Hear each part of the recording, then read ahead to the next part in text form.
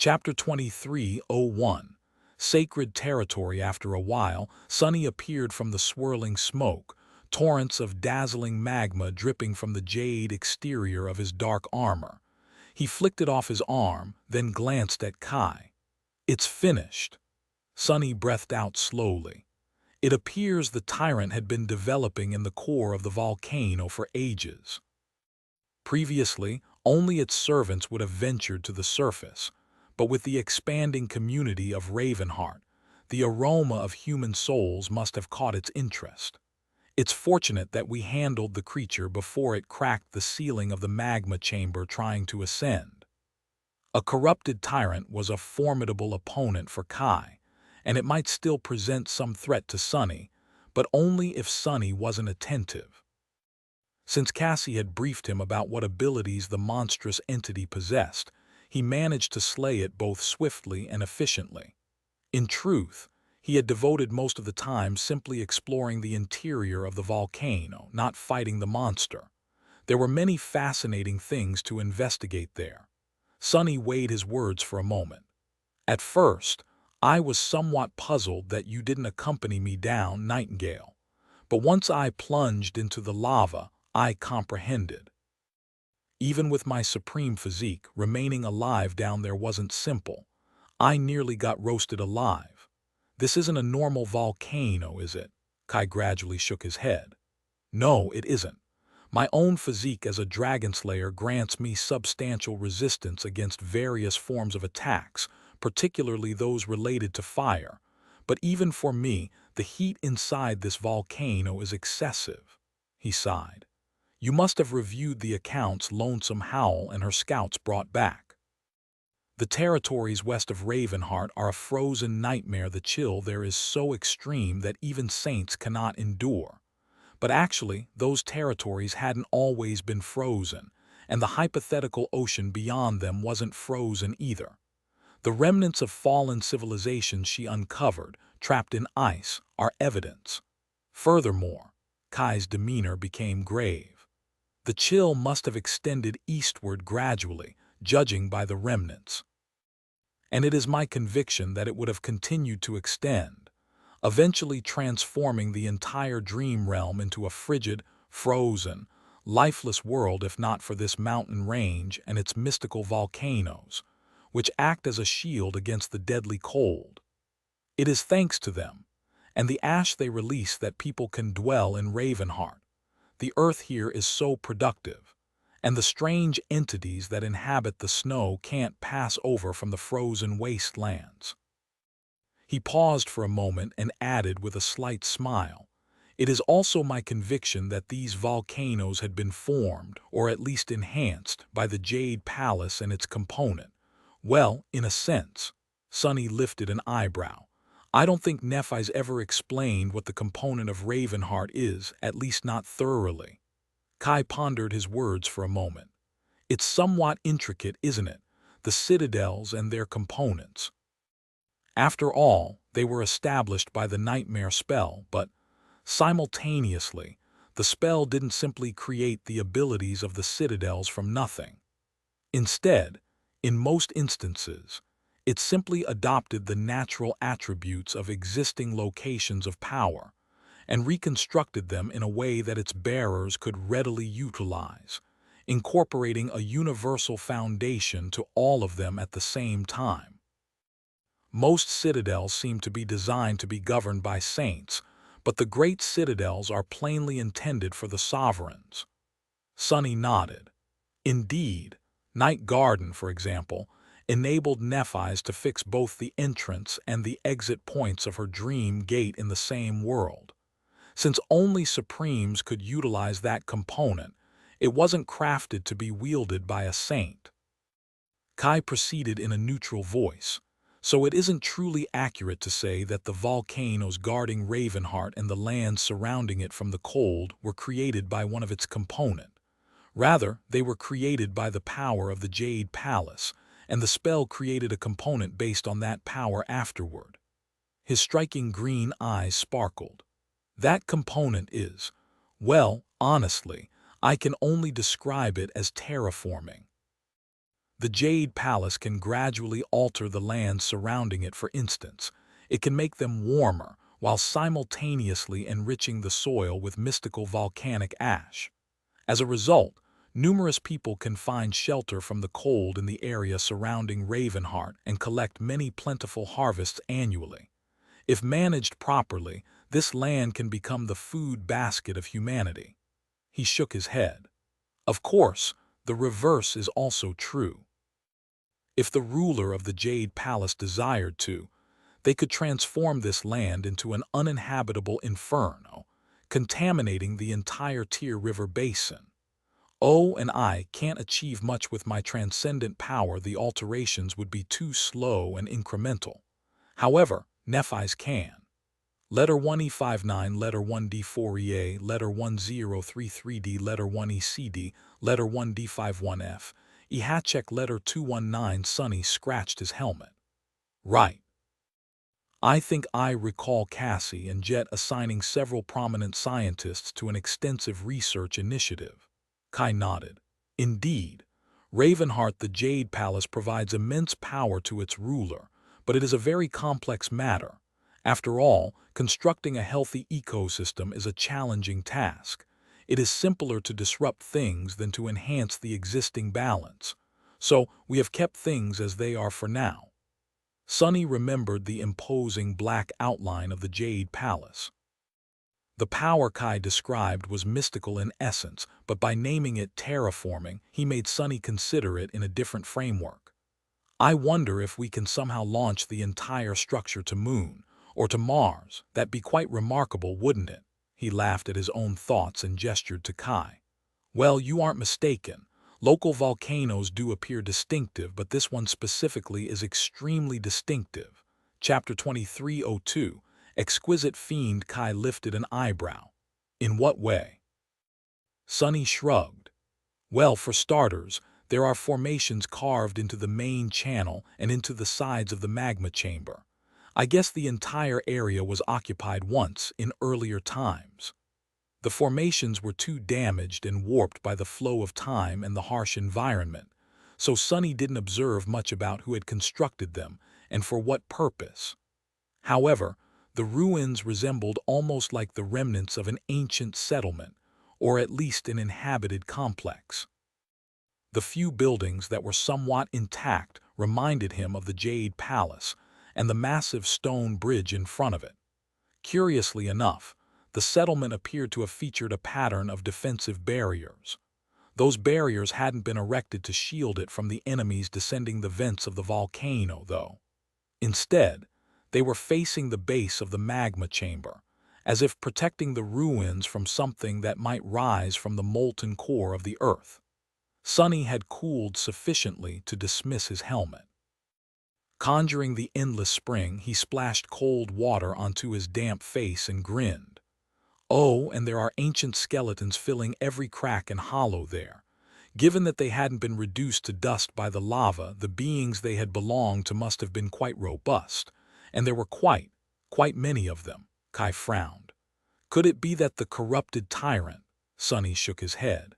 No, that creature seemed too feeble to have slain them, let alone created them.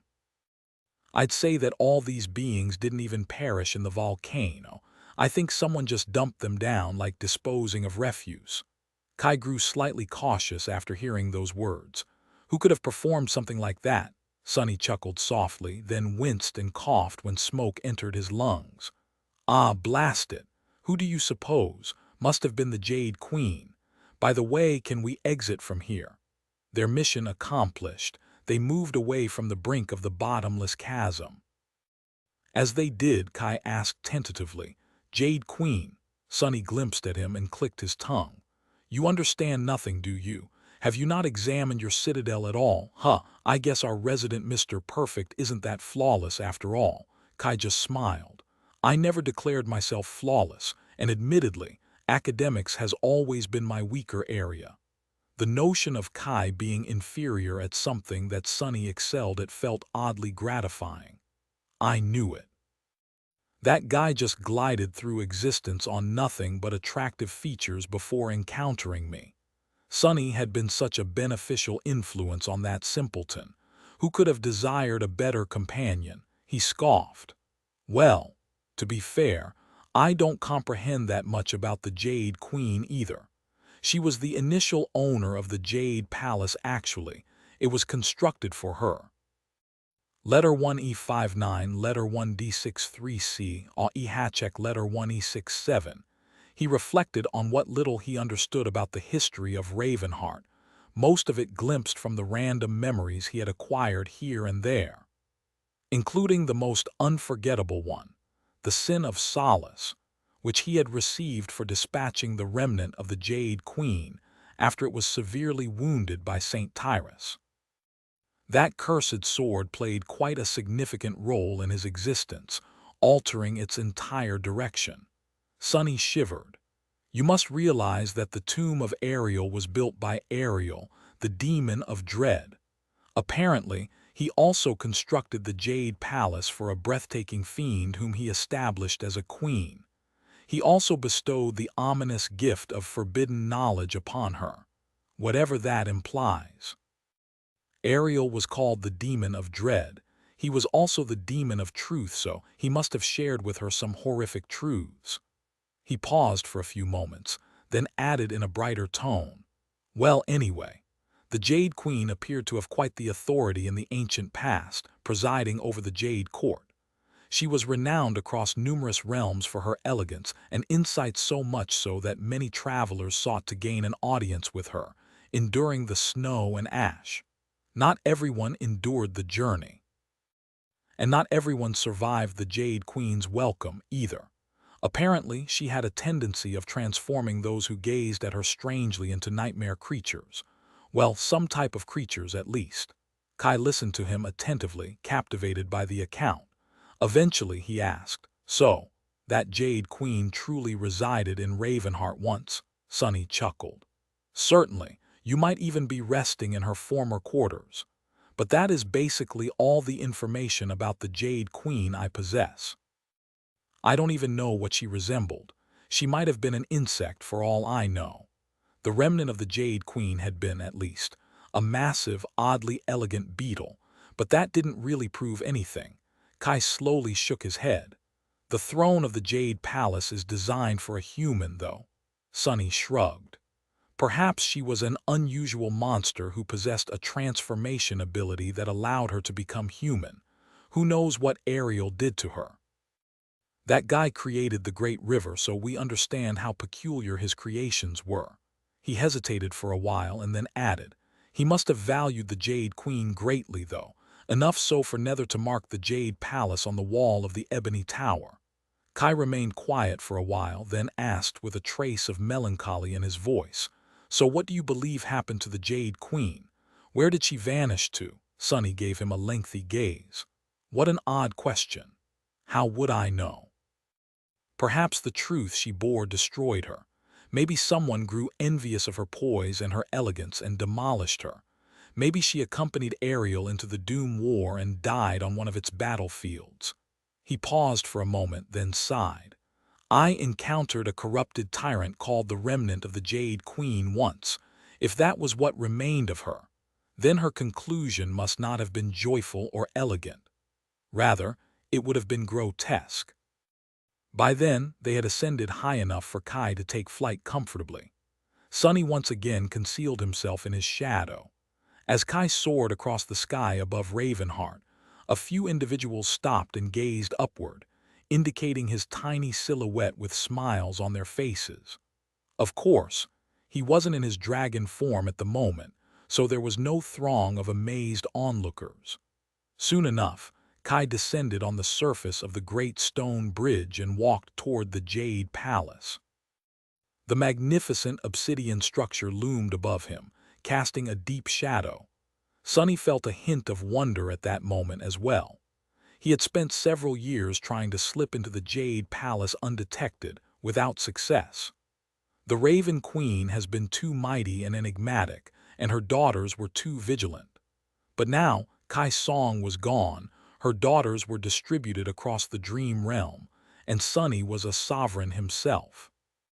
The entrances of the Jade Palace stood open for him and he could enter freely. He was filled with excitement. I wonder what I'll uncover inside. Chapter 2303. Jade Palace. The Jade Palace was vast. It was not quite the size of Bastion, which was a stone city in and of itself, but still complicated enough to be like an enormous labyrinth.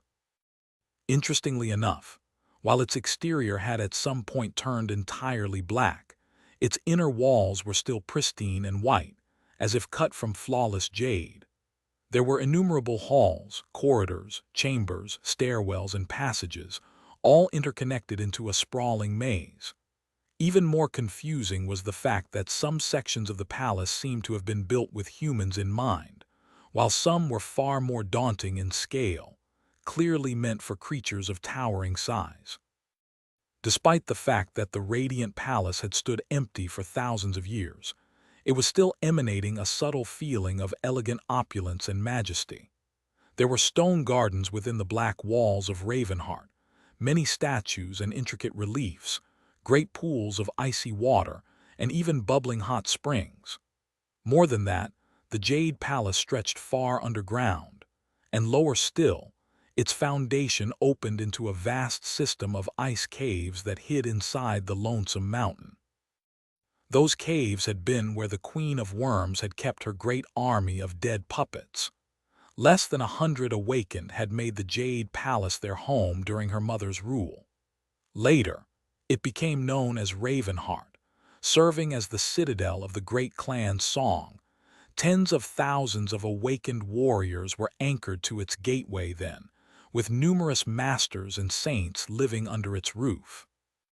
By now, there were hundreds of thousands of awakened anchored at the Jade Palace, and although the retainers of Clan Song had scattered to serve Saitian and her sisters in various citadels across the western reaches of the Dream Realm, Kai's subordinates took their place. Most of them were Nightsingers, who had been following Kai since the Southern Campaign. The rest of his staff was composed of local awakened government agents, emissaries of the Immortal Flame clan, some of whom had been retainers of the Valor before, and assistants sent over by the daughters of Kai Song. There were a few members of the Shadow clan hidden among them, as well. The palace had been roughly divided into 3 areas. The smallest one surrounded the gateway and was open to the public. A larger area was meant for Kai and his people. It was carefully maintained and tended to, giving the feeling of a radiant and inhabited space. Finally, the largest area by far was uninhabited. Awakened soldiers patrolled it regularly, but other than that, there was usually not a soul in sight. Most of the magnificent palace stood empty, shrouded in silence. Sunny did not know what he was looking for, but he figured out that his shadow sense would discover any anomaly rapidly. Sadly, there were a few obstacles standing in his way. Damnation! I knew it. On the first evening after Kai was done with his duties as the steward of the West, the two of them had a meal together. However, Sunny was in a dour mood. Kai gave him a curious look. "Is the food not to your taste, Sunny?" Sunny shook his head. "No, the food is good. It's just that this place is giving me trouble." He remained quiet for a few seconds, then sighed and leaned back. "First of all, my spatial ability barely works within these walls. Secondly, my senses are being blocked by something. It is like I have to fight against all this jade to perceive what is hidden behind it." Kai smiled. "Ah, I experienced it as well. I can't see through the walls of the Jade Palace at all." Sunny picked up a piece of tender meat and bit it fiercely, then waved what remained in the air. "I am not surprised, though. You know. One time I got pretty hungry, so I snuck inside a great monster to carve out some meat. I did procure the meat, but getting out proved to be a problem. Some of my powers were being suppressed, just like here, because I was inside of a living being, well, a corpse of a living being." Kai sighed and raised his wine glass with a trembling hand. "So it was the corpse of a great monster. Thank the gods." Sunny ignored his remark and swallowed the rest of the meat. We know that Ariel liked to use unconventional building methods and materials. Who knows how he created the Jade Palace? Its walls have no seams at all, almost as if this entire structure had been cast instead of being constructed or grown. In any case, exploring it will take more time than I hoped. Kai smiled. Well, there is a lot to explore. A lot of spectacular things to see, as well as things that inspire awe. I haven't had time to see most of the Jade Palace myself yet, but sometimes I stop to look around and think. Great beings once walked these halls. Gods and demons once rested in this garden just like I am resting here now. Isn't it amazing? Sonny scratched the back of his head. Well, yeah, but I am sort of used to stuff like that. One of my incarnations lives in the Tower of Hope, after all. I brushed sides with a god once. Oh, I also swallowed a piece of a demon. As for breathtaking things, you should really come explore the Shadow Realm with me sometime. The view is to die for, literally, he laughed. Kai did too. Granted, his laugh sounded a little stifled. Yeah, possibly I should. He paused for a few seconds, then asked cautiously. So how long do you think it will take you to find what you are looking for? Alpha Nya letter Wenda Fazerua Iganak. A Sonny shrugged.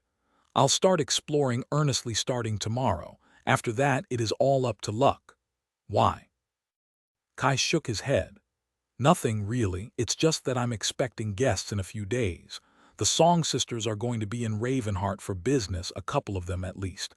They don't know that the Lord of Shadows is alive, but I don't think that avoiding their gaze will trouble you. Sonny coughed. Sure, but just in case, is Sation coming? Kai raised an eyebrow. I think so. Why are you asking? Sonny grimaced.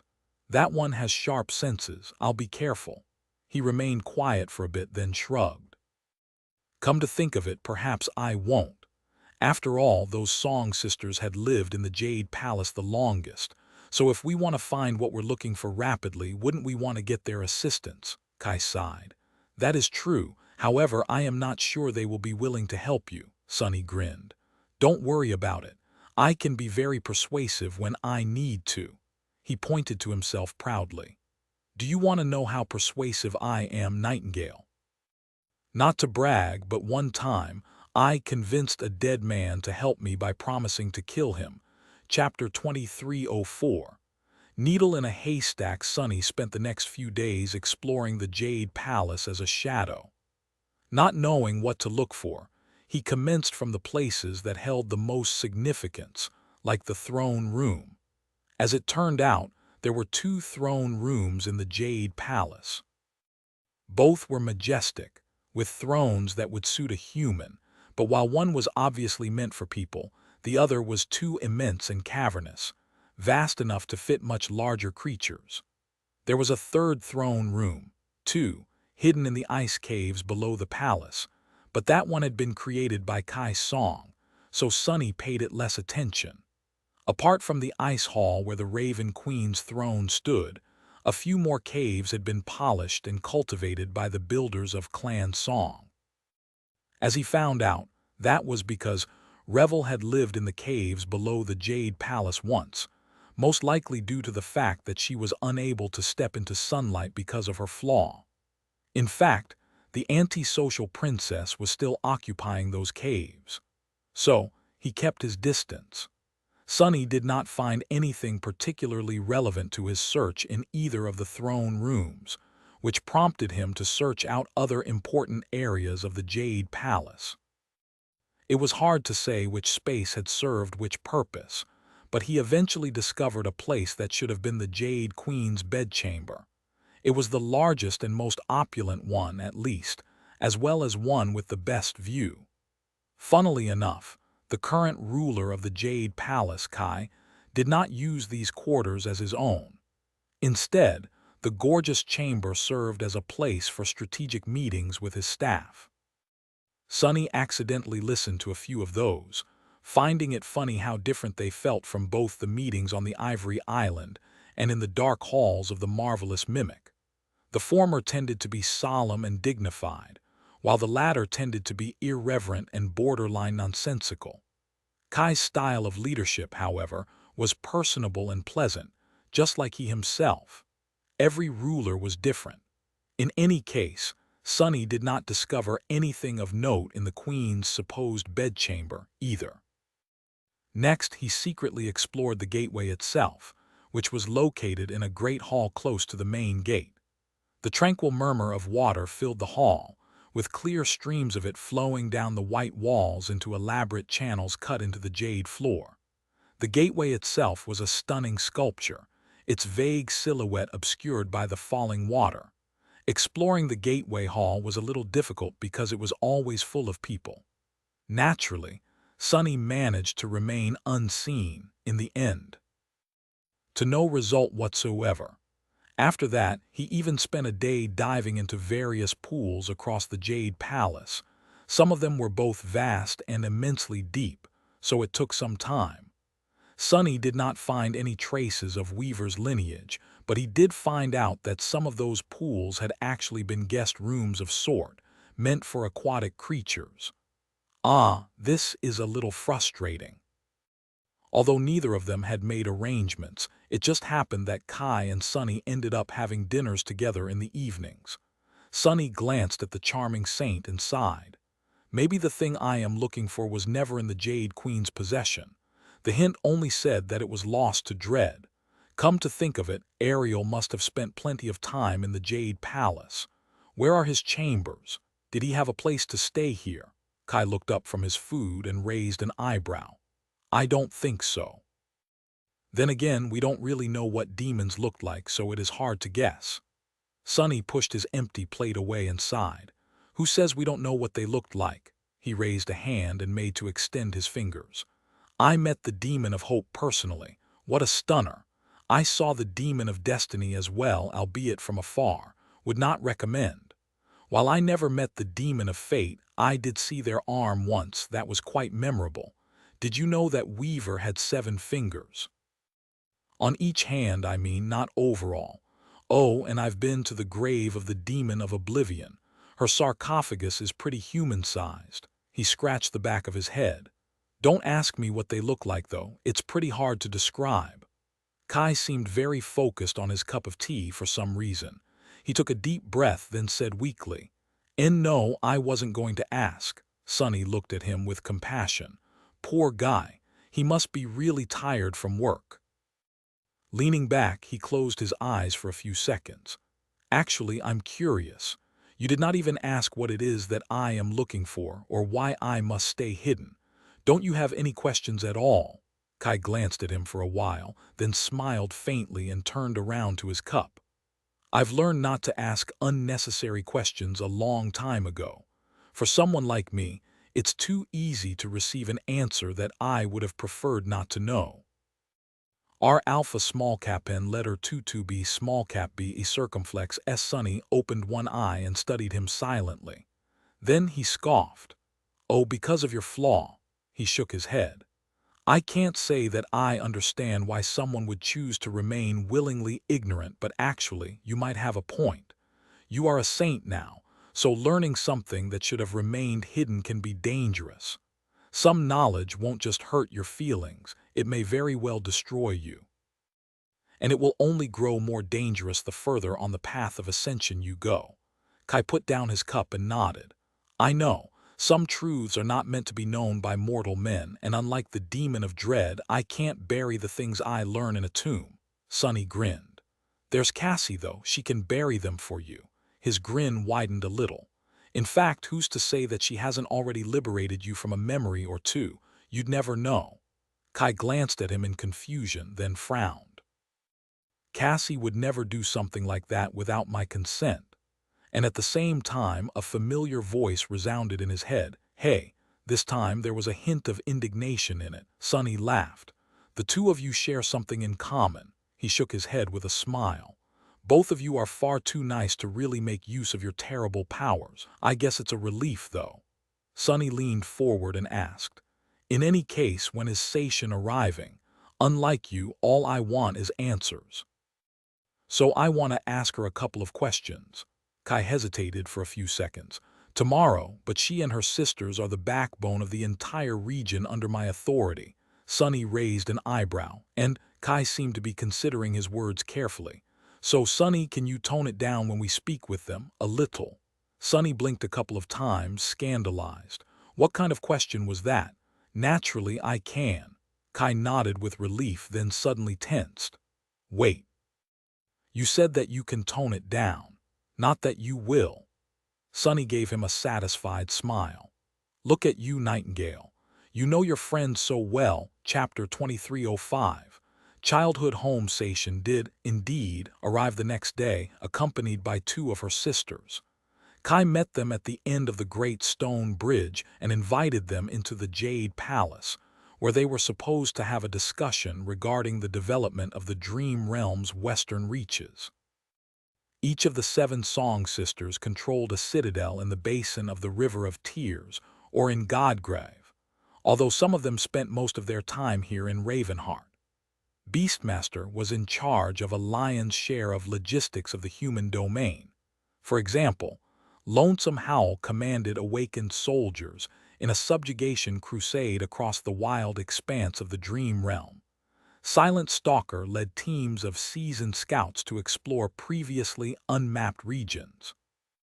Sation herself was somewhat of an administrator, assisting Kai in the infinitely complex task of managing the West. Today, it was two of the sisters that Kai invited into the Jade Palace, while the third emerged from the caves below it. The meeting took place in a room without windows, illuminated only by the light of a memory lantern.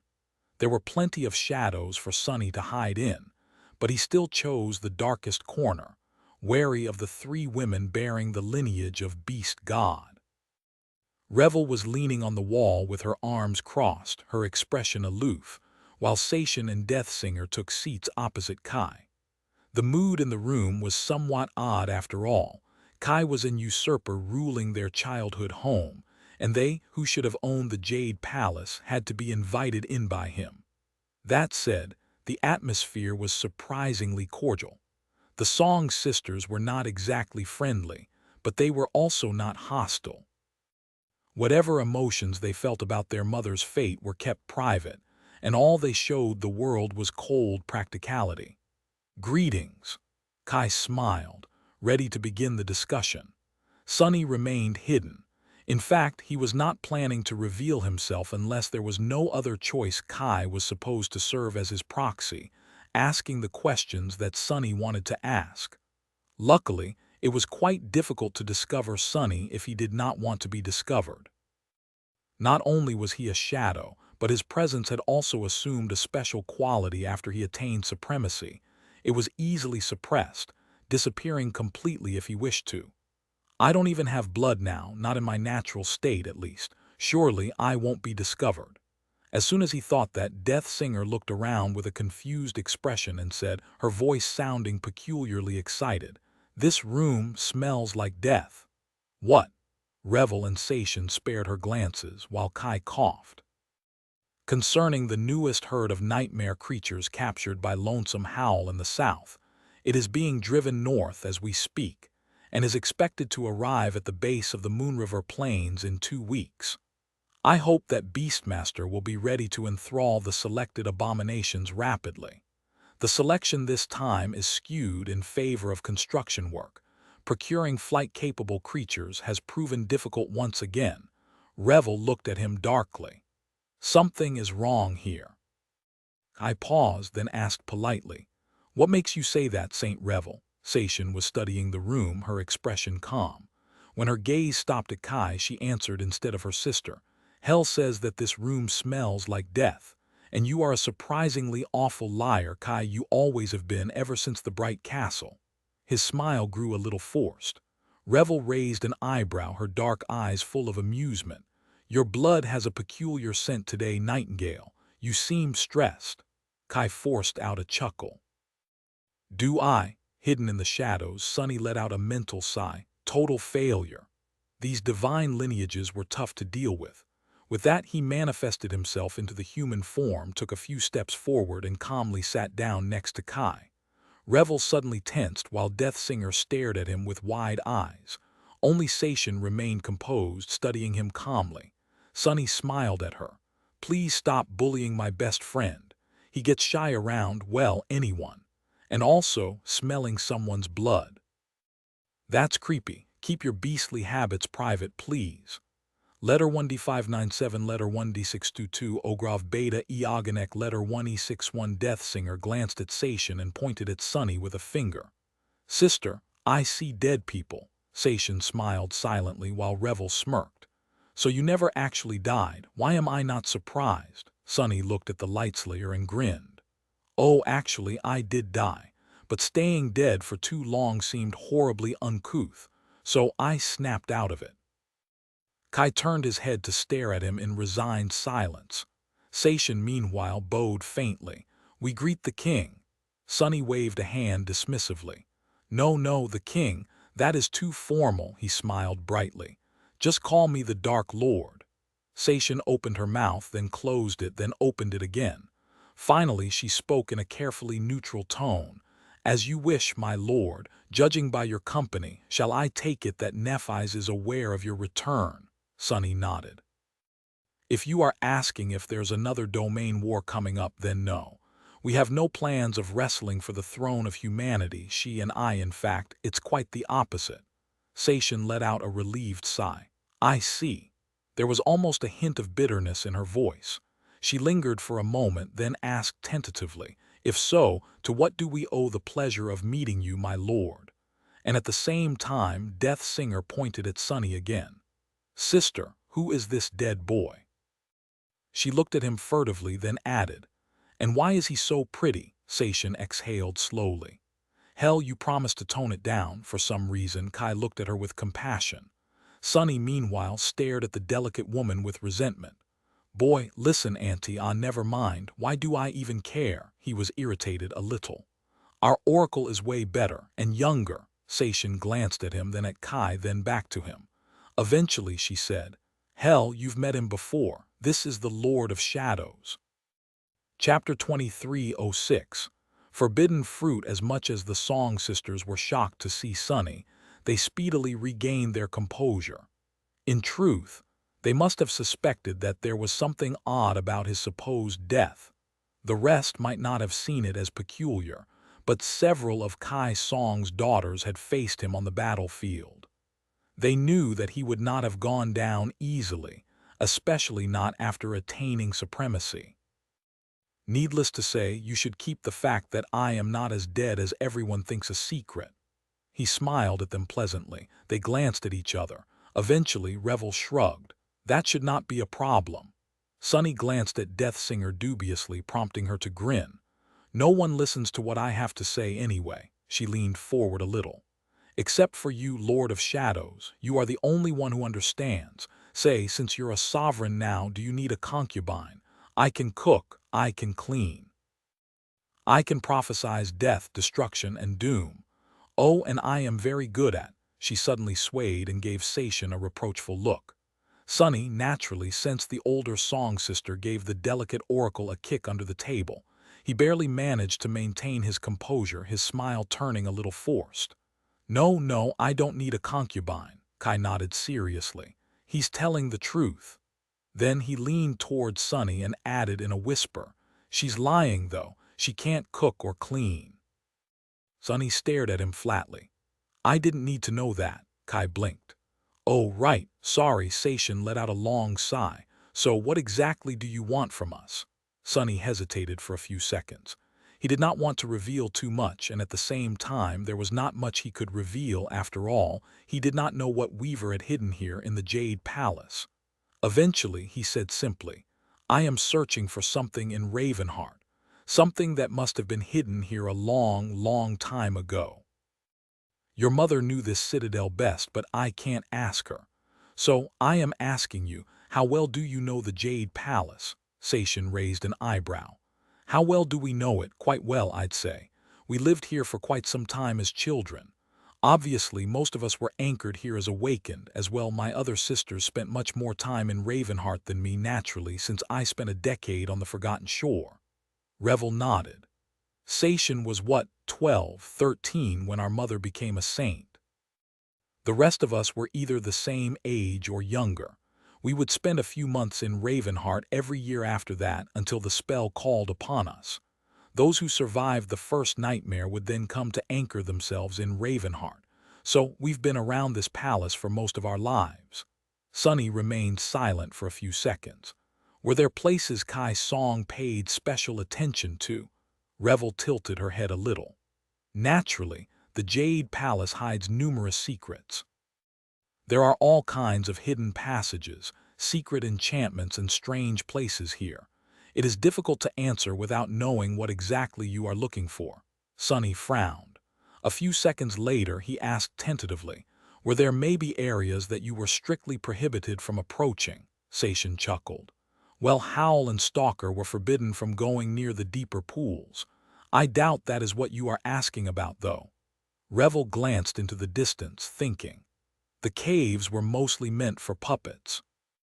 We were not exactly forbidden from being there, though there was just no point. Other than that, nothing comes to mind. Naturally, it would have been peculiar if we loitered around the living quarters of the clan's retainers. Sunny sighed. So nothing really comes to mind. Both Sation and Revel shook their heads.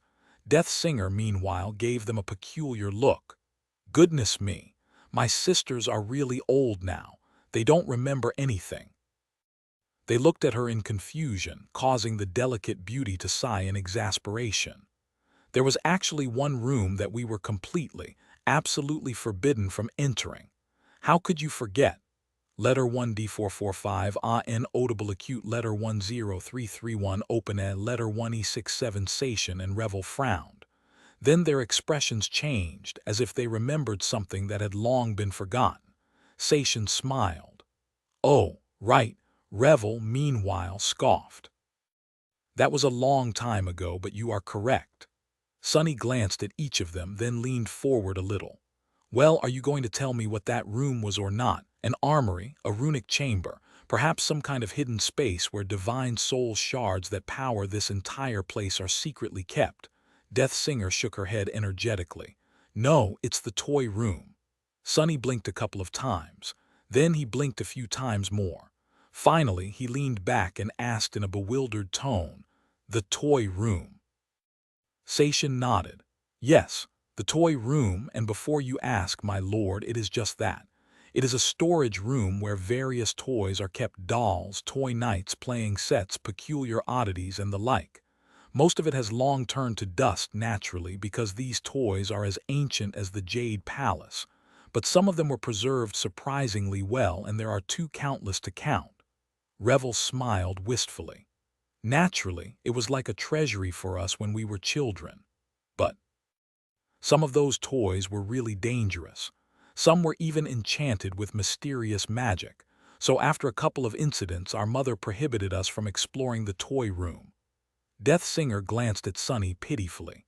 "Yes, that was after someone, and I won't point a finger at them, even if they are in this room, managed to vanish from the face of the dream realm for an entire week.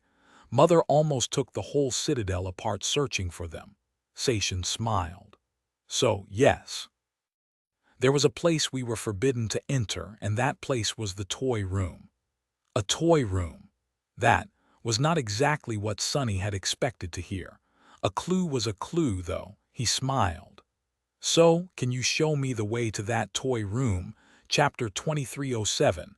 Toy room. The toy room seemed to be located in a remote corner of the Jade Palace, down on one of its lowest and most desolate floors. Revel took the lead, calmly guiding them across the scenic labyrinth of magnificent corridors, halls, and galleries.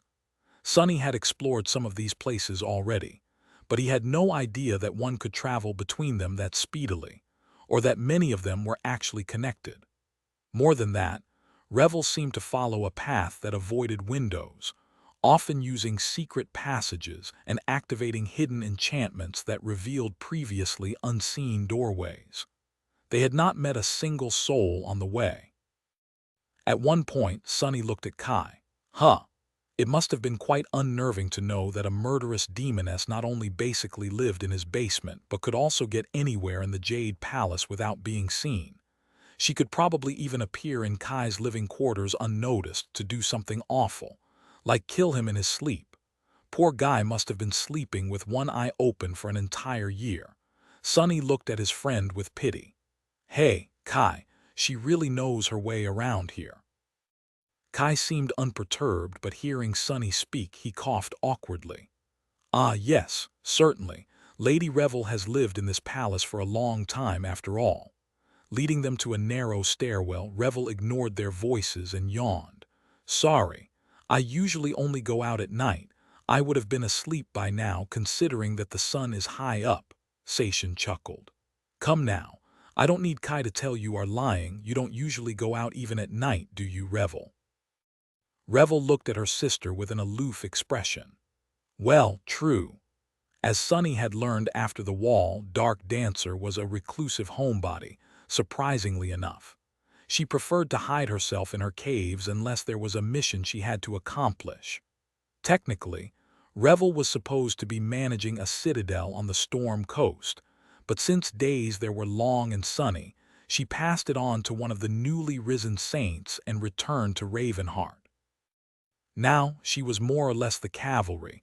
Whenever warriors in the western reaches of the Dream Realm encountered trouble, she was dispatched to solve it with violence.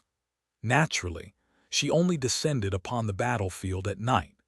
Sunny was itching to try recruiting her into the Shadow Clan, considering the eternal darkness that reigned on the Forgotten Shore. But since there was nothing for a saint to do there, really, he reluctantly postponed that idea. Humanity did not have enough saints yet to send someone of Revel's caliber his way, anyway, at least for now. Is there something on my back? Sunny blinked a couple of times, realizing that he had been staring at Revel as she guided them down the stairs. He smiled. Not really. He paused for a moment, then added with a chuckle. Did you ever imagine that you would be comfortable turning your back to me, though? I find it amusing. It was undeniably peculiar to be taking a walk through the halls of Ravenheart with the daughters of Kai Song. Revel seemed to smile darkly. Who says that I am comfortable? Sunny laughed quietly. Fair. Just like that, they reached the remote corridor. Most of the Jade Palace was illuminated by sorceress lights, but the ones here seemed damaged by the passage of time, their radiance dim and uneven. Ra letter 1D40 Dio bar letter 10331 Epsilon. Sunny glanced at the heavy iron door. In the weak blinking light of the sorceress lanterns, its gorgeously decorated surface looked dark and uninviting. He looked at Sation and her sisters. You really used to sneak here as children, she raised an eyebrow. Sure, why? Sunny shook his head in utter bafflement. I mean, look around, this place is beyond creepy. I am a supreme and even I am creeped out. Kai nodded. He's telling the truth. Sunny gave him a scathing glare. Right, naturally I am. Sation glanced at him oddly. They're just toys, though. Some of them are a little magical, but that's that. What's the worst that can happen?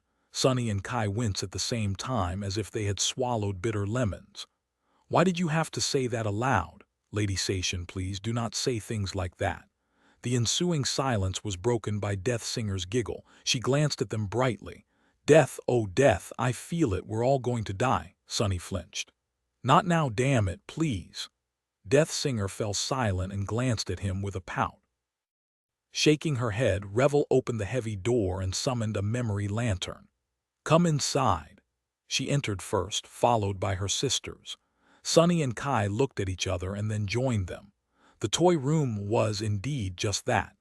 Actually, it was a series of rooms, all filled with shelves, display cabinets, and trunks of various sizes. The atmosphere inside the toy room must have been festive and lavish once, but now it seemed forlorn and eerie. Most of the toys had deteriorated or crumbled into dust, laying on the floor in bleak piles, but some had survived the cruel flow of time. Sunny glanced around warily, taking in the sight of gorgeously dressed dolls, silver knights with articulated joints, plushy magical creatures with beady eyes made from gems, and various playtime implements. The Song sisters were looking around as well. Sation was looking at a doll in a pretty dress. Revel was looking at a wind-up swordsman, while Death Singer was mesmerized by a colorful, cute, and chubby stuffed animal. Their expressions were wistful. Eventually, Sation shook her head and sighed. I really wanted to have this doll back then, but our mother had forbidden us from taking anything out of the room. How odd, now I can take whatever I want freely and yet I don't want anything. Sunny's attention, meanwhile, was drawn to a large dollhouse in the form of a miniature version of the Jade Palace that stood on a stand in the middle of the first room. It was created with a stunning level of intricacy, to the degree that there were even tiny streams of water flowing in the replica of the gateway hall. However, the dollhouse was eerie and frightening instead of gorgeous. That was because all the dolls inside of it, and there were dozens of them, were laying on the floor, dead, their tiny clothes covering intricately carved toy skeletons. What kind of sick toymaker had created this morbid thing? Sunny raised a hand to touch the wall of the dollhouse. I wouldn't do that if I were you. Sunny froze in place, then gave Revel a wary look. Why? She chuckled in her low, cold voice. That is how I, Sation, and Beastmaster ended up disappearing for a week.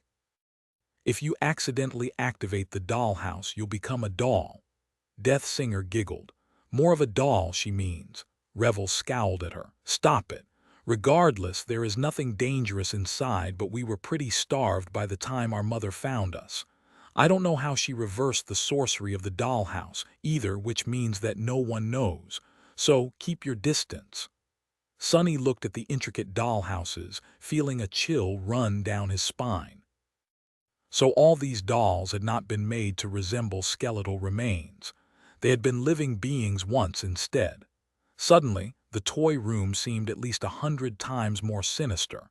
Exhaling slowly, he took a few careful steps away from the dollhouse and turned away. His smile was forced.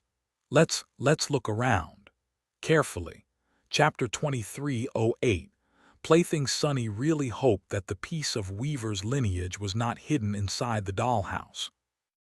Luckily, he felt nothing but an eerie sense of repulsion when standing in front of the terrifying toy, even though he was neither fated nor connected to the tapestry of fate anymore, and therefore had lost his supernatural intuition.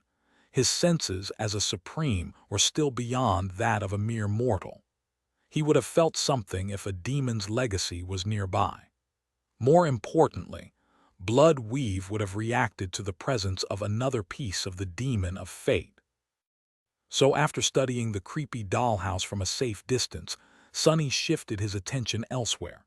He did feel that there was something special about that particular toy, a subtle scent of a demon even, but that scent did not belong to Weaver. I think Ariel made this one. Kai looked at him, remained silent for a bit, and nodded. That very well may be. Sunny glanced around the toy room, studying various toys. The Song Sisters had wandered off, lost in the memories of their childhoods. Despite his unease, this place must have been magical for adolescent girls, especially those who had been orphans once, like Sation and her sisters. Orphans did not live easy lives in this world. Sunny knew it all too well himself, and just like them, he had been robbed of the joy of having toys as a kid. Granted, unlike them, he had not been adopted by a powerful legacy witch. Come to think of it, Sunny narrowed his eyes and looked at Sation. The Song Sisters were adopted. Rain was adopted. What the hell, how come I'm the only one who hasn't been adopted? Where was justice in that? Kai smiled faintly. You have a peculiar expression, Sunny. What are you thinking about? Sunny lingered for a few seconds, then shook his head. Just thinking about how my life would have changed if someone like Kai Song had taken me off the streets, for better or worse. He sighed. She really cared about her daughters a lot.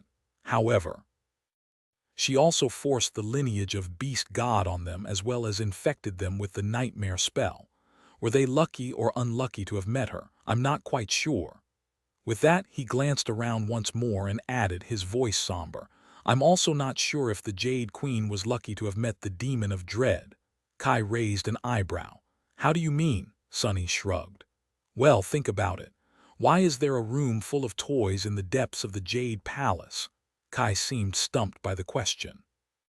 Sunny remained silent for a bit, then said wistfully, It is possible that the Jade Queen had children, or that she simply enjoyed collecting toys. However, it is also possible that she was raised here in the stone palace by the demon of dread.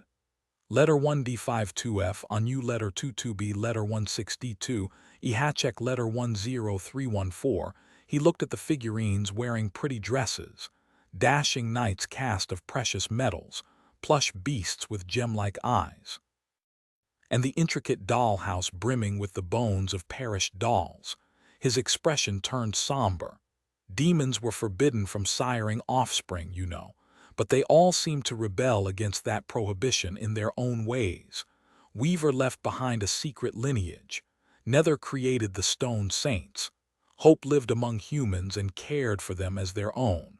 The demon of imagination had her mirrors and illusions, Sunny sighed. But what did Ariel have? Kai hesitated for a few seconds, then said cautiously, "He had the Jade Queen." Sunny shrugged, unsure. "Possibly." With that, he left Kai behind and went to explore the toy room.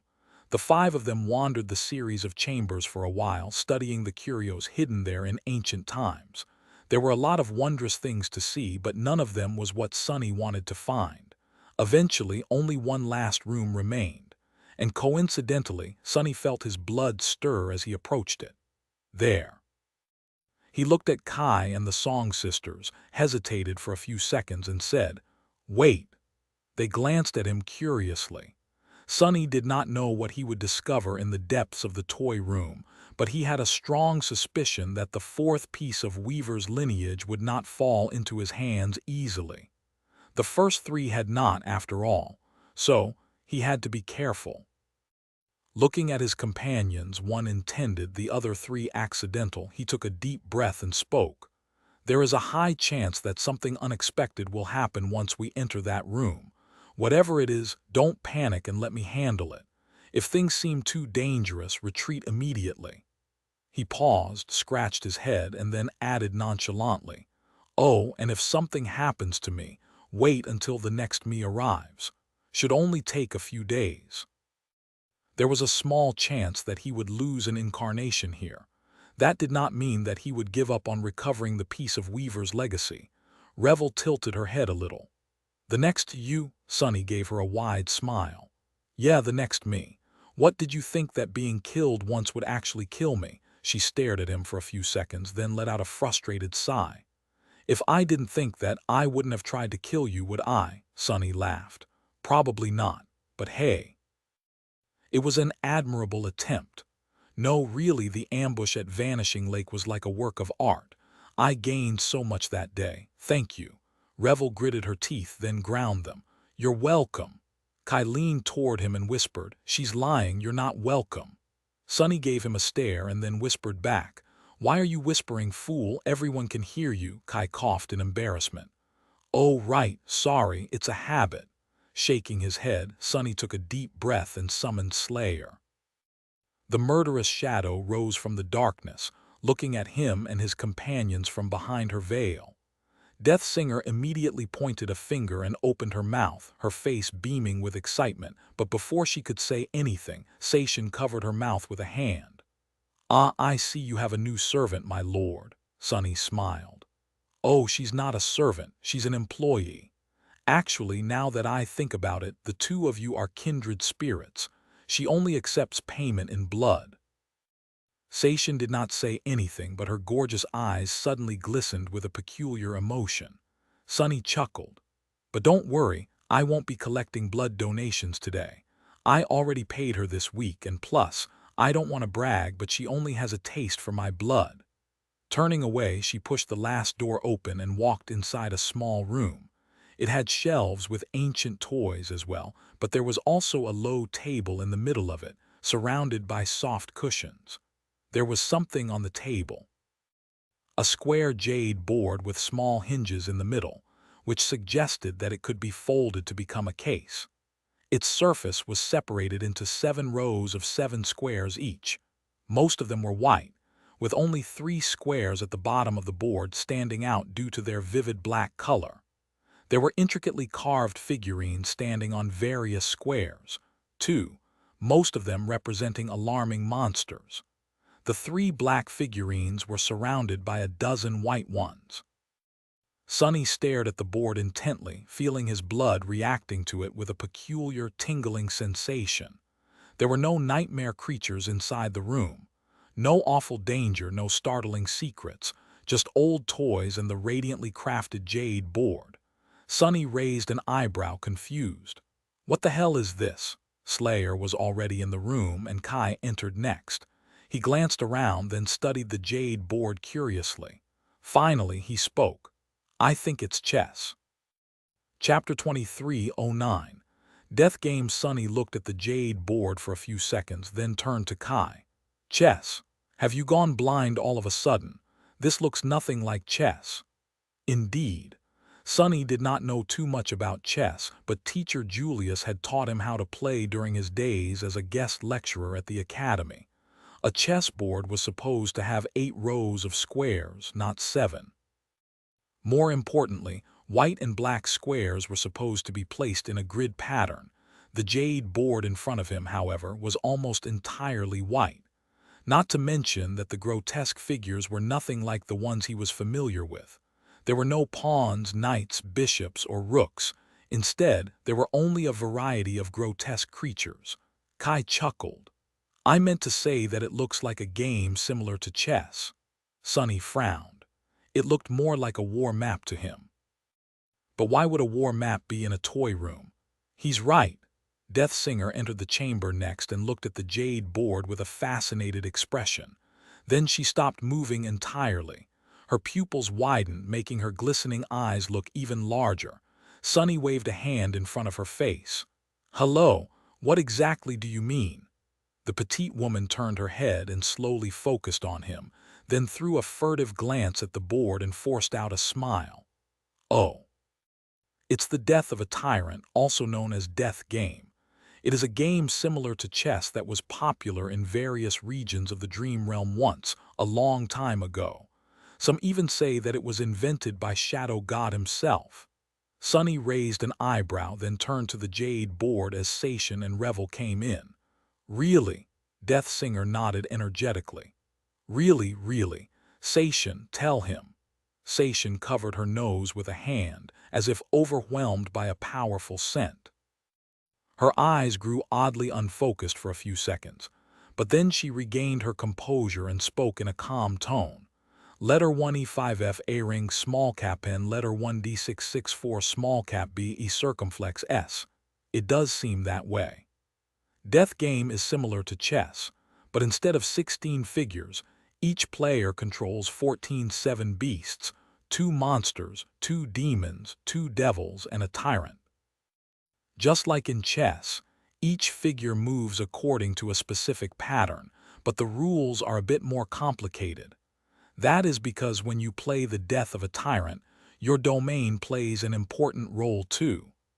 She pointed to the board, where 3 black squares were surrounded by a sea of white ones. That is because the color of a square affects the battles between figures. Black figures have an advantage while battling on black squares, while white figures have an advantage while battling on white squares, unless they are surrounded mostly by squares of the opposite color. You can also conquer squares to make them a part of your domain. So, positioning and movement carry greater strategic meaning. Sation shrugged. Well, there are other differences as well.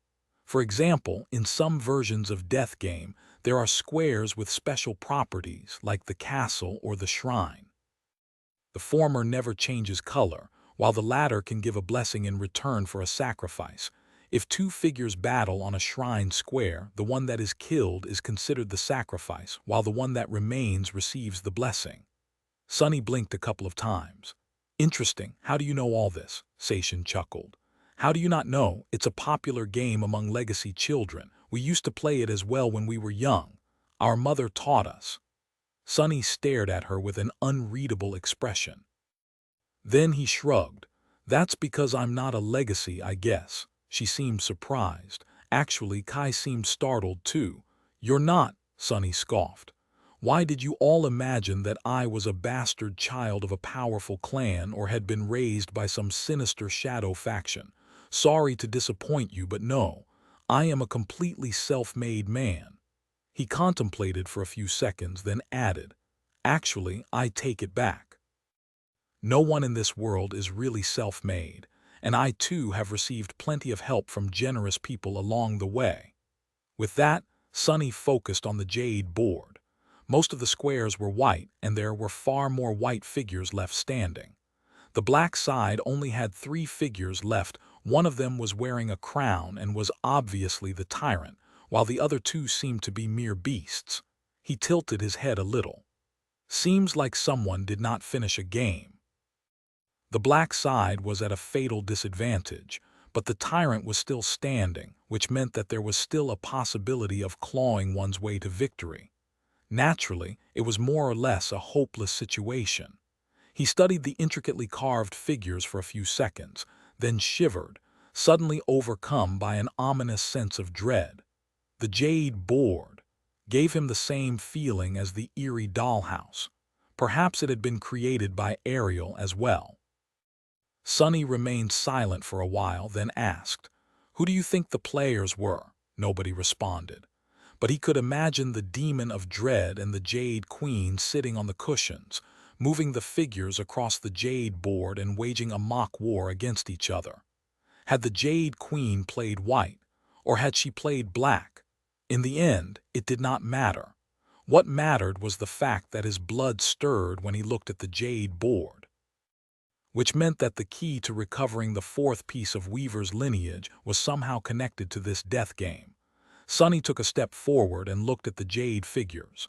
Eventually, his gaze stopped on the tallest of the white figures, the white tyrant. It's not the board itself, it's this one figure in particular. His senses told him that whatever he was looking for was somehow contained in that small jade statuette. "I wonder if I can find traces of divinity here." Sonny needed to understand if the jade board was enchanted as well. So he shifted his gaze and peered into its depths, and when he did, the shadows populating the small chamber suddenly surged, reeling back from the game table. Sonny himself paled, his eyes widening. His hand moved faintly as if grasping for a memory weapon. The remainder noticed the change in his posture. Revel was the first one to frown. "What's wrong?" Sonny remained motionless, looking at the jade board with a somber expression.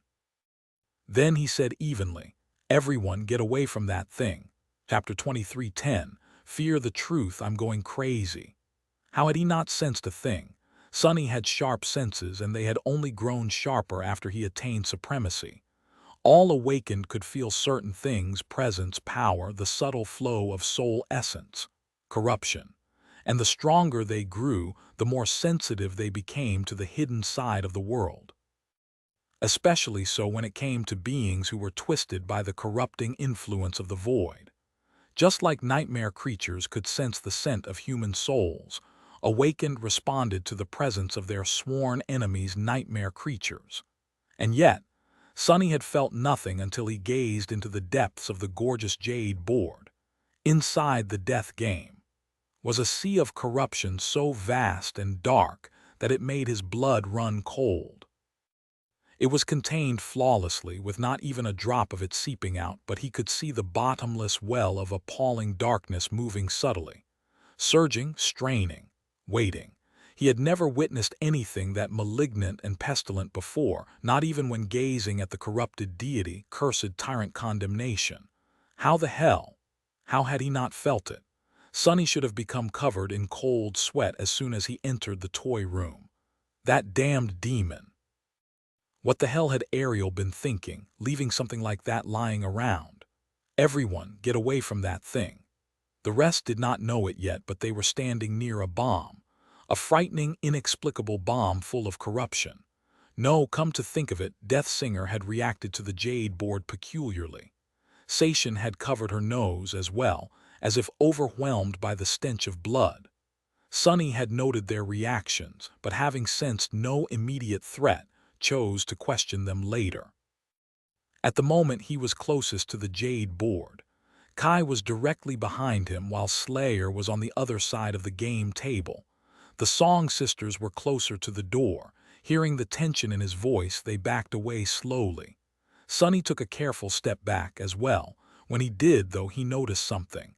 There were 4 runes carved into the jade board, one on each side. Snow, ash. His eyes narrowed. Fear. He did not see the 4th rune from where stood, but could sense its form in the shadow cast by the jade board. Truth. And just as Sonny read the 4th rune, the world suddenly shifted, dissolving into darkness. Damn. Asian. Sonny fell, his knees sinking into the soft ash. A cold wind suddenly blew across his face, making him squint. The first thing he felt was that he was not in the small, underground chamber anymore, surrounded from all sides by white jade. Instead, he was in a vast open space, standing on his knees under a boundless sky. Air Alpha Nu letter 1D594 letter 1D41B Egrav Execute. What the? Sonny jumped to his feet and reached into the shadows, manifesting a black Odachi from them.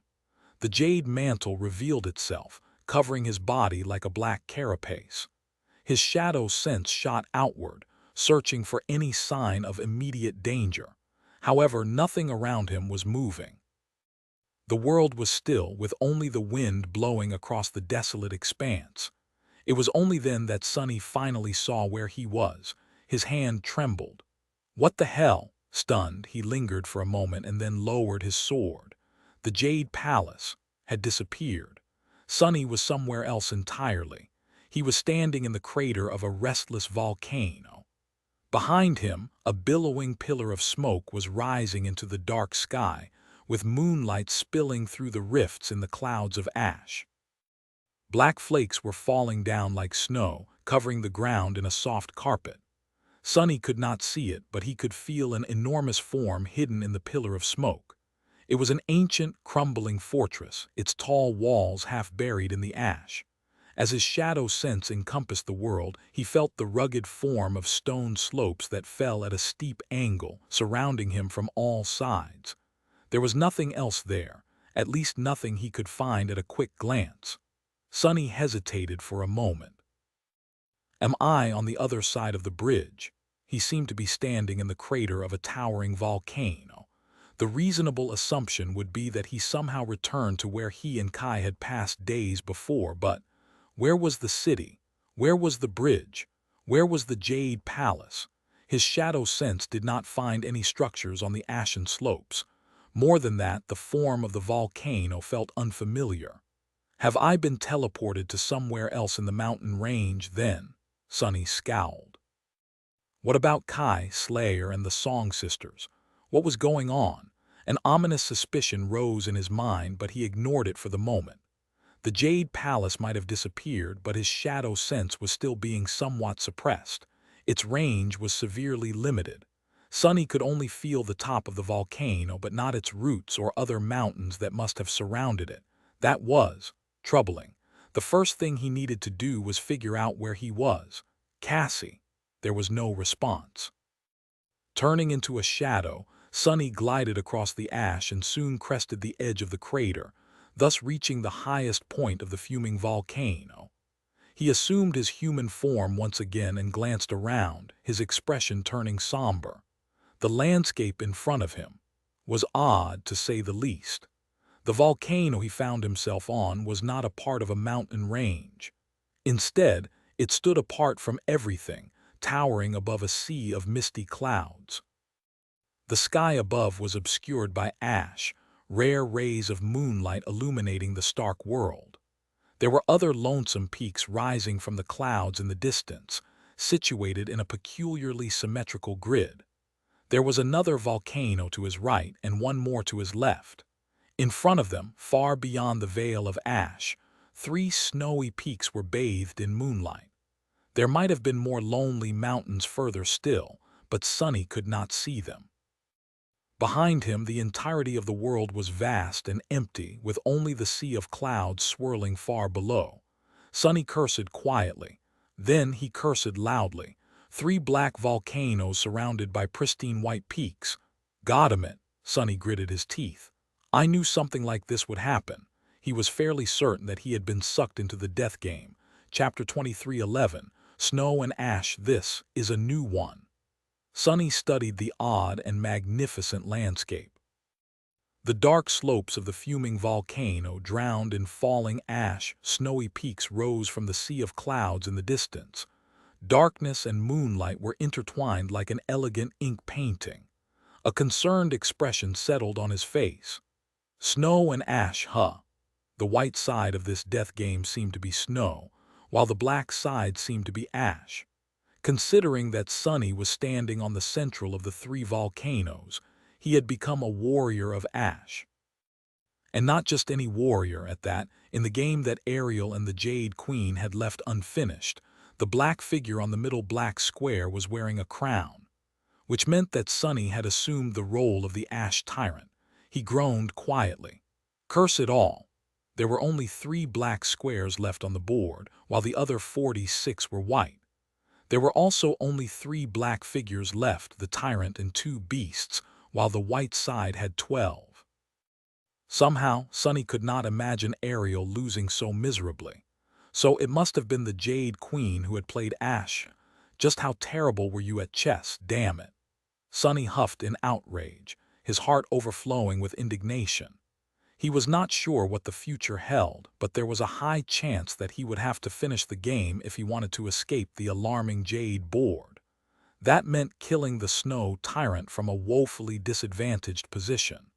Wasn't the Jade Queen supposed to be renowned for her wisdom? Couldn't she have left him more figures to fight with at least? He exhaled slowly. Calm down. He did not know anything yet.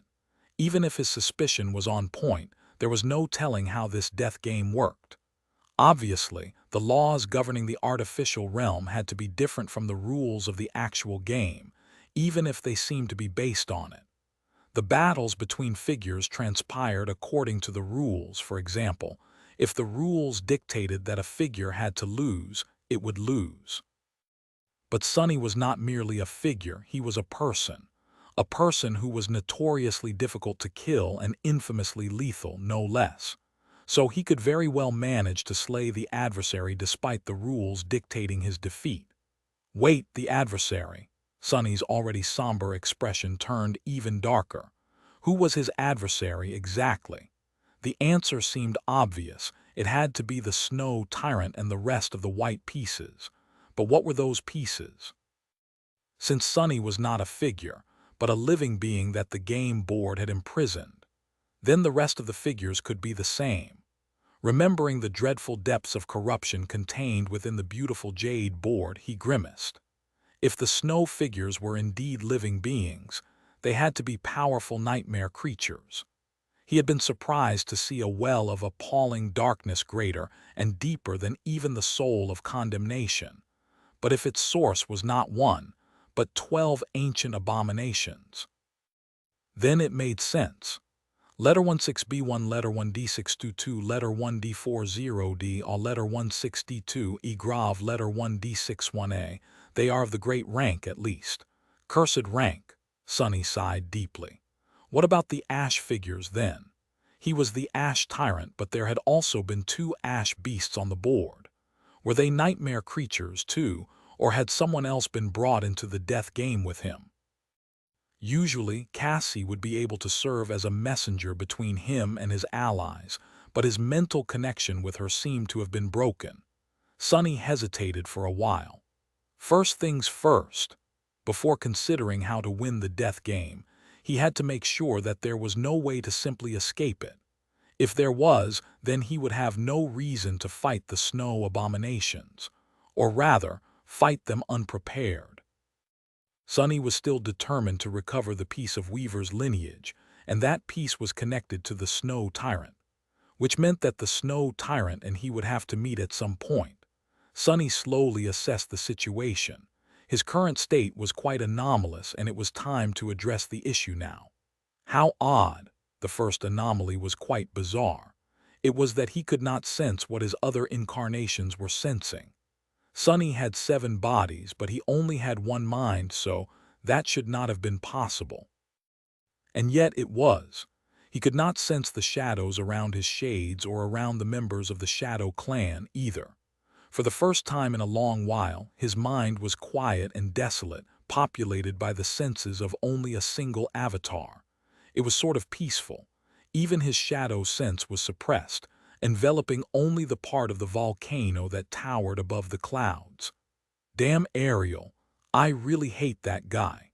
Each of his creations is worse than the previous one. Sonny scratched the back of his head, then sighed loudly. Well, I am sure that my other incarnations are doing just fine. More importantly, he could not feel a connection to his domain. Actually, he could not even feel a connection to his source element. The shadows still welcomed him, but he was not receiving any spirit essence from them, or from his army of shades for that matter. Despite that, Sonny was connected to a domain and was being nourished by a source element. It was just that they were not his domain and his source element. Instead, it was Ash. Well, that made sense. He was the Ash Tyrant after all. It would be reasonable to assume that his power would grow the more peaks he conquered. Currently, he only controlled 3, while the Snow Tyrant controlled 46. Sonny did not like these numbers at all. Moving on. He was quite curious about whether or not he could summon his shades. If he could, destroying the snow figures would be much easier. But alas, he couldn't. In fact, he could not even enter his soul sea or summon memories. He could not summon his shadows either. Oh, come on, Sonny gritted his teeth.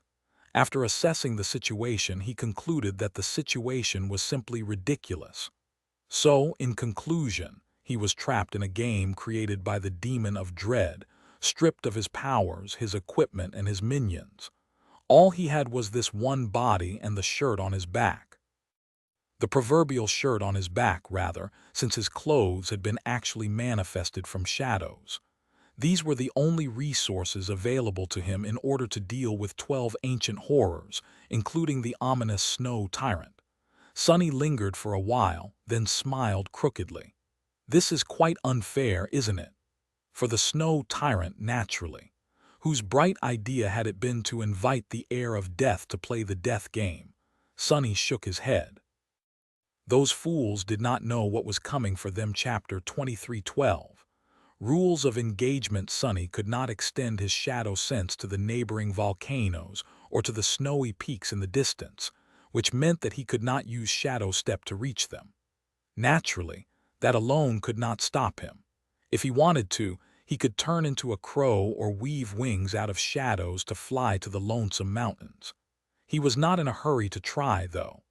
The sea of clouds below gave him an ominous feeling. The laws governing this miniature realm seemed to be based on the rules of the death game. Naturally, something as important as moving between the peaks should be subject to some kind of limitation. He remained motionless for a few seconds, then shrugged. Let's conduct a little test, then. Thrusting his odachi into the ground, Sonny let go of its hilt and crouched. His hand plunged into the shadows, and as he rose, a long javelin was formed by them, resting easily in his grip. Sonny weighed the javelin in his hand and studied the white peak looming directly opposite the volcano, far in the distance. There were dozens of kilometers between the two, and the wind was quite severe. Taking a step forward, Sonny turned his body into a sling and launched the javelin into the dark sky. A deafening thunderclap rolled down the slopes of the volcano, and a billowing cloud of ash rose into the air in a vast circle around him. Below Sonny, the dark surface of the weathered rock was revealed from under the ash, only to fracture immediately, a web of deep cracks spreading from under his feet. The shadow javelin shot into the sky, sundering the veil of ash that obscured it and unleashing a torrent of pale moonlight. It was as if a silver line had been cut across the dark heavens. Sonny watched it fly with a curious expression. If he remembered correctly, there were beast figures on all 3 white squares facing the remaining black ones. So a snow beast should be resting on the slopes of the snowy mountain the javelin was aimed at. Sonny could not see that far, but the snow beast was still in for an unpleasant surprise. Even if the javelin landed nowhere near the creature, a comet charged with supreme essence was about to hit the mountain. The beast would have to react in some way. That reaction alone would let Sunny learn more about the situation. When the javelin breached about half of the distance to the snowy peak, however, he paled a little. Oh my! It was quite difficult to rattle Sunny these days, but he had to admit that he had felt a cold chill running down his spine just then. That was because when the javelin escaped from the clouds of ash, a gigantic gray tentacle rose from the sea of clouds below, reaching higher than the mountains and the volcanoes, and easily swatted it away. Then, the titanic tentacle swayed lightly and fell back, disappearing into the milky white clouds a dozen moments later. Its unfathomable mass created a breach in the swirling veil of clouds for a few seconds, but Sunny wisely decided not to try prying into what lay hidden below it. Some things were not meant to be seen by mere mortals, and some were not meant to be seen even by supreme demigods. He remained motionless for a while, then sighed, retrieved his odachi, and placed it on his shoulder. Let's scratch the plan to explore the roots of the volcano, I guess. Sunny was quite happy that he had decided to throw a javelin first before trying to fly to the distant white peak personally. It seemed that he had been right to assume that there were laws governing the movement between the mountains. Not only that, but there was also an entity meant to enforce these laws. He remembered the harrowing gaze that had once fallen on him in the heart of the estuary of the great river, judging his soul. The corpses of innumerable great nightmare creatures who had failed to pass the judgment were floating in the dark water, but Sunny was allowed to pass unscathed. The alarming watcher had seemed unfathomably powerful to him as master, and now as a supreme, Sunny still had no desire whatsoever to fight against another being serving the demon of dread. He did not even want to know what that being was. Still, there should be an allowed way to move between the mountains, though. I just need to discover it. For now, however, Sunny wanted to focus on something else. He wanted to explore the volcano and especially the crumbling castle standing in the middle of its crater. Just as he turned back, however, something unexpected happened. He sensed a new shadow appearing on the dark slopes. Huh! And a few moments later, a familiar figure landed on the ground near him. Ivory armor, auburn hair, electric green eyes, obnoxiously handsome face. Sunny blinked a few times. Kai. Indeed, it was none other than Transcendent Nightingale, the Dragon Slayer. The charming saint looked no different from how he had been in the toy room, and when Sunny shifted his gaze to peer into the supposed Kai's soul, it was pure and radiant, with not a hint of corruption hiding in its depths. Letter 1D411, letter 1D586, letter 1D0 upsilence. He did not seem like an evil doppelganger or an illusory construct, but like the real deal instead. Were you sucked into the death game too? Kai raised an eyebrow. Oh, so that is what happened. Sunny simply stared. I'm pretty sure that it is, yeah. Why, what did you think had happened? Kai hesitated for a moment, then smiled. Well, I'm not sure. You told us to back away, and the next thing I knew, I was standing on a volcano. That one over there. He pointed to one of the three volcanoes and added neutrally, I was honestly a bit disoriented. But then I saw the clouds of ash part as if cut by something and finally noticed you here. So I flew over, Sunny shivered. You flew over, Kai coughed. Yes, I was already in the air when that thing rose from the clouds. I guess I could have turned back at that point, but I would have had to slow down to make a turn.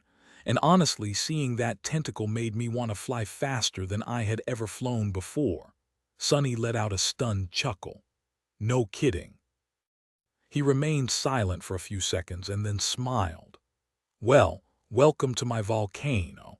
You don't know how glad I am to see you, buddy. How glad I am to see you, buddy. Chapter 23:13. Pawns of Ash. One of the questions seemed to have been responded. Kai was a saint, a transcendent beast, so he took the place of one of the ash beasts that had remained on the death game board. He had also traveled between the volcanoes without being erased from existence by the being below the clouds, which gave Sunny a hint about the rules of this miniature realm. He would have to think about that in more detail, but for now, there was a more pressing question that needed to be responded. Kai had been able to see Sunny across the great distance dividing the two volcanoes due to his awakened ability, which granted him unparalleled sight. So, Sunny looked in the direction of the third volcano, wondering who had taken the place of the second ash beast. "Can you see who is out there?" Kai looked in the direction of their volcano and faltered for a moment. I think you might want to take a step back." Sunny frowned, then did as he was told.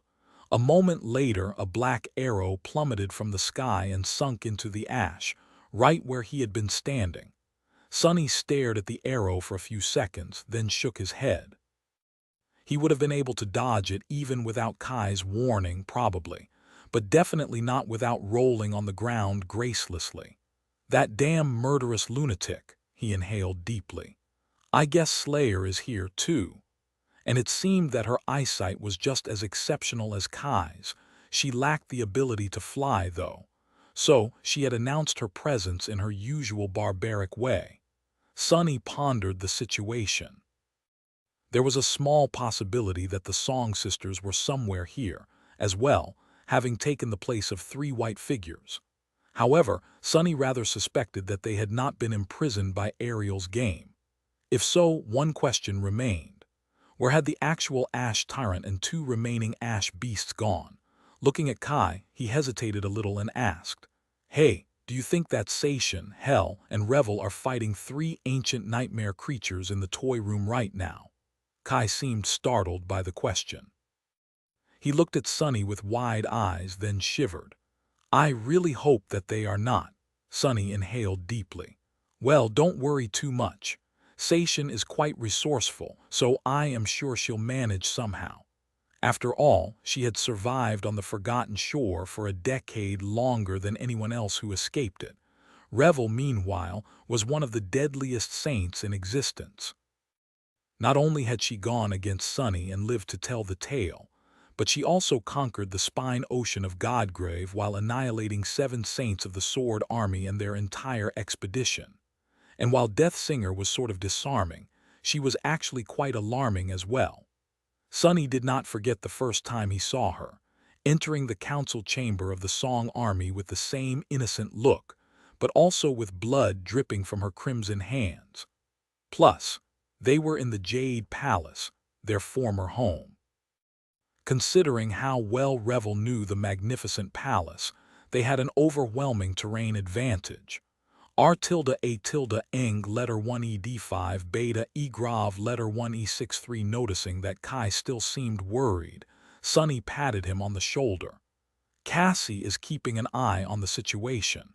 You know that she always has a contingency." Kai lingered for a few seconds, then nodded slowly. "Still, considering how serious the consequences are, I think I have the right to know what the purpose of this entire endeavor is, at least." Sunny studied him with a faint smile. Finally ready to ask questions, "Huh? Well, fair, I'll tell you." He looked into the distance where the snowy peaks rose above the sea of clouds. But what was he supposed to say? Any honest answer he could give would be forgotten. Eventually, Sunny said evenly, "I guess I am searching for the key to the nightmare spell." Kai's eyes widened a little. "The key to the spell," Sunny nodded. "It is easy to lose sight of the big picture because of all the immediate problems we are facing. The resettlement of humanity, the looming threat of total annihilation, even the race to apotheosis. All of it is so great, so overwhelming, so all-consuming. But even while we are dealing with these eschatological issues, we mustn't forget about the ultimate goal." Kai sighed. "I am starting to grow tired of sounding like a parrot, but ultimate goal," Sunny chuckled. "Yes, the ultimate goal, godhood." He turned and looked at Kai without any humor in his lightless eyes. "Humanity can only survive if new gods are born from it, which means that someone has to conquer the 6th nightmare, the final nightmare. Someone has to become divine. Even apotheosis is merely a stepping stone on the path to true godhood." Sunny shook his head. "But it is not that easy, is it? Now that we are mere men, we can allow ourselves to follow the path of ascension blindly." But if we dare become gods, we have to dare look upon the gods as equals instead of merely being their puppets. We must be willing to not only question the will of the gods, but also to endure the weight of the answers we find. Kai frowned, confused by his words. Which gods? Sonny laughed quietly. All of them but one first and foremost. Weaver, that nebulous knave, the chief puppeteer of this whole affair. Why did Weaver create the nightmare spell? How? To what end? All of us are following the road that Weaver built, and at this point we can't afford to ignore the mystery of why it was built and what is waiting for us at the road's end. Kai glanced at the distant snowy peaks, lingered for a few seconds, and asked, "And the answer to that question is here, in this odd realm that Ariel created," Sonny sighed. "A piece of the answer, at least. That is what I believe." He glanced at Kai and shrugged. "I mentioned Weaver's lineage earlier. That lineage, you see, is a cursed thing that should have never existed in the world. And yet, Weaver scattered it across the tapestry of fate for us to find. That demon never did anything without a reason, so it is my belief that there is a reason why they unleashed this curse upon the world. There seemed to be no reason whatsoever for Weaver to have left behind a cursed lineage, unless it was for the purpose of destroying the world. There were easier ways to destroy the world for someone like Weaver, though, so Sonny did not believe that Weaver's cursed lineage existed for that reason. Flaws were seen as curses, as well, and they were. However, flaws also pushed those who carried them to grow and improve. In that sense, they were blessings. The description of his lost, faded attribute had said that there were those who were blessed, and there were those who were cursed, however. Rarely was there someone who was both blessed and cursed. But actually, every awakened was both blessed and cursed, existing in a state of fateful balance. Maybe Weavers had been forced to maintain the same balance, too. Perhaps the demon of fate had wanted to bless the world, but could only do so by leaving a curse behind as well. The nightmare spell, the forbidden lineage, which one was a curse? Which one was a blessing? Possibly Weaver's cursed lineage was the spell's flaw. Chapter 23:14. Pawns of Snow. Sonny remained silent for a while, then chuckled. "Well, whatever it is, we'll find out sooner or later as long as we live long enough." He considered his next steps. Kai, meanwhile, was studying him with a complicated expression. "So you are searching for pieces of a demon's lineage?" Sonny nodded. "Yes, and one of those pieces is somehow connected to the Snow Tyrant. Speaking of..." He hesitated for a moment, then asked, "You saw me from all the way on that other volcano, and you can see Slayer too. So can you see what is waiting for us on those 3 mountains as well?" Kai opened his mouth, then closed it again and looked into the distance. After a while, he said in a subdued tone, "Yeah, I see them. Bingo." Now he would at least know what they would have to face. Sonny leaned on his odachi lazily and asked, his voice calm, "There should be 3 snow beasts on those mountains. What do they look like?" Kai hurriedly glanced away as if someone out there stared back at him. He shivered, then brushed his hair back and straightened. "Right in front of us, the whole mountain is riddled with caves like an enormous ice beehive. Inside, a swarm of insect-like abominations is slowly coming to life, each of them seemingly carved from gemstones. They look frightful if a little mindless." Sonny's face fell. "Huh. So a single figure can represent a whole swarm of abominations, not just a lone beast. I see. What of the other 2 mountains?" Kai frowned. "The one on the right, there's a statue standing on its peak." "No, not a statue, more of an automaton, I guess, a clockwork knight. Actually, he looks like the giant version of one of the toy knights we saw in the toy room. I feel an enormous amount of dread when looking at him, though. That one is not an easy abomination, I think." This time it was Sonny's turn to frown. If a single abomination makes Kai more wary than a swarm of them, then it must be powerful. A cursed beast, it's possible. "And what is on the 3rd mountain?" Kai shivered. "There is a worm-like creature there. Actually, it's not on the mountain, it's inside the mountain. This creature is simply enormous. It seemed to have hollowed out the entire mountain and made a nest inside of it, coiling into a sphere. It took me a while to realize what that immense mass of flesh was. Our retroflex letter 1D622 and letter 1D2 letter 10, 331 ye letter 1E65, a sour expression appeared on Sonny's face. A giant ice worm, huh? He had just come from months of battling giant millipedes. He had really had enough of worm-like creatures. Sonny sighed. I'm guessing that one is a cursed one as well. A swarm of great nightmare creatures and two fallen deities, and these were some of the weakest snow figures on the board. The first battles of the death game promised to be quite unpleasant. Sonny glanced at Kai. What is your condition? I mean, how weird is it? Kai seemed to understand what he meant. My aspect is entirely unaffected. However, I can't enter my soul sea. My source element seems to have switched to ash, and on top of that, I can't summon any memories. Only those I was wearing when the game snatched us are left. That is just my armor. Sonny nodded silently. So you are completely unarmed. Kai nodded in discomfort. Yes. I can still assume my transcendent form, though, so that's something. He said that, but he was wrong. It would have been fine to engage the enemies as a dragon in most other situations, but here, the enemies were much stronger than Kai. He could probably fight a great nightmare creature, but not a cursed one, at least not at a close distance. If he had a good bow and arrows, though, he could at least assist Sonny from afar. Kai was an archer of sublime skill, after all, second only to Slayer herself. Sadly, he was in the same predicament as Sonny. Ariel's game had sealed their soul arsenals somehow. Sonny sighed. It's a good thing that I weaned myself off overly relying on memories. Kai is a different story, though. All right, I get it. What had he found out? There were powerful enemies on the three snowy peaks facing the three volcanoes. Moving from the volcanoes to the peaks, and vice versa, was prohibited at the moment. However, moving between the mountains of the same domain seemed to be allowed. There was an important difference from the actual death game he could not overlook, too.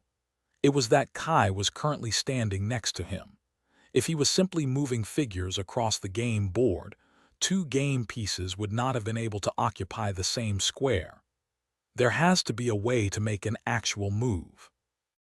In other words, if some conditions were met, he would be able to attack the snow abominations. But since Sonny did not know the laws governing this miniature world yet, it was far more probable that the snow abominations would attack him first. Rather, they would either make a move to attack the Ash Tyrant, or attempt to conquer the remaining volcanoes first. Sation had mentioned that there were special squares in some versions of the death game.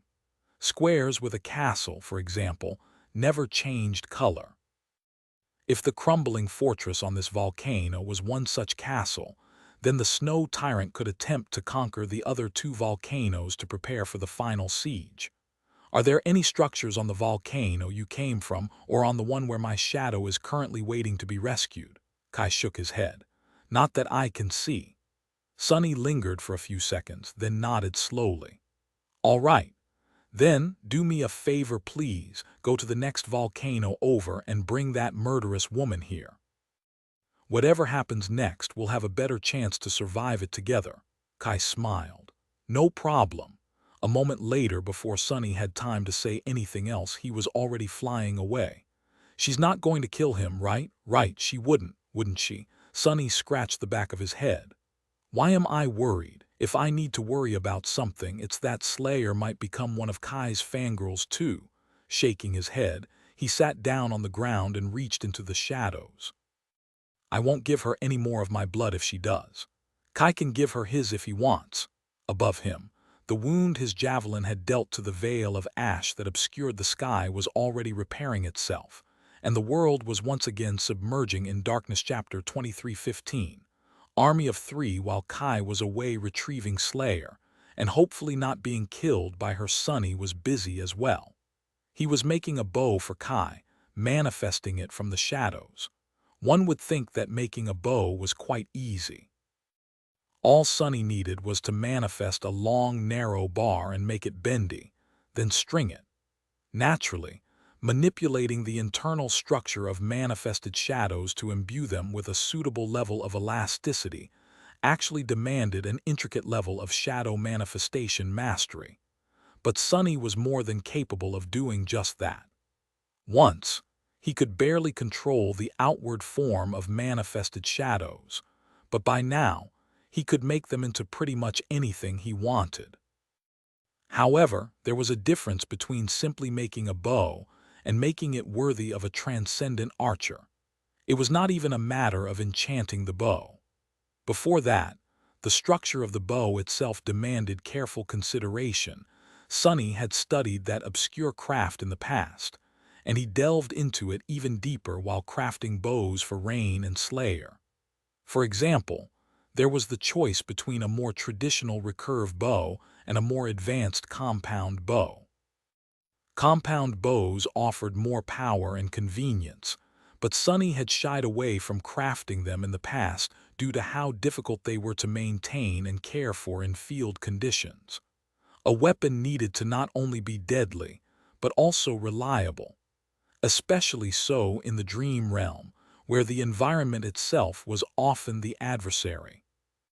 These had been his considerations in the past, but now that Sunny was armed with the knowledge of how the nature of a weapon affected its capacity to carry will, he also suspected that wielding a compound bow would be a detriment to a transcendent archer. But even if he wanted to create a recurve bow, which was much simpler in structure, and was therefore a more faithful emissary of the archer's will, things were not easy either. That was because, in his opinion, a good recurve bow had to be a composite one. Instead of a single length of wood, it had to be composed of layers of different materials, all glued together for optimal results. The simplest composition commenced with a wooden core, a softer wood used for the bending parts of the limbs, and stiffer wood used for their tips. Then thin plates of horn, which stored energy better when compressed, would be glued to the belly of the bow. Finally, animal sinew, which possessed greater elasticity than wood, would be glued to the back of the bow. All of that allowed for more energy to be stored when the bow was drawn, and for that energy to be released in a more optimal way when the string was released, resulting in more powerful and deadly shots. So, Sunny had to carefully manipulate the manifested shadows to imbue them with qualities that resembled different types of wood, horn, and sinew. Actually, since he did not have to limit himself to only reproducing naturally existing materials, he could play around with these qualities to achieve the best result. Luckily, he had already done his research when crafting a bow for Slayer. He also had a good idea of how strong Kai was, exactly so he could create a truly powerful weapon for his friend. Additionally, there was a matter of how he wanted to manifest the shadows. Making them permanent would be easier, since he would not have to maintain their form either consciously or constantly, but that way, the bow would be much weaker, somewhere between the ascended and transcendent ranks. So, Sunny decided to sustain the manifestation personally.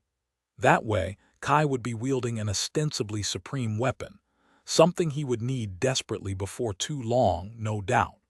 Manifesting the varied types of shadows into proper shapes and fusing them together was an intricate task. Sunny worked meticulously, using his 2 hands to craft the weapon. At the same time, he used 4 more hands to weave strings of shadow essence. He could not enchant the bow just yet since there were no soul shards in his possession to anchor a weave, but a few would hopefully fall into his hands soon. Sunny wanted to be prepared for when that happened. Look at me. Am I not the most benevolent of tyrants? Who else would sit on the ground and personally craft weapons for their pawns? He chuckled. But that was simply the first step. Here inside Ariel's game, Sunny was a general in charge of an army. His army consisted of only 2 soldiers, but it was still a start. He would arm his soldiers, enable them, and lead them to conquer the entire board. By the time a magnificent dragon with scales as dark as midnight landed on the slope of the fuming volcano, carrying a gorgeous shadow on his back, the bow was almost ready. Slayer jumped down with the grace of a dancer, walked over to where Sunny was sitting, and silently retrieved her arrow from the ash. His gaze was as cold ever, full of hidden malice. As soon as Kai assumed his human form, Sunny tossed him the bow. "Here, string it." Kai caught the black bow and stared at it for a few seconds, his eyes widening faintly. What a fearsome aura! Placing one end of the bow on the ground, he used his shin to secure it and bent the long bow with seeming ease, stringing it in one smooth motion. Naturally, in truth, bending it was not easy at all. People usually assumed that archers were less imposing than swordsmen as far as physical power went, but really it was the opposite. An average archer had to be far stronger than a melee fighter, since drawing a powerful bow demanded immense strength, and Kai, despite his deceptively elegant appearance, had never been merely an average archer. Poser. Witnessing how unburdened the charming saint looked while stringing the supreme bow, Sunny almost regretted not making it even more potent. However, he knew that Kai was simply showcasing perfect technique. Naturally, his chiseled muscles were taut and straining under the ivory armor, his veins bulging. A drop of sweat that rolled down the charming saint's face was proof. Shaking his head, Sunny looked at Slayer. "Hey, how about you share some arrows with this handsome young man?" Instead of answering, Slayer raised the arrow she was still holding in her hand and silently moved it across her neck. Her message was clear. "Want to die?" Sunny chuckled. All right, gods." Reaching into the shadows once again, he went about crafting deadly arrows. Now, creating a good arrow was also not an easy feat, but luckily, Sunny had had a lot of practice. Looking at Kai, he smiled. "You know, one time I was falling into a flaming sea, so I drew my bow and shot myself out of it. Worked like a charm." He was referring to his fall into the sky below, naturally, and the desperate attempt to avoid burning in the sea of divine flames by wrapping his shadow around a flying arrow and using shadow step to appear next to it. Letter 16B1, letter 1D400, and letter 231 beta Yaw Esadilla. Kai had been studying his new bow with an enamored expression. That expression speedily crumbled. Looking at Sunny with trembling eyes, he said, Wait, this one does not even make sense." "How can it be true?" Sunny glanced at him with reproach. "Do not question the truth, Nightingale. The truth does not exist to be convenient, nor does it need to be sensible. It simply has to be true." Chapter 23:16. Winning strategy while crafting arrows, Sunny picked one up with a shadow hand and used it to draw a grid in the ash. 7 rows of 7 squares each, 49 in total. Then he marked some of the squares with various runes. Sunny had not paid a lot of attention to the placement of the figures on the jade board, but he could still recall it flawlessly. There were also 5 squares marked by special carvings, one at the very center of the board and one at the middle squares of each outer row. Eventually, he pointed to the grid and spoke. "This is what the game board looked like in the toy room. As you can see, the ash domain is on the verge of losing. We only have 3 squares left, occupied by the ash tyrant, that is me, and 2 ash beasts, that is you and Slayer." He pointed to the 3 squares in the lowest row of the grid. Since one of them was the middle square of an outer row, it was marked with a special rune. "You should have seen the fortress behind us. I think that it is the Ash Castle, one of the special squares Sation mentioned. There is a similar carving on the opposite square, so this is where the Snow Castle should be." Sunny pointed the arrow to the middle square of the uppermost row. "However, the carvings on the other 3 special squares are different. They are not castles, but what are they? I do not know. The one in the very middle of the board is different from the 2 on the left and right outer rows as well." Sunny sighed. "Well, we'll learn eventually. What is more important is where the 12 snow abominations are standing. Do you see a pattern? Kai studied the grid. On it, 3 snow beasts were facing the 3 remaining ash figures. On the opposite side of the board, the snow tyrant was standing in the snow castle, defended by a snow devil and 2 snow beasts in the row below. The second snow devil was guarding the central square of the board. A snow demon and 2 snow monsters were defending the middle square on the right outer row. And finally, the last snow figure, another demon, was in the lower left corner, all by itself. Kai frowned. It looks to me like 3 beasts are preparing to besiege the ash castle, while the rest of the figures are protecting important squares on the board. 3 are protecting the snow castle and their tyrant. 3 are protecting whatever that right middle square is. 1 is protecting the heart of the map. And 1 seems to have lost its way and wandered into a corner. Sunny grinned. Exactly. Kai stared at him for a while, then asked, "So?" Sunny looked at him meaningfully. "How should I know? Do I look like a great chess player to you?" Kai blinked a couple of times. "You're not," Sunny scoffed. "No, I am not. To be honest, as soon as I understood what it takes to be good at playing chess, I instantly lost interest. Let me tell you, it's not a game, it's a chore. Why would I waste my time mastering something so tedious? Prescription letter 1D400, new O circumflex letter 16D2, E circumflex letter 1E65. He shook his head. Playing chess with teacher Julius had been fun and exciting at the beginning, but when Sunny realized that it was all about patterns and calculations, he rapidly grew bored. After all, he did enough calculating in his actual life already. The chaotic mayhem of checkers seemed more fun, and naturally nothing beat the noble king of games, backgammon, because there were countless ways to cheat when throwing dice, which was the funnest part. Sunny looked at Kai. "Why, are you good at chess?" Kai scratched the tip of his nose. "Not really. To be honest, being serious about chess takes a lot of time, and I always had better ways to spend my time." Sunny looked at him with suspicion. Did he just politely point out that he had a life? Well, naturally. That guy had probably been too popular to be the president of the chess club. If Kai had been the president of any club, it would have probably been the Heartthrob Club. Shaking his head, Sunny sighed.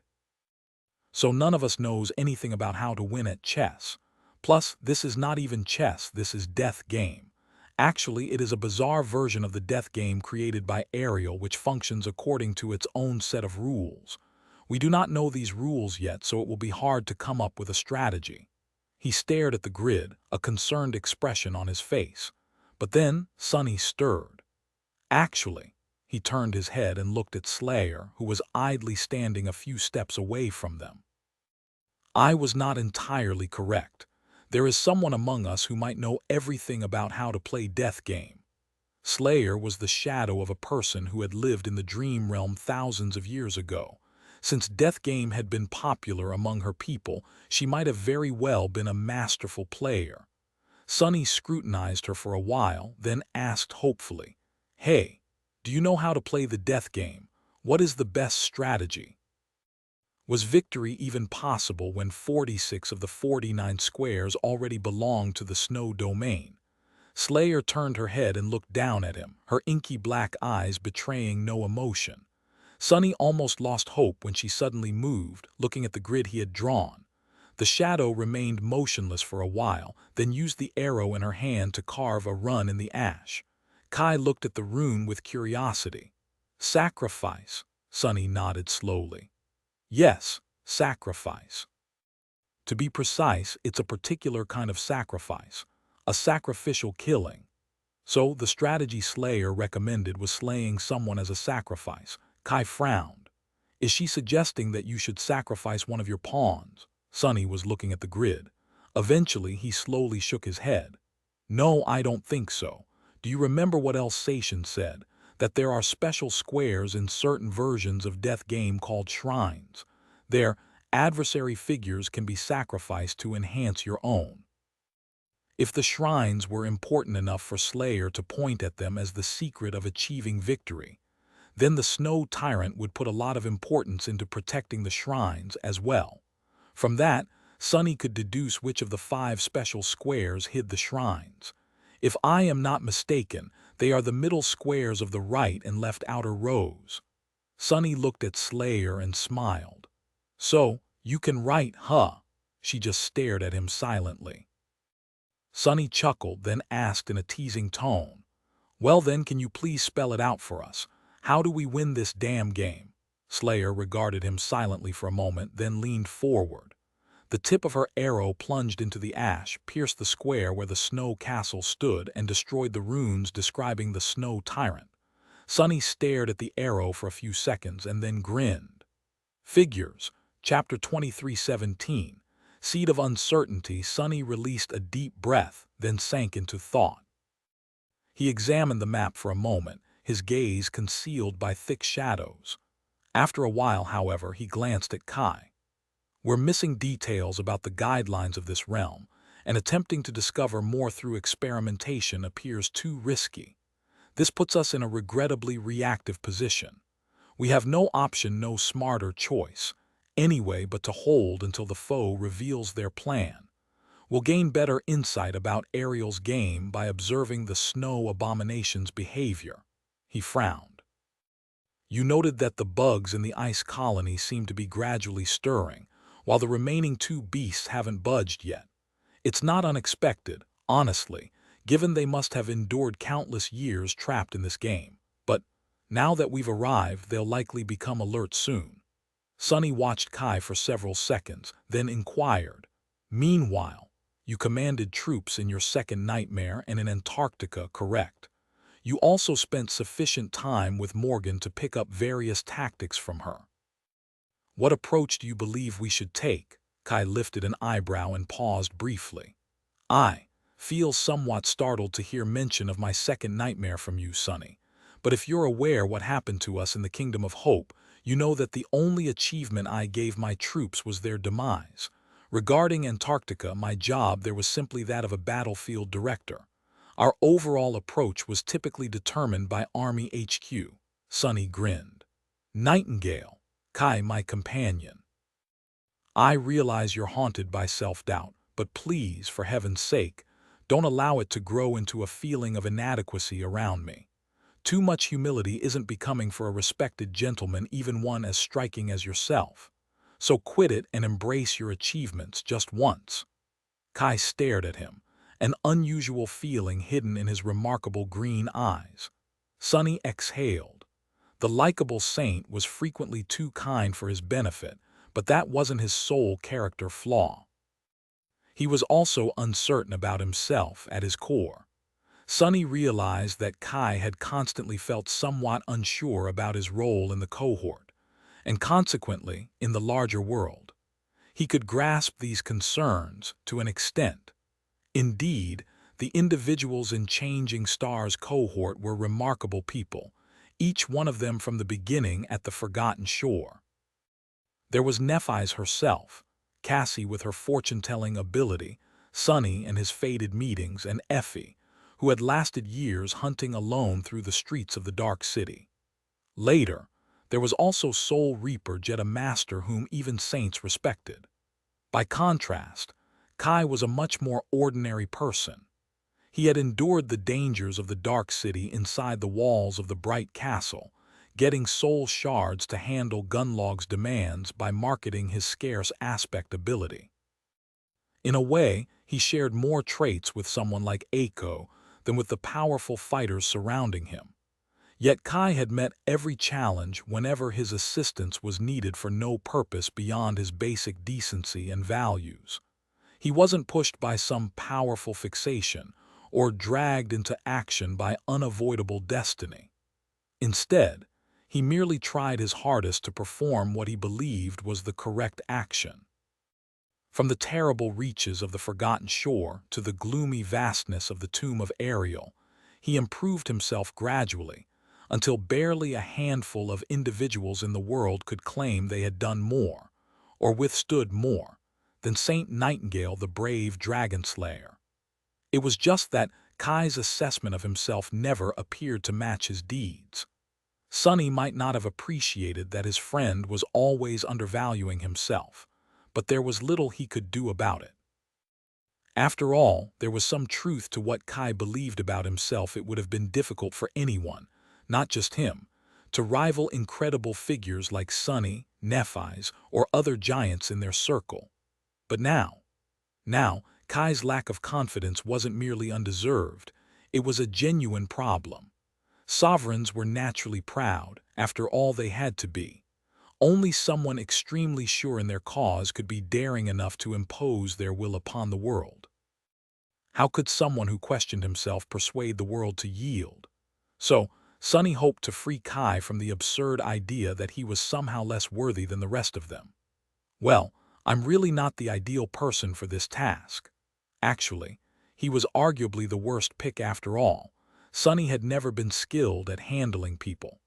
He was so terrible at it, in fact, that he had even wound up living by himself in isolation and slowly losing his sanity multiple times throughout his life.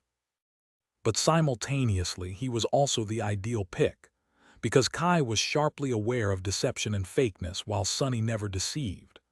Kai watched him with a strange look for a bit. Finally, he asked in a wary voice, "Sonny, you think I'm striking?"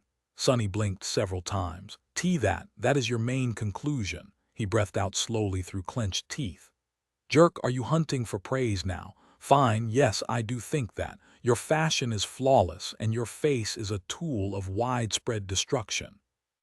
Satisfied now.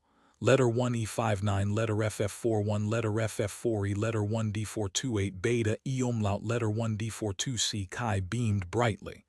"Well, thank you. It truly matters coming from the proprietor of the eye candy Ka." "Be quiet." Sonny huffed and motioned toward the map of Ariel's game. "Strategy, remember." Kai kept beaming for a moment, then turned to the grid sketched in the ash. A soft sigh escaped from his lips. "We truly don't understand much about how this game functions, but generally, the mountain we are holding is the castle, which hints at some kind of defensive benefit. Basic reasoning suggests that we should utilize these defenses to block the enemy, but actually, such a plan will merely become our downfall. Since the opposing forces are so massive, confining ourselves to a defensive plan will only delay our defeat." Sonny nodded. Kai was, without question, right on that point. Chapter 23:18. A fresh viewpoint. Trying to guard the ash castle was a failing tactic. They might potentially handle the 3 snow beasts, but that would require time. And during that time, stronger entities would probably reach the ash castle, resulting in defeat. Sonny had become accustomed to solving problems with overwhelming might lately. But here in Ariel's game, he was once again feeble. He lacked his shades, his shadows, his memories. He didn't even possess a single shadow to boost himself. If a few demons of a high enough rank appeared, surrounded by monsters and beasts, his finish would be quick and certain. To survive, Sonny needed to operate with cleverness and vision. He squinted and asked Kai calmly, "So what course should we take?" Kai shrugged. "The identical move Kai Song made at Greater Crossing, I suppose. Leave the secured location and strike instead, hoping to smash the enemy troops while they remain separated from each other." He gazed at Sonny with interest and asked, "Am I accurate?" Sonny stayed quiet for several seconds. "You aren't precisely wrong, but you aren't precisely right either."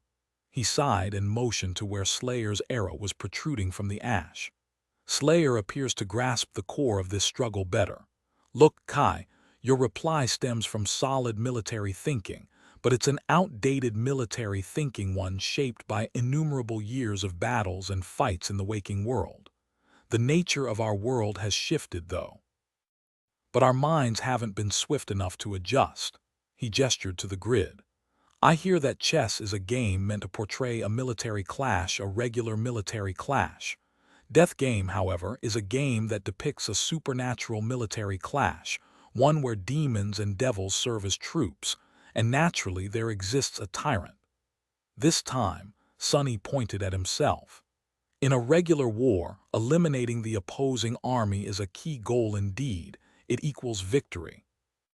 But in a realm infected by the nightmare spell, one person can wield greater force than an army. The army is merely a tool the tyrant uses. It exists for ease. Thus, the key goal is to eliminate the tyrant. Sunny examined the runes describing the three snow beasts. In other words, your basic premise is flawed because you view the act of destroying the enemy forces as fundamentally worthwhile. But actually, it isn't. It's only worthwhile if killing them brings us nearer to defeating the snow tyrant, and if it doesn't, then there's no reason to engage with them at all. He grinned. Which isn't to claim that killing them is completely useless. It's just of small significance, or it would have been if not for one factor, a factor that makes killing these beasts actually harmful to us. Kai raised an eyebrow.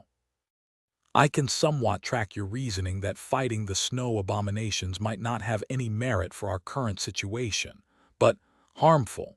Certainly, removing them from the field will at least provide us more space.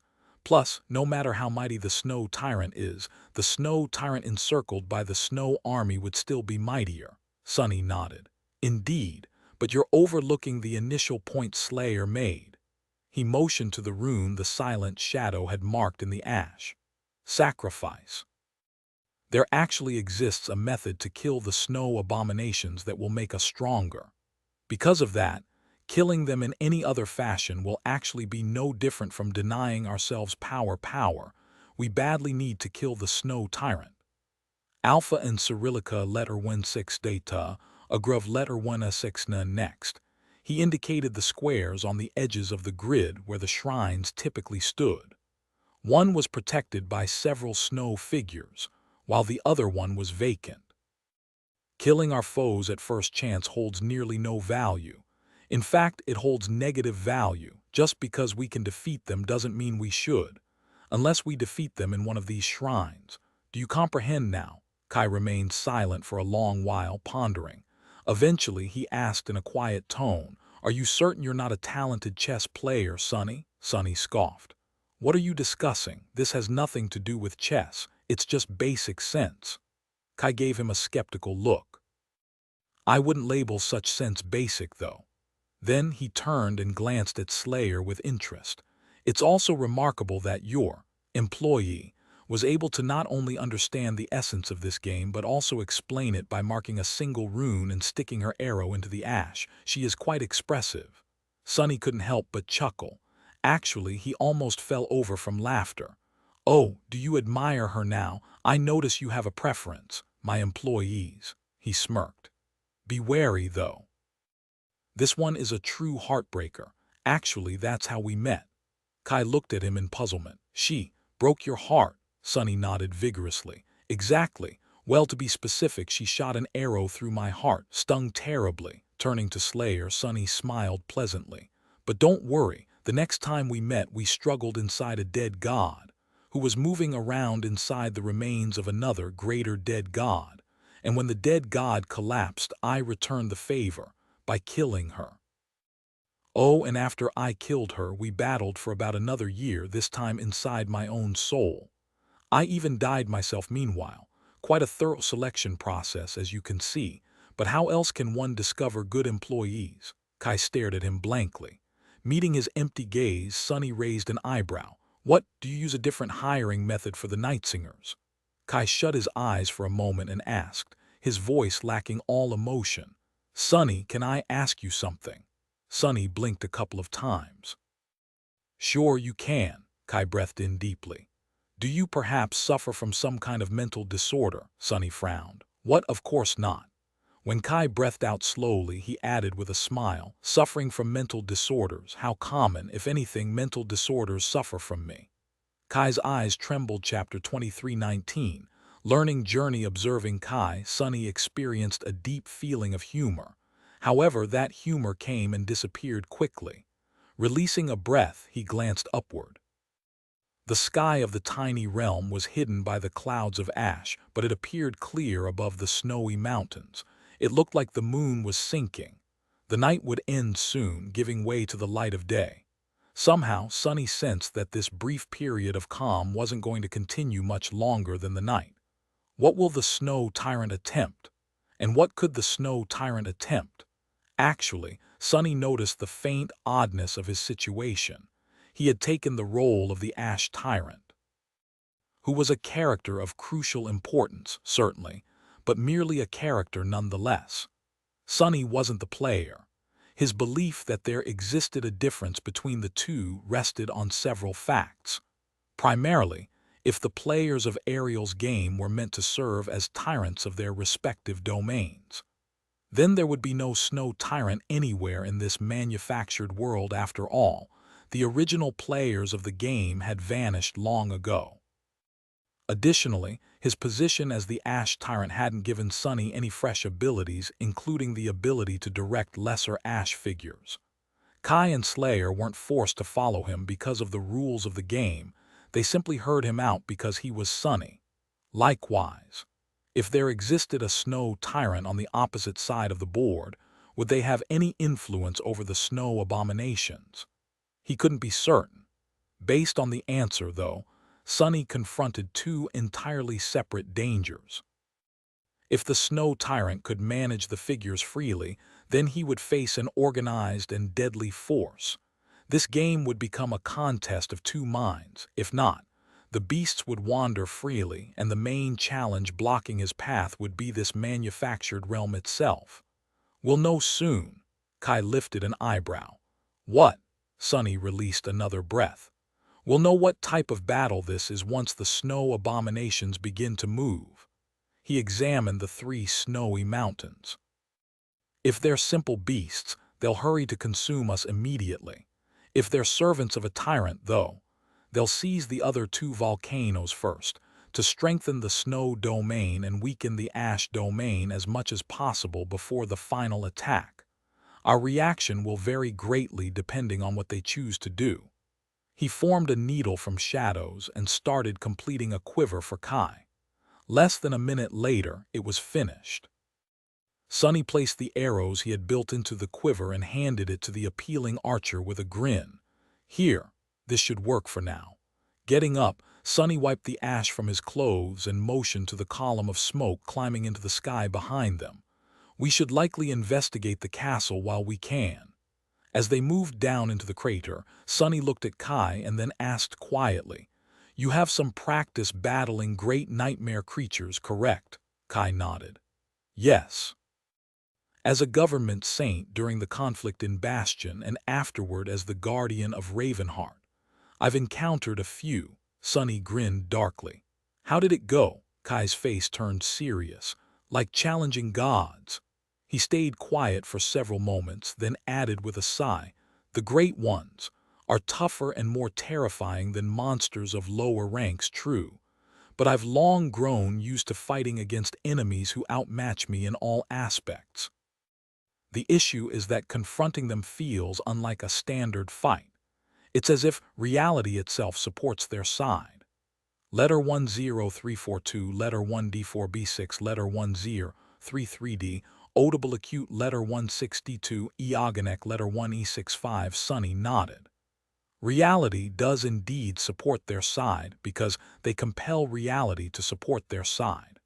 What divides those great and supreme from those of lower ranks is the strength of our determination. Our determination is dominating enough to control reality, to some extent at least.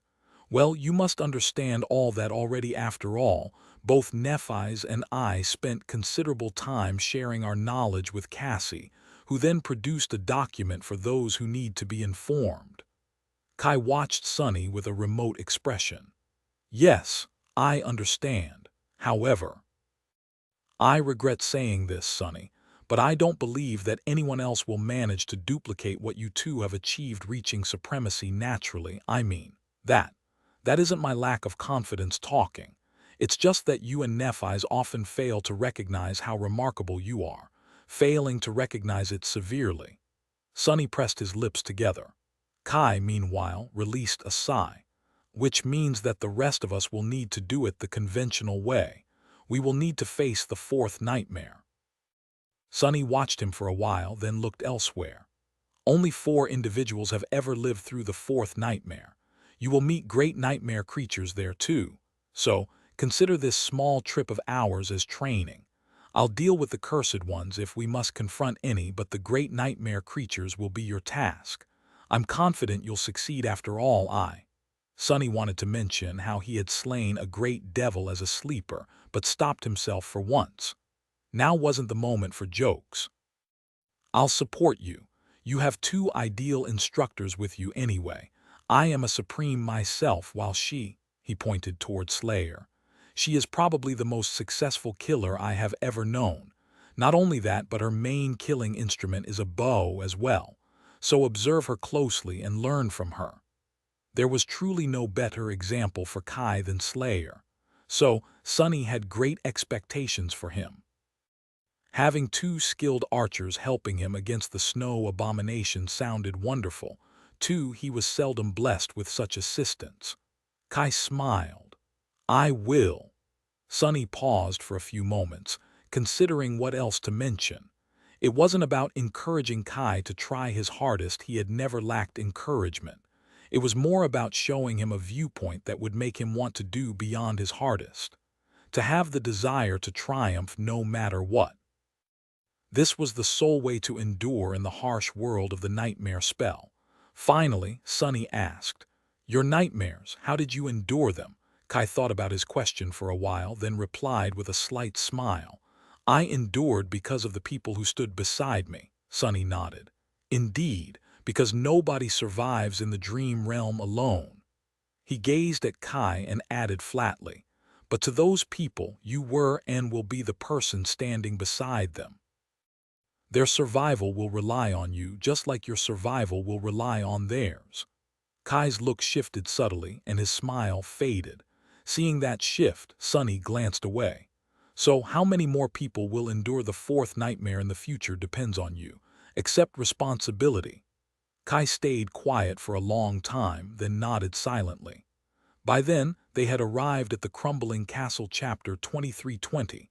Ash Castle. The Ash Castle was a strange and towering structure. It was built above the main vent of the volcano, seemingly hovering in the air. At first glance, it seemed as if its immense weight was supported by nothing except the rising torrents of smoke, but at a closer glance, Sonny saw enormous chains biting into the dark rock of the crater, covered in thick layers of soot. The castle was hanging above the abyss, the smoke-filled emptiness serving as its moat. The defensive value of such a structure was questionable, to say the least. Sure, any attacker would plummet into the fiery depths of the volcano, unless they found a way to breach the wide chasm. But at the same time, the defenders would find it difficult to prevent the enemy from destroying the anchors of the chains that held the castle in the air. Extending his shadow sense into the abyssal vent, Sonny sensed more chains fastening the castle to its walls further down. There seemed to be some kind of mechanism built into the obsidian plate that served as the foundation for the charred fortress, now broken and in a state of disrepair. Was this castle able to descend into the depths of the volcano once? Even if it had been, it was stuck in place now, barely able to support its own weight. Sonny imagined the whole structure plummeting into the smoke under their feet. That would be troublesome, but not too troublesome. After all, he could fly away at any moment.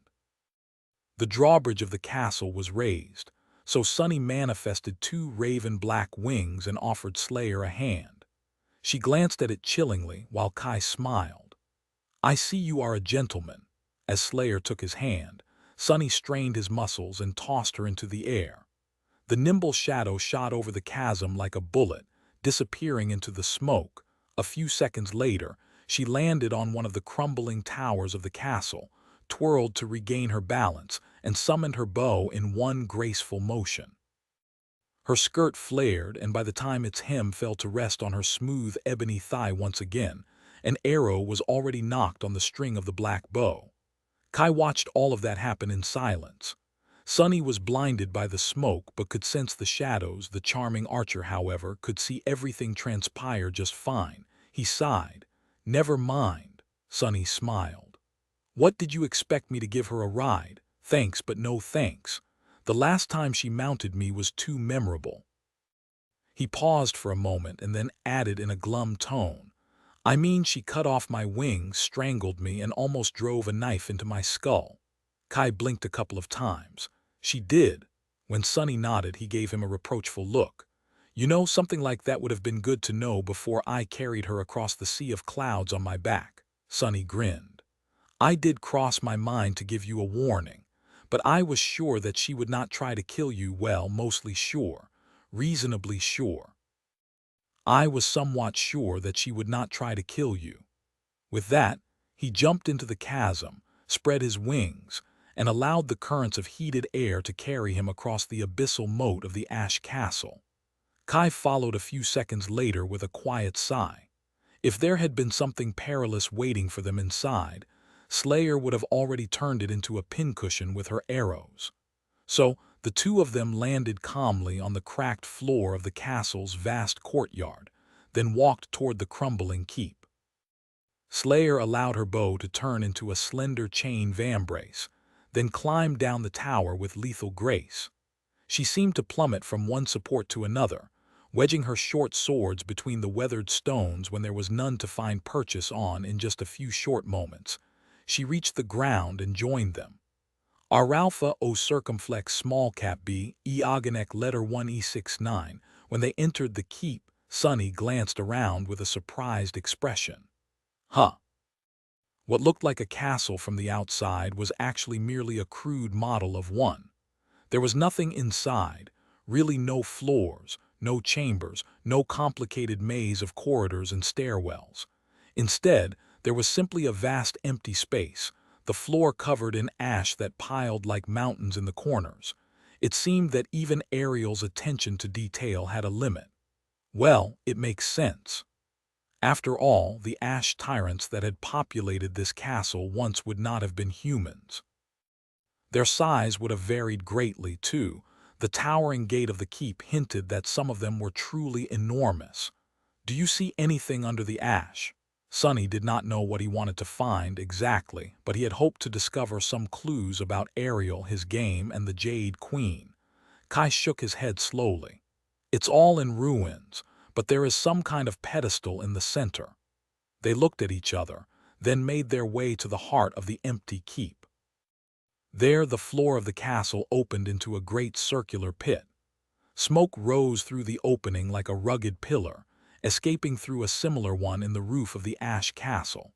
And just in front of the pit, there was a charred stone pedestal that resembled an altar, its surface covered in ash.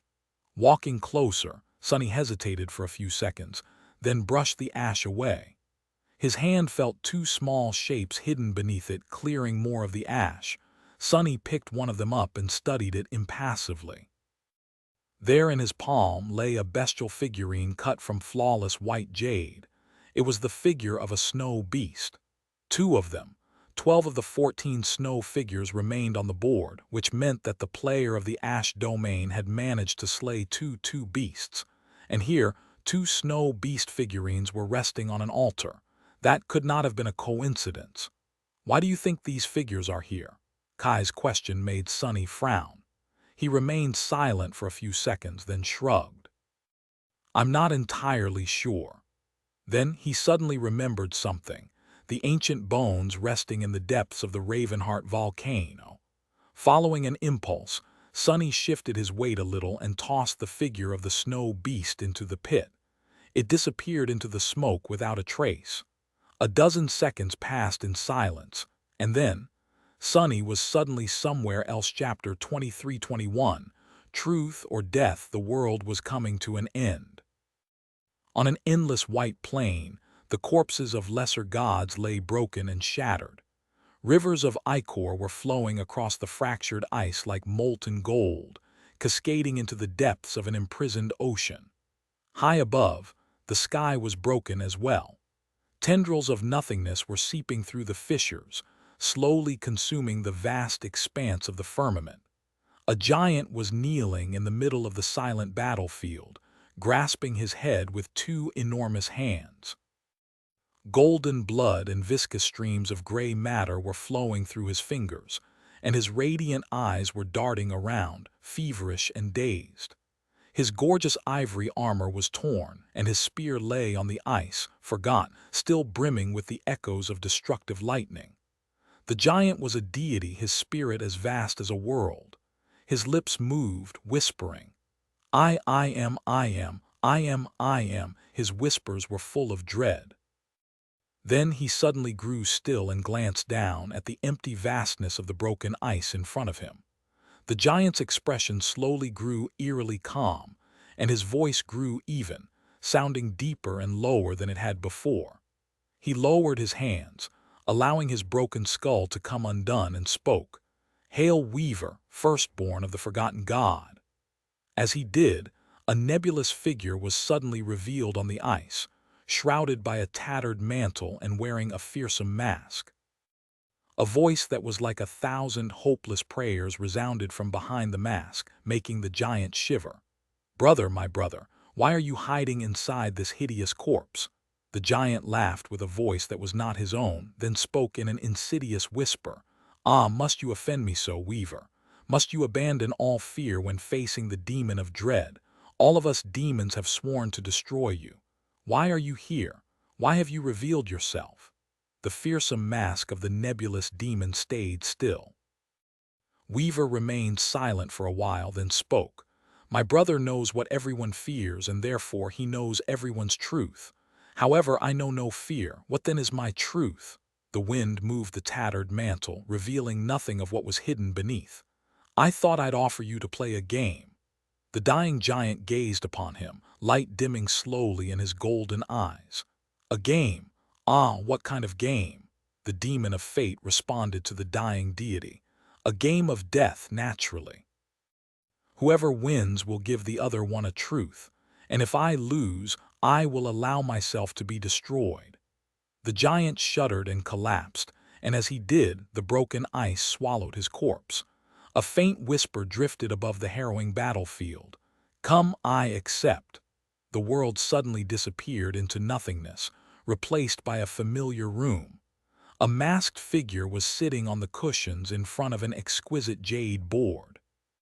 The room was drowning in darkness, and from that darkness a whisper came.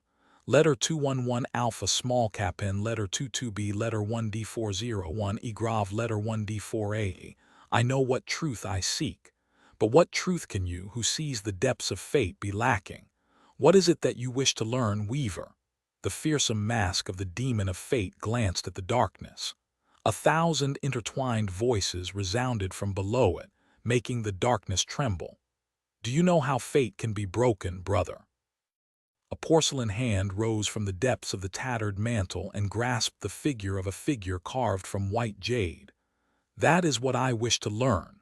Sonny let out a groan and collapsed to his knees.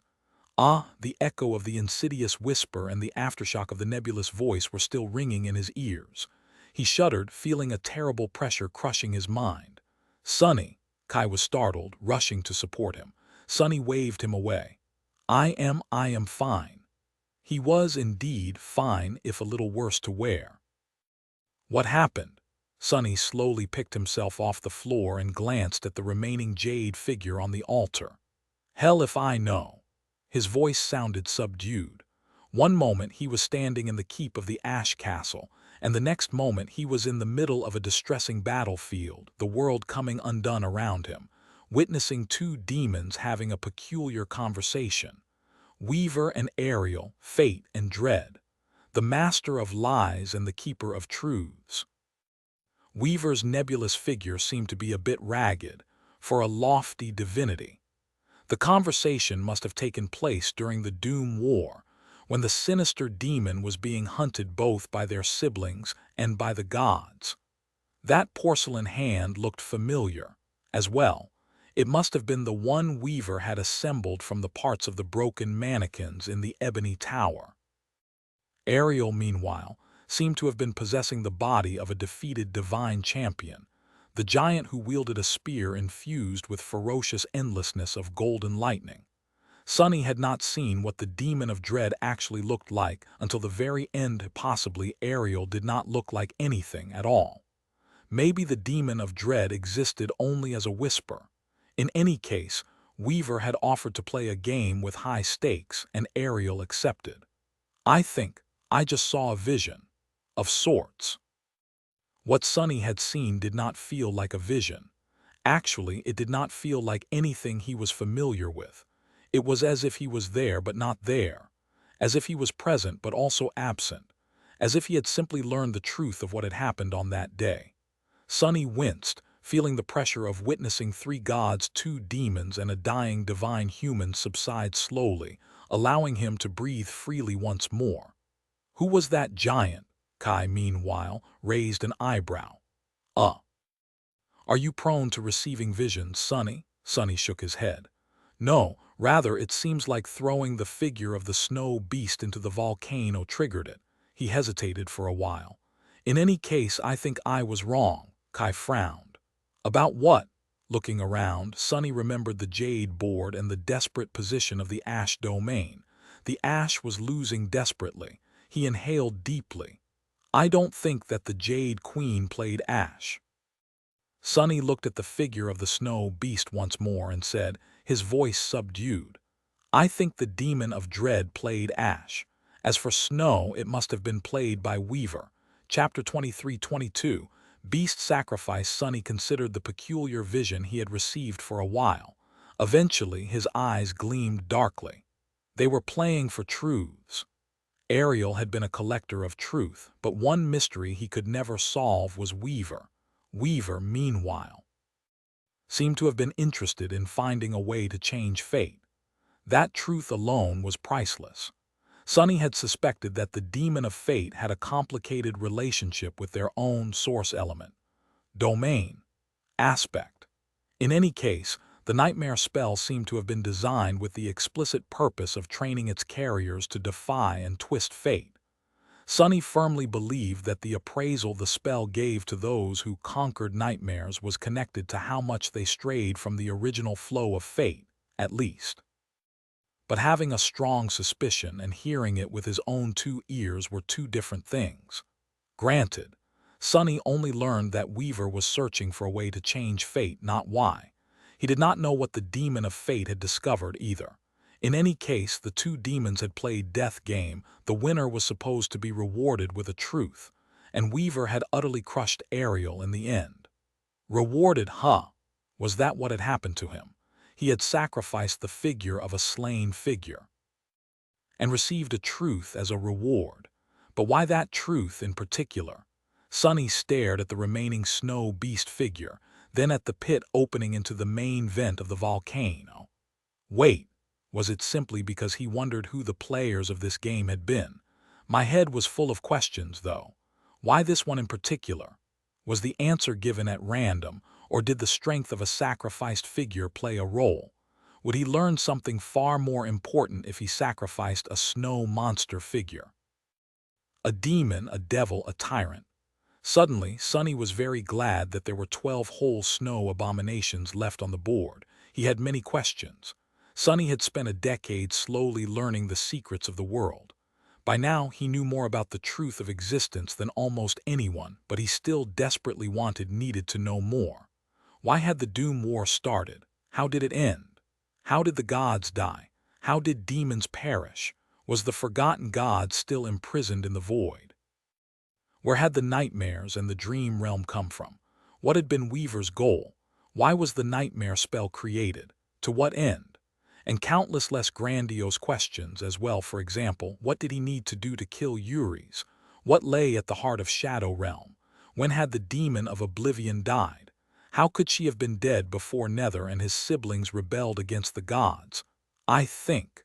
A strange smile slowly bloomed on Sunny's face. I think that coming here may have been the best idea of my life, Kai. 12 snow abominations and the snow beast figure in front of him. Sunny had just discovered a way to pry 13 truths from Ariel's game. Kai gave him a peculiar look. Sunny, can you please snap out of it? You're scaring, your elegant shadow over there. Yeah. Sunny blinked a couple of times and glanced at Slayer. Slayer seemed perfectly at ease. Kai, however, looked a little nervous. Sunny chuckled. All right, all right. It's just that I discovered a use for the figures of slain snow abominations. I'm a little excited. What answer would he receive next? Sunny reached for the remaining snow figure, but then halted. His expression turned guarded. Am I letting my curiosity trump caution? They had just recently talked about how some truths were too dangerous to learn. Sunny did not need to think too much to remember a dreadful example. They were the runes containing the knowledge of the void that Ariel had left behind in the estuary of the great river.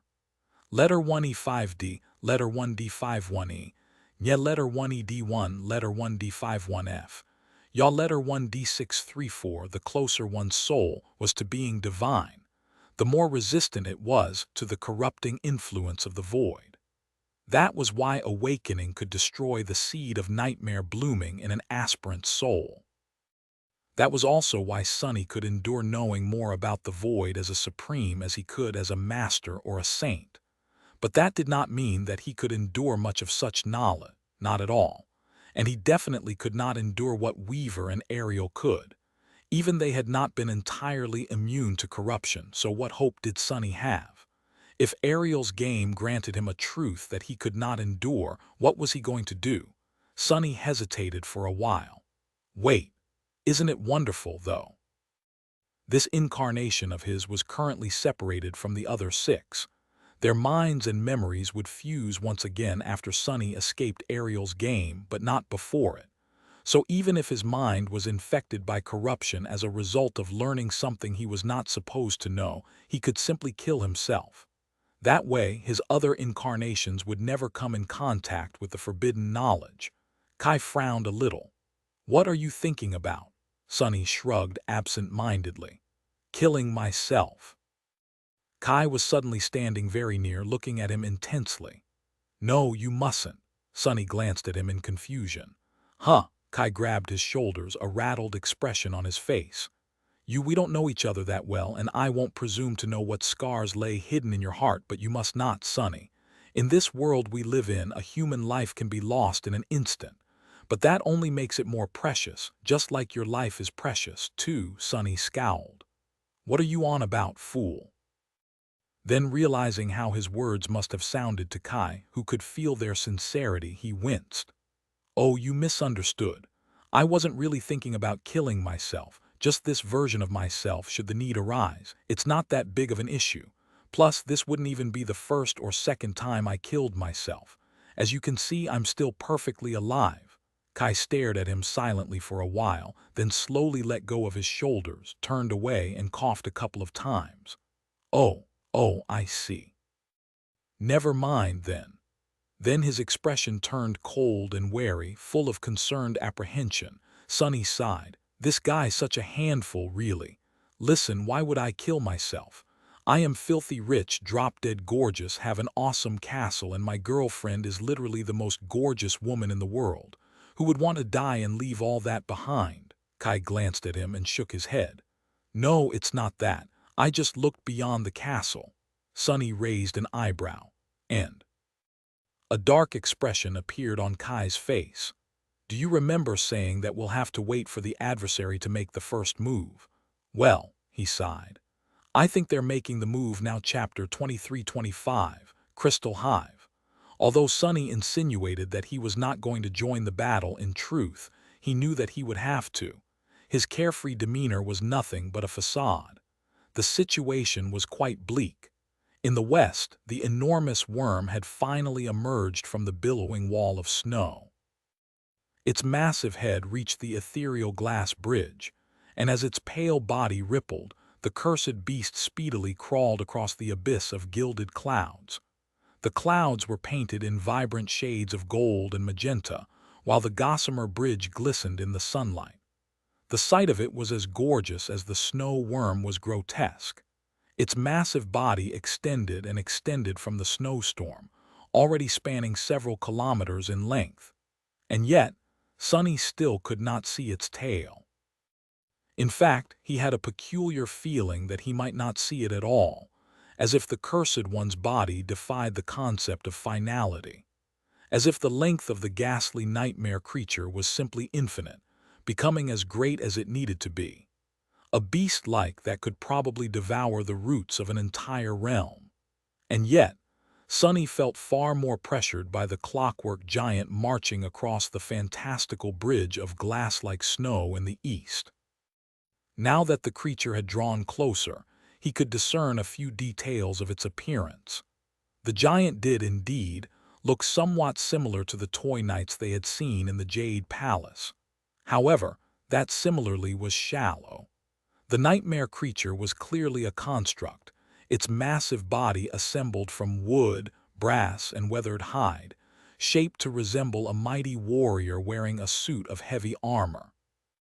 Thousands of scars marred its surface, as if the giant had survived a myriad of terrifying battles, as if it had survived every war that had ever been waged, felling myriad enemies with its sword. The giant did not resemble a toy at all.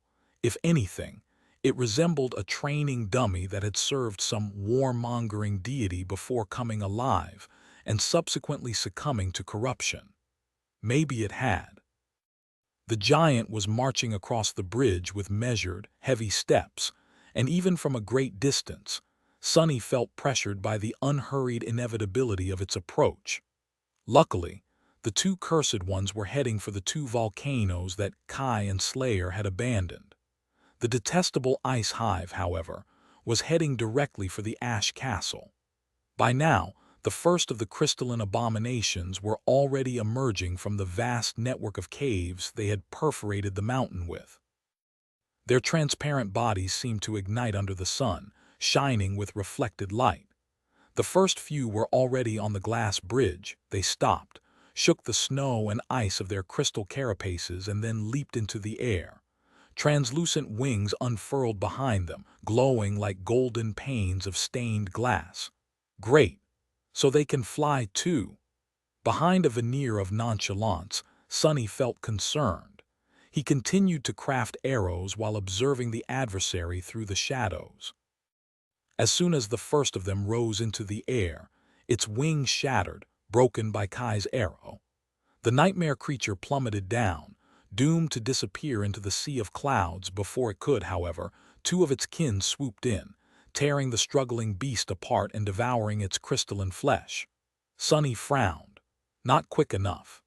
Kai and Slayer were like a one man and one shadow lady artillery battery. The amount of devastation two transcendent archers could unleash was truly frightening.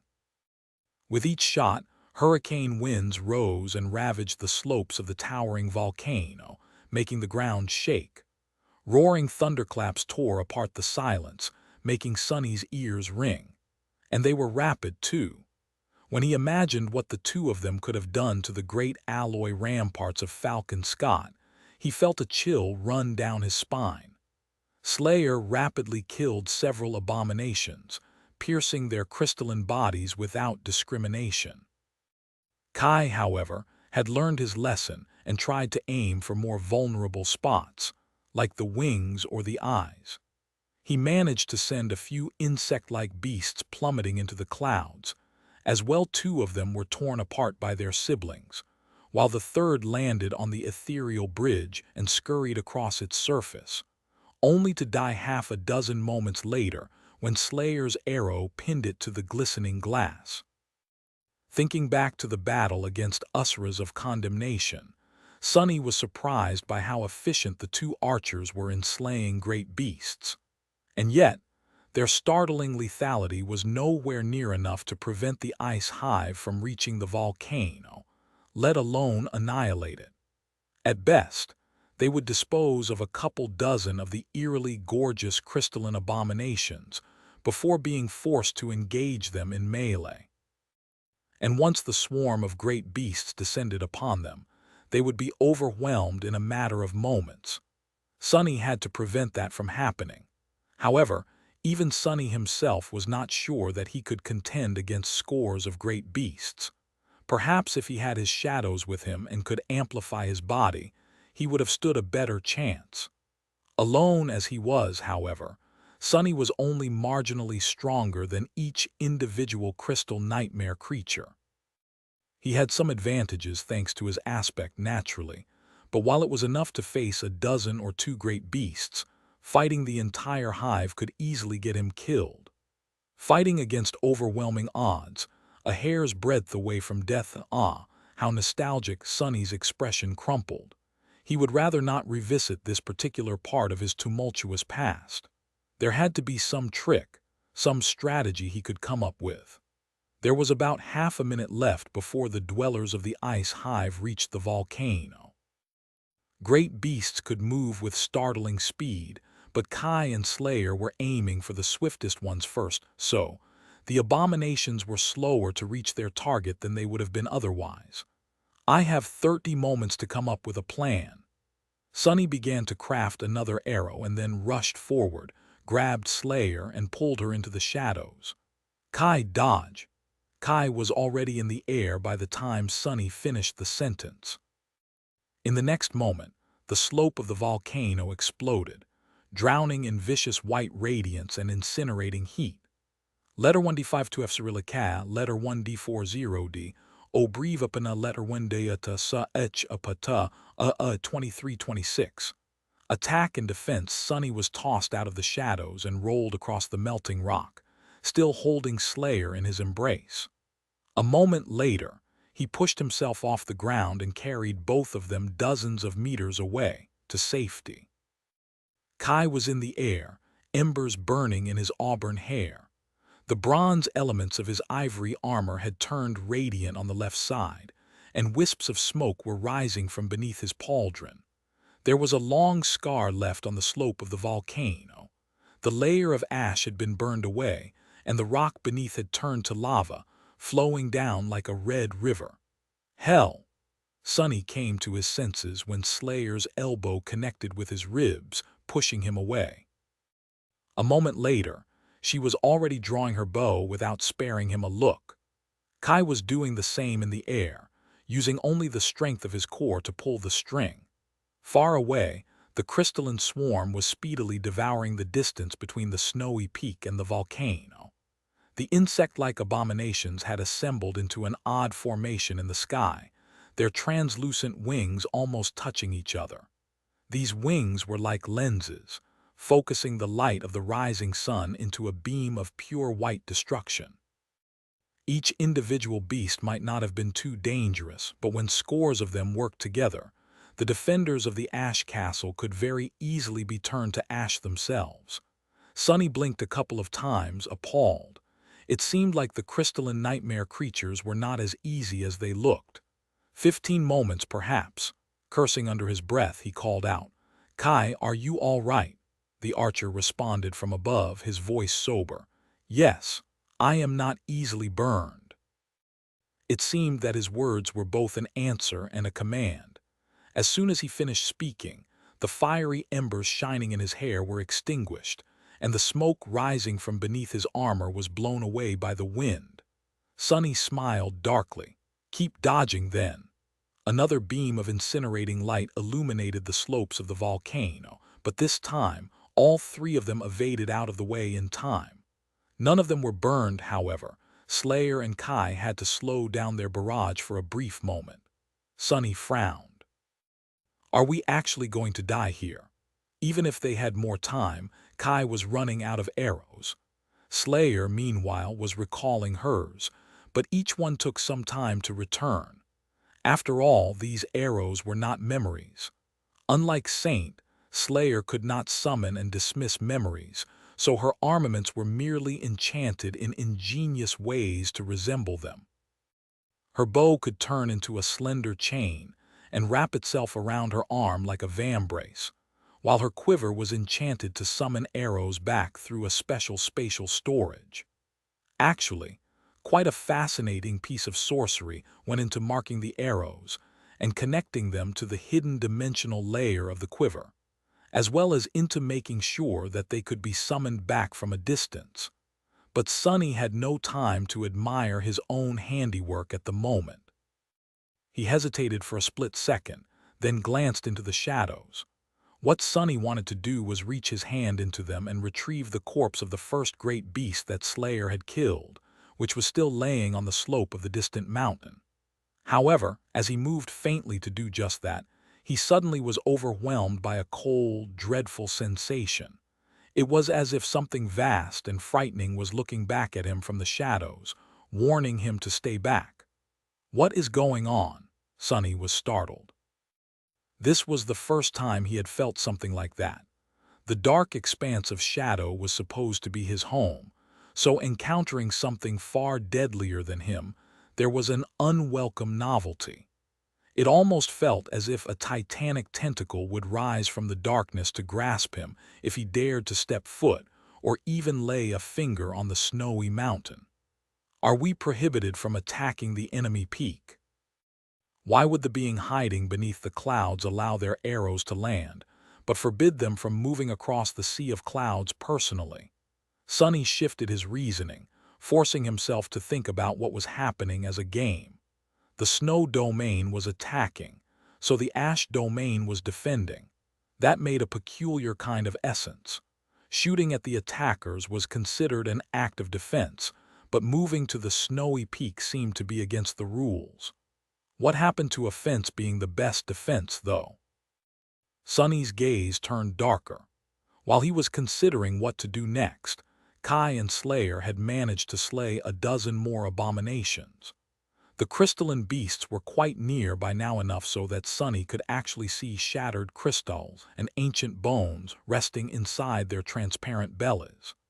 Letter 1d6 4d Letter 1d6 5 6 Nebetas. If there was one good piece of news, it was that the insect-like abominations had dove under the clouds of ash by now. The rising sun was obscured by the dark clouds, so there were no devastating beams of focused sunlight blasting the slope of the volcano anymore. Still, time was short. Sonny inhaled deeply, preparing himself for the battle. "Hey, Kai, remember how I said that our castle was absolutely horrible?" Kai landed on the ground near him, sliding on the ash and knocking another arrow on the string. "Sure, why?" Sonny glanced at the approaching swarm of great beasts and smiled. "I changed my mind. Let's retreat into the castle right now." Kai sent his arrow flying, looked at him briefly, then shot toward the ash castle without saying another word. Slayer followed, rushing into the caldera with breathtaking speed. For a few seconds, Sonny was left alone on the pinnacle of the fuming volcano, looking at the swarm of snow beasts chillingly. "Weaver, you bastard!" Had Weaver known that someone would come to retrieve a part of their legacy from Ariel's game one day? They had to, otherwise it wouldn't have been hidden here in the first place. So why the hell couldn't that damned demon make retrieving their legacy a little easier? Cursing the demon of fate, Sonny called upon the shadows. In the next moment, hundreds of long spikes grew from the slope of the volcano, each ending in an awfully sharp tip. And then all of them shot into the dark sky, rising to meet the descending swarm like a welcoming salvo. Using the barrage of shadows as a cover, Sonny retreated toward the Ash Castle. Chapter 23:23. Goldened on a second later, Sonny was standing on the edge of the volcano's vast caldera. He had stepped through the shadows while pulling Slayer and Kai with him. Slayer remained impassive, long used to such treatment, while Kai seemed a little startled. Sonny remained silent for a moment. "Come to think of it, that castle is a really awful fortress, isn't it?"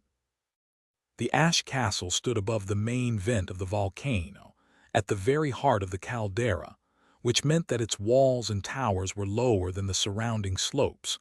One could not see the snowy peaks even from the roof of donjon, while the adversary would be above the castle as soon as they scaled the volcano and reached the caldera. It was a truly terribly designed defensive fortification. With respect, I don't think now is the proper time to ponder the merits and flaws of an old castle's design. Kai's voice sounded tense. Sonny glanced at him and raised an eyebrow. "What do you mean? We are about to be attacked, so when would there be a better time?" Smiling faintly, he turned to face the three snowy peaks towering in the distance. The moon had fallen beyond the horizon, and the sun was rising. Now that Sonny knew where east was, he could determine where the rest of the cardinal directions were as well. The Ash Castle stood on the southern edge of the game board, while the three lonesome mountains, and the Snow Castle as well, were in the north. Dawn had painted the sea of clouds below in soft shades of mauve and lilac. The world was darker above the volcanoes, where clouds of smoke and ash obscured the sky, but in the north, Sonny frowned. Hurricane winds were blowing above the distant mountains, and a vast snowstorm was rolling from the north, its billowing walls slowly novelite devouring the world. A few moments later it crashed into the three peaks, sending great plumes of snow into the air. Infused with a dreamy radiance by the golden dawn, the plumes of snow extended south, carried by the wind like streaming tendrils. There is something peculiar about the wind. Sonny looked at Kai. How do you mean? The charming archer hesitated for a few moments, then shrugged. I'm not sure how to describe it. Awakened archers always pay attention to the wind. The speed and direction of the wind matter a lot when making long-distance shots, after all, so it becomes an instinct. And my instinct is telling me that there is something wrong with the wind. He hesitated for a few moments and then added with a sigh. Actually, we tend to rely on instinct a lot. Many things affect the flight of an arrow: altitude, temperature, humidity, even the Coriolis effect. Anything that has to do with ballistics. Naturally, none of them behave reasonably in the dream realm, so there is no other choice than to develop an instinctual sense of all those things. If you want to hit a target from a great distance, that is. Sonny scratched the tip of his nose. Really? Huh. I just sort of toss things with as much force as I can and hope for the best. Well, I don't rely on sight to aim, so I guess my situation is a bit different. Then he looked at Slayer and smiled. What about you? Are you a walking encyclopedia of ballistics as well? Instead of answering, his shadow pointed to the tendrils of snow extending from the lonesome mountains. At that moment, the first snowflakes had reached the slopes of the fuming volcano. Then something peculiar happened. The snowstorm swallowed three mountains, and at the same time the tendrils of snow glistened, seemingly absorbing the golden light of dawn. A ripple spread through the sea of clouds below, and the snow seemed to solidify, turning into glass. Soon, unimaginable, ethereal bridges of frozen glass arched above the vibrant sea of golden pink clouds, spanning dozens of kilometers as they glistened with dreamy light. It was a gorgeous and fantastical view. What mattered the most to Sonny, though, was that the crystal bridges were connecting the snowy mountains to the volcanoes. Are they making a move? He scrunched his face faintly, then looked at Kai and Slayer. I think you guys should prepare to shoot. He could barely see the distant mountains behind the billowing veil of snow that swallowed them.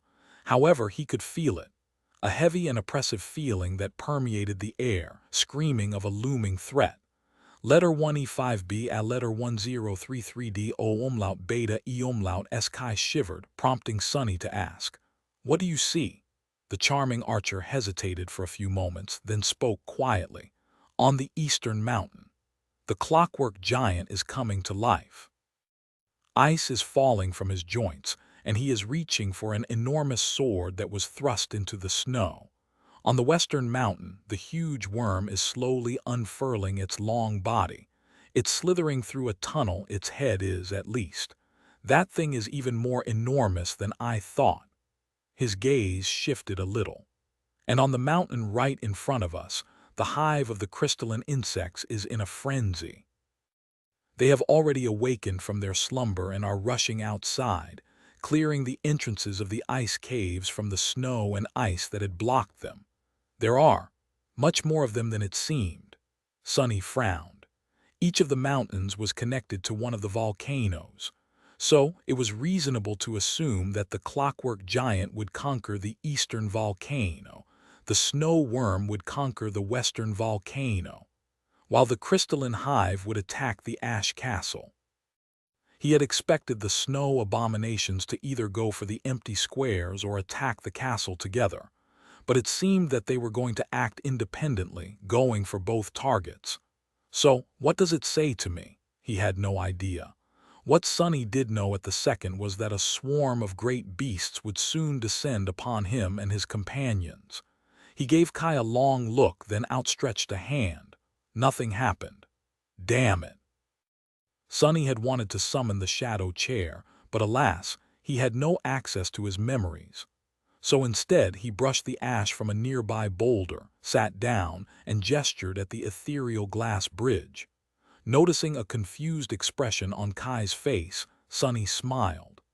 They're all yours. Chapter 23-24. Enemy move. Sonny wanted to see how Kai would fare in a battle against great abominations. The crystalline insects seemed like good practice. Naturally, there was a possibility that the entire hive consisted of cursed ones instead.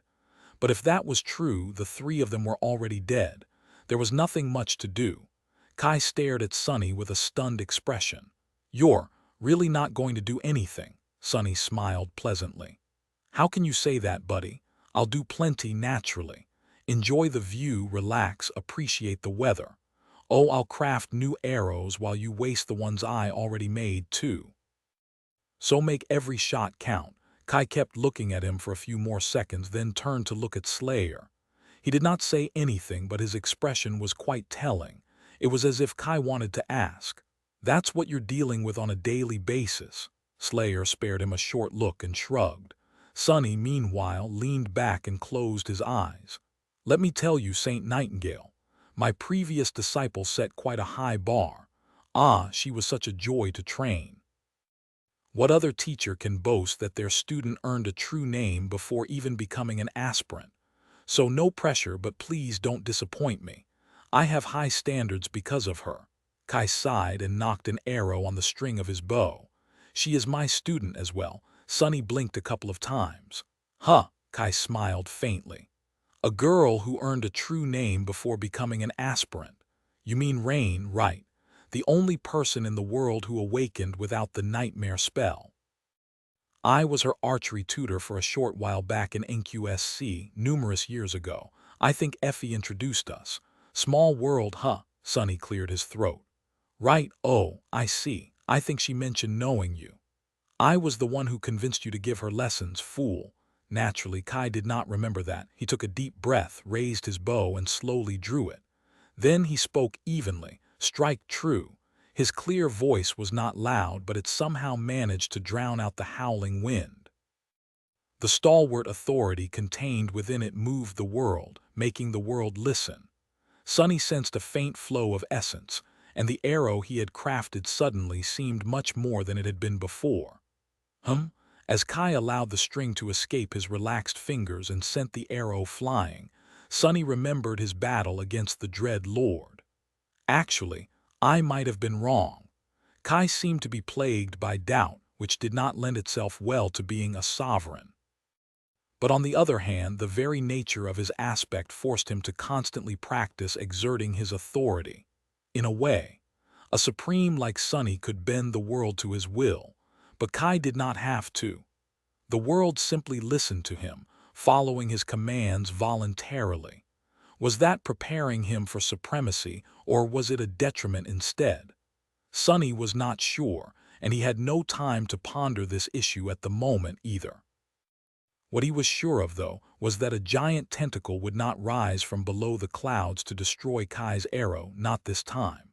His certainty was based on the fact that when the tendrils of snow turned into crystal bridges, he was suddenly able to extend his shadow sense forward to the lonesome peak that was now hiding in the embrace of a snowstorm. Sonny could sense the entire ice hive now, and what he sensed did not make him happy. Oh, they are great beasts, all right. There were about 100 of them. Each was the size of a bull, with a small thorax and a large abdomen. Their legs were thin and delicate, but frighteningly powerful. The bodies of the insect-like abominations seemed like they were made out of glass and glanced deceptively fragile. They were strangely breathtaking. Sonny knew that they would glisten gorgeously in the sunlight. He also knew that once they drew closer, he would see gnawed bones in their transparent bellies. Possibly even a human skull or two. Gods only knew what these nightmare creatures looked like soon after feasting on the flesh of their enemies. The sight of the bloody paste sloshing inside their crystal stomachs had to be indescribably gruesome. And Sonny hoped to never learn what nectar these creatures produced, and what kind of hives they built when not trapped in a desolate realm made by a demon. Had it been Novelite, official version, Ariel who turned the crystalline insects into a figure, or weaver. Whoever it was, they had done a great favor for the world by imprisoning these abominations here. Kai's arrow was still flying when Slayer raised her bow. Sunny saw lean muscles roll under her ebony skin, drawing taut like steel cables as she pulled the string.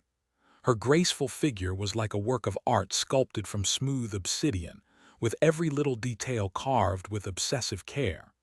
A moment later, she released the string, and a powerful gust sent her long braid fluttering in the wind. Sunny shivered, feeling a cold, killing intent wash over him. Reaching into the shadows, he went about crafting another arrow. "Did you feel that?" Kai responded without looking at him. "Feel what?" Sunny smiled faintly. "How utterly focused on one thing and one thing only our killer gorgeousness is. On killing whoever it is that her arrow is aimed at." Kai frowned. In the next moment, his arrow hit the target. It was an amazing shot. Really, very few people would be able to hit a moving target from dozens of kilometers away, despite the raging wind. However, it was all for naught, because Kai's arrow simply bounced off the crystalline insect's gorgeous carapace. His expression dimmed. Then suddenly, Slayer's arrow struck the exact same nightmare creature, piercing its gem-like compound eye and making its head explode into a million glistening shards. Sunny pursed his lips and glanced at his shadow with reproach. "Listen, with you aiming for the eye, it is hard for me to illustrate the point. Couldn't you have pierced its carapace instead?" Slayer gave him a cold, murderous look. Her inky black eyes were quite expressive, saying, "How about I pierce your caprice instead?" Sunny coughed. "Fine, fine." He outstretched a hand, but then remembered that he could not summon the endless spring either. Sunny sighed. "What are you guys waiting for? Keep shooting. There's 100 hungry great beasts out there, you know. They'll be here in less than a minute. How numerous do you think you can kill before then?" No matter how many it was, he knew that it would not be enough. Chapter 23-27. Proper siege. By the time Sunny reached the main keep of the crumbling fortress, Kai and Slayer were already there. The vast interior of the castle was just as they had left it, vast, dark, and filled with nothing but smoke and ash. "What's the plan?" Kai tried to sound calm, but there was a hint of tension in his voice. Sunny hesitated for a moment. Now might be a good time to start praying. The gods were dead, though, so there was really no point. He flashed the charming archer a grin.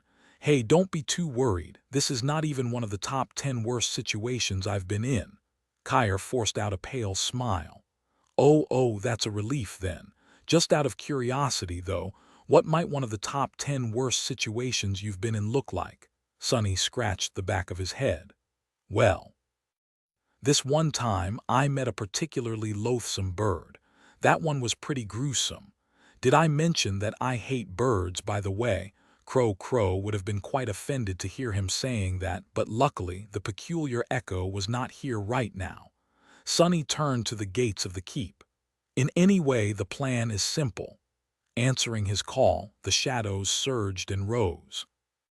A moment later, all three entrances to the hollow interior of the ash castle, the gate and the circular openings in its floor and roof, were blocked by impenetrable walls of solidified shadows. Despite the questionable design of the ancient castle, it still offered a vital advantage to its defenders. There were only so many ways the enemy could get inside. Sunny doubted that the great beasts would be able to bring the walls of the keep down, which meant that he could siphon them into a narrow passage or two. That was not exactly a trump card, but it was definitely better than fighting a hive of flying nightmare creatures in the open. My shadows will slow those bees, those ants. They will slow those bugs down but not stop them. Once the vermin start to break through, I will engage them in melee, while you two will support me from the back. If more than one entrance is breached, we will each concentrate on one. Now that all entrances to the keep were barricaded, it was completely dark inside. Luckily, none of the defenders required light to see Kai due to his awakened ability, Sunny and Slayer due to being shadows. Kai counted the arrows in his quiver and frowned. I must say, as far as plans go, he did not get to finish, however, because at that moment something crashed into the roof of the keep. Then something scraped against the ancient stone, and then more and more scraping sounds surrounded them, echoing in the darkness.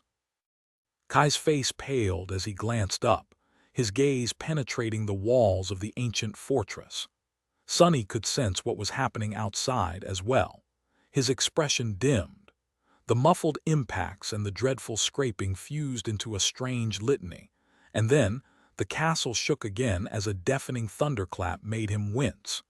The crystalline abominations had landed on the walls and the roof of the keep, and were now ramming their bodies into the wall of shadows barring its main entrance.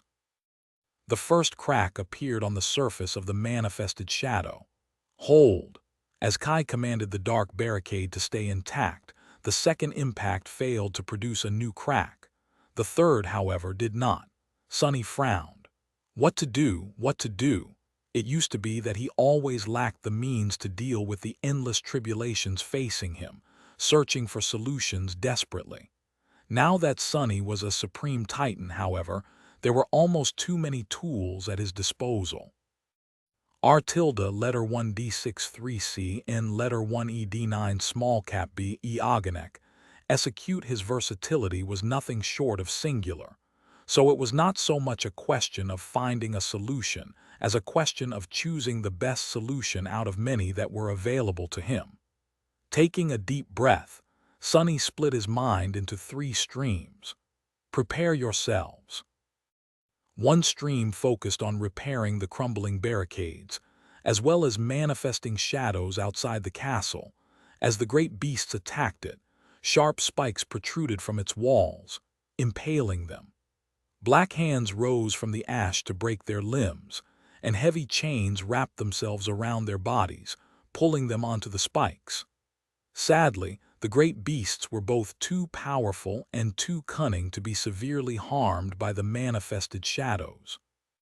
A few of them had been killed or wounded in the initial barrage, but now they rapidly wisened up and started dodging the shadows, only to destroy them a moment later.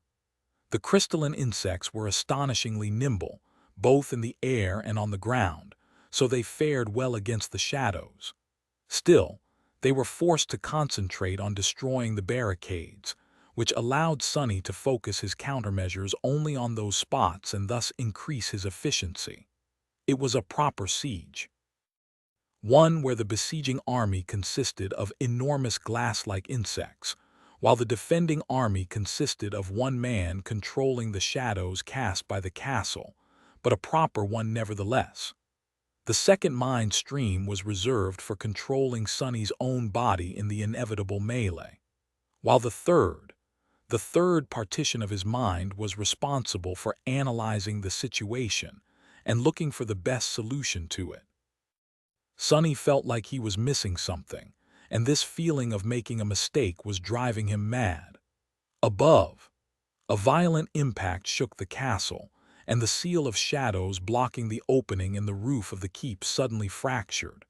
A crystalline body exploded from the rain of black debris, but before it could lunge at the 3 defenders, 2 arrows hit its head. Kai pierced its left eye, while Slayer pierced its right eye.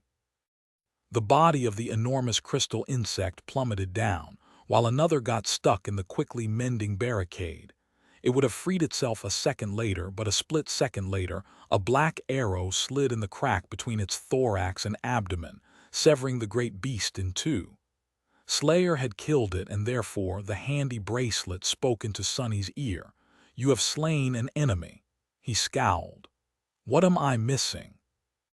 Just then, the largest of the barricades, the one blocking the gate of the keep, was torn open by a wide fracture. Crystalline bodies filled the breach. Grasping his odachi, Sunny rushed forward. Whatever it is, I hope I'll figure it out soon. He dove into the familiar cradle of battle chapter 2328. Crown of Horns Sunny rushed forward as the first of the crystalline insects burst through the breach. These great glass-like horrors glanced like grotesque bees, but also somewhat like dreadful ants. Considering their warlike behavior, however, he decided to call them the crystal wasps. The crystal wasps were great beasts, while he was a supreme titan. By all means, he was supposed to be much more powerful as far as pure physical prowess went, but it was not that easy. After all, his was a human body, while their physique was anything but. Both a mouse and an elephant were beasts, but were they equal in strength? No. Similarly, humans were often physically inferior to nightmare creatures, even if their rank was the same. Sunny was still a titan, though, so even his modest human body was stronger, faster, and more resilient than each of the grotesque abominations. And naturally, nothing really prevented him from assuming a different form. As Sunny dashed forward, his body turned into a surging wave of unfathomable darkness, and then solidified into the fearsome form of a four-armed fiend. This time, he wasn't creating a shell from the surrounding shadows. Instead, he simply turned himself into a shadow spawn. After all, Sunny was himself a shadow now. His human appearance was merely a form he assumed, so if he was familiar with a different one well enough, he could just as easily become something else. His shadow spawn form glanced pretty much exactly as the devil he had been in the second nightmare, towering at 3 meters in height, encased in the fearsome black carapace of the jade mantle, and with 4 hands ready to tear and rend the flesh of his enemies. If there was one difference, though, it was that 7 horns were crowning his head now instead of 4. Suddenly, the crystal wasps did not dwarf him anymore. Neither were they as threatening anymore, but they were still great beasts. Even if Sunny was stronger than them, he was still vulnerable to their malice. And there were a lot of them, numerous more than he would have chosen to face if there was a choice. No being of the great rank could be taken lightly. He poured more shadows into his odachi, increasing its length to nearly 3 meters. Almost at the same time, the crystal wasps ignited with blinding radiance, chasing the darkness away, as if sunlight had been stored in their glass-like bodies. A wave of scorching heat washed over him, making him frown. Curious. That ability of theirs was that how they built their hives, by melting tunnels in the ice. There was no time to ponder. The first of the abominations was already upon Sunny, or rather, he was upon it. Slicing off its crystalline leg, which was poised to pierce his chest, Sunny rammed the creature with his shoulder, and at the same time grabbed its frightening, razor-sharp mandibles with 2 of his 4 hands, pushing its head to the side and preventing it from biting a huge chunk of his flesh off. A split second later, he spun his odachi and slashed downward. The nimble nightmare creature easily dodged his strike even while reeling from being slammed into. However, it still convulsed and toppled, its lifeless body suddenly growing brittle and shattering into many shards with a melodious ringing. That was because Sunny had never aimed for the crystal wasp. To begin with, instead, his black odachi had severed its shadow from its glass-like body, thus destroying its soul. It wasn't easy to destroy the soul of a great beast in one strike, even when striking its shadow. However, Sunny's killing intent was especially deadly, because his will to kill was especially firm. The touch of his black blade carried uncompromising lethality, as if imbued with an echo of death itself. The crystal wasp died instantly, unable to offer much resistance. That said, Sunny had not expected its body to crumble into innumerable shards. He had been planning to toss the corpse of the great beast at the other abominations rushing at him, thus slowing them down. Instead, another insect-like abomination was already lunging at him through the cloud of falling shards, a split second away from biting into his neck. Sunny reeled back to block the glass mandibles with his odachi, holding the hilt with two hands and bracing the flat of its blade with two more. The impact was tyrannical enough to push him back, but instead of falling and being buried under the mass of the nightmare creature, Sunny collapsed into the shadows and shot out of them behind the adversary almost at the same moment, his odachi falling down to split the adversary in two. You have slain an adversary. Spinning to face the next crystal wasp, Sunny saw that the barricade of shadows he was fervently repairing was continuing to crumble, and that 4 more abominations had made their way inside the keep in the time it took him to kill 2. Nevertheless, he was surprised by something. Why were the crystal wasps weaker than he had expected? They still possessed the dire power one would expect from great beasts, but it was significantly lower than it was supposed to be. Than it had been back when they were escaping the ice hive on the slopes of the snowy mountain. 2 abominations lunged at him at great speed, their radiant bodies creating a dizzying movement of light and shadows. The ash covering the floor rose like a whirlwind in the wake of their violent passage. The ash Sunny moved, raising his odachi to impale one of the abominations, and at the same time catching the second one in the air. This time, he did what Nephi's had advised him to do, wrapping his will around his entire self instead of focusing primarily on his weapon. It was easy to feel the difference, despite being outnumbered. Sunny did not feel like the world was fighting against him just as hard. The willpower of the ice hive was pressuring him like a crushing wave, but strangely enough, Sunny was like a fish, cutting through it almost with ease. He slammed one of the crystal wasps into the floor, causing the entire ash castle to tremble and for a web of cracks to appear on its transparent carapace. The second abomination was impaled on his great odachi, but that did not seem to slow it down much. Its scythe-like legs scraped against the surface of the jade mantle, and the creature pushed itself lower across the length of the black sword, aiming to shred Sunny to pieces. The weight of its body was immense enough to make him stagger. His armored foot descended upon the crystal wasp on the floor, shattering its already cracked head, and at the same time his tail wrapped itself around the second nightmare creature's thin neck. You have slain an adversary. Falling on all fours, on all 6, to be precise, Sunny used his tail to send the great beast flying back. As if shot from a sling, the nightmare creature flew through the air and crashed into its advancing kin. That's 4. In the time it took Sunny to kill 4 crystal wasps, 8 more had breached the barricade. The wall of shadows was collapsing faster than he could repair it, and the breach was growing wider with each second. Sunny glanced at the mass of crystalline abominations somberly. Damnation. Chapter 23-29. Defensive advantage. Sunny had faced 7 saints as a transcendent, and now he had to face a swarm of great beasts as a supreme. The crystalline bodies of the eerily radiant abominations were shining blindingly with imprisoned sunlight, and shadows danced as they moved. Flakes of ash swirled in the air. Ash, moving between shadows, Sunny suddenly had an epiphany. He had noted that the crystal wasp seemed weakened, and now he suddenly understood why. The answer lay in the rules of death game. As Sation had mentioned, positioning and territorial conquest played an important role in this ancient game.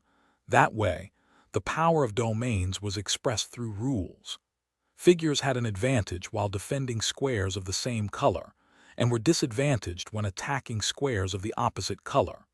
The disadvantage diminished the more the besieged square was surrounded by the adversary domain. Ariel's game was based on the same rules. So, the Ash Castle bordered 2 volcanoes and 1 snowy mountain. Actually, was it 3 snowy mountains? Did diagonal borders count? In any case, it was not entirely surrounded by the snow domain, which meant that Sunny was supposed to have some kind of advantage.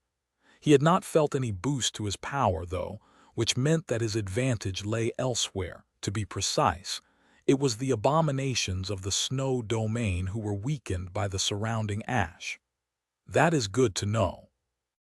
Another piece of the puzzle was solved, and armed with that knowledge, he would be able to plan his subsequent moves better. For now, however, Sunny had to survive the enemy move. His mastery of Shadow Step, which had long been woven into his battle art, allowed him a supreme degree of mobility on the battlefield. That was why the crystal wasps could not immediately overwhelm him despite their superior numbers. Sadly, Sunny was not entirely free to move however he wanted, either. After all, he was supposed to serve as an impenetrable wall between the abominations and his allies. Therefore, he could not allow the great beasts to advance too far into the interior of the ash castle, meaning that he had to spend most of his time in front of the advancing swarm. The issue was further exacerbated by the fact that in a battle between great nightmare creatures and a supreme being, the distinction between tangible and intangible was less meaningful than it would be for weaker creatures. In other words, the attacks of the crystal wasps were imbued by their rabid will and could therefore pursue him into the shadows. Curse it! The shadows shifted again, pushed around by the radiant abominations, and Sunny was forced to step out of them a few meters away from where he wanted to be. Unwilling to let the opportunity pass, Sunny transformed his Odachi into a long spear and thrust it forward, piercing the joint of a crystal wasp's leg. He wrenched his spear, destroying the joint completely, and immediately leaped back. In the next moment, another nightmare creature was already in the spot where he had been before, its terrifying mandibles closing on nothing but emptiness. Sunny did not miss the chance to bring the butt of his spear upward, slamming it with ferocious force into the underside of the creature's head. Its skull cracked, and one of the mandibles shattered. Continuing to retreat, Sunny turned his torso and pushed his spear forward, piercing the eye of a different enemy, then spun it to drive two more a step back. With how overwhelmed he was by the enemy numbers, Sunny only managed to kill two more crystal wasps after the initial four. The rest of them were battered and bore gruesome wounds, but were very much alive, and more were already entering through the breach as well. Just then, however, a black arrow slid into the crack on the skull of the nightmare creature he had struck with the back of his spear. The great beast died instantly. Another arrow struck the crystal wasp, who was moving slower than the rest due to the joint he had destroyed, making its massive body explode violently into a cloud of glass shards. You have slain an enemy.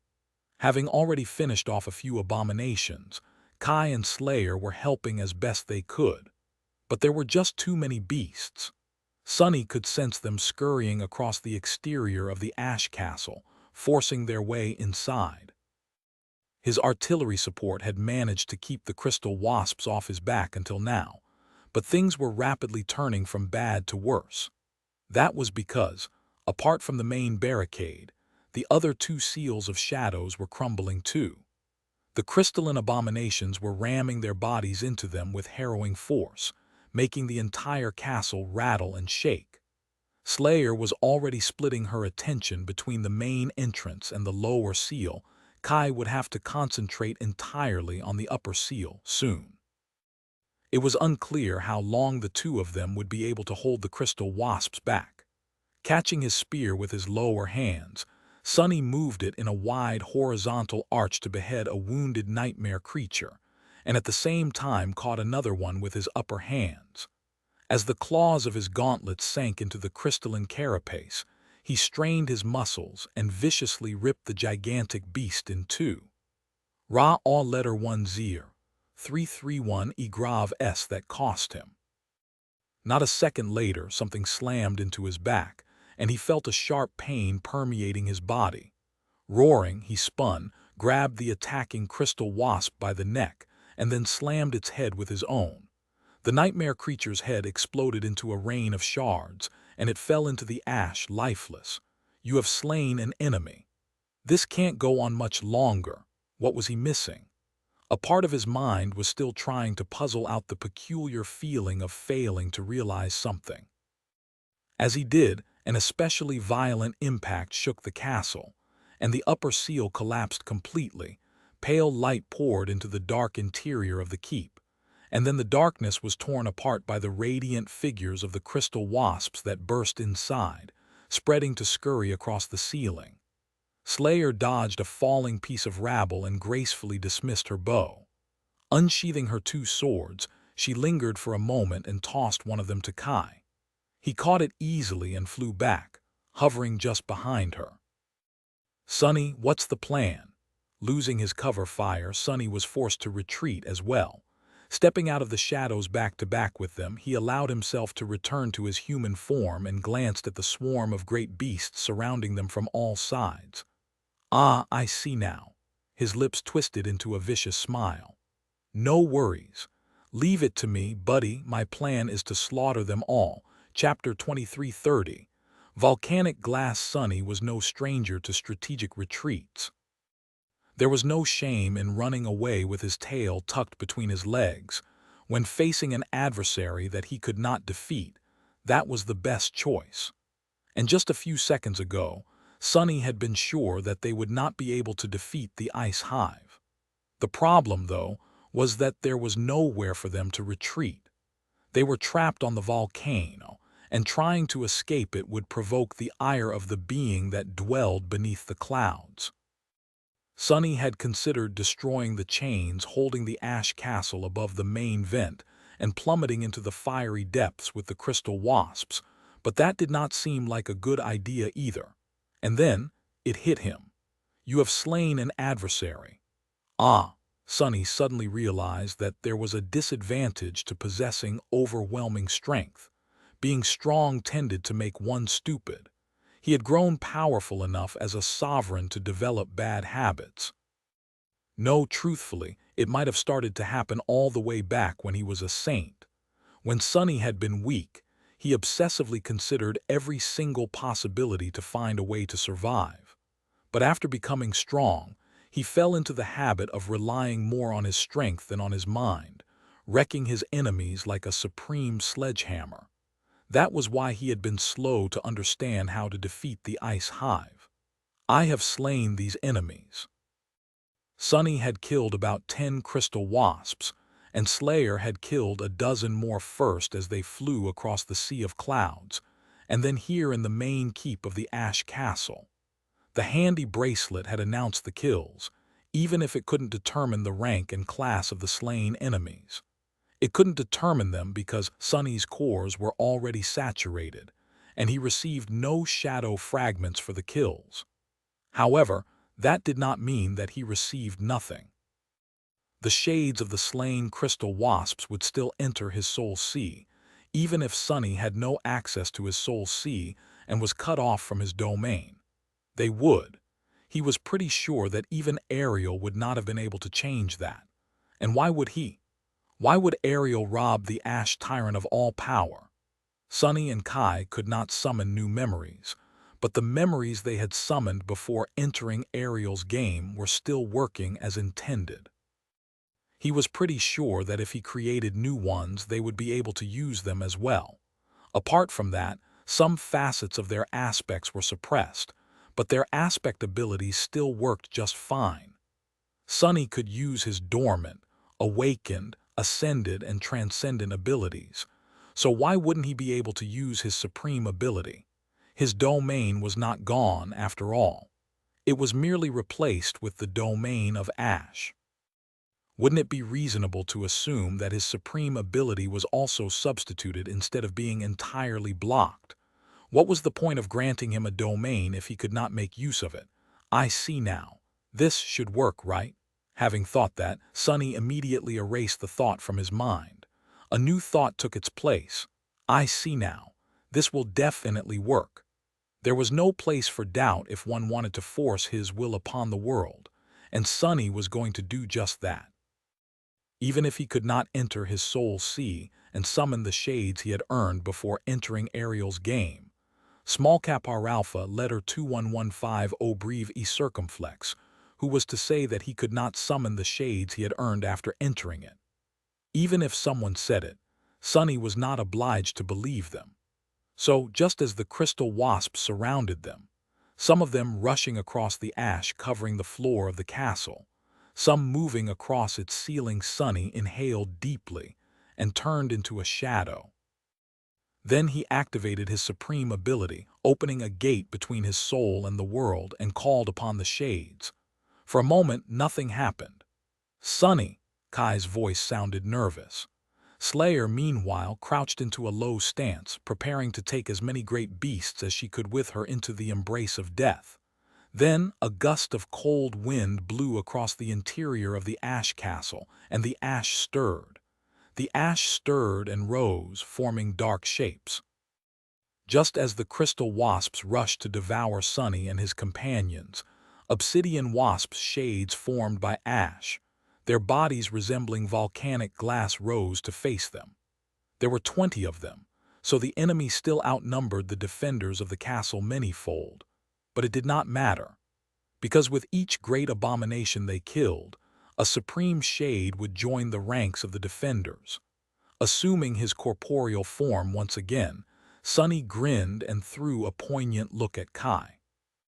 The charming archer seemed to have lost the ability to speak for a second. "As I said, don't worry. You see, Kai, death always wins." Because death was inevitable.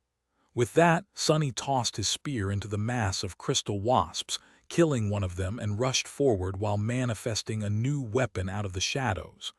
A violent battle took place in the ash castle, making it quake and rattle. A few of the shades were destroyed, and then a few more. But new ones immediately took their place, lunging at the crystalline insects without fear or doubt. Even if each individual obsidian wasp was weaker than their former kin due to not possessing the will, the titan who had summoned them did.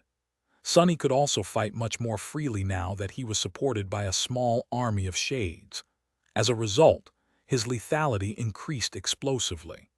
Kai and Slayer did not waste any time either.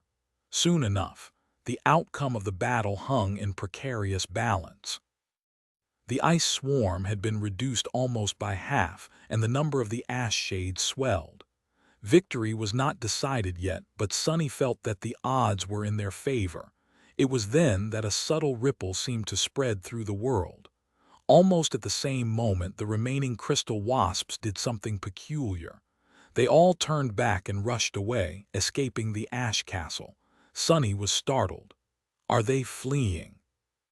Since when had nightmare creatures, mere beasts, no less, had enough presence of mind to suppress their frenzy and flee from an unfavorable battle?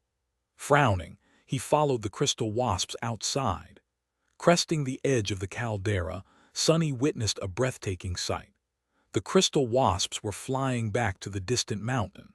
The sun had risen above the horizon, and the golden light of dawn turned into bright daylight. And almost as soon as dawn burned itself out, the resplendent radiance of the ethereal glass bridges dimmed. The gossamer bridges crumbled, turning into plumes of snow, and were dispersed by the wind.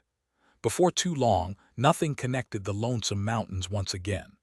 The dawn was over, and with it, the enemy move came to an end. Chapter 2331. Last square, the sun had risen above the realm of clouds and mountains, above the world of Ariel's game. The ethereal, glistening bridges turned to snow under its radiance. Sunny was standing on the edge of the caldera, his battered armor slowly repairing itself. As he glanced north there, far away, the surviving crystal wasps had landed on the slopes of the snowy peak and disappeared into the myriad entrances to the ice hive. The adversary move is over. Taking a deep breath, he glanced west. There the giant body of the snow worm was coiled around the volcano, its pale flesh standing out starkly against the black ash. Then he glanced east. Somewhere out there, the clockwork giant was standing in the ash as well. The ash castle had withstood the siege, but the other two volcanoes were now conquered by the snow domain. As Sunny watched, a startling change took place. Two pillars of lava shot out of the conquered volcanoes, rapidly solidifying in the cold air. At the same time, the snowstorm veiling the distant mountains moved south, consuming the world. It flowed past the ash castle, sparing it the elemental fury, and completely obscured the neighboring volcanoes. Just then, Kai landed on the ash beside him. What is going on? Why did they retreat? Sunny hesitated for a while, struggling against the powerful winds as he glanced into the swirling mass of snow that swallowed the world, sparing only the billowing clouds of ash above the ash castle. They retreated because their time ran out. It seems that snow figures can only move at dawn. He paused for a moment, then added slowly, I guess the ash figures can only move at dusk then. Sunny imagined ash blowing across the sea of crimson clouds, turning into obsidian bridges in the fiery glow of the dying sun. Yes, that would make sense. He glanced at Kai. As for what is going on, I think we will see soon. Two more squares were conquered by the snow domain. Just as he finished speaking, the violent winds suddenly settled down and the great snowstorm passed. Dark clouds still boiled above the ash castle, but the rest of the world was resting under a clear blue sky now. The other two volcanoes had disappeared, or rather, transformed. The deep calderas were buried under solidified lava, turning into sharp peaks. The thick layers of ash had been blown away by the wind. The dark slopes were stripped bare and then covered in snow. R tilde letter 1D63C O umlaut letter 1D51F open and letter 1D8A. Two snowy peaks stood where the fuming volcanoes had been just minutes ago, and the ash castle was now completely surrounded by the snow domain. It was the last black square left on the board.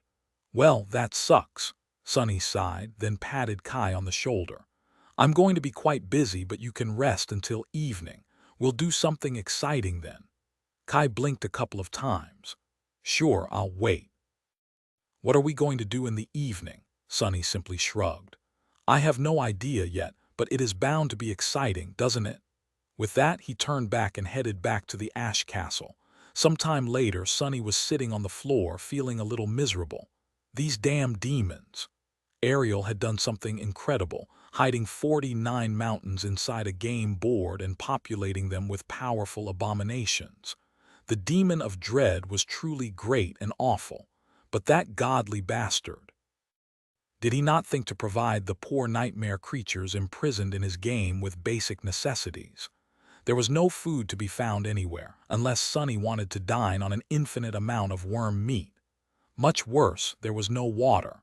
The figures of the snow domain could at least melt the snow to quench their thirst, but what was he supposed to do? Was he supposed to melt ash? How would that work?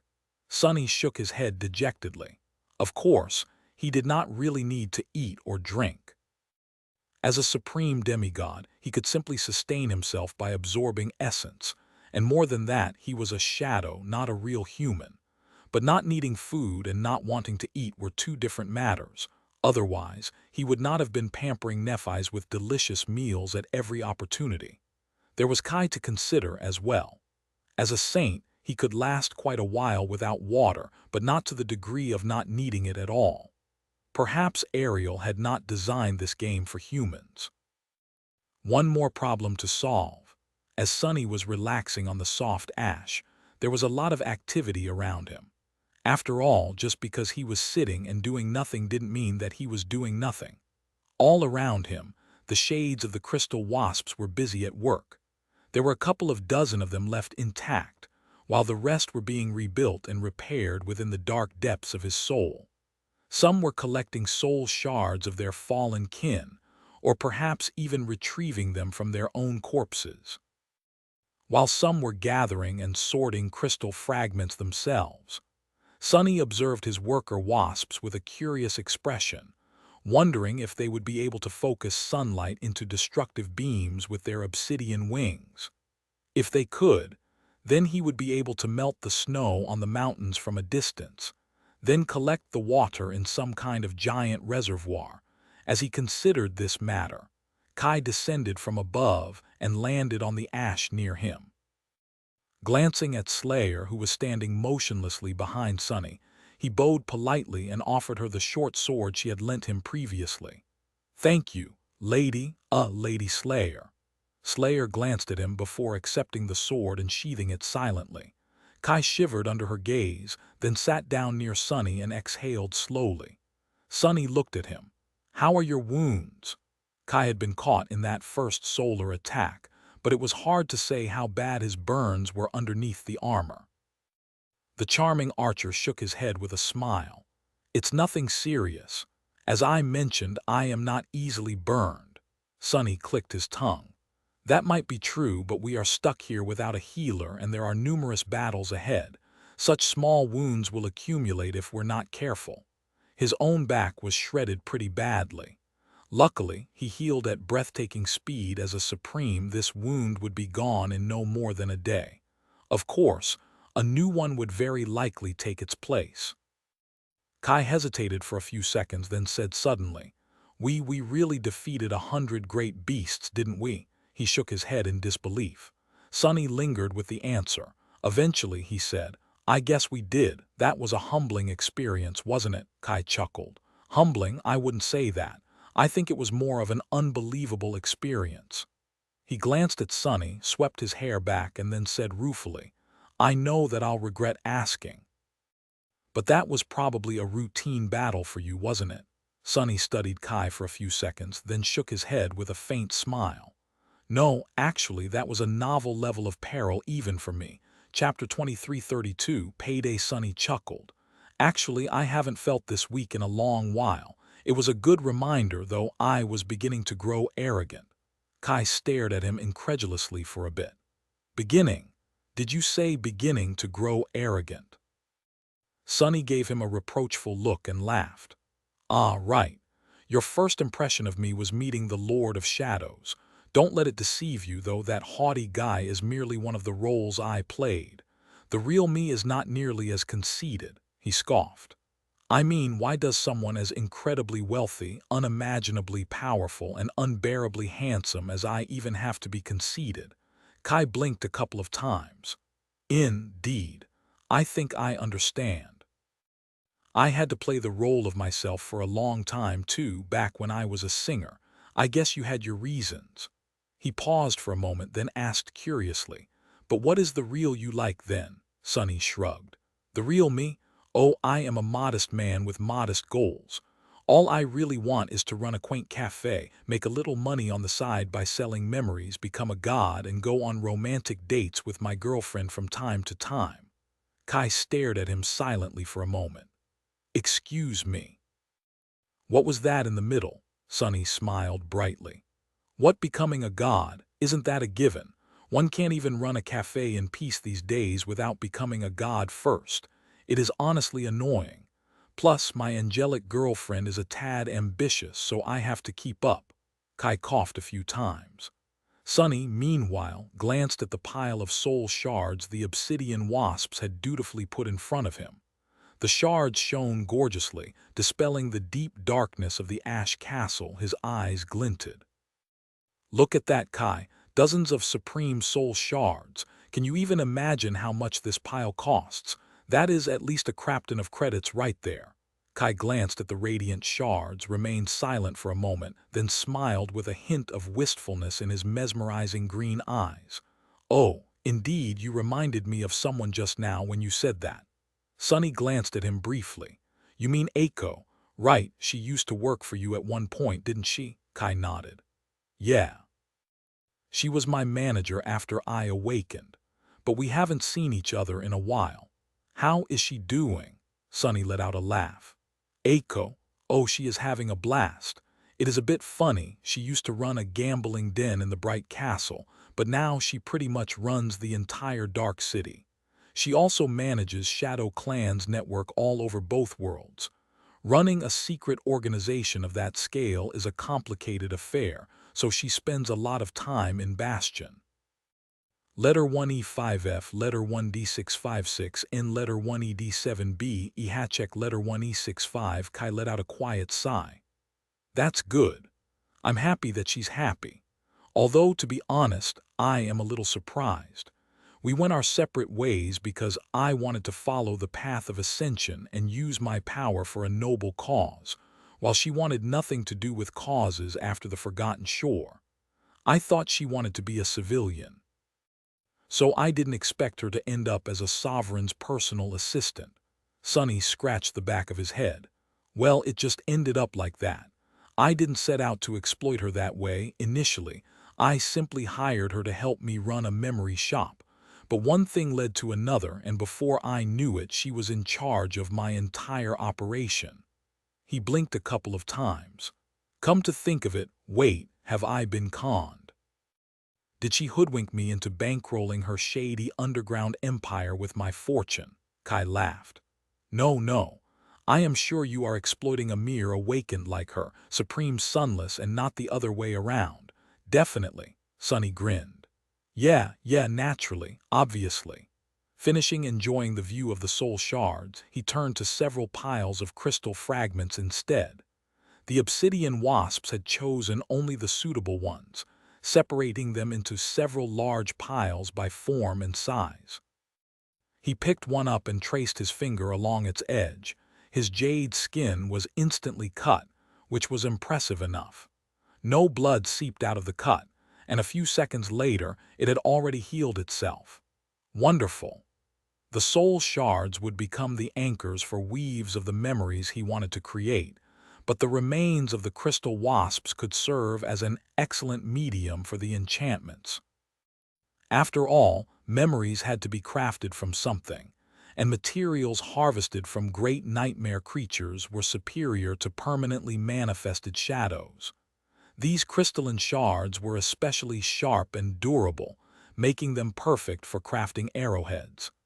Actually, there was someone here who was quite amazing at crafting arrows from similar materials. Slayer had spent thousands of years making her own weapons from what she could find in the Shadow Reel, and the most readily available resource there was obsidian. Sonny glanced at her and raised an eyebrow. Hey, how about helping me with this? She stared at him chillingly, which made him clear his throat. Oh, right. It was time for another payment. Sonny used the same shard of crystal to slice open his forearm. This time, the cut quickly swelled with blood. Slayer finally moved, lowering herself to one knee beside him under Kai's startled gaze. She put her hands together and placed them under his arm, allowing his blood to flow into them. When the chalice of her hands was nearly full, Sonny stemmed the bleeding and watched as she raised them to her veiled lips. A few moments later, the blood was gone. Slayer did not really drink it. Instead, it was simply absorbed into her ebony skin, disappearing forever behind the veil. Her dark eyes were distant, full of some vague, indescribable emotions for a heartbeat. Then the hint of emotion was replaced by the familiar cold malice. Kai stammered. What was that? Watching his cut heal, Sonny chuckled and glanced at him with a smile. That, he shrugged.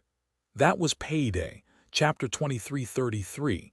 Pit Stop. Slayer seemed satisfied with her payment. Of course, it was a little tactless of her to demand his blood when they were imprisoned in a lethal demonic realm, but actually, she was being unexpectedly considerate. After all, it did not escape Sonny's attention that the murderous Shadow had foregone their usual duel. He had fully expected that Slayer would attack him as soon as there was a chance, but she seemed to have decided against it.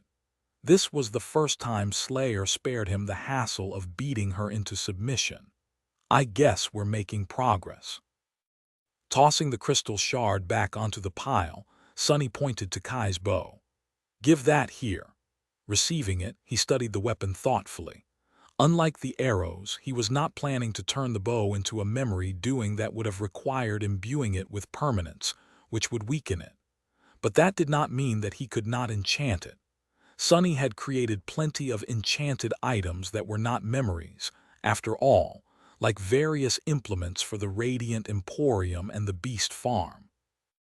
the fundamental weaves shared by all memories, and which therefore defined what a memory was, were so ingeniously designed and useful that there was usually no reason not to bestow them on a weapon or a piece of equipment. But that did not mean that they were necessary. It was just that the spellweave had to be woven a bit differently for an enchanted item that was not a memory. For example, awakened usually needed to activate the enchantments of their memories with essence, and only the essence of the person to whom the memory belonged could do the job. The memory itself was a concept moored to the master's soul, while manifesting it turned their soul essence into matter. So there was an innate connection between awakened and their memories.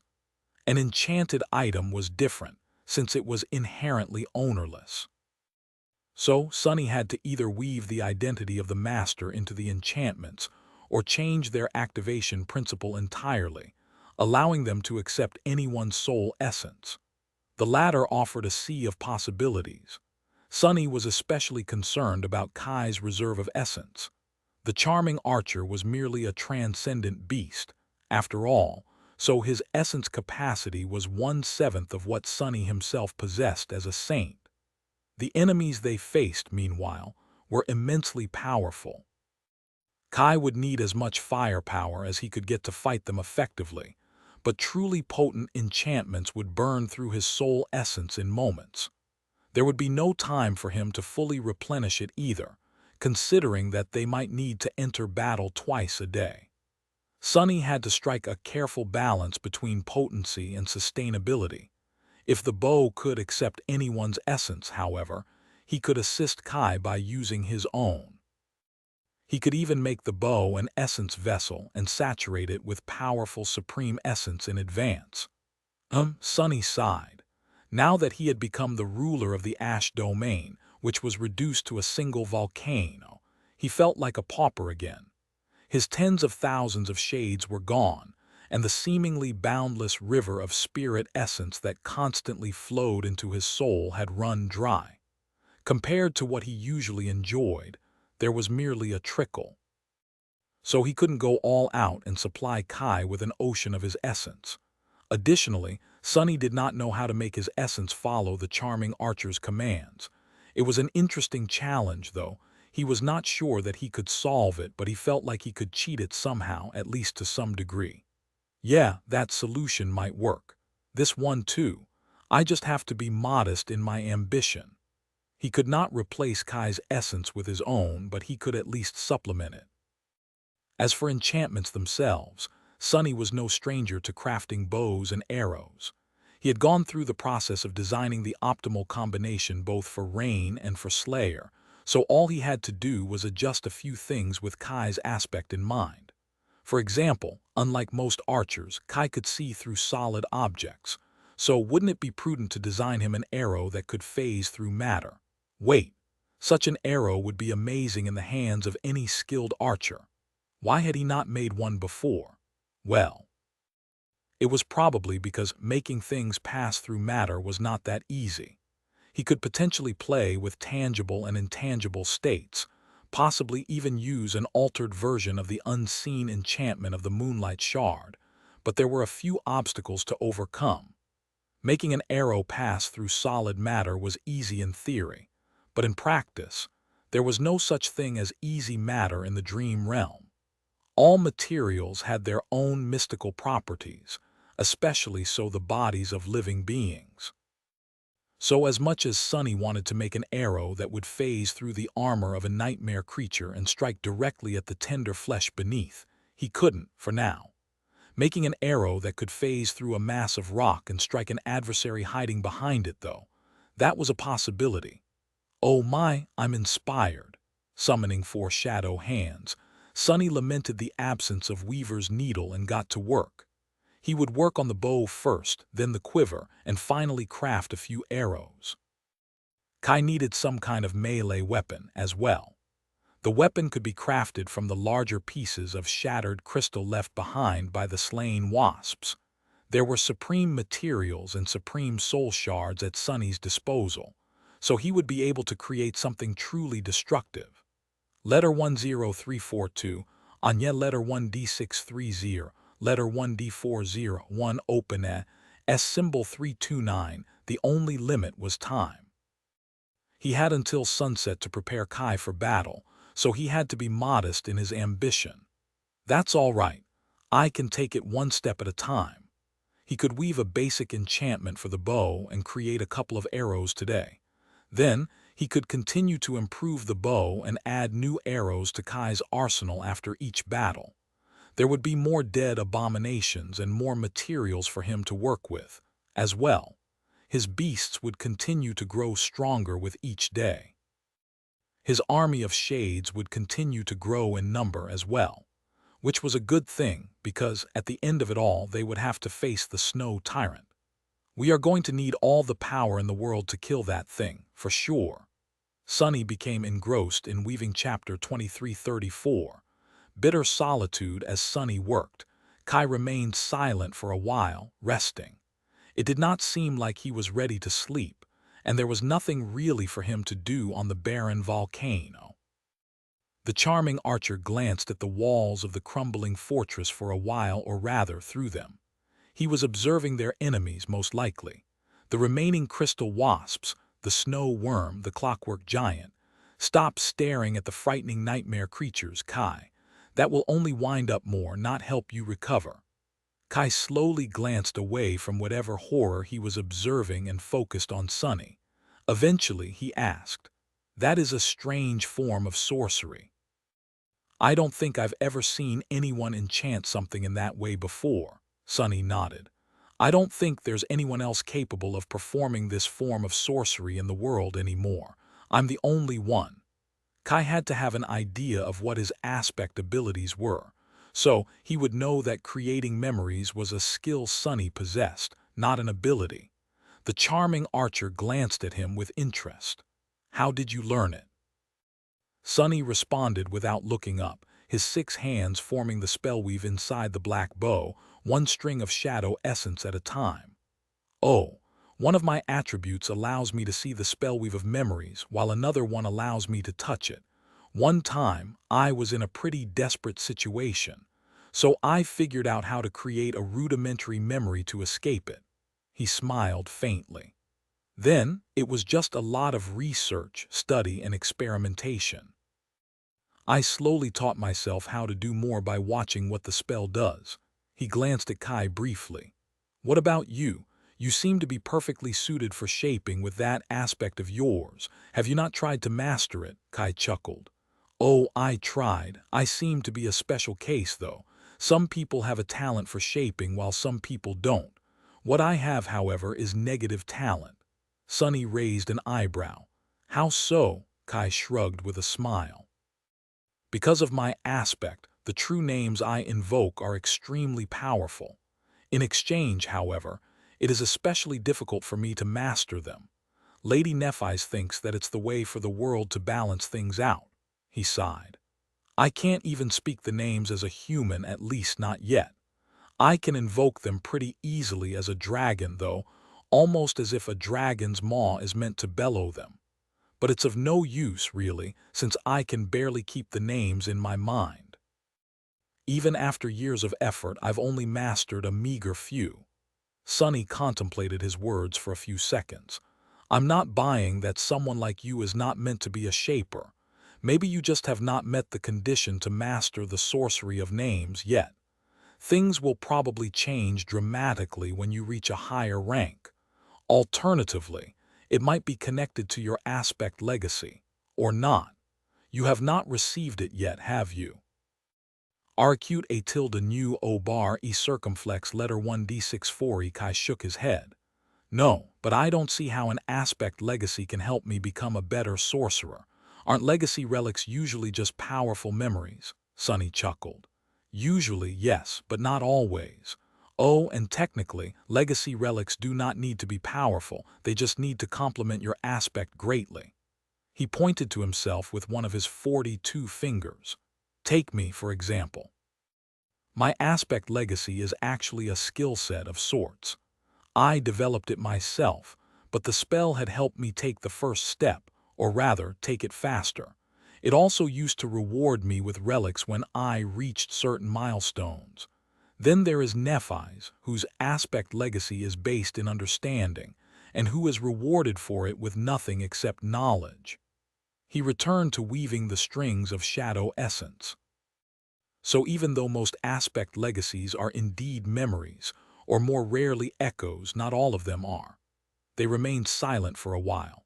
At some point, however, Kai studied him with a neutral expression and asked tentatively, "Sonny, can I ask you something?" Sonny nodded while keeping his focus on the black blow. Kai hesitated for a few seconds. "Before, you told me that my survival would depend on my companions, while their survival would depend on me. That no one survives in the dream realm alone." Sonny raised an eyebrow. "So I did." Kai lingered for a while. "But you were living in Godgrave all alone when we met. A solitary saint all alone in the world. Did you speak from experience, or was it simply common wisdom?" Sonny smiled faintly. A saint.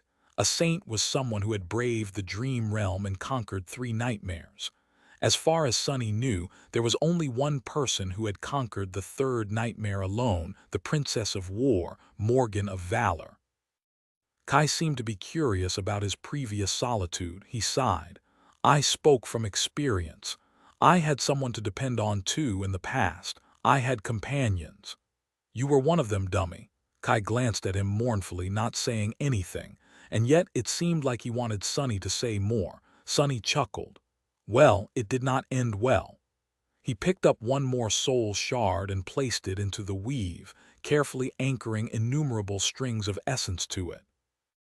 "It did not end well because I betrayed my companions and lost them.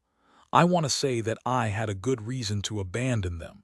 Maybe I did, but in the end it was a selfish reason. I am a very selfish person, Kai. I am a very greedy person as well. My selfish greed was my undoing." What would have happened if Sonny had stayed with his cohort and faced the first seeker with them? If he had made a different wish, would it have been for the best? Or would he have spent the rest of his days living in regret? Had he made an unforgivable mistake? He did not know. He did know that he regretted losing his companions bitterly, though. Some days it felt too bitter to endure. Kai shook his head slowly. "You do not look like someone who is undone, Sonny." There was some truth to that. Sonny was a sovereign after all. He glanced at Kai and smiled. Looks can be deceiving. Chapter 23:35. Changing shadow. After that, the conversation fizzled out. Sonny focused on weaving, while Kai tactfully gave him some space.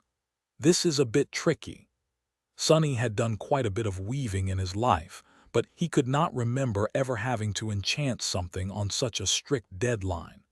One day was really not enough to create something worthy, but he put great effort into arming Kai as best he could. He also decided to design a set of enchantments for the bow that could be implemented in stages. That was a new approach for him, and required a different way of creating a weave. But if Sonny succeeded here, he could potentially save himself a lot of trouble in the future. After all, up until now, he always had to complete the entire weave in one go. Otherwise, the unfinished pattern of shadow strings would quickly collapse as soon as Sonny released his hold on it. If he could come up with a way to prevent that from happening, he would have far fewer headaches while tackling truly complicated enchantments. Necessity was truly the mother of invention. Still, Sonny felt hurried and tense while working on the bow. "I miss my shadows." Having one paltry body to work with felt stifling. It was really quite frustrating. How did people even manage to live their entire lives in such an inconvenient way? Poor mortals, they must be struggling every day. Unthinkable. Sonny scoffed, remembering his own struggles vaguely. He had grown accustomed to controlling several bodies at the same time a while ago, so the very idea of only possessing one seemed strange now. Not to mention the idea of only perceiving the world through one vessel. Sonny had been experiencing the world through many points of view for the past year. Suddenly finding himself all alone in his own head felt both comforting and disconcerting. It was through this feeling of strangeness that he realized how far from being a human he had strayed without ever fully realizing it. Sonny knew that he was a shadow now, not a human being, but that was merely a difference of form. Here in Ariel's game, however, he had no choice but to admit that his very mind was growing further and further apart from that of a human. It had nothing to do with becoming numb to human emotions, like what Nephis had experienced due to the agony of her flaw, and more with the nature of his consciousness itself. But then again, maybe it was not that different after all, on the fundamental level. Was it merely a matter of repetition? Sonny remembered how vivid and horrifying his first encounter with an abomination had been. But after facing and slaying a myriad of them, he barely felt anything when encountering yet another ghastly horror. He had grown callous to their presence. The same held true for human experiences. People naturally changed as they grew older and accumulated calluses on their hearts. The emotions of a wizened old man were deeply different from the feelings of a child, for whom every occasion was new and exciting. At the same time, there was a natural limit to a human's lifespan, as well as to the number of events they could experience at any given time. But what if that limit was removed? What if a human could live for 1,000 years while experiencing 1,000 different perspectives? How different would the mind of such a being become, and would it still be even remotely human? Sonny sighed. I'm changing. He was still young, and he had already changed so much. What kind of person would he become in a decade? The fact that his consciousness was slowly transforming to resemble that of a deity was both a promising sign and an eerie omen. It was good to know that he was well on his way to apotheosis, but still Sonny had already seen supreme humans who had lost most, if not all, of their humanity. The example of Anvil and Kai Song was right in front of his eyes, and they were both hateful. He hoped that he would never become callous and indifferent to human suffering like they had. That he would not change that much. Our acute letter 1D63C new letter 1D2 beta yes diuresis. I miss my true name as well. A true name was meant to serve as an anchor of oneself. Without it, the promise of unending change seemed frightening. That said, even in the throes of unease, Sonny knew that some things about him would never change. For example, his love for Nephis. The two of them had been separated numerous times by the conflicting nature of their values and beliefs, by the boundaries separating different worlds, by the fatal depths of political strife, and even by fate itself. And yet, despite it all, they still always ended up together. Nothing had been able to pull them apart yet, and he knew that nothing would ever be able to pull them apart in the future either. That was one constant in his tumultuous life. Funny. Sonny thought of himself as an anchor that kept Nephis tethered to humanity. Maybe she was his anchor as well. Taking a deep sigh, he forced his 6 hands to move even faster. In the end, he succeeded in placing the first enchantment on Kai's bow, as well as crafting 2 powerful arrows from the crystal shards. He even managed to enchant the charming archer's quiver. It was a good start, and there was still some time left before sunset. Turning his head, Sonny glanced at the altar standing at the heart of the ash castle, and at the jade figure of a snow beast laying on it. His eyes narrowed. Shall I? Letting Kai experiment with his improved bow and new arrows, Sonny rose from the ash and walked over to the altar. Slayer followed behind, her steps soft and quiet. Picking up the figure of the snow beast, Sonny hesitated for a while. I wonder what truth I will learn this time. How about learning why the world had ended? Taking a deep breath, he focused on what he wanted to learn and tossed the jade beast into the billowing smoke. Chapter 2336. A strange truth: the sun was rising above the wine-dark sea. Its gentle rays caressed an island where white stones were drowning in the verdant grass, and colorful flowers blossomed in the pleasant heat. A forest covered the slopes of the island like a carpet, and at its highest point, A woman was resting in the shade of an olive tree. She wore a knee-length chiton, its pristine fabric as white as snow, with a deer's skin tied around her shoulders. Her hair was cut short, held back by a simple leather band. Her gaze was calm and sober. As the woman rested, a doe emerged from the forest. Instead of being scared of the human, it approached her tentatively and lowered itself to the ground, resting its head on her lap. The woman lowered her hand to caress the wild doe gently, her fingers drowning in the soft fur.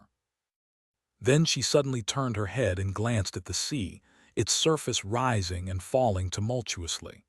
Far away, a sail appeared from beyond the horizon.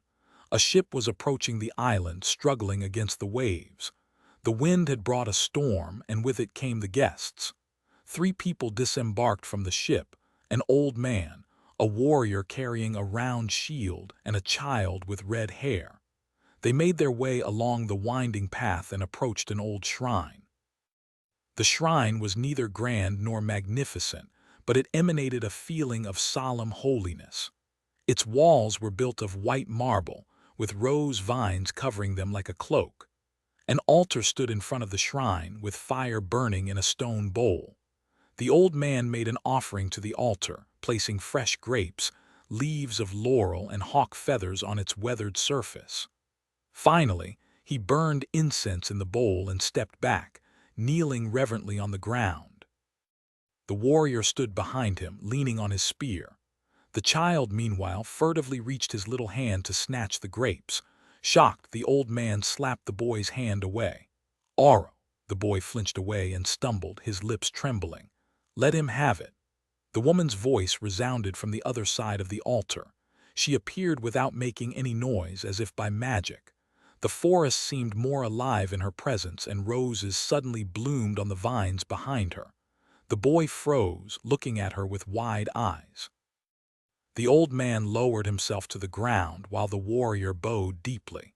"Why are you here?" The old man straightened and glanced at the woman with awe. "My lady, I bring news of woe."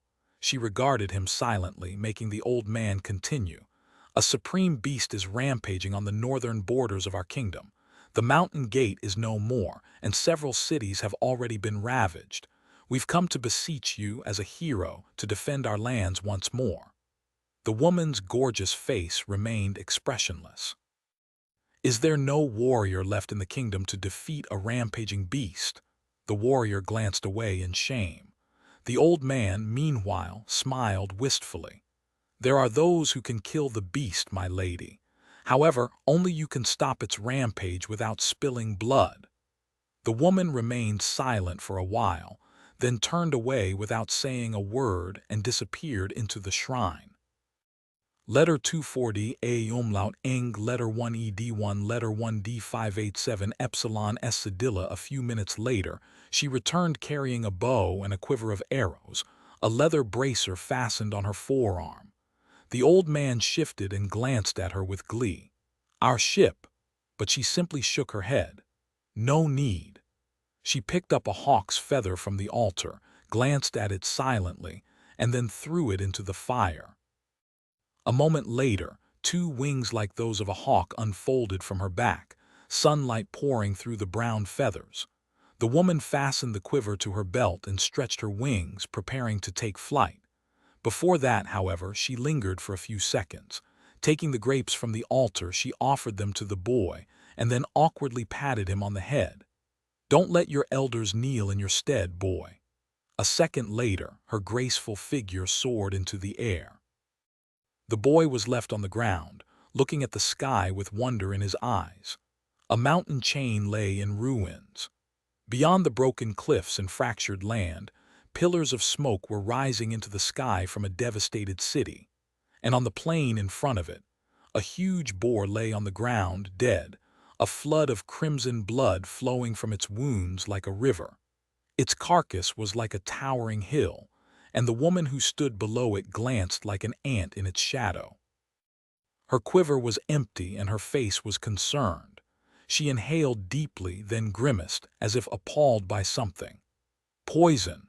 The woman crouched faintly and leapt high into the air, landing on the dead beast's snout.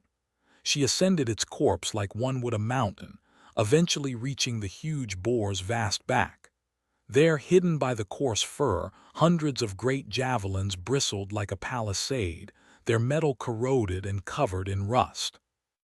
The woman grasped one of the javelins and pulled it out of the dead beast's flesh, then studied it with a frown. A few seconds later, she frowned. Imperial steel, her expression darkened. Turning north, she glanced at the crumbled mountains. Where a narrow mountain pass had been, now there was a wide valley. An impregnable gorge had turned into an open road. A shadow fell on the woman's clear eyes, and with that, Sonny found himself back in the ash castle. He gasped, then swayed faintly, disoriented for a moment. What the? Which of his questions was this truth supposed to answer? He wanted to know how the world had ended, not how a strange woman had slain a rampaging supreme beast. And more than that, Oro of the damn Nine. Now that was a blast from the past.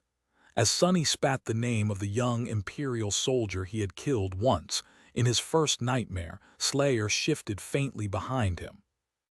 Turning around, he glanced at her veiled face, then studied her graceful figure. That was a scene from your past, wasn't it? Slayer tilted her head, looking at him expressionlessly.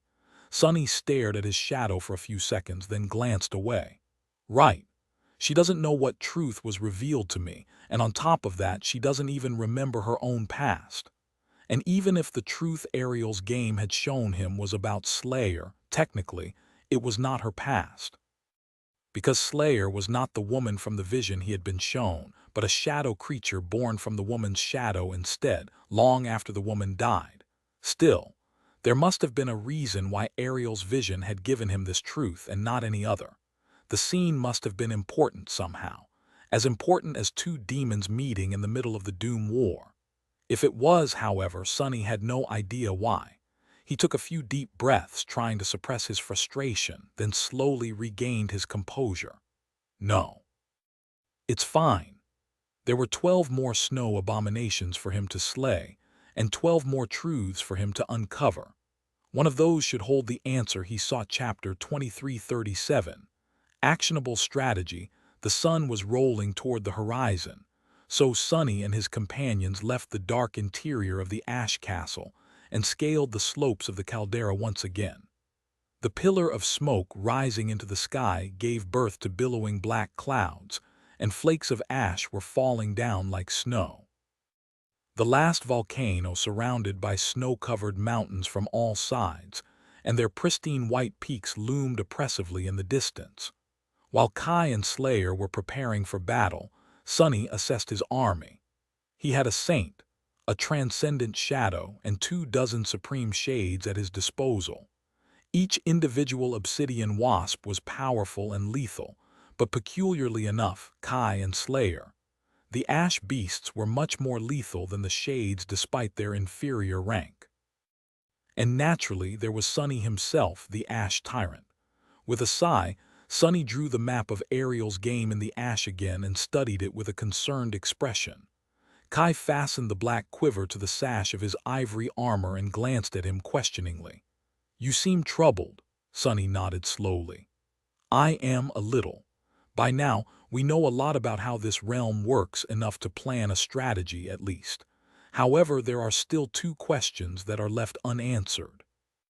One of them is somewhat important, but the other one is vital. He pointed to the map. First of all, while we have some idea what the castles and the shrines do, the special square at the very heart of the board is still a mystery. Much more importantly, though, we don't know if there is a difference between how figures move. For example, we don't know if some figures can move diagonally between the mountains or cross several peaks in one move. He sighed. Well, if they can, there is no point in making strategies. We will be surrounded in no time. No matter what we try to do, then it will just be a fight to the death. He glanced at the map and narrowed his eyes. If we assume that all figures can only move one square at a time, though, then it is quite obvious what we must do.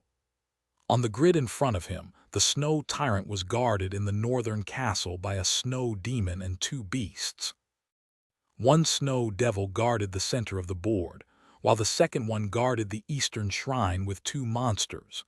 3 snow beasts surrounded the ash castle, while the last snow demon was alone in the southwestern corner, which meant that the western shrine was left unguarded.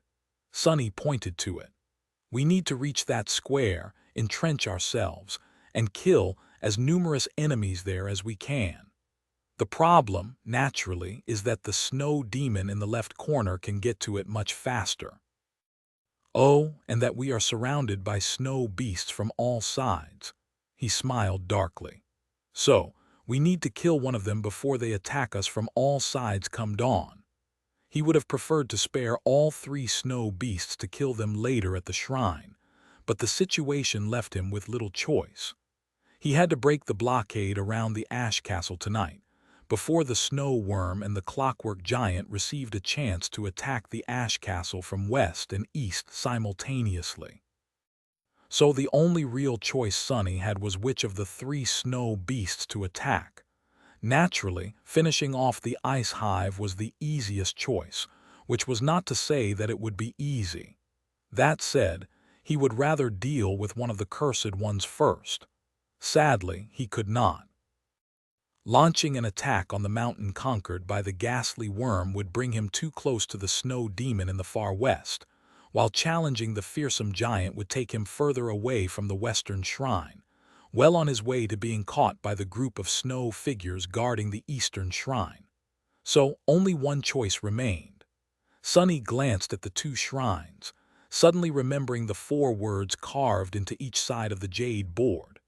Snow, ash, fear, truth.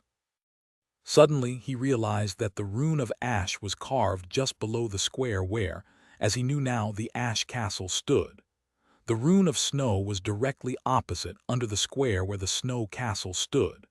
The shrine that the snow demon guarded was at the shrine of fear then, which meant that the shrine Sunny wanted to occupy was the shrine of truth. He smiled. How fitting.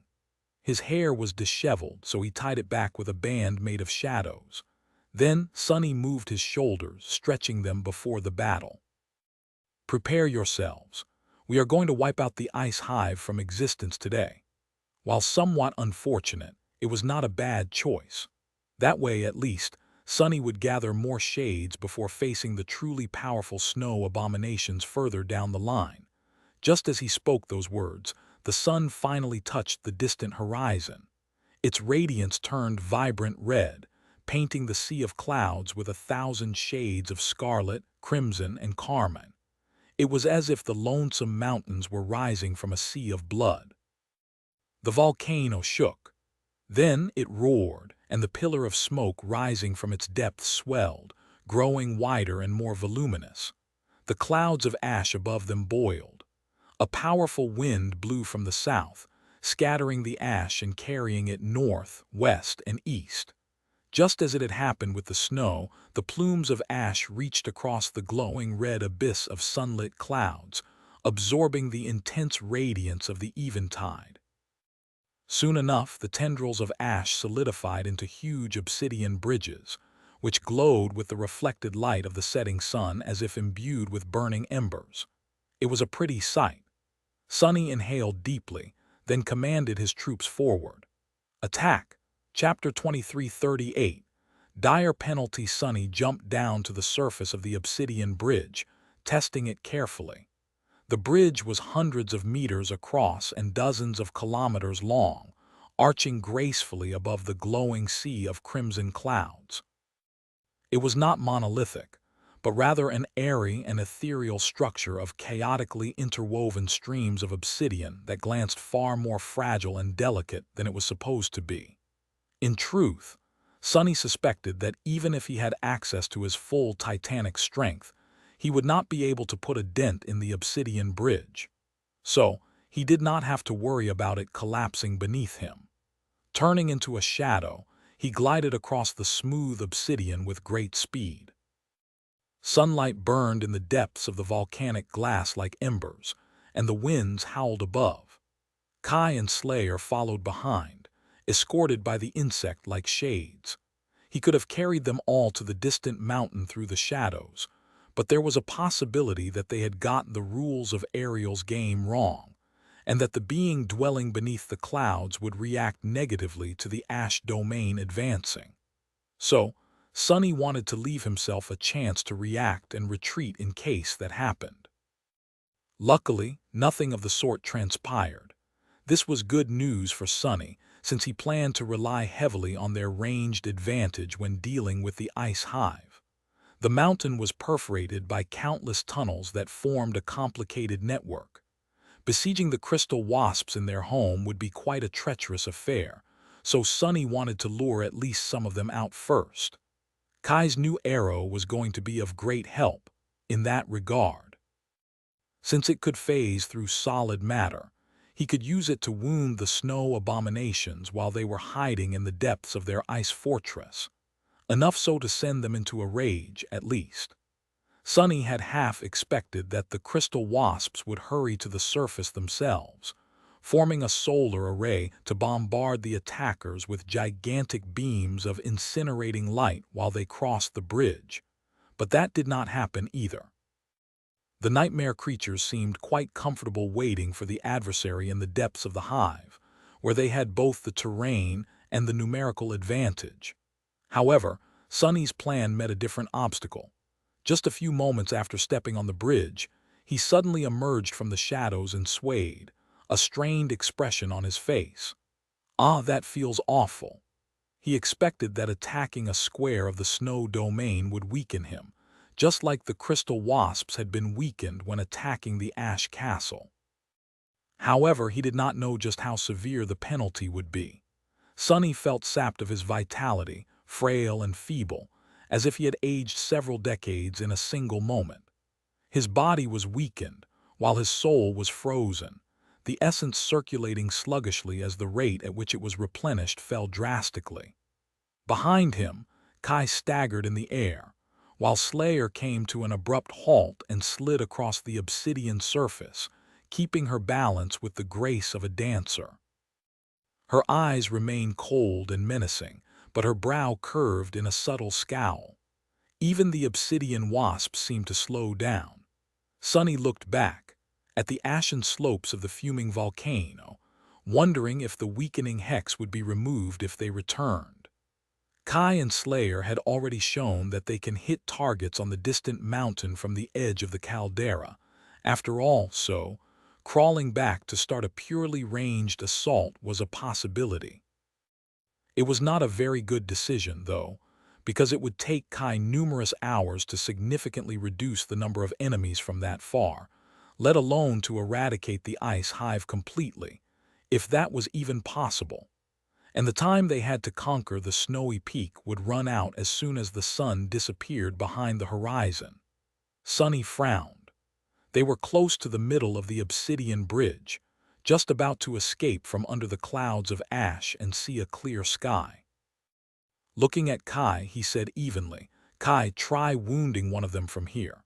The charming archer landed on the glowing obsidian and retrieved the enchanted arrow from his quiver.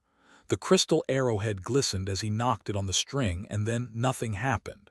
Kai struggled with his bow for a few seconds, muttering something to himself, then lowered it with a complicated expression and looked at Sunny. "I can't," he grimaced. "I can't draw my bow, it's too heavy." Sunny blinked a few times. Curse it all. So that was what it meant to be suppressed by the snow domain, which spanned 48 out of 49 peaks of Ariel's game. Or rather, that was what it meant to attack a mountain surrounded by the snow domain from all sides except for one. Letter 1D619 A-ing, O symbol 34D, a circumflex letter winda fatessa. Sunny sighed, knowing that his plan had gone belly up. He could potentially manipulate the black bow to make it easier to draw, but that would not help the situation any weaker, and Kai would not even be able to scratch the crystal wasps, let alone kill them. Slayer was in a somewhat better position, but she was not going to be of great help either. Both of them were transcendent and weakened even further by the snow domain. Facing scores of great beasts in battle would be a tall task for them. I might have underestimated how important the role of the domains is in this game. So, what was he supposed to do? Kai seemed to be thinking the same. What do we do, Sonny? Sonny remained silent for a few seconds, then looked at the distant mountain with a concerned expression. There was only one thing left to do, really. He smiled chillingly. You two make sure that none of them escape. Kai raised an eyebrow, confused. Escape? Escape from what? Sonny took a step forward, summoning the helmet of the Jade Mantle. His low voice sounded even when he spoke. From me. With that, he suddenly disappeared, taking the obsidian wasps with him. Kai and Slayer were left alone on the bridge, bathed in the scarlet radiance of the setting sun. Almost at the same time, the shadows within the ice hive stirred, surging forward, and a fearsome figure encased in an armor of inky black jade stepped out of them, facing a rattled crystal wasp like an omen of Death. Chapter 2339. Invading the ice hive, Sonny found himself in a cave made of ice. His turbulent thoughts settled, giving way to the cold and tranquil state of battle clarity. There were around 50 crystal wasps left in the hive, each of them a great beast. The network of tunnels and caverns was their fortress, while Sonny was weakened as an invader into the snow domain. Each nightmare creature was more powerful than he was due to the rules of Ariel's game, but that was a trifling matter. After all, Sonny had come this far by facing enemies who were much more powerful than him. Even if he had enjoyed the ultimate privilege of being the strongest monster on the battlefield as of late, the tenacity of a cunning killer was in his blood. The crystal wasps were mere beasts, great beasts, but beasts nonetheless. They were mindless death machines that only knew the frenzied madness of bloodlust. His intelligence was a deadlier weapon, so he was not too concerned about his diminished power. Their great numerical advantage was a more pressing threat.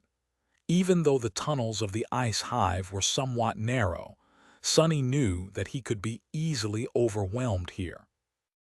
He had his shades, naturally, but they would simply be torn to shreds if he unleashed them immediately. After all, there were far fewer of them than there were crystal wasps at the moment, and they were being weakened by the snow domain as well. That said, Sonny was in a far better situation than he had been on the Forgotten Shore. Not because he had become infinitely more powerful, his enemies had as well, but because there were more tools at his disposal. He was going to destroy the ice hive by using his mind, his versatility, and his superior skill. His shadow sense spread into the depths of the mountain, enveloping every corner of the enormous hive. In a heartbeat, he perceived and fathomed every tunnel, every intersection, and every cavern hidden in the ice. He also perceived the location of every crystal wasp guarding the frozen fortress. Some were gathered in vast caverns in groups, waiting. Some were patrolling the tunnels alone or in pairs. Some were busy preparing the fortress for the attack. Sonny did not sense any traps, but he did discover a complicated system of crystal chimes that answered to the smallest movement of air, and would therefore notify the crystal wasps if an intruder disturbed their dwelling. Because of it, the ice hive was permeated by a delicate, melodious tinkling. Sonny smiled. In the next moment, the shadows all across the network of tunnels surged and rose. The shadows did not attempt to wound or kill the crystal wasps. Instead, they merely turned into solid walls of obsidian, blocking off myriad tunnels. The abominations instantly stirred, moving to destroy the obstructions. However, even with their great power, destroying the solid mass of mystical obsidian was going to take some time, especially because it kept repairing itself. Sonny did not just block the tunnels randomly. Each obstacle was placed strategically, and for a single purpose. He wanted to isolate the crystal wasps from each other, to kill them one by one. After all, even though Sonny was disadvantaged in terms of power, he also possessed some advantages. Among them, two stood out the most: his awareness and his mobility. Let's start. By then, the crystal wasp in front of him, A solitary seeker of the ice hive was already lunging forward. Sunny might not have been faster than a great beast supported by the snow domain, but he was a warrior. The crystal wasp, meanwhile, was nothing more than a pest. The black odachi was already turning into a long pike. Sunny slammed its butt into the ground and braced it with his leg, turning himself so heavy that the ice beneath his feet began to crack.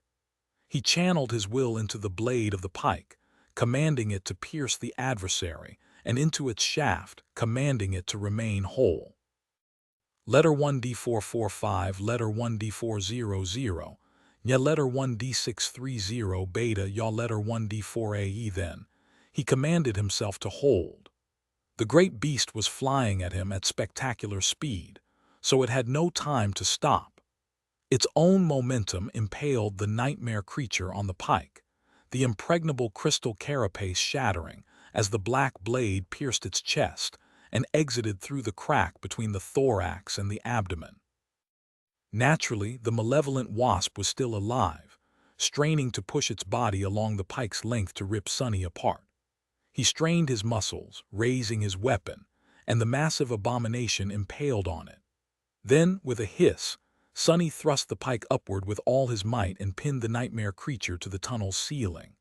Before the wasp could shatter the shaft of the manifested weapon and free itself, 7 black spikes shot from the ground like pillars, obliterating its body and causing the tunnel to collapse. You have slain an adversary.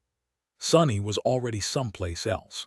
Stepping through the shadows, he appeared on the opposite side of the ice hive, deep inside the mountain, in a small cave where another solitary crystal wasp was digesting the remains of its fallen kin.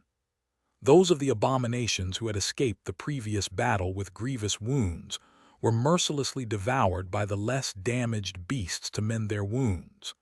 The ice hive seemed to operate according to the principles of ruthless practicality.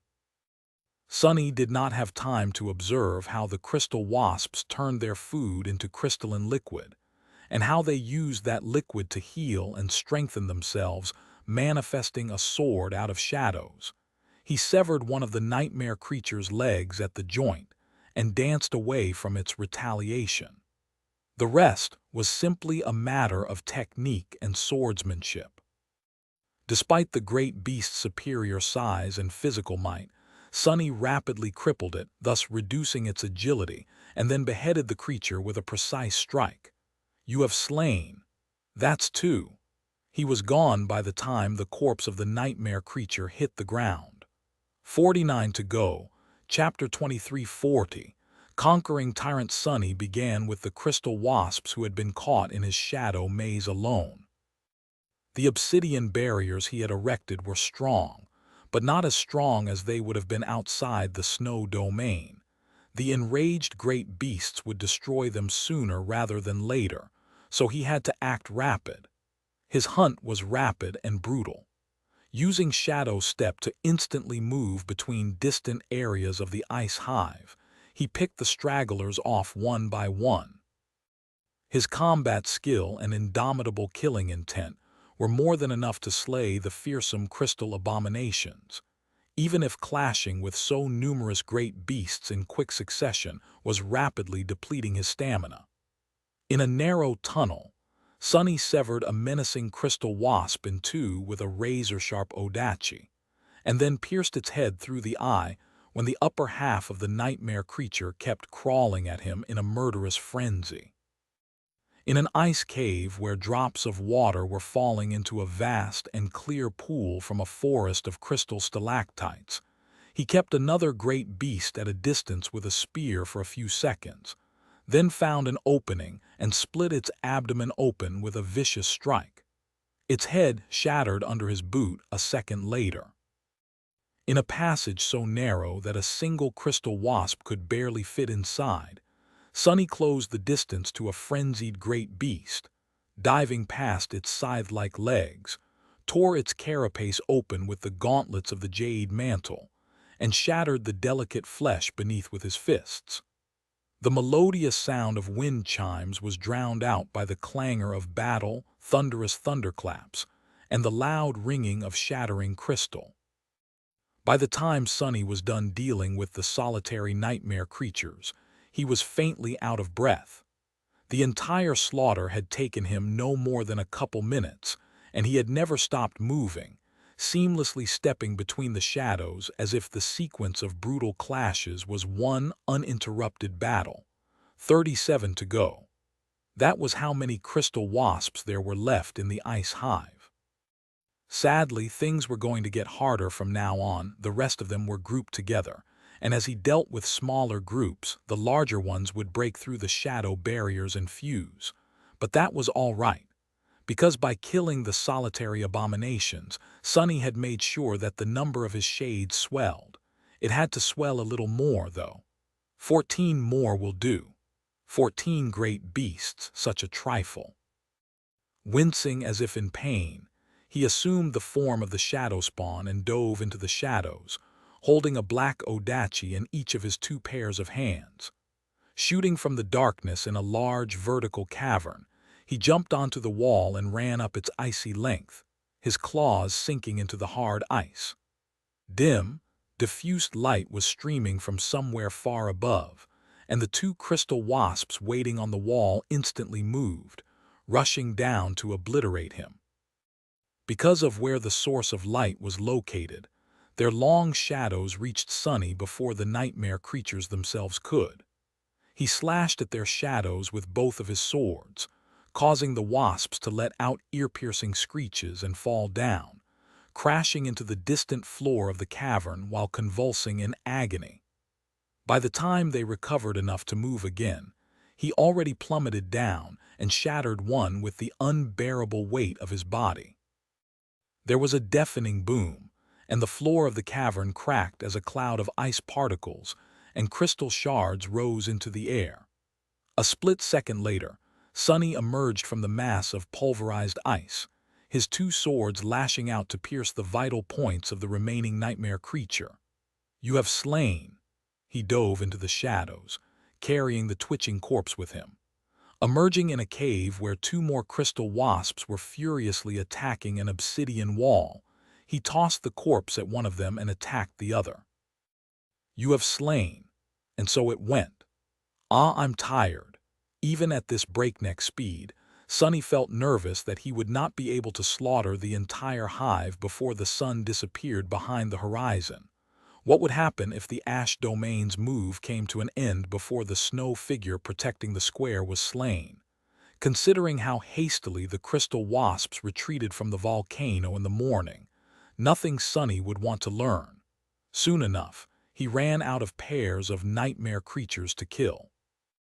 His lungs were burning, and his heart, both of them since he was still in the shadow spawn form, were beating wildly. There were a few cracks on the jade mantle, and a few hideous cuts on his body. Arsadilla Anu a letter 162 epsilon letter 219, he did not bleed naturally, but the insidious cold was seemingly seeping under his skin, making him feel even weaker. "Damn it!" Sonny let out a low growl. By then, the obsidian barriers had already fallen, and the remaining wasps, more than 20 of them, gathered in a vast cavern, ready to rush like a crystal avalanche to find and destroy the intruder. But Sonny did not make them wait. Instead, he stepped into the shadows one last time and emerged in the cavern, looking at the 24 nightmare creatures from behind the visor of his jade helmet. It felt quite unnerving, to say the least, to be stared down by a swarm of great beasts. "Who are you to dare stare me down, beasts? No, forget it. There's no time for that," Sonny grinned. "That should be enough." With that, he turned into a shadow, and from that shadow, a torrent of ash rolled like a billowing cloud, splitting into helical strands to envelop the swarm of crystal wasps. A moment later, the ash solidified into obsidian wasps, close to 50 of them, against 24 great beasts, 2 for each nightmare creature left in the ice hive. Sonny assumed a tangible form once more, abandoning the towering body of the shadow spawn in favor of his own speedy and slender body. His smile was cold and cruel. "Didn't I say it? Death is inevitable." His obsidian wasps rushed forward, and he lunged at the nearest nightmare creature as well. Before too long, the ice hive was no more, each of its crystalline inhabitants becoming a soldier in his growing army. Chapter 2341. Cloud of Ash. The floor of the cavern was littered with fragments of shattered crystal. Sonny had recalled the obsidian wasps back into the dark depths of his soul and dismissed his helmet, inhaling the frigid air deeply. Now that the sounds of the slaughter had ceased, the melodious tinkling of the crystal wind chimes permeated the silence once more. He exhaled slowly, knowing that the soothing melody would be erased from existence before too long as well. Not bad for my first move. He had taken one of the snow figures off the board. Taking a few steps forward, shards of crystal crunching under his feet, Sonny used the blade of his odachi to sweep some of them away. This was where he had killed the last of the crystal wasps, and so, there. Crouching, he reached down and picked up a jade figurine from beneath the shards. It was the snow beast figure, one representing the ice hive. Sonny studied it for a few seconds, then hid it inside his armor. Then, with no more time to waste, he stepped through the shadows and returned to the cave where water was flowing into a deep pool from a forest of crystal stalactites. Manifesting a large cauldron, he hastily filled it with clear water and pulled it into the shadows, appearing on the slopes of the snowy mountain a few seconds later. Kai and Slayer were already waiting for him there, the last rays of the setting sun painting their silhouettes with fiery shades of scarlet. Sonny offered them a friendly smile and brought some water to his lips, drinking greedily. "Ah, I guess it's not poisoned." Then he raised an eyebrow. "What?" Kai had been staring at him with wide eyes. The charming archer shook his head slowly. "And no, nothing. It's just, they were great beasts. All 50 of them." His gaze could penetrate solid rock, so he must have seen exactly how Sonny had dealt with the crystal wasps. Sonny grinned. "Were they? An expected result, then. It would be a shame if I couldn't do this much as a supreme. After all, I killed my first great devil as a sleeper." Finally, he found a chance to work this one in. Kai's eyes shook. And a moment later the mountain shook as well. Sonny sighed, then glanced at his friend languidly. "I suggest you brace yourself." Kai frowned. "Brace myself." WH. Just then the sun finally disappeared behind the horizon, and the peak of the mountain exploded with a deafening roar. A towering pillar of smoke and ash rose into the sky, expanding into a mushroom cloud. Sonny remained nonchalant as a great fireball bloomed behind him, and a wave of scorching wind broke against his back. For that, the mountain shook and shook, as if convulsing. Its entire peak was obliterated by the explosion, stone shrapnel and jagged boulders raining from above. A billowing mass of ash was expelled into the sky and spread, obscuring it like a veil of billowing darkness. Great plates of snow were dislodged and slid down, turning into destructive avalanches.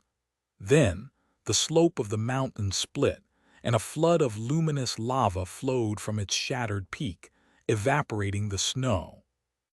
Sonny watched the obsidian bridges turn into torrents of ash as he erected a bulwark of shadows higher on the slope, making the lava flow past the narrow stretch of rock where he, Kai, and Slayer stood. He gestured to the cauldron. "How about a drink to celebrate our victory?" Kai gave him a long look, then scooped some water and drank deeply. Before too long, the snowy mountain was gone, replaced by a fuming volcano. The peak had turned into a vast caldera. The snow melted, revealing weathered rock, and the rock was covered by a layer of falling ash. The network of tunnels created by the crystal wasps had been destroyed entirely. Most of the tunnels collapsed, while those that remained were now filled with cooled magma. Night fell, submerging the artificial realm of Ariel's game in darkness. If there was one flaw to the newly established volcano, it was that there was no fortress here for them to hide from the falling ash. So instead, Sonny created a simple house out of manifested shadows, complete with a few items of crude furniture. There was a desk, a few chairs, and a bed. He even manifested a blanket and a couple of pillows. He did not need to sleep just yet, but Kai could probably use a bit of proper rest. So Sunny sent the charming archer to bed and sat at the desk, creating more arrows for him. Slayer stayed outside, guarding their makeshift home. Even though they had never been as safe as they were here in Ariel's game, for as long as the sun was hidden behind the horizon. I wonder what they'll do at dawn. Sunny had hoped that the snow worm and the clockwork giant would move to conquer the ash castle, but now that he thought about it, that was pointless. After all, the special nature of castles was that the squares they stood upon never changed color, so they could not be truly conquered. That meant that the two snow beasts would probably pursue him north. Will we have to fight one or both of them to reach the shrine? That would be unfortunate, since Sunny wanted to kill them as a sacrifice to Ariel's game. Letter wenduf of etsex, letter wenduf zerida, letter wenduf of ninfa, letter wenduf zerawen a eganek letter tuthrayuf. He briefly considered tossing the figure of the snow beast in his possession into the vent of the newly created volcano, but decided against it in the end. There was no altar in front of the main vent here, so he would probably not receive a revelation by doing so. In the morning, the rising sun turned snow into glass bridges again. Sunny, Kai, and Slayer watched the clockwork giant walk across one to the ash castle, while the snow worm crawled back to the mountain where its nest had been, directly west of the newly created volcano. Sunny sighed. They were boxed in, soon to be corralled. The snow worm blocked the way west, while moving east would lead them away from the western shrine. That only left the northern direction, but if there, after one move, they would be surrounded by two snow beasts from west and south, and a snow devil from the north. He winced. What a bother. Chapter 2342. Divine whims. There was a long time to go before sunset, so the three of them were stuck on the newborn volcano for now. Sunny spent about an hour turning the shadow house into a shadow manor, purely for his own amusement. The elegant edifices rose and fell, changing style. Wings were added to the main building. A bell tower rose from the ground, the bell ringing loudly as it was assaulted by the wind. After a while, there was even a semblance of garden, perched precariously on the steep slope of the volcano. The bushes, the trees, and the flowers were all inky black and intricate, but devoid of life. Sunny sat in front of a flower bed full of black roses for a long time, staring at them intently. Eventually, one of the roses slowly changed, its petals swelling with a vibrant red color. Color was another property of matter after all. When light shined on an object, some of it was absorbed, and some of it was reflected. The reflected light was what humans perceived as color. Sunny had never attempted to form the manifested shadows to absorb and reflect light in a specific manner, but nothing really prevented him from trying. He had successfully turned the shadow rose red after experimenting for a while. Funnily enough, changing the color of a single flower had been more difficult, and strained him more, than building the entire manor. Both the manor and the rose were destined to be destroyed in no more than a day, when the volcano was conquered by the snow domain. Their beauty was fleeting and would be gone in an instant, but possibly that was what made art truly precious. Its evanescent nature. Sunny had never deemed himself an artist, but at that moment he thought that possibly being able to create something breathtaking was not too bad. He studied the red rose for a few minutes, then shook his head and made it turn black once again. Black flowers suited his taste better. Even knowing that his black garden would be swallowed by ice and snow come tomorrow, Sunny still made it permanent, partially in defiance of that inevitability, partially out of a peculiar hope that it would survive against all odds. It's truly remarkable. Turning his head, Sunny glanced at Kai, who had approached him at some point. There was an expression of wonder on the charming archer's face, prompting Sunny to raise an eyebrow. What is? Kai hesitated for a few seconds, then gestured around them. This. The trees, the flowers, the manor, just appearing out of nowhere on your whim. They say that supremacy is like taking a half step into godhood. It all sounded like mere words to me before, but now I am starting to understand what a demigod is. Sunny smiled faintly. Possibly that's because all the supremes you've met before were half devils at best instead of half gods. He sighed and then rose from the ground, turning away from the black roses. What do you think being supreme means? Kai considered his question for a few seconds. A supreme is someone who rules, someone who carries responsibility for their subjects and is powerful enough to bear the weight of that responsibility. Someone whose soul is vast enough to encompass the world, thus becoming a domain, a sovereign. Letter 1E5F A tilde NO umlaut, letter 162 E circumflex, letter 219. Sunny smiled and shook his head. No. A supreme is simply someone who is daring enough to reshape the world according to their whims. He patted Kai on the shoulder.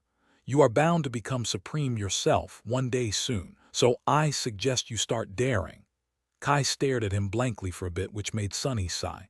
Stop being afraid of your own power, Kai. Embrace it. His friend frowned and lingered for a while. Eventually he asked, Even if it turns me into a monster? Sunny chuckled. Especially if it turns you into a monster. How else are you going to survive in this appalling world, let alone change it? Inhaling deeply, he headed for the manor. His short second of rest was over and he had to get back to weaving. As Sunny walked away, Kai suddenly asked, Is that what you did? Sunny halted his steps, smiled wistfully, and then continued walking. Of course, countless times over. Kai remained silent for a bit, then shook his head. Well, I disagree. I don't think that becoming a monster is something to be proud of. So I refuse, Sunny grinned. Says a guy who killed a dragon and is now himself a dragon. He kept that thought to himself, though. Instead, he gave Kai a thumbs up. What a daring thing to say. Keep it up. With that, Sunny disappeared behind the door of the manor, leaving the charming archer alone. Well, alone, being watched by Slayer. The murderous shadow was sharpening her swords on a piece of stone, a completely unnecessary thing to do, considering the sublime materials from which they had been crafted, while observing the two of them silently.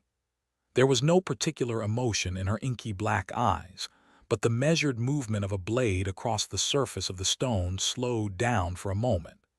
In the evening, they crossed the obsidian bridge and conquered another mountain in the north. From there, they could see the fourth row of Ariel's game, and the central square of the board where a snow devil was waiting for them, protecting it. Sunny had expected to see another mountain, but he could not have been more wrong. As he, Kai, and Slayer stood on the slope of another newborn volcano, their expressions were a little odd. Sunny blinked a couple of times. What the hell? In front of them, far in the distance, a huge tree stood where a mountain was supposed to be. Its roots were hidden beneath the sea of clouds, and its branches seemed to support the sky, spanning countless kilometers across. Kai glanced at Sunny, dumbfounded. I'm not seeing things, am I? How can such an enormous tree exist? Sunny nodded slowly, unable to look away from the fantastical view. No, you're not. And indeed, that is one humongous tree. He shook his head in disbelief and said, his voice full of wonder, I mean, it's almost as large as a single branch of the largest tree I've ever seen. Chapter 2343. Game of the World Tree. Kai was so stunned that he did not even react to that last statement. The three of them simply remained still for a while, observing the magnificent sight of the enormous tree. The bark of the tree was dark, while its branches were bare and shrouded in snow. Its branches were like a frozen nebula, while the tree itself was like the axis of the world, rising above the sea of clouds much higher than even the surrounding mountains. Sunny could not see its roots, but he suspected that it was at least 10 times taller than the Soul Devourer had been at its peak. Of course, It was still infinitely smaller than the inconceivable tree whose stump he had witnessed at the heart of the burned forest. Eventually, Kai exhaled and said slowly, "It's like I'm looking at a world tree." Sonny shook his head. "I've seen the actual world tree once. It is located north of the Forgotten Shore, and all that remains of it is an unfathomably enormous stump. This one, well, maybe it's a sapling of the world tree." He studied the tree for a while, then said with a hint of doubt in his voice, "Perhaps it is. We don't really know what this miniature realm is made of, and if these mountains are even real. But if this tree is indeed real and is a child of the heart god's world tree, then it might very well be the thing that holds this entire realm together. Ariel might have used it as the core of his game's world." There was no evidence to prove his theory, really, but Sonny was inclined to believe it. But even if he was wrong, just to be safe, "Whatever you do, Kai, don't look inside that tree." The charming archer raised an eyebrow. "Why?" Sonny hesitated for a moment. "If it really is the central element of this world structure, then it might very well be the source of the being beneath the clouds, or at least connected to it. Who knows what slithers deep inside that enormous trunk? You might see something that your mind can't endure." Kai shivered. Sonny studied the tree a bit more, then scratched his head. "It does make me wonder, though. Currently, it's shrouded in snow. How the hell will it become covered in ash if we conquer it? A tree can't erupt with lava, can it?" He chuckled. "Would it bloom if it was conquered by the ash domain? Or would it literally spew molten rock? The latter was not impossible. Considering the size of the giant tree, its roots could very well stretch wide and deep enough to reach the mantle of this artificial world, or maybe even its molten core if it even had those." In any case, Sonny was more interested in something else. There was a snow devil guarding the central square on the jade board. "Can you see it?" Kai glanced into the distance. He remained silent for a while, then hurriedly glanced down. "Yes, I think so," Sonny sighed. "So what kind of horror is it this time? A bestial monstrosity with rotting flesh, an eerie, creepy wraith? No, don't tell me it's some kind of insect, isn't it? Damnation. Why does it always have to be insects? Arsadilla letter 1D4EA letter 1033D or letter 162 open a letter 23F." Kai lingered for a moment, then shook his head. "No. It looks like a human to me." Sonny frowned. "A human? No, wait. Is it human or does it look for a human?" Kai lingered with the answer. "I'm not sure. That devil, he's just sitting there with his legs crossed, but I can't really discern any details, just I think that he glanced back at me too." Sonny considered the new information silently. Devils were sentient, intelligent, and cunning. They also wielded unholy powers, much like awakened wielded aspect abilities. More importantly, this particular devil was either great or cursed. The former was tolerable, but the latter was truly bad news. At that moment, Kai suddenly added, "There is something peculiar about that devil. I am not sure what it is, but I think I saw something behind him, like a string that glistened for a short second. In fact, I had the same feeling when looking at the other snow abominations we faced as well. All of them are a bit peculiar." Sonny gave him a dark look. "Hey, I am already on edge, so there's no need to say creepy things to scare me even more, okay?" The moon was rising above the sea of clouds, and the snow-covered branches of the enormous tree shone in its pale light. He sighed. "Damn it. Anyway, be prepared to fight that thing, whatever it is." This next dawn was going to be a perilous one for them. The snow worm and the clockwork giant were still 2 moves away, but the snow devil could attack the newborn volcano, in one meaning that it could attack them in the morning, as long as it was willing to, commanded to. Sonny still did not know what level of control the snow tyrant had over the other snow figures. It was in the nature of nightmare creatures to attack beings whose souls were devoid of corruption in a murderous frenzy. But if the tyrant was in control of these abominations, then it could suppress their demented, overwhelming desire for a while. After all, Sonny was the Ash Tyrant, and he was accompanied by two ash beasts. They had already shown their ability to eliminate snow figures, so the snow tyrant could show reluctance to send its devil into battle alone. They would just have to wait and see. And so they did. In the morning, as the sun rose above the horizon and illuminated the sea of clouds with radiant golden light, ethereal glass bridges connected the volcano to the surrounding mountains once more, and to the enormous tree as well. Behind them, the volcano they had left yesterday was conquered by the clockwork giant and was covered by snow once again. To the left, the snow worm crawled to a new peak and coiled around it, blocking the way west. And the snow devil remained where he was, not in a hurry to attack. Sunny cursed quietly. It was good news that they would not have to fight the devil today. However, it was also terrible news because all clues pointed to the fact that the snow tyrant was capable not only of controlling the snow figures but also of doing it strategically. He grimaced and glanced away from the snow-covered tree, his eyes turning a few shades darker. "We are going to kill that grotesque worm in the evening. Get ready."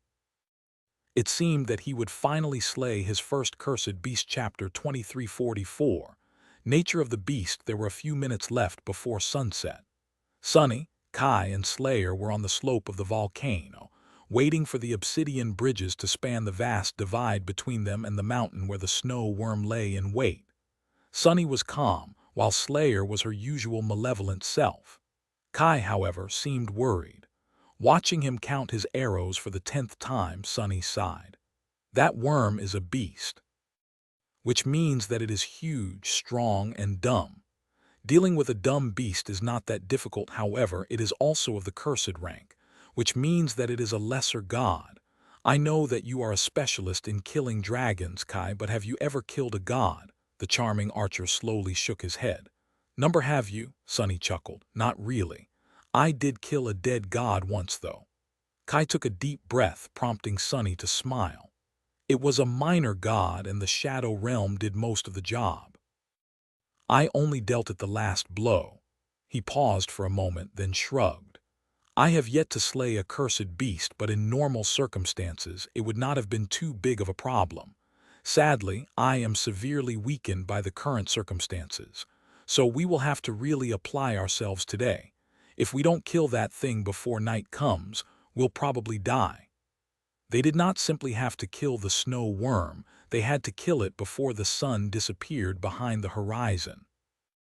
If they failed to slay the cursed beast in time, they would have to retreat to the volcano.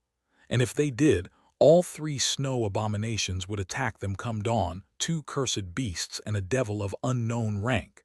Defeat was not guaranteed, but Sunny did not count their chances of repelling all three nightmare creatures high. He smiled. "I did watch good old Anvil fight a cursed tyrant once, though, so I know a thing or two about fighting gods." Sunny considered his words for a moment. Fighting a god, lesser or otherwise, is different from fighting any other nightmare creature. That is because gods exist outside the boundary of absolute laws that govern all of existence. They are not free from them, but let's just say that they have more liberty in interpreting how these laws work, as applied to them. What I mean to say is that the existence of deities, from the point of view of us mortals, is inherently irrational. He shook his head. "That is a long way to say that when we engage the snow worm, you should not be surprised when weird things start to happen." Kai chuckled. "Weird things? Oh, I think I have developed a high tolerance to weirdness after spending some time with you. I mean, I guess you truly are a demigod, Sunny, in more ways than just one." Sunny gave him an oblivious look. "Huh, what do you mean, me weird?" Kai blinked a couple of times. "Forget I said anything." He remained silent for a bit, then spoke again. "I am curious, though. You and Nephis, you want to become sacred yourselves, don't you?" Sunny was a little surprised by the question. He shrugged. "I am not sure that it is something that we want.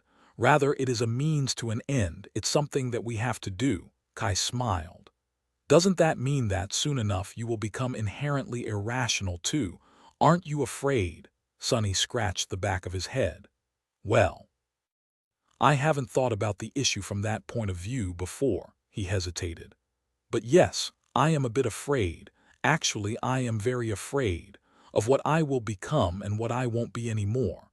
He remained silent for a while, then shrugged. But I have some experience with that, becoming something new and leaving some of myself behind, I mean.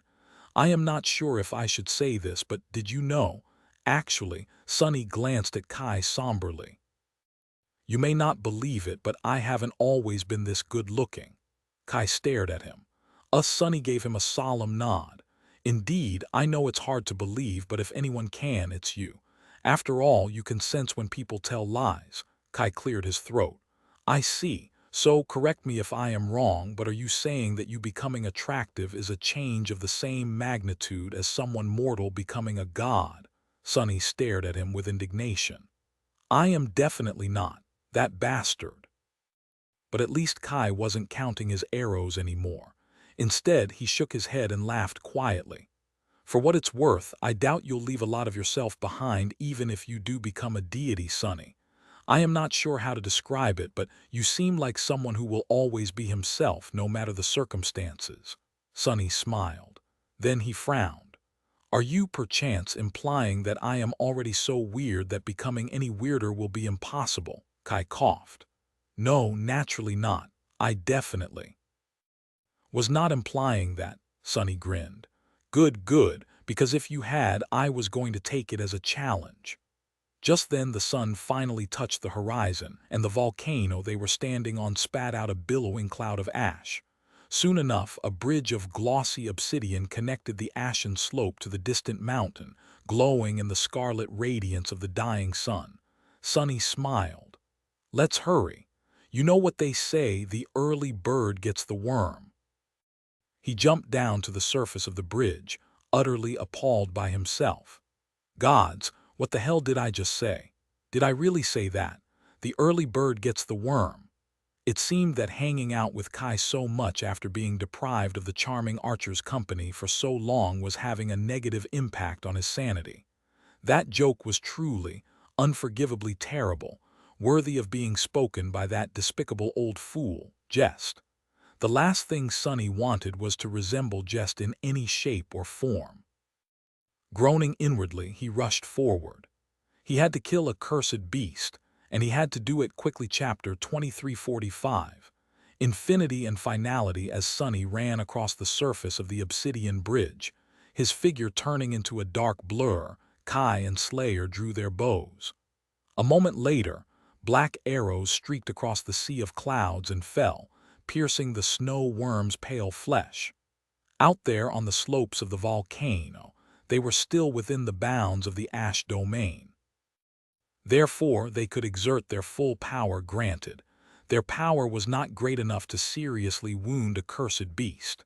The snow worm was so enormous that it was difficult to miss it.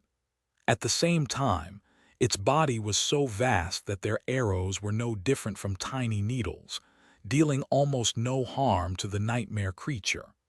But that was all right, because Sonny did not need them to harm the cursed beast. Instead, they had to play a different, vitally important role in the opening act of the battle. Instead of quality, it was the quantity of their attacks that mattered. They had to sink as numerous arrows as they could into the snow worm, and do it as rapidly as possible. That was because the arrows they were shooting were quite special. Sonny had crafted them himself, after all. In the past few days, he had been observing the snow worm carefully. He still did not know a lot about the cursed beast, but he was certain that it wielded the concept of infinity as a weapon. Its pale body could grow endlessly, devouring as much space as the snow worm wanted.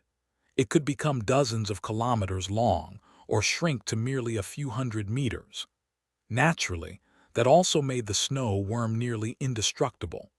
After all, no matter how much of its huge body Sonny destroyed, the beast could simply produce more. And more and more and more, until the entire mountain was buried under its pale flesh. So there were two ways to kill the bizarre god beast.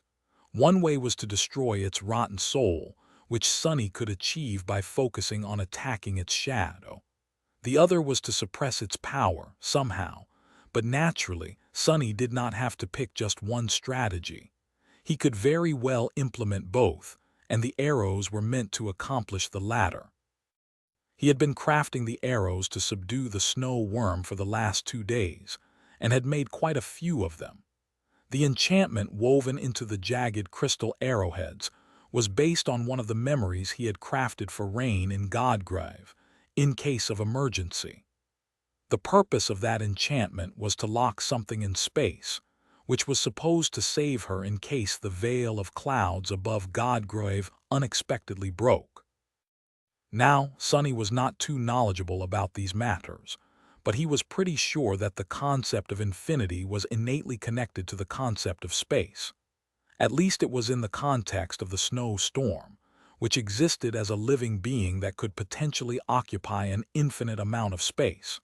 So, if its body was pinned to space by the enchanted arrows Sunny created, its ability to grow endlessly was going to be compromised, either suppressed or at least interfered with. That was the plan, at least. Kai and Slayer did not have to aim that hard to hit the huge cursed beast, but there was another challenge facing them. They had to fire off all the finality arrows Sunny had provided them rapidly, which put great strain on their bodies. The draw weights of their bows were nothing short of startling, after all. Sunny would have loved to stay and enjoy the awesome display of extreme athleticism, but he had his own task to accomplish. While the role of his companions was to debilitate the adversary, he had to actually kill it. While not getting killed naturally, fighting a cursed beast while only having access to 1/7 of his power felt like a bad idea. But at the same time, it was just a cursed beast. It was just a nightmare creature one rank above him. So what was there to feel worried about? As the arrows pierced the snow worm's flesh, the nightmare creature moved. The coils of pale flesh that enveloped the mountain shifted, and its enormous head rose above the peak, opening a gigantic maw to let out a low, eerie, horrifying wail. Sunny could not describe it with words, really. It did not resemble any sound that a living being was supposed to be able to produce at all. Rather, it seemed like something that an elemental force would sound like, sending shivers running down his spine. Before the obliterating wave of sound could fully hit him, tearing his flesh apart, Sunny dove into the shadows and hid in their depths, allowing for the worm's wail to pass above him. But even in the dark embrace of shadows, he felt his very essence tremble, almost coming undone. Been a while since I got hit by a sonic attack, I think. His shadow continued to glide across the glistening bridge at great speed. And just before he reached the snowy mountain, winged figures burst from it in a veil of ash, spreading like an obsidian swarm. They were the shades of the crystal wasps he and Slayer had slain, almost 100 of them. 2 more arrows pierced the snow worm's flesh, making it convulse and shrink a little. Sunny rose out of the shadows, and the shadows rose with him, turning into a towering figure encased in a carapace of gorgeous black jade. Standing 100 meters tall, the shadow colossus pulled a 100-meter-long odachi out of the darkness and glanced up, at the huge head of the cursed beast looming high above him. Letter 1D619, Letter 1D400N, Letter 1D616B, Ehachek, Letter FF53, the snow worm actually dwarfed Sunny and his titanic shell. The creature's circular maw could swallow him whole. As the swarm of obsidian wasps surrounded the peak of the mountain, Sunny raised his gigantic odachi and pointed it at the cursed beast. I am going to kill you today, vermin. The snow worm seemed to stare at him for a moment, even if it had no eyes, and then its maw plummeted down, obscuring the heavens. The mountain shuddered. Chapter 2346, Intricate Control. Holy hell! The second the snow worm struck, the entire mountain groaned, and the world itself seemed to shudder in agony. Sunny had witnessed truly harrowing power before, but he had never been so close to something so annihilating, so destructive. Even if he had not been stripped of his shadows and weakened by the snow domain, he would have been utterly obliterated by this one strike. But of course, only if he was foolish enough to get struck. Not even trying to evade the gargantuan maw of the cursed beast, Sonny simply pulled his entire titanic shell into the shadows, stepping through them to bring down his Odachi on the pale flesh of the snow worm on the other side of the mountain. The 100-meter-long blade cut deep, but even its great length was not enough to sever the nightmare creature in two. In the next moment, the body of the snow worm moved, slamming into Sonny with frightening force and throwing him back. Crap! The deep wound he had dealt the cursed beast was already gone, replaced by more pale flesh. The snow under Sonny's feet, meanwhile, rippled peculiarly. He leaped back, and a split second later the snow collapsed, falling into the huge maw that appeared beneath. The snow worm's head shot from below, and then it was as if a pale wall rose in front of Sonny, reaching toward the sky. That was the neck of the huge nightmare creature, who had pierced a tunnel through the mountain and tried to swallow Sonny by appearing right beneath him. Not wasting any time, Sonny rushed forward and plunged his Odachi into the pale flesh, using the creature's own momentum to deliver it a long, gruesome cut. Almost at the same time, 2 more arrows pierced the flesh of the cursed beast, and then 2 more. Its huge body seemed to shrink a little, or did it only seem that way? Arg! 2 walls of pale flesh were rushing at Sonny from higher up the slope and lower down the slope. They were the coils of the snow worm who was twisting its body to crush the adversary. Not so quick. Sonny barely managed to step through the shadows in time. His shell was made from them, but it was too heavy, too large. It took him far longer to dive into the shadows than when he was in human form, which could do the same almost instantaneously. Still, he escaped with his life. As the head of the snow worm turned in the frigid air and rushed down once more, the obsidian wasps dove from the sky to attack the huge nightmare creature. Scores of supreme shades were a lethal threat to almost any creature, but they were too vulnerable in front of a cursed beast. After all, shades did not possess the will, and worse than that, they were weakened by the snow domain. So they could be easily crushed and sent back into Sonny's soul if he used them recklessly. Luckily, there was one silver lining to how heavily suppressed he was here, in Ariel's game. Sonny had gone about becoming supreme in a somewhat backward fashion. By the time he learned how to manifest his domain, it was already vast and powerful, built out of tens of thousands of shades. Faced with their overwhelming number, he had always struggled to control his Shadow Legion, control it with any level of precision, at least. But here, Sonny was devoid of his vast army. Instead, he could only command a relatively small number of shades that had been earned inside the game. That allowed him to command each one intricately. He had been training himself to control the obsidian wasps precisely for the past few days, ever since earning the first one. Handling 100 shades was far easier than thousands, especially since his mind was free of having to control his other incarnations and keep an eye on the members of the Shadow Clan. Letter 24D Alpha, Letter 1ED9, Ve E Grav, Letter 1D4E2. His mind had plenty of unused capacity for the first time in years, so his efforts to learn how to control his shades better fell into fertile soil. At first, Sonny simply concentrated on having the obsidian wasps move in different directions. Then, he made each of them follow an elaborate path. After mastering easy maneuvers, he moved on to practicing more intricate and complicated tasks, eventually arriving at simulated battles between different groups of shades. By now, the obsidian wasps did not exactly feel like extensions of his own body, but he felt confident in making each of them do precisely what he wanted. That expanded his strategic repertoire greatly, of course. Right now, he had to give his shades an opportunity to attack the snow worm without being destroyed by it. So he aimed them precisely at the areas on its enormous body, where its tough hide had been cut by his towering odachi. The obsidian wasps plummeted from the sky, their glass-like wings burning with a crimson glow in the light of the setting sun, and crawled into the snow worm's open wounds.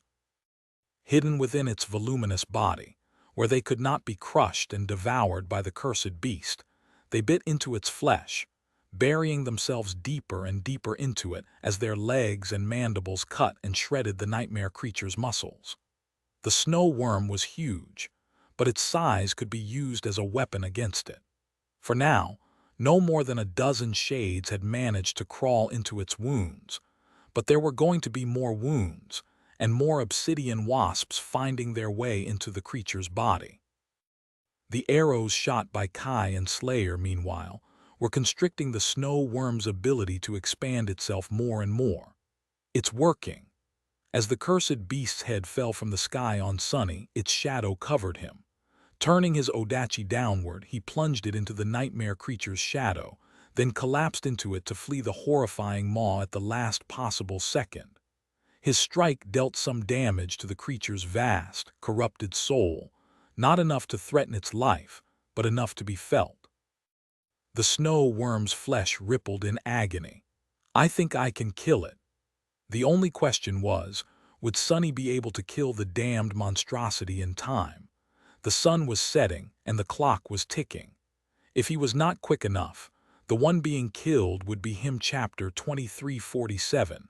Curse of Abundance. Sunny played hide and search with the snow worm by jumping between shadows while the mountain was falling apart around them. The creature's huge size made it difficult for him to destroy its body, but it also made it difficult for the creature to destroy him. The pale, segmented coils of the snow worm were wrapped around the entire mountain countless times over, expanding and constricting as they moved at great speed and slowly ground the mountain to dust. Because of their sheer mass and number, the cursed beast was its own obstacle when hunting down a foe as mobile as Sunny. The snow worm twisted its coils unpredictably to catch and crush Sunny between them. When two walls of pale flesh collided, violent shockwaves sent ripples across the sea of clouds, and the entire world seemed to shake. At the same time, its maw was pursuing Sunny, easily digging tunnels through the mountain or soaring into the sky to plummet down seconds later like a ghastly meteor. These impacts were even more earth-shattering. Sunny was being attacked from all sides, from below, from above. And yet, despite the unfathomable might of the cursed beast, he remained mostly unscathed. He was simply too quick and elusive to be caught, moving from one spot to another almost instantly to evade the frightening blows. That was why pure might was useless unless it was supported by a keen mind, skill, or at least agility. The snow worm was undoubtedly a creature of distressing power, but without proper means to channel that power, all it could achieve was thrash wildly and slowly take the mountain apart in its furious, fruitless pursuit of the nimble adversary. Then again, as the battle continued, Sunny got the impression that pure, focused lethality was not exactly the snow worm's strong suit. Rather, it seemed like a creature who subjugated its prey through its sheer abundance. The snow worm was too enormous, too voluminous, too inexhaustible. Its infinite body allowed it to weather an infinite number of attacks, only for more pale flesh to burst forward, burying the adversary under its endless mass. So it could simply endure endlessly until the adversary was exhausted, tired, and spent. In this case, the snow worm simply needed to endure until nightfall. It was a single-minded and patient creature. And yet, it was exactly its single-mindedness that made the snow worm so frightening, its extreme mastery of a single power, of a single concept used both for attack and defense made it almost inevitable. As the sovereign of death, Sunny took offense to that. After all, nothing was supposed to be more inevitable than death. "If only my legion was here," growling, he fled from the snow worm while shredding its flesh with his great blade. Sunny did not discriminate between attacking the body of the cursed beast and its shadow, dealing both physical and soul damage to it.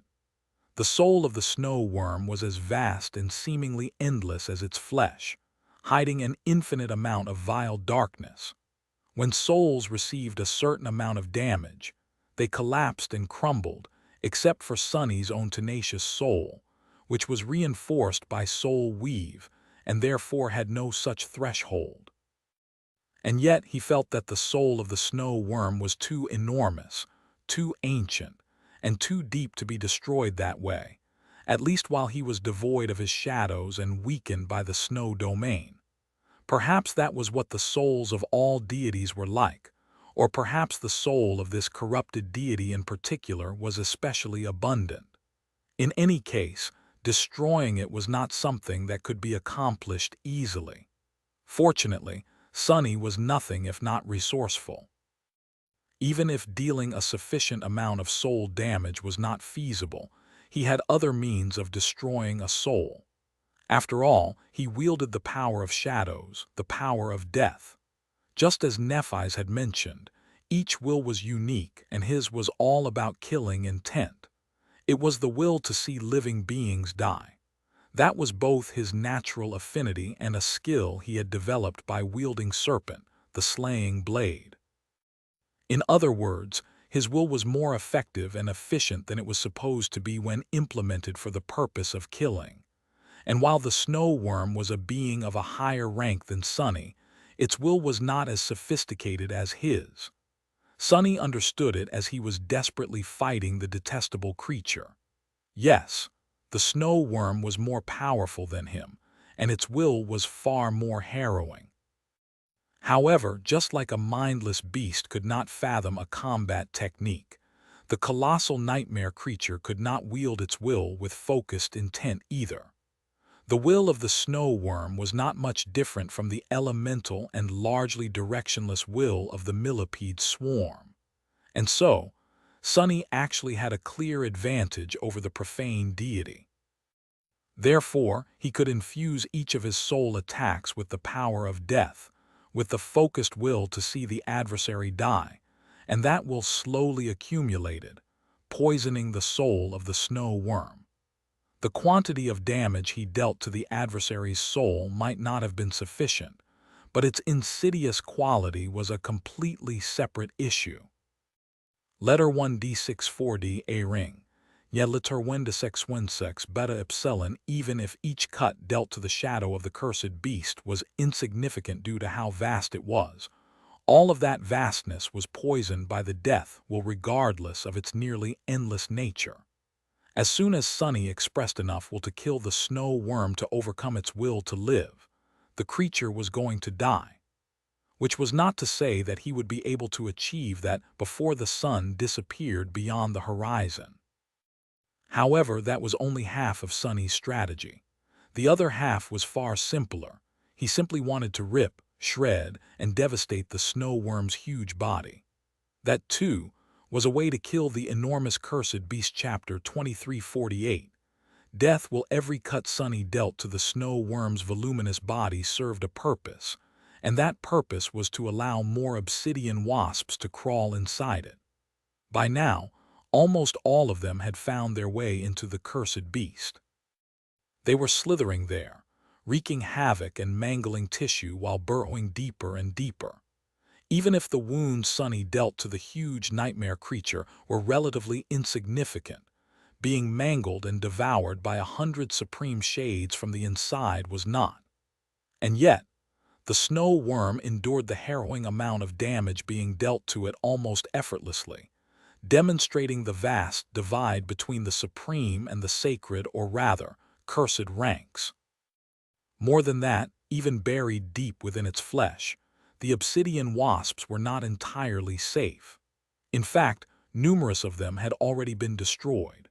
Some were simply crushed by the unfathomably powerful muscles of the cursed beast. Some had accidentally found their way into its digestive system and were either ground to dust or dissolved entirely. Some met their end in ways that Sunny could not even describe, let alone understand, while some were destroyed in more bizarre ways. Since the snow worm wielded the concept of infinity as its weapon and could expand or shrink its body at will, some obsidian wasps were simply torn asunder when the point in space they had occupied suddenly expanded. Others were crushed into infinitely small balls of obsidian when the space they had been occupying shrank. Of course, none of them were actually destroyed. Rather, they were returned to the dark expanse of Sunny's soul. But they were eliminated from this fateful battle, which was ostensibly the same. Gods, just how indestructible is that thing? The mountain was full of holes by now, groaning precariously, which made it difficult for Sunny to find sure footing as he kept escaping the cursed beast's awful attacks. The snow worm showed no outward signs of being seriously harmed by the swarm of obsidian wasps, for now, which was not to say that it was unharmed.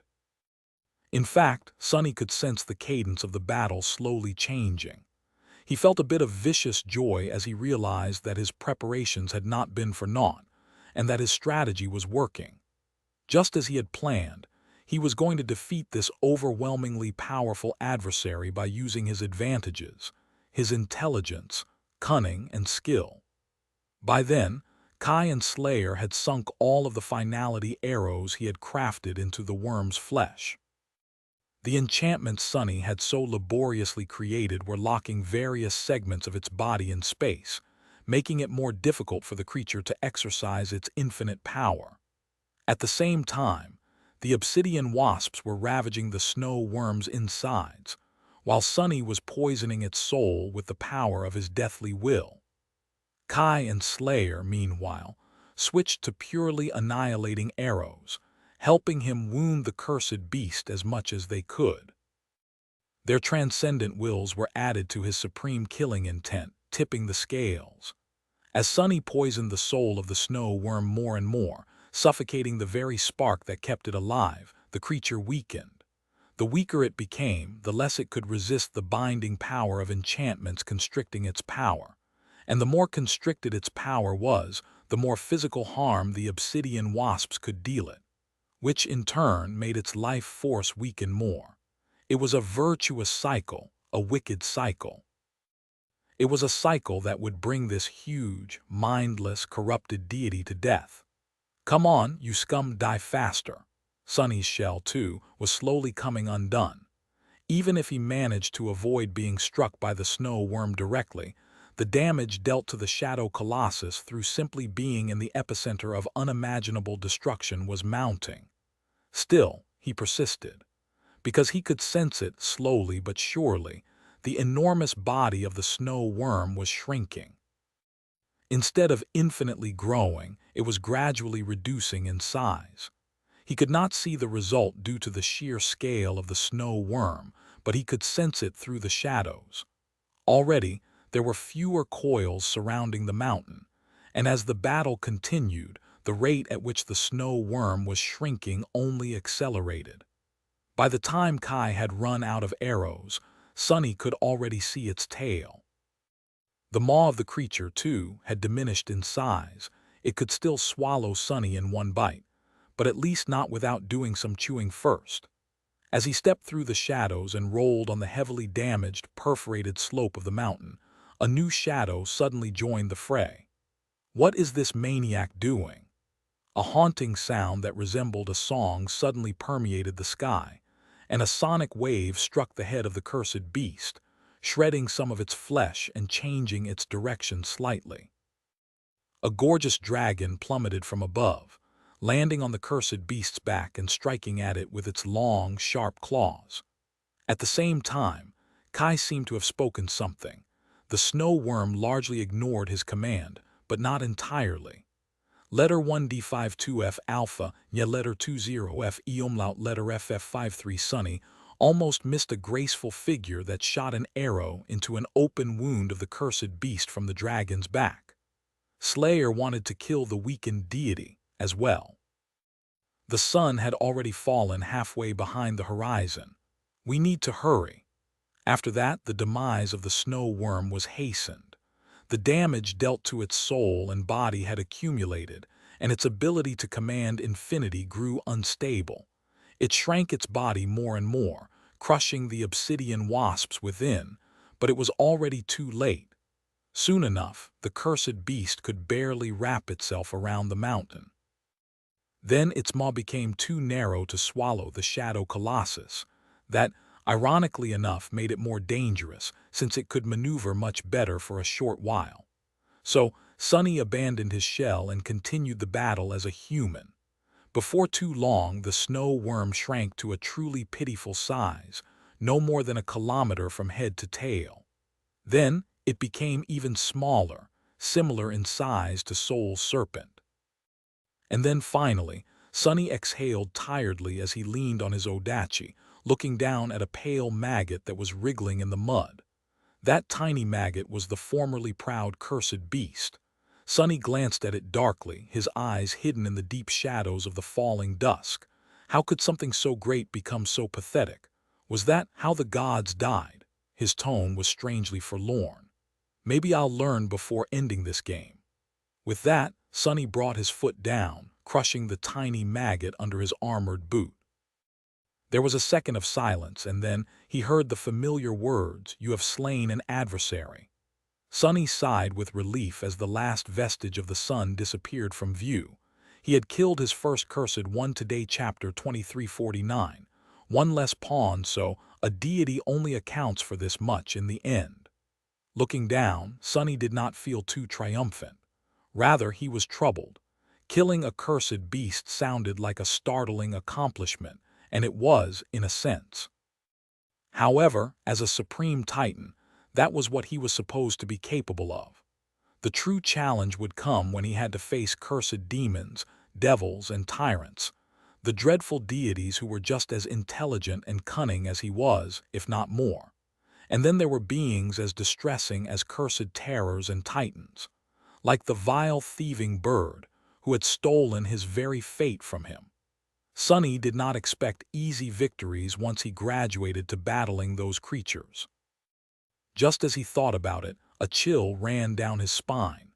Feeling a cold gaze settle on him, Sonny turned back and glanced in the direction of the axis tree. He could not see the devil resting on one of its branches, but knew that he was being watched. I guess we had an audience. Much worse was the realization of just how vast the divide between great and cursed beings was. Every rank was progressively more powerful, and the gaps between them grew exponentially. And if the cursed one were already this overwhelming, then just how terrible the unholy ones would be. Smiling darkly, Sonny took a step back and crouched, digging in the squashed remains of the snow worm with a disgusted grimace on his face. Just then, Kai landed near him in a gust of wind, having already reverted to his human form. Slayer was not far behind either, walking over from higher up the ruined slope. The latter was concerned and calm like she always was, but the former seemed stunned. Did we just kill a cursed beast?" Sonny hummed nonchalantly. "Indeed we did." With that, he stood up and raised a hand, glancing at a tiny gem held between his fingers. It shone gorgeously in the twilight of dusk, its radiant depths peculiarly mesmerizing. His expression, however, was peculiar. "Would you look at that, Kai? This is the first sacred soul shard I have ever gotten my hands on. But why is it so tiny?" "No, really." Sonny felt cheated. Kai coughed. I don't think that the size of a soul shard matters, Sonny." Sonny pursed his lips, then sighed and hid the radiant gem in his armor. "I guess. That said, buddy, I think you should turn back into a dragon." Kai blinked a couple of times, then activated his transcendent ability once more. Sonny hurried Slayer, and once both of them jumped onto the dragon's back, shouted for Kai to fly up. As small capen Omicron, yaw letter 1d640, a few moments after Kai rose into the air, the eruption began. This one was far more violent than the previous ones due to how severely damaged by the snow worm the mountain had been. It practically fell apart and then rose again, its slopes formed by the cooled lava. A new volcano stood in place of the collapsed mountain in no time, just as tall and seemingly indestructible as the mountain had been. Once the three of them landed, Sonny went about erecting a new shadow manor. He shook his head while building it, somewhat shocked. That Ariel was really something, wasn't he, who just goes around making mountains out of thin air? Unbelievable, truly mind-boggling. That's a real demon for you. Kai was observing him with a nonplussed expression. Hearing that, the charming archer shifted his gaze to the opulent manor that was rising from the darkness, as if summoned by magic. Yeah, unbelievable. This time, Sonny went for a modern style with panoramic windows that opened to the gorgeous sight of the starlit sea of clouds. Making manifested shadows transparent was much easier than imbuing them with color, so he went a bit crazy with the glassworks. Of course, an actual architect or a designer would shed tears at his clumsy attempts to build something, but it was more than enough for a temporary shelter that would be destroyed in a day or two. Once inside, Sonny rested on a sofa and sighed. He did not quite get its properties right, so the sofa felt both too hard and too soft at the same time. It was these little details that were the hardest to master. Shaping the facade of a building was relatively easy, unless he wanted to adorn it with decorative elements, but making the interior feel real was very difficult.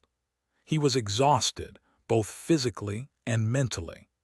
Kai seemed utterly spent, too. After dismissing the outer layers of his armor, the charming archer lowered himself into an armchair and closed his eyes. Sonny took out the sacred soul shard and studied it some more, enjoying the gorgeous glow. "Do you know why death was created, Kai?" Kai glanced at him in confusion. "Death created," Sonny smiled. "Of course. There was a time when death did not exist. Well, actually, time did not exist back then either. Everything we know as the axiomatic laws of existence was actually created at some point by the gods to contain the void. The void was endless and everlasting, after all, so they needed to create some form of finality to cage it. It just struck me as funny that our battle against the snow worm was a bit similar to that. A struggle between infinity and finality." He remained silent for a while, then added, "Anyway, it was Shadow God who created death, and nobody, not even the gods, liked him very much because of that. Death was initially a weapon against the void and the eternal beings that dwelled in it. Even now, death dutifully destroys the corruption, which is caused by the malignant influence of the void. That is why we can kill a cursed nightmare creature and retrieve a sacred soul shard from its corpse." Kai blinked a couple of times. "Oh, I never thought about that, actually. Now that I do, it does seem peculiar." Sonny threw the soul shard into the air and caught it. "But really, if you think about it, death doesn't really exist. Or rather, death is not what people think it is." Kai raised an eyebrow, confused.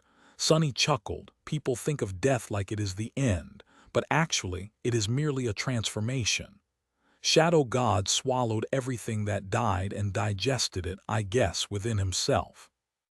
Ground it all into pure essence, then released it back into the world. He is gone now, but the laws he established still persist. So no one ever really disappears, they just become something new." Kai smiled faintly. "That is a soothing thought, I guess." Sonny let out a quiet laugh. "Yes, but I've been thinking, what does that make me? After all, I am somewhat of a thief. The things I kill never reach the shadow realm. Instead, they simply remain in my soul forever." He scratched the back of his head. "Maybe I can learn how to digest them too, but if there is a way to do that, I have not learned it yet." Kai let out a long sigh, leaned back in his chair, and closed his eyes again. "So you want to learn how to digest dead beings after swallowing them? I see. Any particular reason why?" Sonny fell into deep thought and remained silent for a while. Then his eyes gleamed. "Come to think of it, it is all because of that dastardly worm. I mean, that thing was huge, right? So I was really hoping to eat some worm meat today, but it just had to go and turn tiny in the end. No meat for us, damn it." Hearing another deep sigh, he frowned and glanced at Kai with reproach. What, aren't you hungry? No way. Even if you're not hungry, I am. There was no answer. Chapter 2350. Igneous rock. In the morning, Sonny observed the movements of the snow figures tensely. The clockwork giant was still in pursuit, occupying the volcano they had just left. The snow devil, meanwhile, remained where it had been, choosing not to abandon the axis tree. Sonny let out a relieved sigh.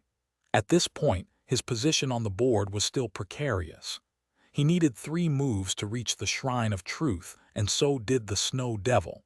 Considering that it had the initiative, though, the guardian of the axis tree would have arrived there first if it wanted to. Now that it had skipped a move, though, Sonny had the initiative and would reach the shrine sooner. It was a bit unnerving, really, because he could not help but question the behavior of the adversary. Why had the Snow Devil remained passive? Was it because staying on the axis tree gave the Snow Domain some kind of advantage? Or was it simply because the Snow Tyrant wanted to surround the shrine with more figures before mounting a 3-pronged attack to crush Sonny in one fell swoop? We'll see when we get there. There was something else for him to consider as well. There were 8 more snow figures on the board that Sonny could not see. None of them had appeared yet, and he suspected that they had been staying in their initial positions until now. But Sonny had a sinking suspicion that all of them had departed from their squares this morning, moving in the direction of the Shrine of Truth. There was a very simple reason why he believed that. Before, the Snow Tyrant had no way to guess where Sonny was going. After all, he had gone directly north after abandoning the Ash Castle, never changing direction. But then, Sonny turned west and killed the Snow Worm. That indicated his desire to conquer the Shrine of Truth and gave the adversary an understanding of his plans, and therefore the ability to build an appropriate strategy. How troublesome. It would take the group of snow figures in the north from 4 to 6 moves to reach the Shrine of Truth. The group occupying the Shrine of Fear, meanwhile, would need from 6 to 7 moves to get there. There was the Snow Demon from the left corner to worry about too, who could already be in the Shrine of Truth or en route to it. But Sonny was not too worried about a solitary figure. In any case, the coast was clear, for now at least. We should enjoy these days of peace. Once they reached the shrine, it would most likely be one harrowing battle after another. So it was good that Sonny had a few days to prepare. Most of the obsidian wasps had been destroyed in the battle against the Snow Worm. It was going to take some time for them to repair themselves. Additionally, he could dedicate this time to weaving. He could create more arrows for Kai and improve his bow. More importantly, there was the sacred soul shard in his possession now. Using it, he could create something truly special. But currently, Sonny was worried about something else. Looking away from the axis tree, he stared at Kai and nudged him on the shoulder. "Well, did you find it?" Kai coughed awkwardly. "Well, it's a big mountain, Sonny. Give me more time." Sonny blinked a couple of times. "What do you mean it's a big mountain? You can see through ash. You can see through rock. How hard can it be to find a piece of flawless white jade in this pile of obsidian and solidified magma?" Kai let out an exasperated sigh. "It would be less difficult if I could concentrate for a few seconds, Sonny," Sonny scoffed. "Oh, I see you know how to talk back now. Hey, look at Slayer, she has never talked back to me once." Slayer gave him a look, her black eyes full of such dreadful malice that he almost flinched. "I mean, she does drink my blood and tries to kill me every week, but at least she does it silently." The thing Sonny wanted Kai to find was, naturally, the figure of the snow beast he was supposed to receive for killing the colossal worm. He had been so engrossed in appreciating the aesthetic beauty of the sacred soul shard, and not at all overcome by greed, that he had forgotten about it entirely at the moment. Letter 1D40D Armenian, Huoinus. Letter FF42, Eomlaut S symbol 329, and then the entire mountain fell apart. Considering that they had to move on from this newborn volcano by evening, Sonny felt quite pressed to find the jade figurine. After all, it was invaluable. He was already starting to grow nervous when Kai finally smiled. "There, I see it." He pointed in the vague direction where the snow worm had died. "It's right there, about 500 meters underground, stuck in igneous rock." Sonny let out a relieved sigh. "Good, good." Then he fell silent. After a few moments of that, Kai finally asked, "So, are you going to dig it out?" "No, wait, you probably have better things to do." He looked at Slayer, then glanced away and added wistfully, "I guess I should dig it out." Sonny remained silent for a while, then shook his head. "No, at least not yet. I have another candidate in mind." With that, he took a deep breath and turned into a shadow. Nothing happened for a long while. Then suddenly, a flood of ash escaped from the shadow, rising into the sky like a towering pillar. Then the pillar of ash bent and plummeted down, twisting as it assumed form. Soon enough, the maw of an enormous black worm hit the slope of the mountain, easily burrowing into the seemingly impregnable rock. The shadow turned into a human once again. Sonny gave Kai a faltering smile, trying to hide how strained every fiber of his being was. That, that should be quicker. No. Chapter 2351. Sacred Shade. Sonny had never been able to summon the shade of condemnation, and that was not for the lack of trying. The shadow of the fallen god simply refused to submit to his will. It was too vast, too ancient, and too unfathomable to be compelled by his commands, while Sonny himself was not nearly powerful enough to assert his authority over it. In a sense, trying to deal with the shadow of condemnation was even more difficult than trying to command the fragment of the shadow realm. After becoming a supreme, Sonny could manipulate the fragment a little bit, enough so to separate it from the nameless temple at least, even if it had felt like moving a mountain. The fragment was devoid of personality, though, while the shadow of condemnation, it had a mind of its own, or a shadow of a mind of its own at least. In any case, Sonny could not summon the shadow of condemnation. The dead god remained in the tranquil darkness of his soul, seemingly at peace, and since it was the only shade of the sacred rank there, Sonny simply assumed that he could not command shades of a higher rank than his own. After facing the snow worm in battle, though, he began to doubt that theory.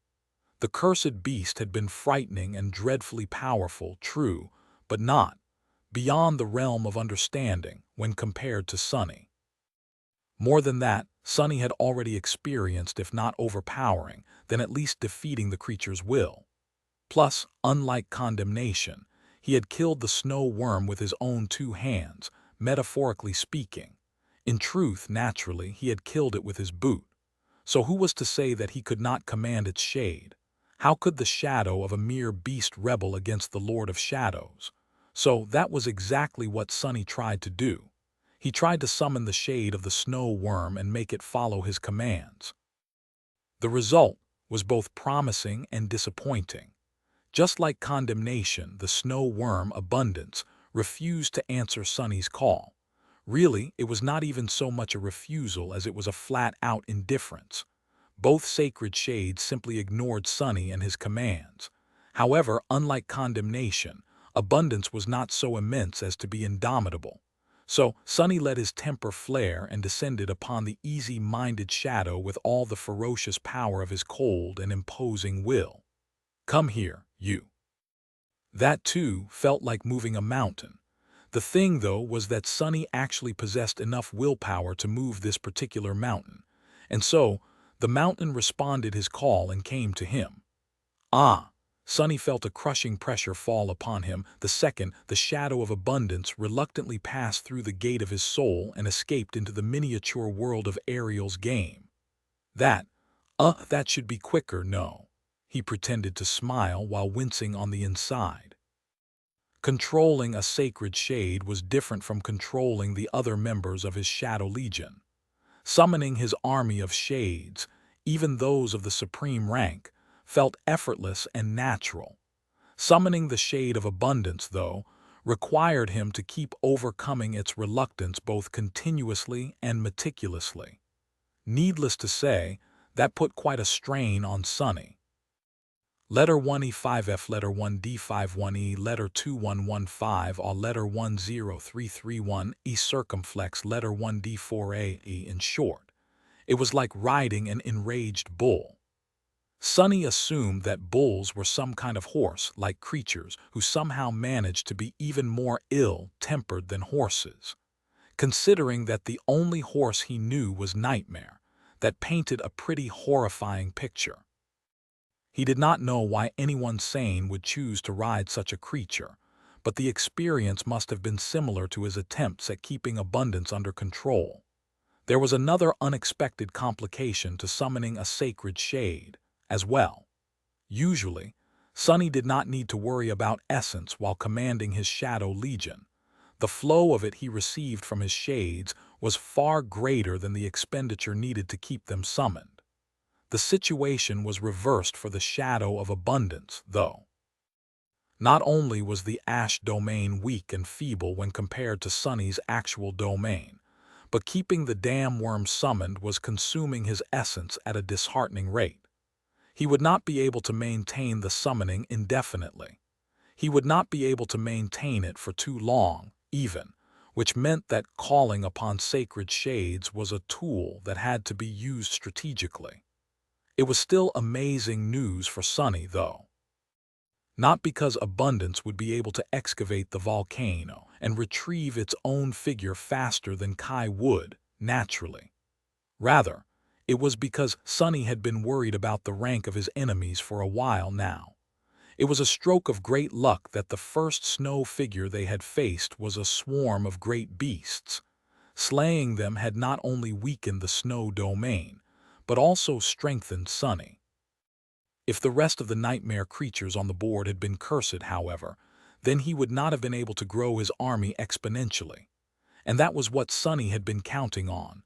That was his only hope of winning the death game despite starting it in a tremendously disadvantaged position. In a position so hopeless and dire that it had made Ariel, the demon of dread, admit defeat. Look carefully, Snow Tyrant, whoever you are. Sonny's smile grew firmer as he watched Abundance burrow into solid rock. He was going to slay the abominations of the snow domain, one after another, and turn them into his own soldiers. And with those soldiers, he was going to lay siege to the snow castle and bring its ruler down. Best of all, he was going to bring his army of sacred shades out of Ariel's game into the real world.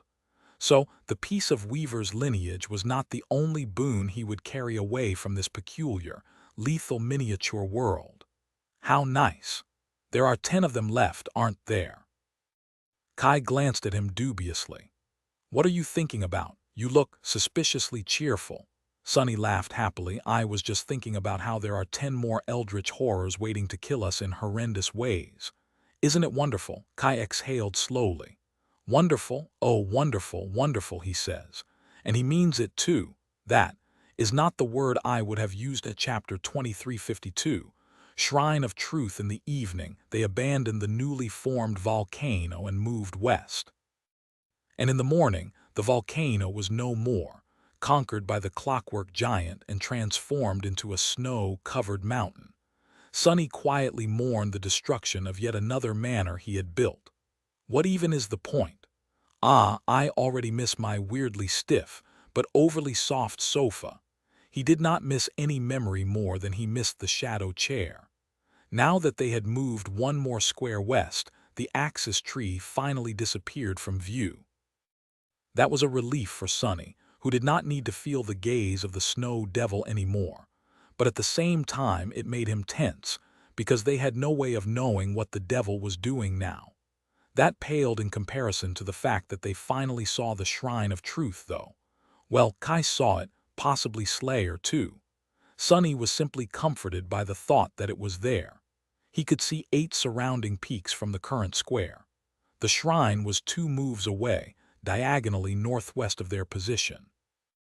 Diagonally southwest, meanwhile, similarly 2 moves away from the shrine. Are you certain? Kai nodded grimly. Yes. That should be the snow demon, Sonny frowned. The snow demon seemed to have abandoned the corner of the board, moving 1 square up. That made little sense, considering that it could have reached the Shrine of Truth already, unless the snow tyrant wanted to use the shrine as a lure to trap Sunny and his ash beasts, with nowhere to retreat. If that was its plan, then the snow demon would politely let them pass instead of intercepting them come morning. Sunny sighed. So, what does it look like? Kai hesitated for a while. Well, I'm not sure. Sunny raised an eyebrow. How come? Don't you have the all-seeing eye? Kai smiled faintly. No, I merely have the most seeing eye. He chuckled quietly and added in a neutral tone, remember how you mentioned creepy wraiths made of snow? Sunny did vaguely remember suggesting something like that when they had first encountered the snow devil. Don't tell me, Kai nodded. Indeed, the snow demon is a creepy wraith made of snow. There is a blizzard raging on the mountains and something is hiding in that blizzard, but I'm not sure what it is. Honestly, I only noticed its presence because the currents of snow seem unnatural, as if avoiding something or someone. Sunny sighed. My damned tongue. Why couldn't I have suggested pretty wraiths made of snow instead of creepy ones? Or better yet, creepy wraiths made of delicious food. That'd be great too. Kai scratched his head.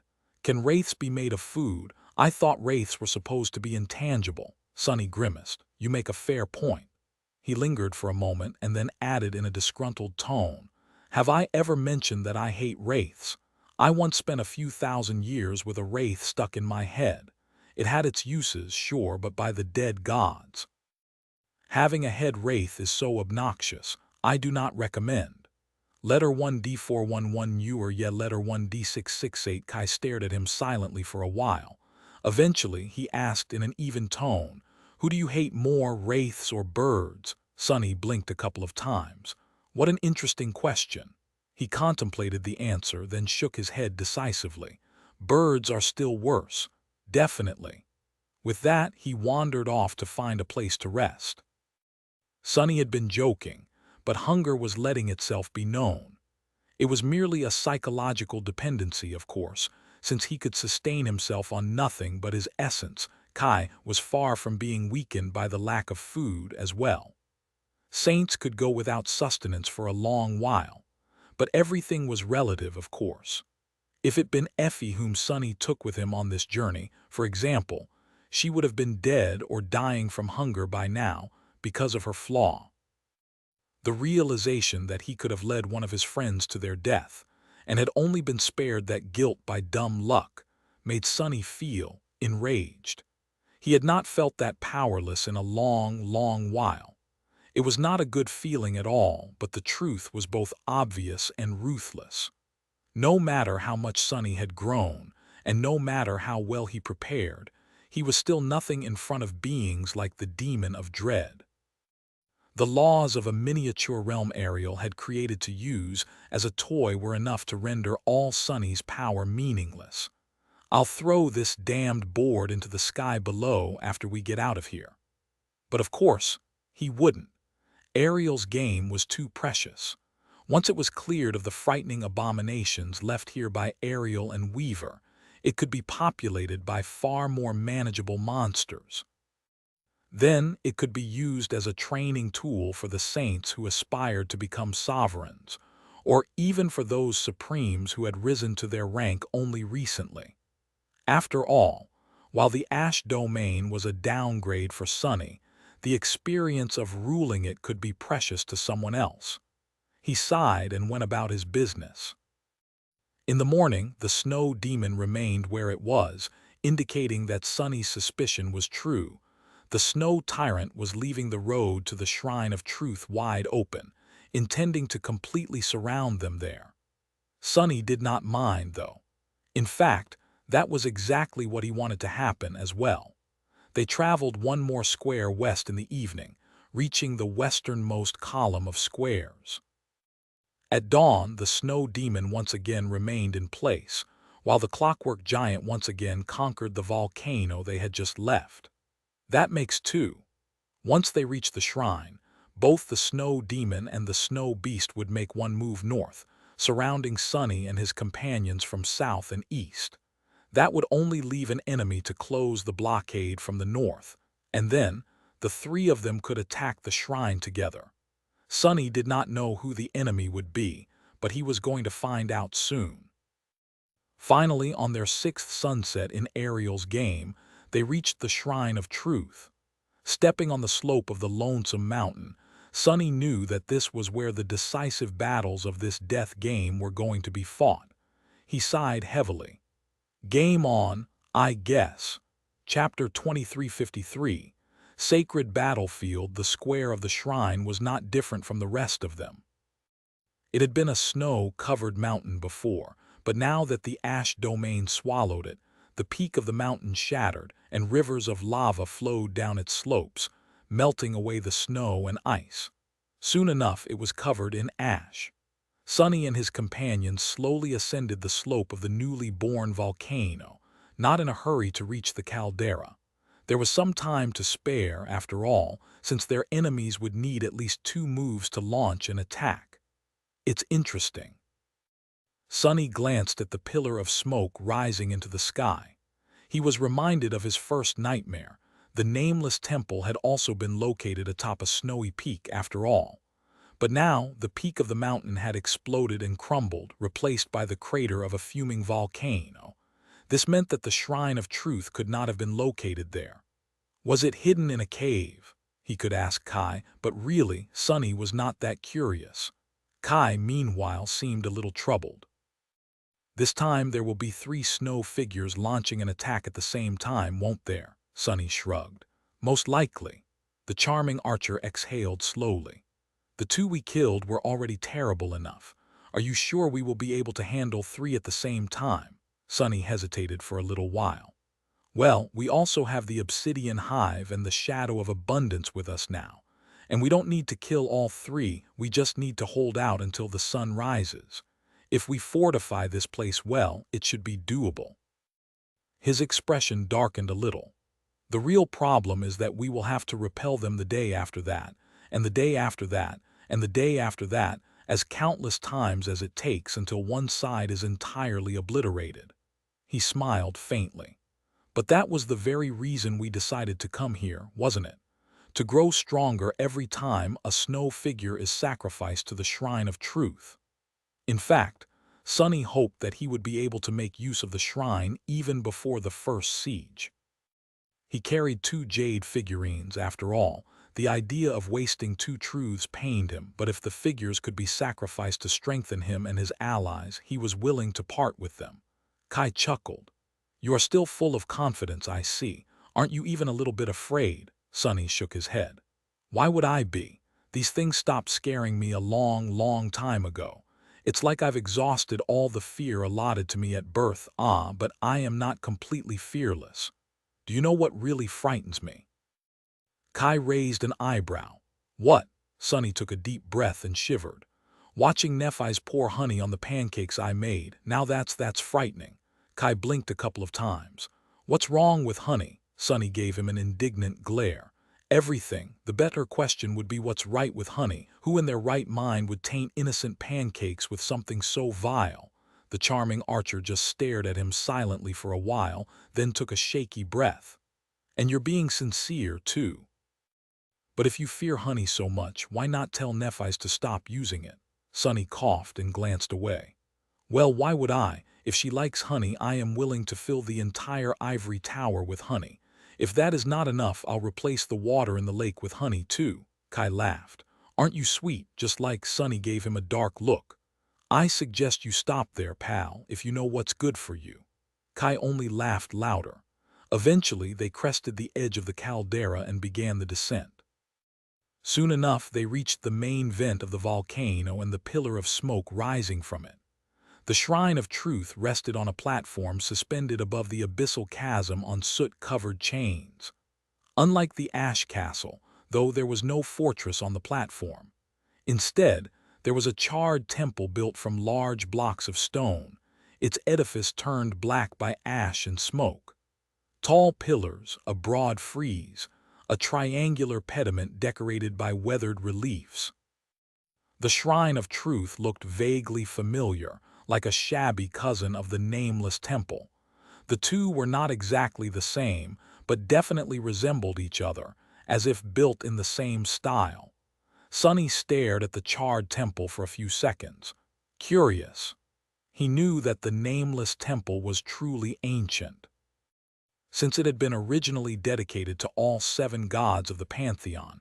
It must have been built at the very dawn of existence, after the void was sealed, but before the 7th god was forgotten, his very memory forbidden.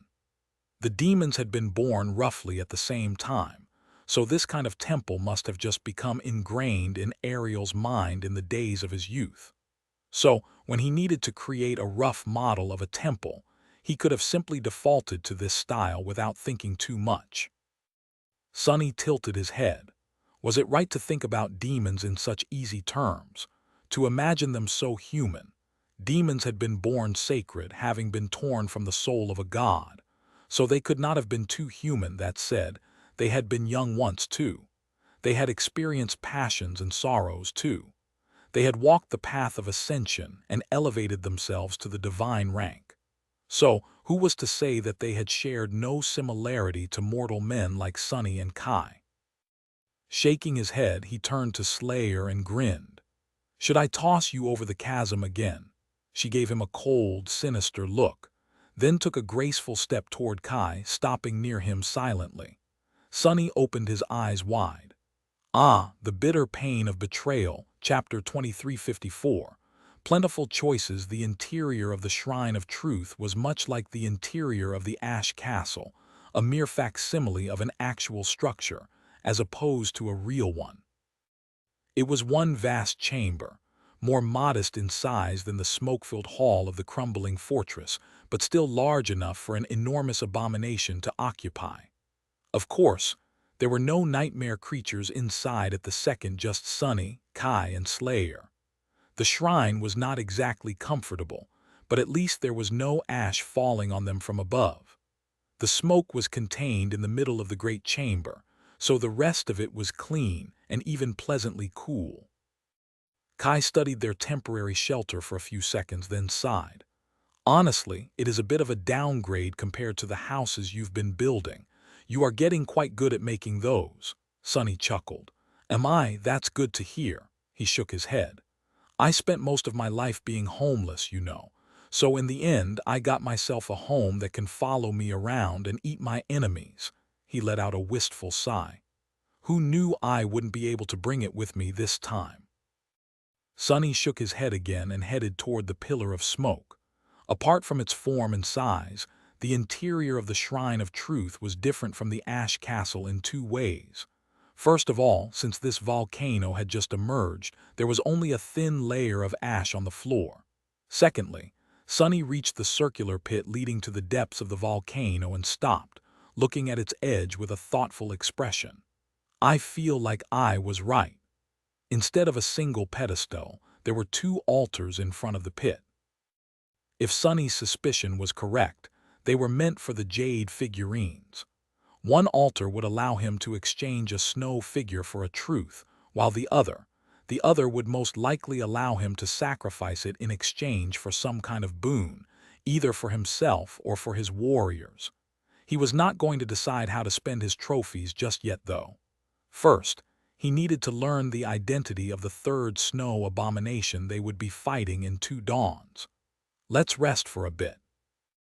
Kai had commented how the Shrine of Truth was not that comfortable, but nothing prevented Sonny from making it more habitable. He manifested a few pieces of furniture and sprawled on a sofa, feeling a little satisfied by the fact that it felt far less weird than the previous ones. He had not slept inside Ariel's game yet, and while there was no real need to, Sonny still felt himself drifting into a slumber. There would probably be no opportunity for him to rest later, so he could just as well use this last one. Sleep did not come easily, though, and Sonny soon found himself laying there, wide awake, plagued by uninvited thoughts. Eventually, he sighed and sat up. Kai was awake, too, looking at the billowing smoke with a distant expression. Sonny rubbed his eyes, then stared at the charming archer silently. "Is something bothering you, Sonny?" He smiled crookedly. "I guess." Sonny remained quiet for a few seconds, then said, "You are a curious person. You know that right, Kai? The charming archer raised an eyebrow and turned to look at him. Me, if anything, I thought that I was quite a boring person. Compared to my comrades, I mean, Sonny scoffed. Oh, but that is exactly what makes you curious. The fact that you are different from the rest of us. Kai remained silent, as if inviting him to continue. Sonny leaned on the backrest of the sofa and sighed. This armor I wear was forged by Nether, the demon of destiny. He is also known as the demon of choice.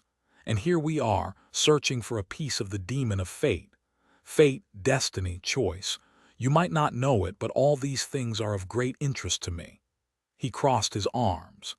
It used to be that very few people, apart from the legacy scions, got to choose whether they wanted to be infected by the nightmare spell or not. They were forced to face the first nightmare, and then they were forced to enter the dream realm come the winter solstice. Some survived and some didn't. However, once the carriers of the spell awakened, then they finally got to choose something for themselves, whether they wanted to challenge the second nightmare or not. Sonny smiled darkly. At least in theory. In truth, none of us had a real choice in that matter. For Nephi's, it was the only way to survive and return to the waking world. For Effie, it was the only way to gain a healthy body. For Cassie, it was a necessary step toward fixing what she had broken. Mordred was a mirror wraith with no vessel to call his own. Jet had to keep growing stronger to survive her flaw. As for me, well, I could not allow myself to fall behind someone. He pointed to Kai. So, really, out of all of us, only you had that choice, Kai. You could have stayed awakened and spent the rest of your life in safety, living comfortably. And yet you still chose to answer the call of nightmare. So I am curious, why? Kai seemed a little uncomfortable. He lingered for a few seconds, then shrugged. I guess I did indeed have the luxury of making more choices than most of my friends. At first, I did exactly what you said, stayed safe and lived comfortably, closing my eyes to the sorrows of the rest. That was in the bright castle, but after escaping the forgotten shore, I did not want to live like that anymore. He smiled. Someone once told me, I don't quite recall who, that strength was the only virtue, while weakness was the only sin. It seemed convincing at first, but then I changed my mind. Actually having strength but misusing it felt like a far greater sin than being weak. I had already sinned by being weak, so after awakening, I did not want to sin again by wasting my strength. So I chose responsibility. I also chose to follow my friends, who did not have the same freedom of choice I had. Sonny leaned forward a little. That is exactly it. You had freedom but surrendered it in favor of responsibility. His eyes grew darker. Don't you ever regret it? Don't you miss the freedom you gave up? R acute letter 1D4EA and en letter FF42 E grave S retroflex. Kai simply laughed. His eventual answer made Sonny flinch a little. No, I haven't missed it once. Chapter 2355. Empty vessel. Sonny studied Kai intently, hiding his surprise. He had expected his friend to give a negative answer, of course. After all, he knew Kai too well to think otherwise. And yet the categorical nature of his denial left Sonny rattled. He leaned back a little, frowning. Not even once, Kai shrugged. Of course. This freedom you talk about, well, it is an elusive concept, I guess.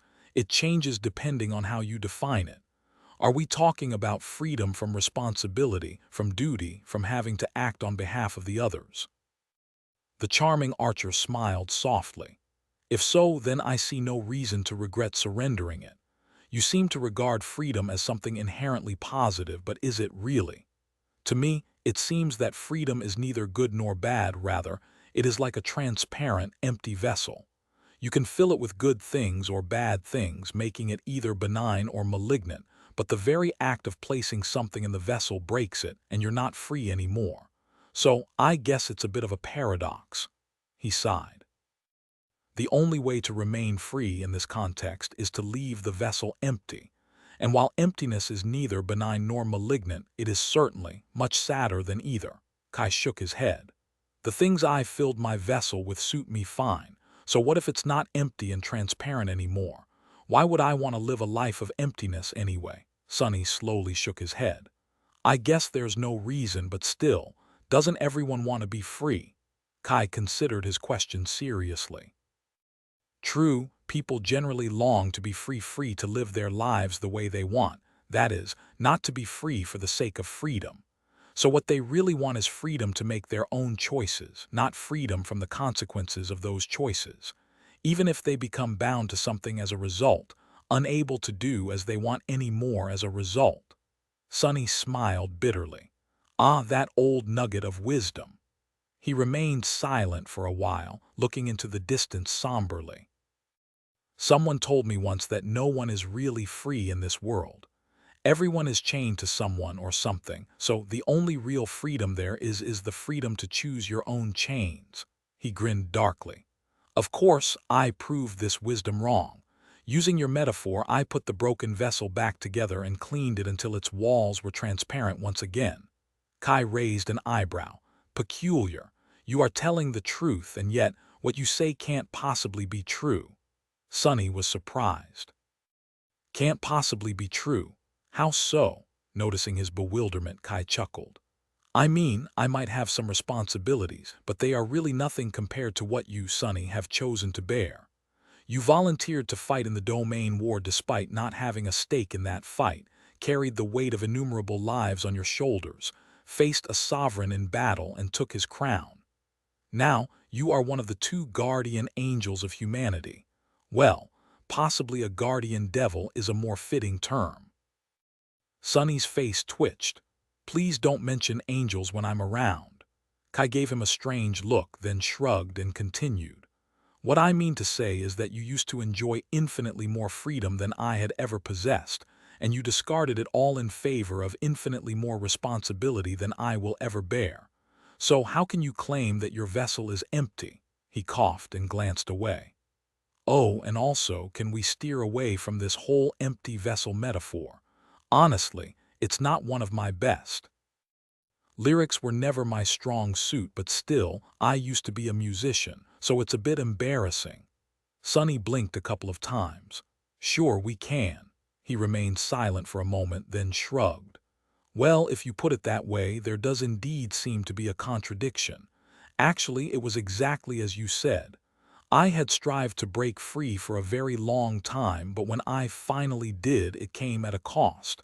And what followed after was empty and sad. You don't seem to regret surrendering your freedom, but I was full of regret after gaining mine.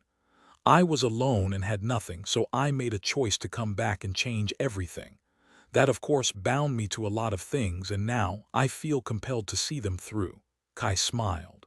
Then all is well, no, since you chose that path yourself. Sonny sighed, then rubbed his face tiredly. It's not that easy. The path is long and winding. What if following it will rob me of the ability to make choices for myself in the future? Kai scratched the back of his head. To be honest, I lost track of all these metaphors a bit, so I am not sure I understand. But if the choice not to have as many choices is your own, then all is good as well. I think.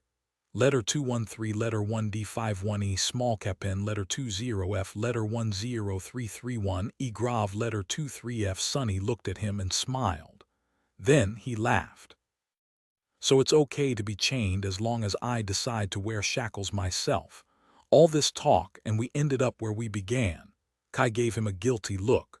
Sorry if I wasn't helpful, but in my defense, I have no idea what you are talking about. Sonny gave him a nod and laid back down on his sofa. It's all right. I appreciate you humoring me. Kai hesitated for a few seconds, then said in a tentative tone, Perhaps I could be more helpful if you told me what choice you are contemplating. Sonny yawned. Oh, it's just I'm wondering whether I should go bird hunting sometime in the future, that's all. Kai opened his mouth, then closed it again. Then he exhaled slowly. I see. Well, good luck with whatever you decide to do. After a few moments of silence, he asked, Are you going to sleep? If so, I can stand guard, not that nights here are dangerous. Sonny sighed, then shook his head. No, I don't think I'll be able to sleep tonight, so I'll do something else instead. Kai leaned back. What? Sonny smiled. Being here inside another one of Ariel's harrowing masterpieces has got me inspired, so I am going to do some sorcery." His smile grew darker. "I am going to perform sorcery so grand and terrible that even demons would have been impressed." Chapter 2356. Grand design. Sonny allowed his body to become a shadow, returning to his natural form. This time, however, he went a step further. Letting go of the familiar image of himself, he set the shadow free. Unleashed from the confines of a human silhouette, his shadow swelled and surged in all directions, covering the spacious interior of the Shrine of Truth in an instant. Then, it burst from its gates like a dark tide. In a matter of seconds, Sonny had become vast enough to swallow the entire volcano, up to the point where its slopes disappeared into the sea of clouds. At least, his shadow covered the gargantuan bowl of the caldera and the ash-covered slopes, flowing into each crack and crevice. He enveloped the luminous depths of the main vent, too, as well as the suffocating confines of the secondary fissure vents. Slayer shifted silently and placed a hand on the hilt of her sword. Kai simply glanced around, lingered for a few seconds, and closed his eyes to rest. Sonny, meanwhile, summoned the Shade of Abundance. The giant worm rose from the depths of his soul and bit into the rock, crawling through the solid mass of the volcano to a wide tunnel through it. The shades of obsidian wasps scurried behind it, clearing the tunnels of debris. Sonny concentrated, and his vast shadow stirred, numerous arms growing from its black depths.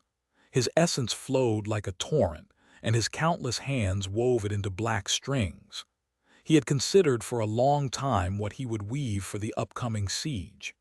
In truth, Sonny was not as confident in the outcome of the battle as he had made it look. Fighting 3 snow figures, including a demon, was a perilous task, especially considering how few advantages he had. The crystal wasps had been weakened when they attacked the Ash Castle, but that was because, at that point, the Ash Castles had been bordered by 2 squares of the same color. The Shrine of Truth, however, would be surrounded by the snow domain from all sides during the battle, which meant that the invaders would not be weakened that much, or perhaps at all. Sonny and his companions would not be suppressed either, unlike how they had been during the battles against the Ice Hive and Abundance, but that was all there was to it. The odds were not in their favor, so Sonny needed to prepare, and the sacred soul shard that had fallen into his hands was one of 2 precious resources he had, the other being the jade figurines. What would be the best use for it? Should he create a deadly weapon for himself? A powerful charm that could be enhanced by the jade mantle? A tool that would allow him to pull off some insidious trick? There were numerous options, but none of them would be as impactful as he wanted. There was another problem, as well: time. A sacred memory was worthy of a truly sophisticated enchantment, but weaving an intricate enchantment was a long and complicated process. Sonny was not sure that he would be able to complete something so elaborate before the snow figures descended upon the Shrine of Truth. So the enchantment had to be relatively simple, just scaled to an entirely terrifying level of power.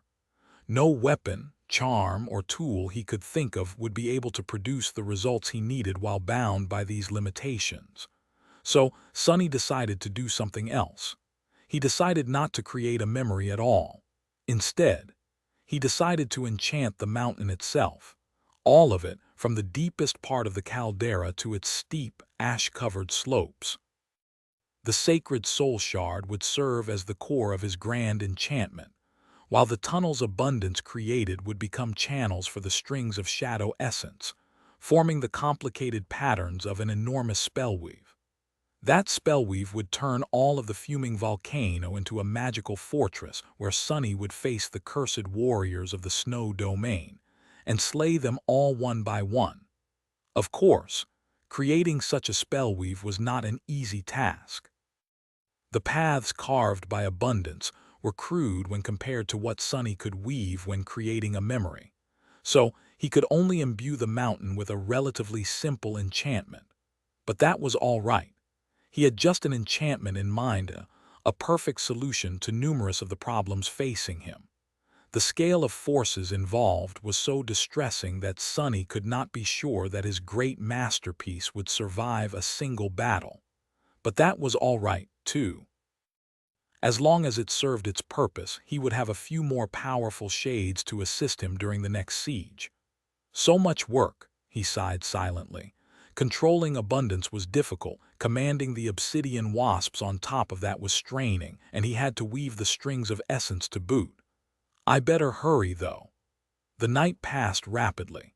In the morning, the clockwork giant and the snow demon both moved 1 square north, just like Sonny had predicted. And at the same time, a third figure arrived at the peak of the snowy mountain to the north, closing the blockade. It was another snow beast, one of the two who had been protecting the snow castle, it seemed. Ignoring the newcomer for the time being, Sonny concentrated on excavating the volcano and forming the grandiose spellweave. He had to control the flow of lava to prevent it from flooding the network of tunnels, but that had proven easy enough to accomplish with a bit of foresight. In the end, he managed to finish the enchantment with just a few hours to spare before the next dawn. Assuming the human form for the first time since his candid conversation with Kai, Sonny let out a long sigh and wiped the sweat off his brow. He was terribly tired, but there was no time to rest. Standing up, Sonny lingered for a moment and then took out the 2 jade figurines from inside his armor. They lay on his palm, feeling cold to the touch. Sonny exhaled slowly. Let's deal with you two then. Chapter 2357. Second Altar Slayer was where he had left her, standing silently in the darkness of the shrine. Now that the sun had risen, a bit of light was falling into the empty hall of the scorched temple through the opening in its roof and the towering fissure of its gates still. Shadows swallowed most of the hall, so her motionless figure was entirely unnoticeable. Naturally, Sonny could see in the dark, so she could not hide from him. He sighed.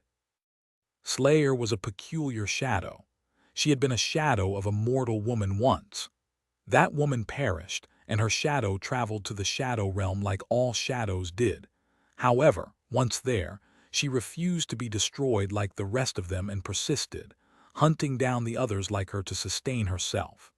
Whether it was because her sense of self was especially strong or for some other reason, Sonny did not know. In any case, her stubborn refusal to succumb eventually bore fruit. Slayer ceased to be a mere shadow and was reborn as a shadow creature instead.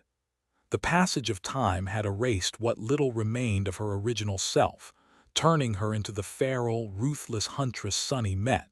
She did not even remember her own name by then, let alone her past. She was killed once more and reborn again, this time as his shadow. So Slayer was neither human nor a creature, but something in between. She did not possess an aspect like humans did, but she was also far more intelligent and lethal than a beast was supposed to be, which was to say that she did not possess any special powers. All she had was her skills, her sharp intelligence, her frightening killing intent, and her stubborn will. It was with these tools that she had endured thousands of years of surviving in the shadow realm, crafting weapons and arrows from pieces of obsidian, preparing traps for her enemies, and hiding when an essence storm passed nearby. Perhaps that had not always been the case, though. She was a peculiar shadow full of soul essence instead of shadow essence, after all not quite transcendent, but not quite supreme either. Perhaps Slayer had indeed wielded some kind of power, or even an aspect, before her radiant soul deteriorated and lost its initial form. Maybe her aspect could be recovered one day. In any case, Sonny was not going to think less of her, or consider her less of a threat, simply because Slayer did not have any special powers. She was incredibly menacing even without them, after all, to which he could personally attest. Still, he was very curious to see how the Shrine of Truth would make her stronger. The same held true for Kai, in fact. Sunny had no idea how the Shrine of Truth was supposed to work. All he knew was what Sation had told them, that killing an enemy figure on this square was supposed to make the killer more powerful somehow. All of them desperately needed to grow more powerful, so that was really fortunate. The fact that the jade figurines could seemingly substitute kills was as well. I wonder what Ariel's game will do. Would it grant them a sorceress boon, evolve the figure to a higher class, bestow magical weapons and equipment upon them? Would these boons be permanent or would they disappear as soon as they left the board? He was going to learn soon. Just as Sunny headed to the center of the shrine, Kai descended from above, landed near him, and smiled. "Sunny, are you done with your sorcery?" Sunny nodded and said, his voice both tired and satisfied. "Yes, it turned out well despite the difficulty. Ah, am I not a genius? Who else could have invented something so groundbreaking, huh?" He glanced at Kai with a hint of expectation, remained silent for a moment, then added, "Groundbreaking, get it?" Kai coughed suddenly. "Oh yes. The volcano has been shaking quite a lot. I was afraid there was going to be an eruption." Sunny chuckled. "That was just me excavating the mountain. Come, I'll explain what I did in detail a bit later." As they walked toward the two altars, Slayer following silently from behind, Sunny gave Kai a curious look. "You are back from observing the enemy, right? So who is our guest from the north?" Kai frowned a little. "Well, it is a beast, however, it is not a single beast." Sunny stopped for a second and blinked a few times. "Don't tell me, are there another 100 of them?" Kai shook his head lightly. "No, there seems to be around a dozen a pack. They look like ghostly wolves made of snow." Sunny grinned. "A pack. Finally, good news." This might have been awful news, actually, but Sunny believed otherwise. He did not think that cursed ones were so plentiful as to travel in packs, so the snow wolves had to be great beasts, which meant that he would not have to battle 3 cursed nightmare creatures at the same time. Letter 1 E5D, letter 1 D622, new letter 1 ECD, letter FF42, E umlaut, letter 1 D61A. Great, great. The more, the merrier. Smiling brightly, he approached the 2 altars and studied them intently. The one on the right looked almost identical to the altar in the Ash Castle. The one on the left, however, was quite different. It might have had some runes and engravings carved into it once, but everything had been smoothed out and erased by the passage of time. Now, the altar was simply covered by soot. Sunny could still see the indentation in the center of the altar, though, just the right size for a jade figure to fit. He sighed. Here goes my opportunity to learn 2 tantalizing truths. It was funny, really. He had expected the Shrine of Truth to be a place where one learned truths, but instead he was going to sacrifice truths in order to gain power. "Here, take this." He handed one jade figurine to Kai, the other to Slayer. Kai raised an eyebrow. "Me? I thought you would try to strengthen yourself." Sunny shook his head dismissively. "I am plenty strong already, so maybe later. The 2 of you need to become more useful right now, though." Taking a step back, he gestured to the altar. "Come on, put the snow beast figure on it." Kai hesitated a little. And what will happen when I do?" Sunny grinned. "No idea, we'll know soon, won't we?" Kai frowned slightly. "You're not letting me go first just to see if something awful happens before trying it yourself, are you?" Sunny glanced at him with reproach. "Of course not." His smile returned. "If that was my goal, I would have let Slayer go first." He looked at Slayer, scratched the back of his, and added quietly, "This definitely has nothing to do with the fact that, as a shadow, she would be an unreliable test subject. Believe me." Chapter 2358. First ring with a sigh, Kai walked over to the altar and placed the snow beast figure, the one they had retrieved after slaying Abundance, on its surface. Sunny watched him intently, wondering if the figure would still have to be tossed into the volcano, and how would it have worked if the Shrine of Truth belonged to the snow domain instead. There would be no pit filled with smoke here if it had been, after all. However, he did not have to worry. Almost as soon as Kai placed the figure on the altar, it began to glow. Then luminous fissures appeared on the surface of the flawless white jade, and a second later, it suddenly exploded into a swirling mass of ash. Before either of them could react, the ash swirled around Kai and then suddenly flowed right into him, disappearing into his chest. Neither Sunny nor Kai moved for a few moments. Eventually, Kai coughed and waved his hand in front of him. Great! More ash. His expression was a little miserable. They had enough water to drink, but not enough of it to properly clean themselves. Considering the nature of the ash domain, with its pillars of smoke and ash constantly falling from the sky, that meant that Kai was constantly covered in smears of soot. The charming archer had managed to maintain a neat appearance even on the forgotten shore, so Sunny knew how much his friend was suffering. Kai, hey, Kai, the charming archer turned and glanced at him bitterly. What? Sunny sighed. Did you not notice? That cloud of ash did not just swirl around you. It went into you, you fool. Kai blinked a couple of times. It did, Sunny nodded. In fact, the whole process looked quite familiar. It was similar to how Essence entered Awaken when they broke soul shards, to the point that Sunny was inclined to assume that Ariel had modeled the process to look the same. He hesitated for a moment. How do you feel? Kai looked into the distance as if concentrating on the state of his body. Slowly, a startled expression appeared on his face. I feel stronger, much stronger. Sunny studied him for a bit, then shifted his gaze and studied Kai's soul. Eventually, he said in a curious tone, Well, buddy, I don't know how to tell you this, but there's a ring of ash surrounding your soul core now. He was naturally telling the truth. There, under his gaze, Kai's transcendent soul core was shining brightly with breathtaking light.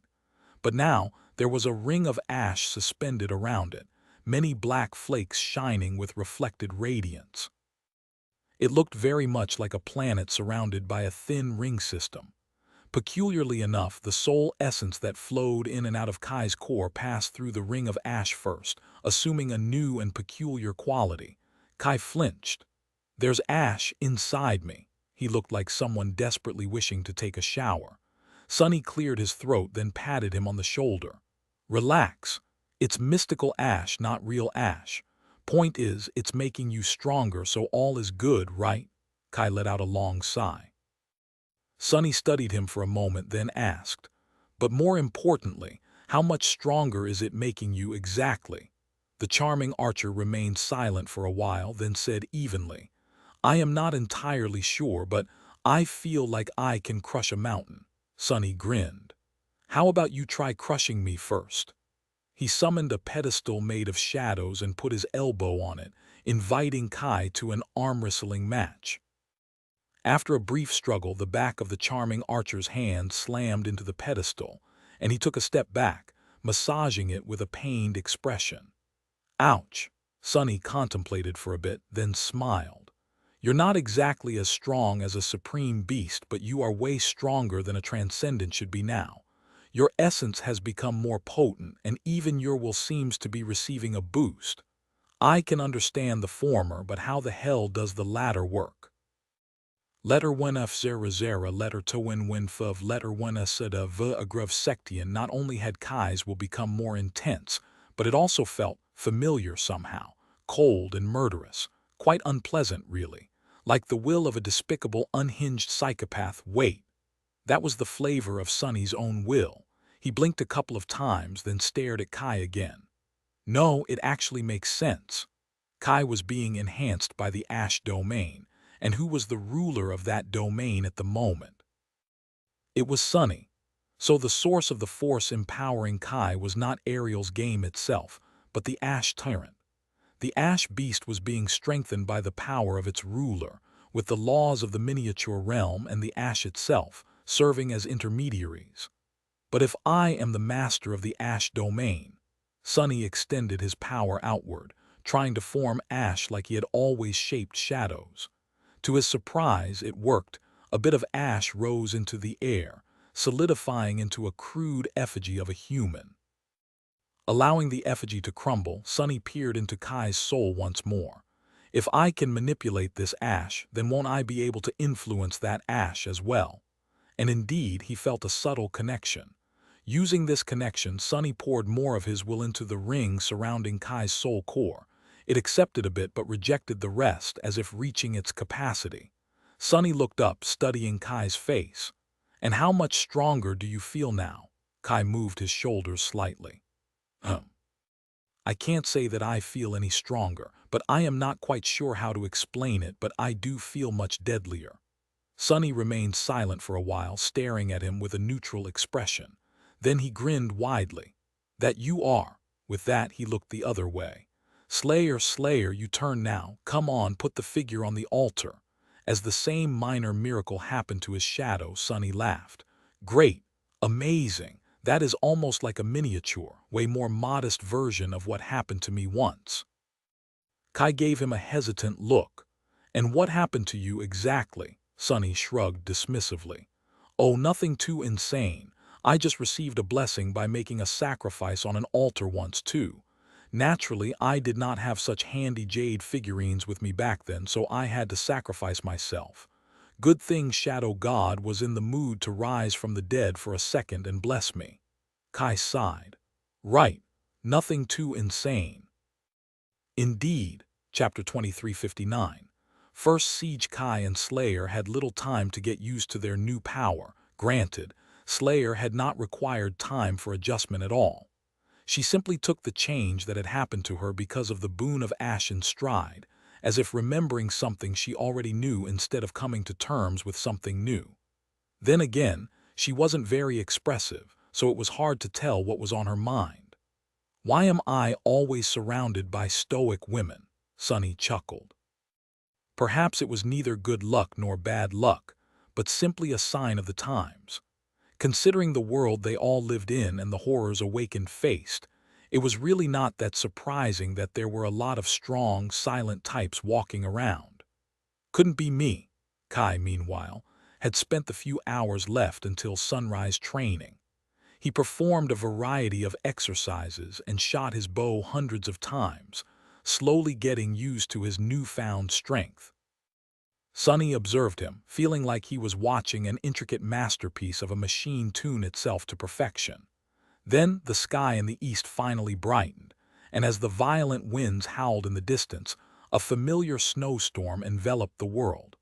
Plumes of snow stretched toward the fuming volcano like tentacles, ready to turn into glass bridges as soon as the first ray of sunlight spilled over the horizon. Sunny inhaled deeply. "Get ready." He felt a bit of trepidation in his heart.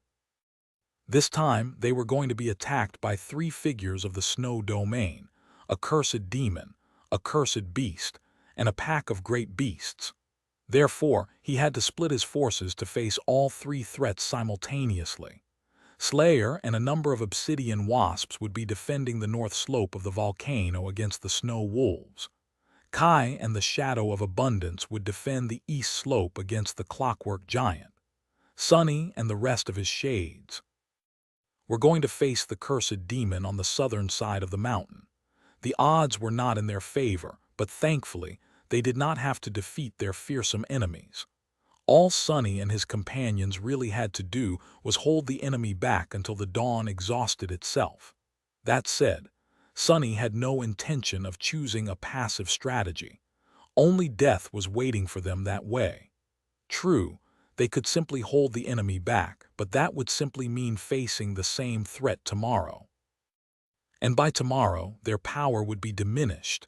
They would be wounded, lacking essence, with fewer shades to help them in battle.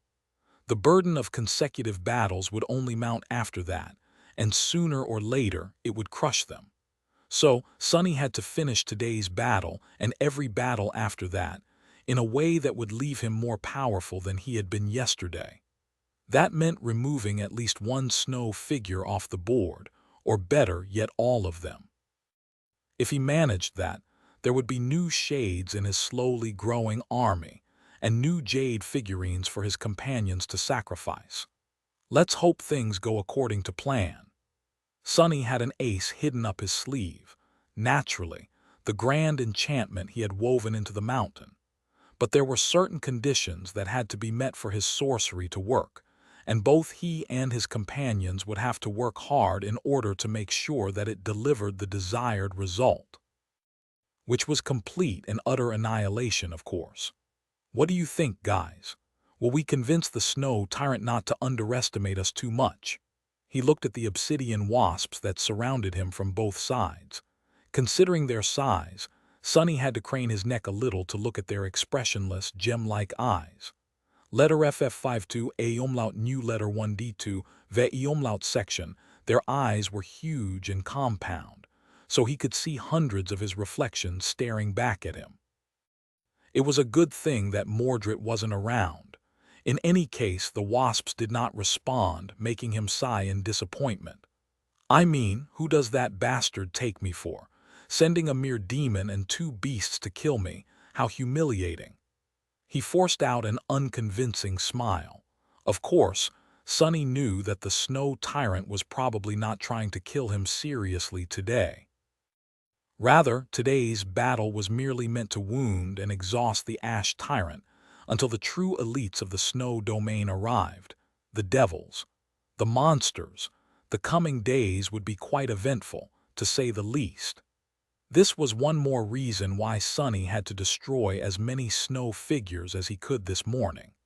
The Shrine of Truth could only be attacked from 3 directions, but that did not mean that it could only be attacked by 3 figures. If more of them occupied the surrounding peaks, there could be up to 10 horrors attacking the fuming volcano at the same time. Actually, it was a bit peculiar that the snow tyrant had not employed that strategy already. So peculiar, in fact, that Sonny was starting to suspect that being able to bring several figures to a single square was a unique privilege of the tyrants. After all, Slayer and Kai had never remained on a mountain without him. That was something to consider, at least. As Sonny did just that, the snow plumes finally solidified into ethereal bridges of glistening glass. The golden light of dawn washed over the sea of clouds. It looked just as dreamlike and gorgeous as ever, but Sonny was in no mood to appreciate gorgeousness. Instead, he watched chillingly as a vast protuberance seemed to extend from the milky wall of the snowstorm, as if the blizzard itself was crossing the glass bridge. That was the cursed demon coming to kill him under the cover of swirling snow. Ah, hell! Summoning the helmet of the jade mantle, Sonny reached into the shadows and pulled a black odachi from them. The obsidian wasp seemed to tremble a little, as if shivering in the cold. Chapter 2360. Leader of the pack on the other side of the mountain, Slayer had begun her barrage. The pack of great beasts was rushing across the bridge, turning into billowing streams of snow from time to time. Sonny was not sure what attributes the grotesque wolves possessed, but they seemed quite elusive. He did not sense any new shades entering his soul, at least, which meant that none of them had been slain by the arrows. On the eastern slope of the volcano, Kai sent an arrow flying as well. Sonny heard it fly. This one was quite unique, having been crafted specifically for the charming archer. Its enchantment allowed him to imbue the arrowhead with sound, which allowed Kai to record his commands and deliver them from a distance. In other words, the arrow carried his mystical voice. Far away, the clockwork giant had already stepped onto the glass bridge. The singing arrow struck him square in the chest, and powerlessly bounced away, not dealing the cursed beast any damage. That was just as Sonny had expected. Empowered by the boon of Ash and Sonny's own deathly will, Kai might have been able to wound some other cursed being. But the brass giant glanced like a thing that had been created specifically to be sturdy and resilient, practically indestructible. Sonny had known that this particular adversary would be too tough to be pierced by arrows, enchanted or not. That was the very reason why he had sent Slayer to fight the snow wolves. The nature of the malevolent training dummy made it impervious to most of her arsenal. In fact, it was probably impervious to most anything, which was why Kai, with his rattling sonic attacks and abundance with its sheer mass, were a better choice. Even if they were not able to destroy the cursed beast, they would at least be able to stall him. Sonny was not at all ashamed to use the easy but effective powers of abundance to his advantage. A dumb meat shield was a perfect foil for an indestructible adversary. He was actually most worried about himself. Unlike his two companions, Sonny did not try to attack the snow demon on the bridge. He just waited patiently, watching as the blizzards rushed toward the volcano at great speed. Ah, this thing just had to go and make me angry. Sonny had not felt any personal animosity toward the cursed demon before seeing it advance just now. That was because any creature using a veil of snow as cover reminded him of Winter Beast. And although Sonny had already killed that titan, he still carried quite a lot of spite toward it and its ilk in his heart. Come here, then. Finally, the billowing mass of snow reached the slope of the volcano and enveloped it in bitter cold. This was Sonny's territory, though. This was his domain. As soon as the blizzard and the thing hiding within it reached the ashen ground, the shadows surged. Darkness swallowed the entire southern side of the volcano, and the ash rose into the air, mixing with the snow. The ash remained, but the snow turned black and melted, disappearing without a trace. Even the cold winds were suffocated. In a matter of seconds, the blizzard was no more. And once it was gone, the wraith that had been hiding within it was revealed, standing motionlessly in the hurricane of ash. Sonny smiled darkly. Unexpected. What faced him was a frozen corpse. It was the corpse of an enormous wolf, its rotten fur as white as snow. There were innumerable crude spears sticking out of its desiccated hide like a palisade, the spearheads carved roughly from flint and obsidian. The cursed monstrosity had 3 eyes, each burning with malevolent crimson flames. The sight of them reminded Sonny of the primordial hunter Jet had slain once, an eternity ago, in front of the Nightmare Gate in NQSC. That gate, Guardian had worn a skill with 3 empty eyes as a helmet, too. Sonny had suspected that most of the nightmare creatures trapped in Ariel's game had been collected by the demons in the frozen wastelands west of the Jade Palace. Letter 1E5B, Letter 1D622, Udabulakit Beta Cyrillicia Letter 1S61. If so, he could imagine the corpse of the appalling wolf being encased in ice, after dying to the spears of the primordial humans of the bygone era, only to become possessed by a malevolent spirit thousands of years later and emerge from it as a vengeful wraith. Had it been an appalling predator who hunted primal humans and feasted on their flesh? Had it been a guardian spirit of a human tribe whom the hunters from a different one had slain to eradicate the adversary? Had it hunted alone, or had it led other predators like a bestial deity? Slayer was fighting the pack of wolves on the northern slope of the volcano right now, but this one might have been the leader of the pack, or possibly their god. In any case, Sonny was going to have to face this primordial horror in battle. The 3 harrowing eyes of the wolf glanced at Sonny, and he felt his very soul shiver and shudder under their gaze. The pressure that descended upon him was suffocating, and he felt something that he had not felt in a long time. A primal, utterly irrational, overwhelming fear rising to drown his wildly beating heart. The fear that prey instinctively felt when facing a predator. Sonny scoffed. "Hey, you, who do you think you are?"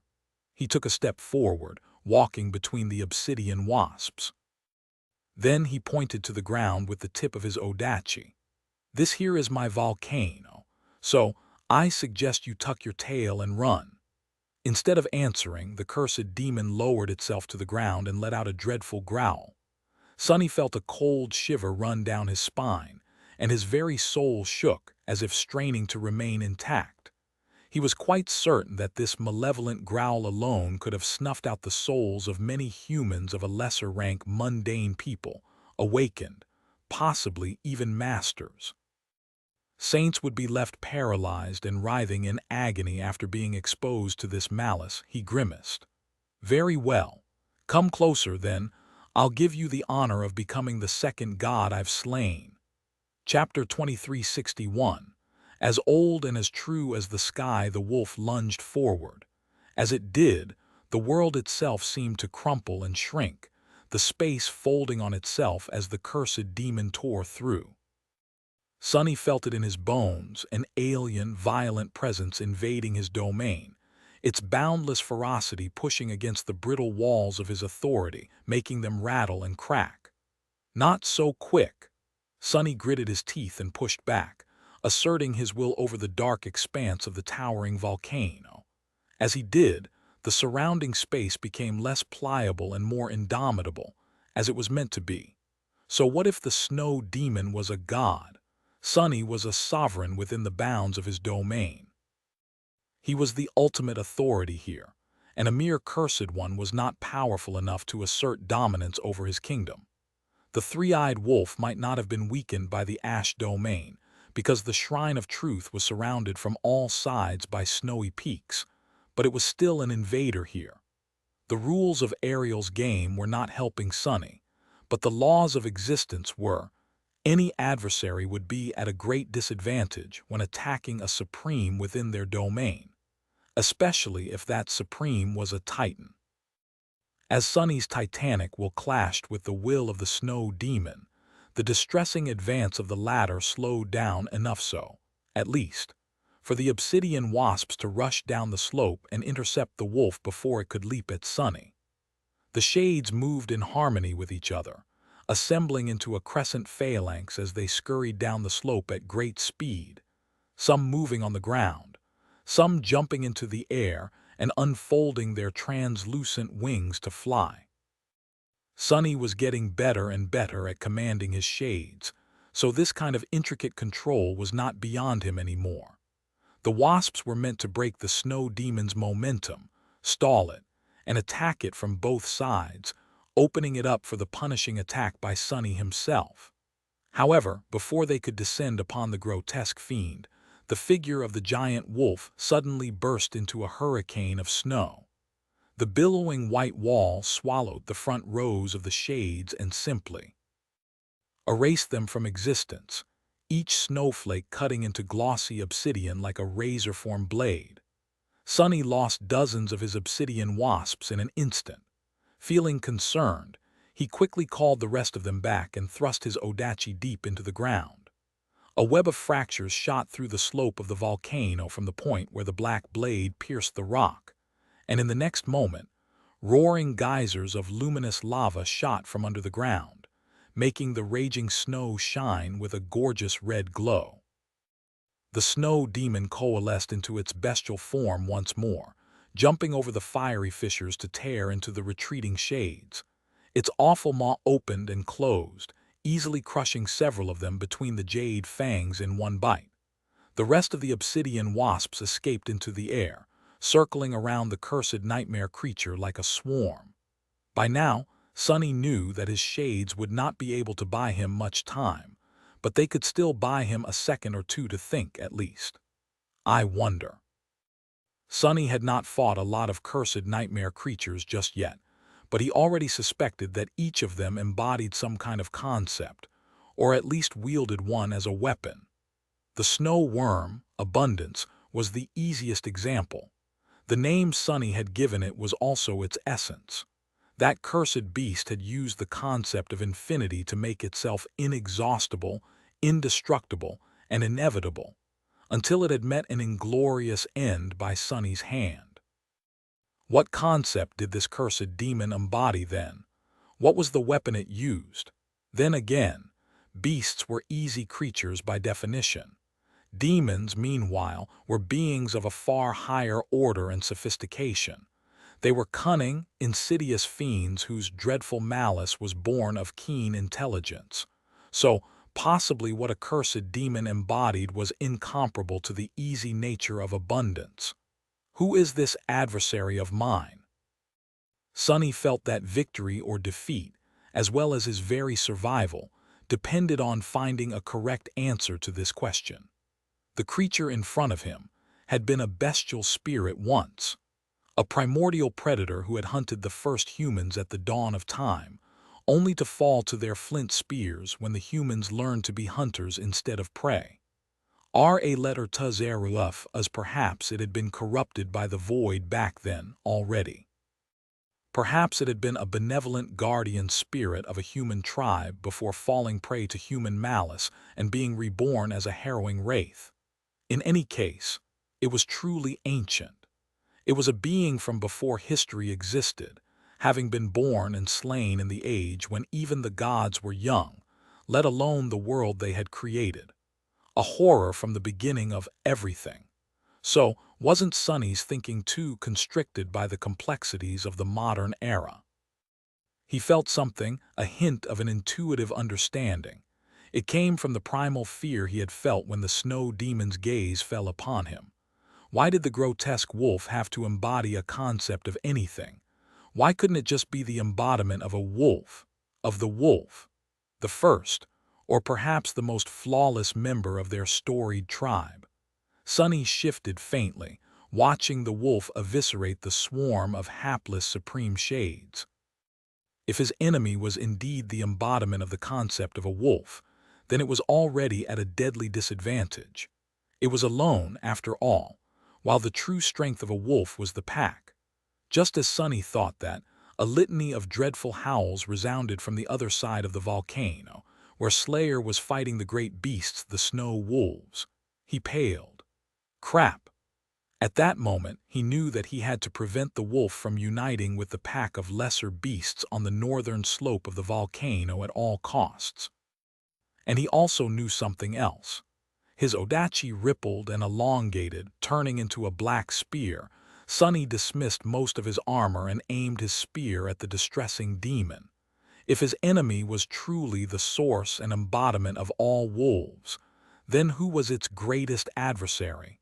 Naturally, it was the hunter. Chapter 2362. Hunter and prey. The ultimate adversary of a wolf was the hunter, and therefore, if Sonny wanted to resist the primordial demon who embodied the concept of the wolf, he had to embody the concept of the hunter, to the best of his ability at least. That statement sounded like an inspirational adage, but actually, there was nothing abstract or philosophical about it. Instead, it was strictly a matter of cold practicality. At the level of power where Sonny had found himself, the physical battle between two creatures was merely an expression of the violent clash between their wills, their spirits, their essences. An ultimate expression, true, but still only an outward one, no more than the tip of the iceberg. So, channeling a concept that was both superior and in direct opposition to the essence of his adversary would help Sonny resist their will better, empowering his own against the foe. At least that was what he hoped and expected to happen. Obviously, Sonny had never attempted a technique like that before. He had never even thought to think about such a technique before, let alone implement it.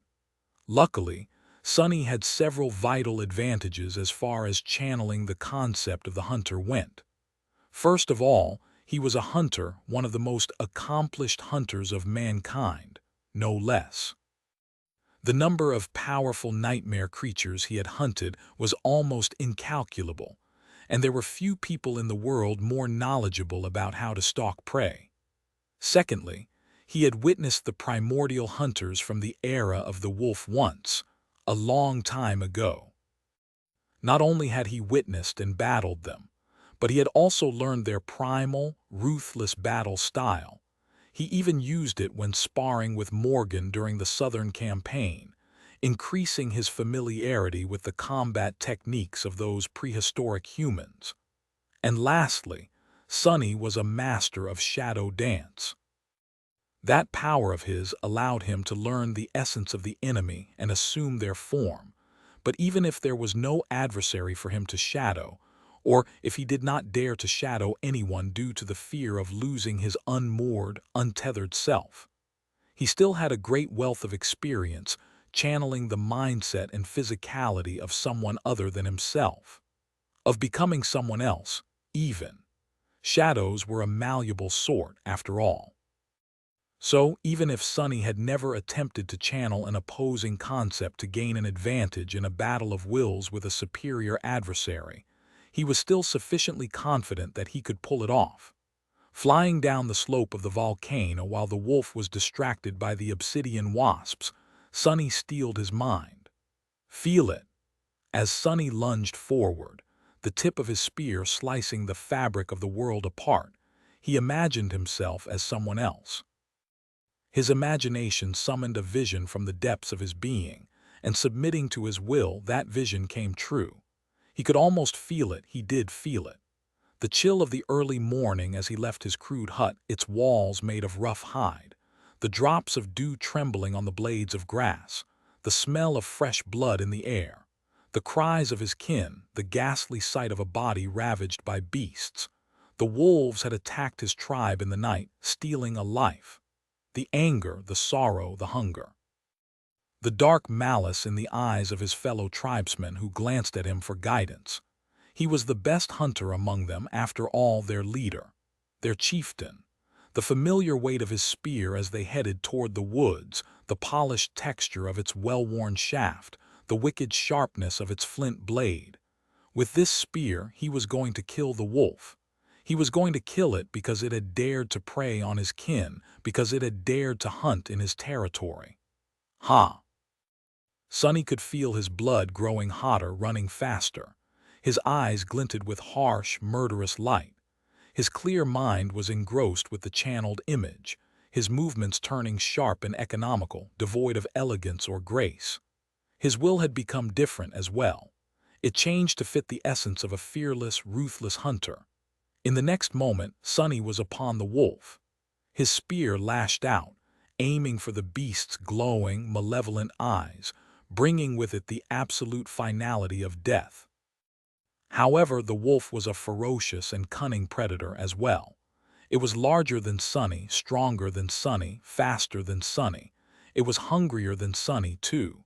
It avoided the spear easily, leaping away and letting out a fearsome growl. The distressing gaze of its 3 crimson eyes pierced him, penetrating into his very soul.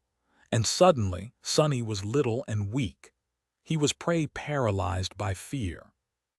The ash billowed around him, and before the wolf could lunge forward again, Sonny disappeared into the shadows and stepped out of them somewhere else, his ruthless spear piercing the wolf's side.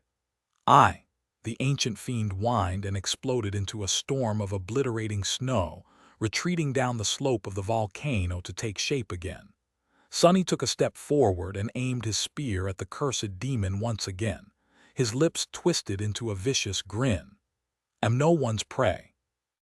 The wolf stared at him with madness and hatred for a split second, and then rushed forward in a hurricane of rabid killing intent. Sonny met the beast with the tip of his spear, and at the point where they clashed, the slope of the volcano fractured, innumerable tons of ash and rock sliding down into the sea of clouds. A deafening thunderclap sent the clouds rippling, and the world shook, hurt by the violence of the cataclysmic forces they had unleashed. Neither Sonny nor the wolf paid it any attention, though, having turned into a rolling, distressing whirlwind of destruction. The two of them were intertwined in a frightening dance of death, and nothing could withstand the lethal horror of their primal fury.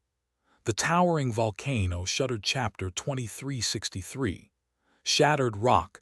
The mountains of Ariel's game were titanic, towering much higher than any peak on Earth. They were impressively rugged and durable, as well, nearly indestructible.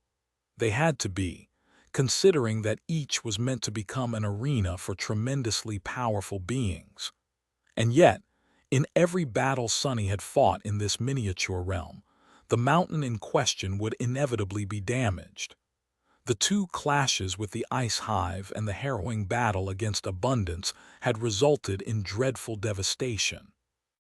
But even that level of destruction paled in comparison to what was happening to the Shrine of Truth volcano, now that 6 figures, 3 figures of ash and 3 figures of snow, had collided on its slopes. The unimaginable scale of the unraveling calamity contrasted peculiarly against the dreamlike, glowing gorgeousness of the gilded clouds below. The billowing black veil of ash above was illuminated by the golden glow of the rising sun, as well, contributing to the striking sight. Between the gorgeous white gold of the clouds and the elegant black gold of the ash, a scene of utter devastation was taking place. On the southern slope, an immense mass of shattered rock had collapsed into the sea of clouds. The ground was torn by wide fractures, and rivers of lava were flowing down the weathered stone, spilling into the milky veil of swirling mist. The calamity was only just beginning, as well Sunny and the wolf had intertwined into an obliterating whirlwind, slowly moving toward the caldera as they left a trail of destruction in their wake.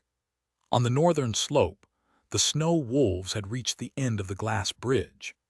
This was the natural bottleneck. They had to be brave if they wanted to step onto the ash-covered surface of the volcano.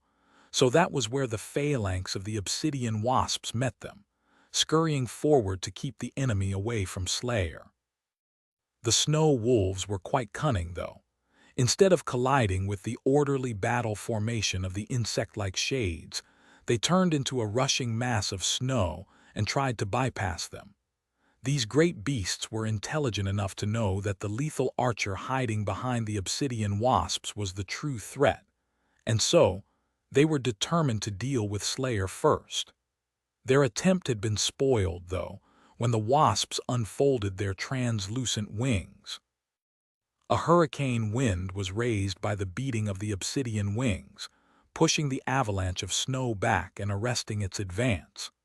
The snow wolves had no choice but to assume corporeal forms and descend upon the shades in all their bestial fury. Scarlet eyes glowed viciously as they bit into the glossy obsidian and shattered it with their paws, shattering several wasps in an instant. The wasps were shades of supreme beasts, and there were more of them than there were snow wolves. However, shades were inherently weaker than their living counterparts, and these great beasts seemed far more powerful than each individual crystal wasp had been. Still, the clash of so numerous beings of the supreme and great ranks was nothing short of distressing, producing almost as much violent destruction as the battle between Sunny and the wolf did. The northern slope shook almost as much as the southern one, and sharp pieces of stone flew in every direction like shrapnel. Fissures and cracks appeared on the surface of the weathered rock, and the mountain seemed to groan. Its titanic edifice shuddered in pain. The obsidian wasps seemed to disintegrate under the vicious assault of the snow wolves, but they fought with the tactical awareness and precision of a well-trained army unit. What they lacked in strength and ferocity, they made up for with seamless coordination and unity. That was only possible because Sunny commanded them with an intricate level of control, naturally. One of the shades fell, shattered in the maw of the towering white wolf, but that gave two more just enough time to bite into the wolf's legs with their obsidian mandibles. And that, in turn, gave Slayer just enough time to draw her bow. Now that the wolves were not rushing across the bridge but were instead bogged down in the crumbling phalanx of obsidian wasps, they were easy targets. A black arrow flashed through the air and sank into the wolf's rabid eye. In the next moment, the entire upper half of the beast exploded into a bloody mess. The great beast fell down, its body crumbling into snow and ice. On the eastern slope, the indomitable clockwork giant stepped onto the ash.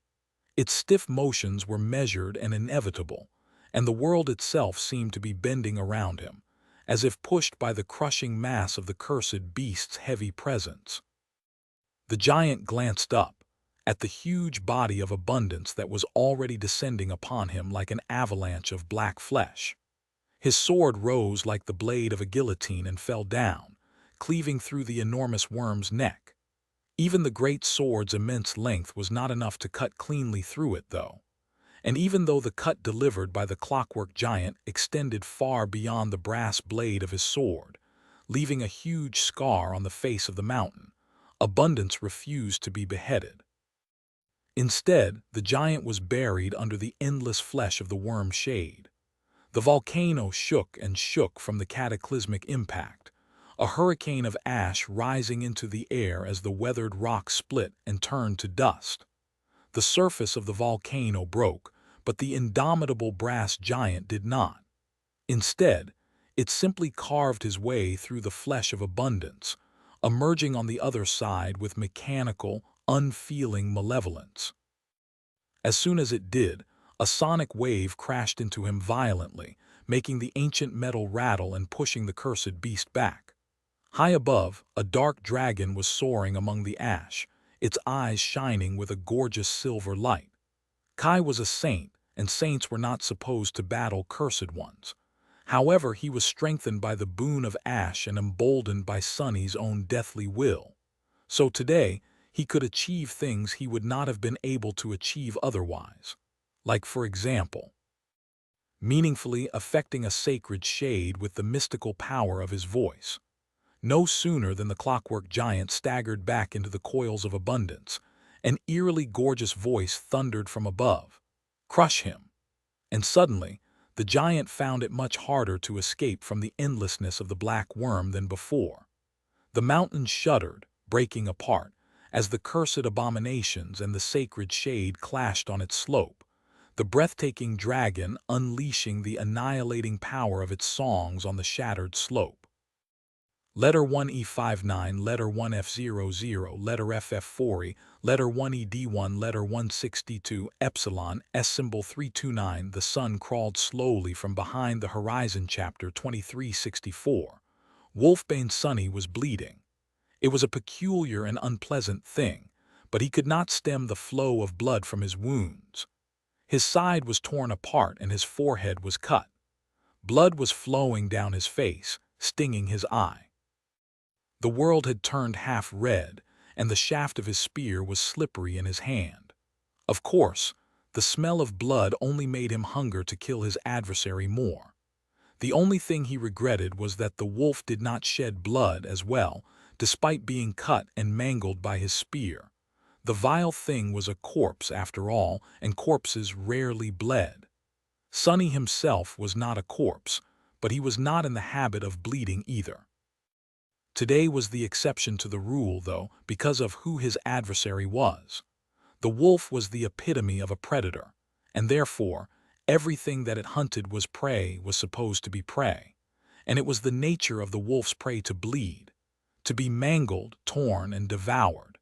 Sunny found himself struggling to push against the confines of being prey, of having this concept be forced upon him by the will of the wolf, and therefore, Blood Weave was cowering in fear of the malevolent spirit.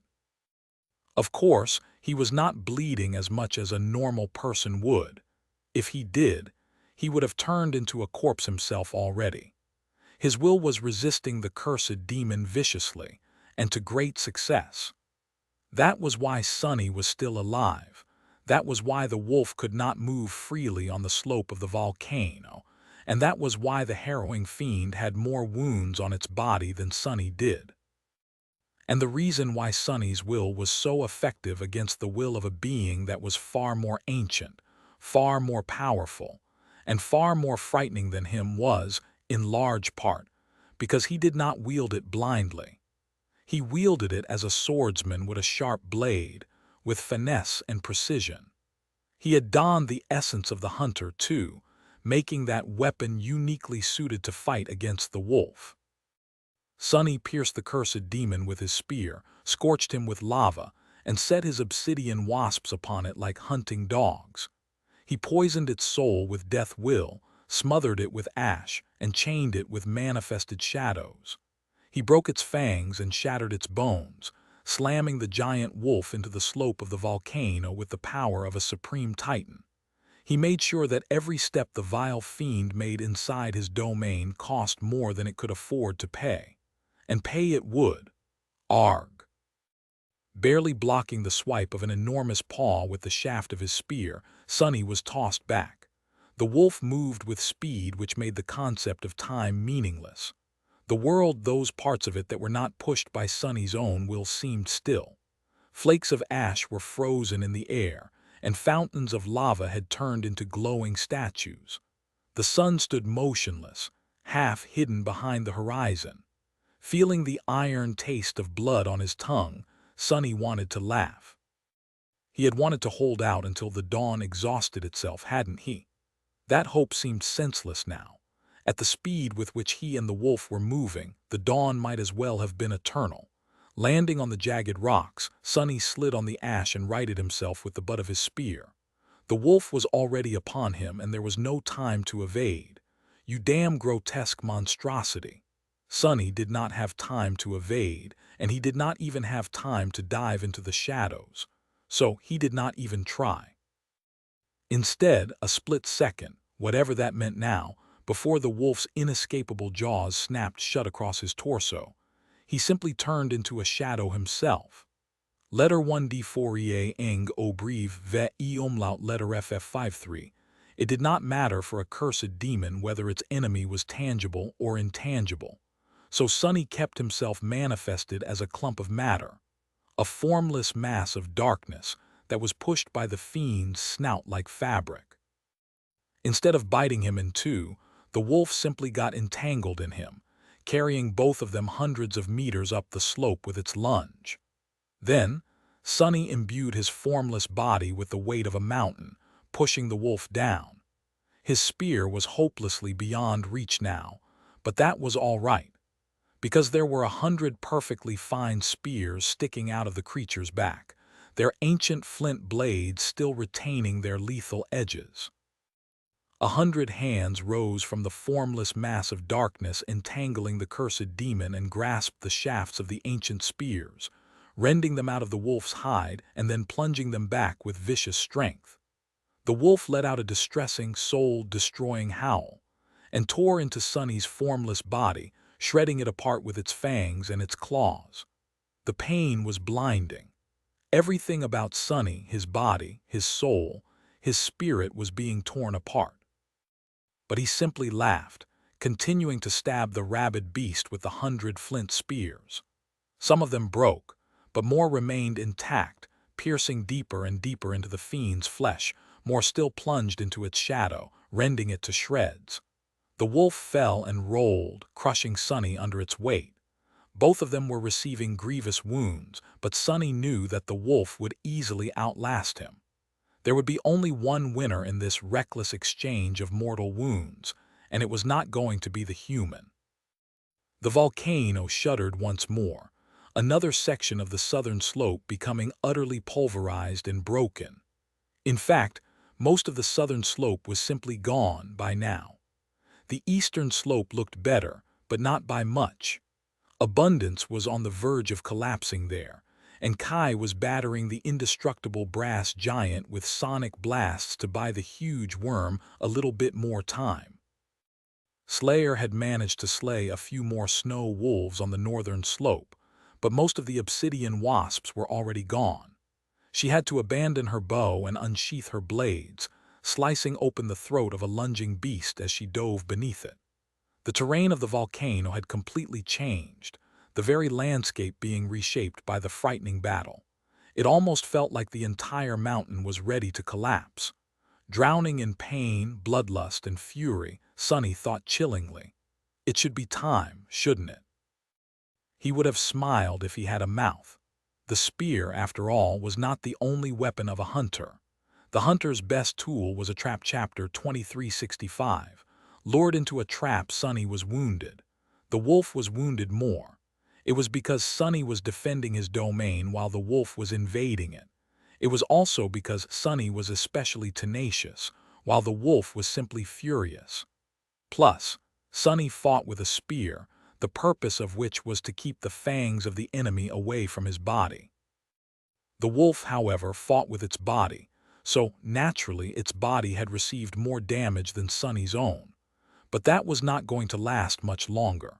At the end of the day, even though the time seemed frozen and the day showed no sign of ever progressing, let alone coming to an end, Sonny was still much weaker than the cursed demon. He could have defeated it in combat, possibly, if there were no other figures attacking the Shrine of Truth at the same time. But as things stood, his temporary advantage was rapidly coming to an end. Soon enough, the balance of power between them would be broken and reversed, and when that happened, Sonny was going to be ripped apart by the fangs of the harrowing wolf. he would become its meal. So there was no point in continuing their calamitous fight. Luckily, he had accounted for his lack of strength in advance and prepared a trap. The trap he had built was quite a simple one, but also quite devious. Sonny knew that he going to weaker than his enemies. Even his sorcery would be weaker than them, no matter how intricate of a weave he wove. So, he needed to borrow power from somewhere to deal with his enemies. But where would he borrow power to kill cursed abominations? After thinking for some time, Sonny had decided to borrow that power from the cursed abominations themselves. There had been no time to create a truly complicated spell, but the one he wanted to enchant the mountain with was relatively simple. All Sonny had to do was scale it to titanic proportions and invent a way to etch the spellweave into a towering volcano instead of a memory. The enchantments he wove belonged to a shield he had received as one of the Dream Tournament rewards courtesy of its sponsor, the Great Clan Valor, only to use it later to kill one of the Valor Knights in the Night Temple. Both Sonny and Saint had used that shield well in the Kingdom of Hope later. It was inherited by Quentin, whom it served faithfully in Antarctica and the Second Nightmare. The gallant master was still using it, in fact.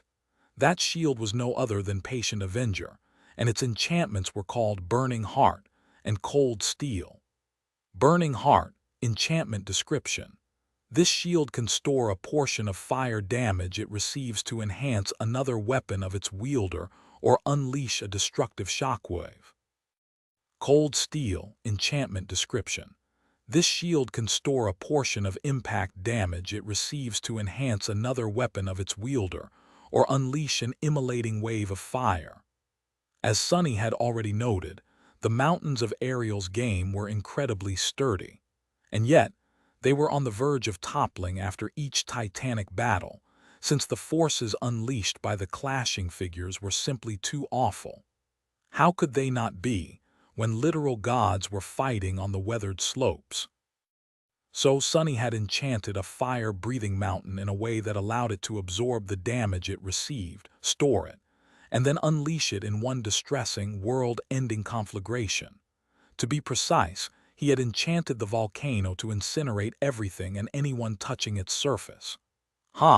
As the wolf shredded Sonny's formless body furiously, repeatedly slamming it into the fractured, crumbling slope, he exhaled slowly. Am I not a genius? No, but really, he would have laughed if he could. Any other enchantment would have needed time to collect charge, which would have doomed Sonny because of how rapid the battle was progressing. However, the enchantments derived from the Patient Avenger he had woven into the mountain did not depend on time. They only depended on the amount of damage dealt to the mountain. The faster the wolf, the pack of its lesser kin, the Clockwork Giant, as well as Sonny, Slayer, Kai, Abundance, and the Obsidian Wasps moved, the fiercer their battles were, the more damage they dealt to the volcano. And the more damage was dealt to the volcano, the more of it absorbed, hastening the moment when the enchantment would reach critical mass. It's time now. I think. Sonny was ready to spring his trap on the wounded wolf. The formless, hundred-handed mass of darkness tore all of the flint spears from the body of the cursed demon, ripping its white fur. And then, it simply dissolved into the shadows.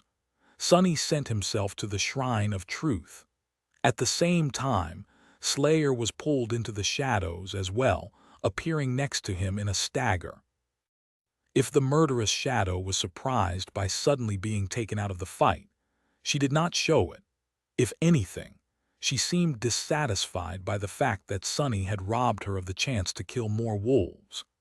Letter 1D619, Letter 1F01 Newer, Letter 1D401 E Hatchek, Letter 23F.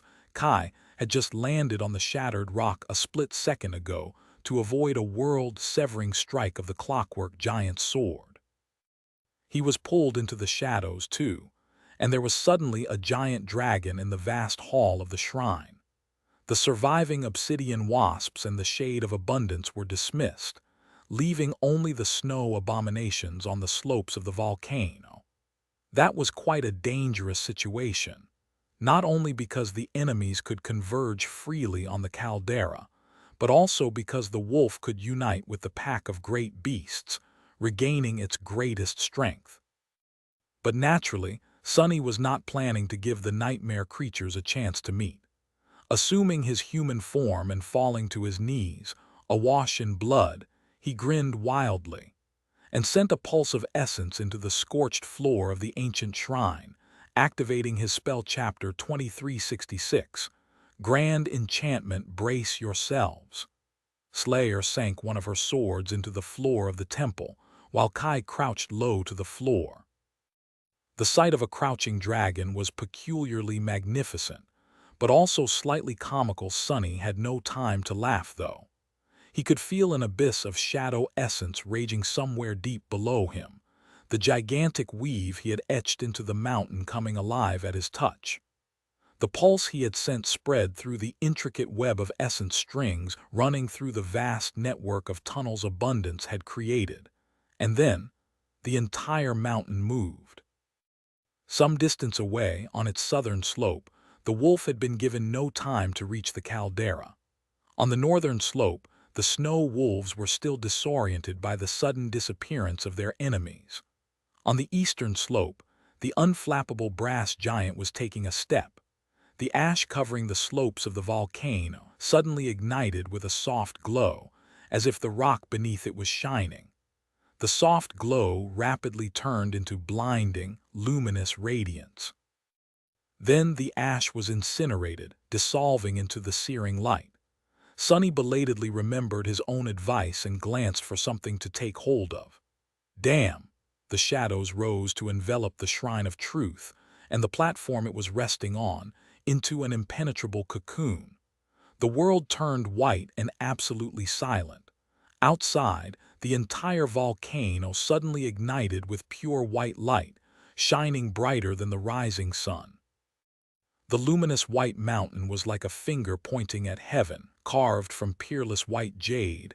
The golden radiance of dawn paled in comparison to its radiance, seeming dim and bleak. Then came the heat. The ash was annihilated. The shattered rocks were annihilated as well. The rivers of lava were turned into clouds of radiant plasma. The plasma was turned into something else, something unknown. Divine flame, possibly. The primordial soup of creation. Creation was just the other side of destruction, though, if Nephi's was to be believed. And Sonny was about to witness that destruction with his own two eyes. Metaphorically speaking, naturally, since he was on his knees in the darkness of the temple, with his eyes closed. There were no shadows left anywhere on the volcano either, so he could not even sense the frightening majesty of the destruction he had unleashed. Outside the range of his senses, a wave of unfathomable heat was unleashed from the slopes of the volcano. The veil of ash above it ignited like a starlit sky, then dissolved into the blinding light. The glass bridges melted. The sea of clouds around the mountain evaporated. Luckily, he was not there to see what was hidden below. He did hear something, however. You have slain an adversary. You have slain an adversary. You have slain. The enchantment was aimed at anything that touched the surface of the volcano, which meant that the shrine itself, which stood on a hanging platform suspended above the main shaft, was the only safe spot. However, the scale of the unleashed power was far too great for it to remain unscathed. As an annihilated heat wave radiated outward from the slopes of the volcano, making the atmosphere boil and causing the snow on the mountains dozens of kilometers away to melt, some of it reached the cocoon of shadows enveloping the shrine as well. The shadows burned, but that was only the beginning, because the volcano was melting like a candle from its own heat. The damage dealt to it by the first activation of the grandiose enchantment was absorbed, as well, and then released as an obliterating shockwave. Damn, the towering volcano shuddered, and then it exploded. It simply ceased to exist, the part of it above the vanquished clouds at least. Deep fractures covered its melting slopes, and in the next instance the slopes disintegrated into a rapidly expanding mass of burning rock and boiling lava. The fiery debris rained down, some leaving scorch marks on the surrounding mountains. The chains that held up the shrine had been melting, and now they snapped. Letter 1D42B, Letter 1F00, Letter 2115, Letter 1ED3, E umlaut, Letter 1E65. The platform plummeted down. Sonny had made himself as heavy as he could, but still, he was almost thrown into the air. You have slain an adversary. The cocoon of shadows was pulverized by the tidal wave of sound that arrived in the wake of the harrowing explosion. Sonny was suddenly both blind and deaf, barely cognizant of where up and down were. By the time the Shrine of Truth crashed into something solid, the sound wave reached the surrounding mountains, stripping them of the remaining snow and sending cracks running through their slopes. There would have been a secondary eruption of heat and a secondary explosion, but now that the entire upper part of the volcano was no more, the enchantment Sonny had woven into it was gone too. The snow wolves were dead. The cursed demon, the wolf, was dead too. It had already been wounded, and while it did survive the initial wave of heat, the following shockwave tore what little remained of its scorched body apart. A god died just like that, slain with the help of its own strength by the trap of a cunning hunter. The clockwork giant, though, was still alive, but he did not stay alive much longer. His brass breastplate had melted in the heat, but then restored itself. The following explosion, though, sent him flying high into the sky. He plummeted down like an luminous comet, seemingly impervious to all harm. Soon, however, his shining metal body reached a point where clouds would have been before. Something monstrous moved far below then, reaching up to grab him and pull him down.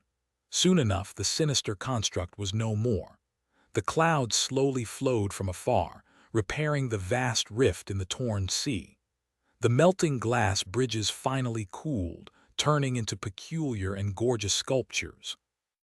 Where the towering volcano had once stood, only a melted stump of it remained.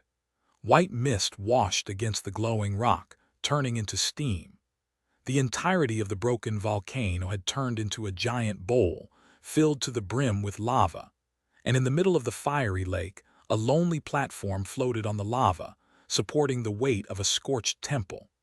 Inside, suffering from unbearable heat, Sonny slowly rose from the floor and glanced at one of the two altars with a dazed expression.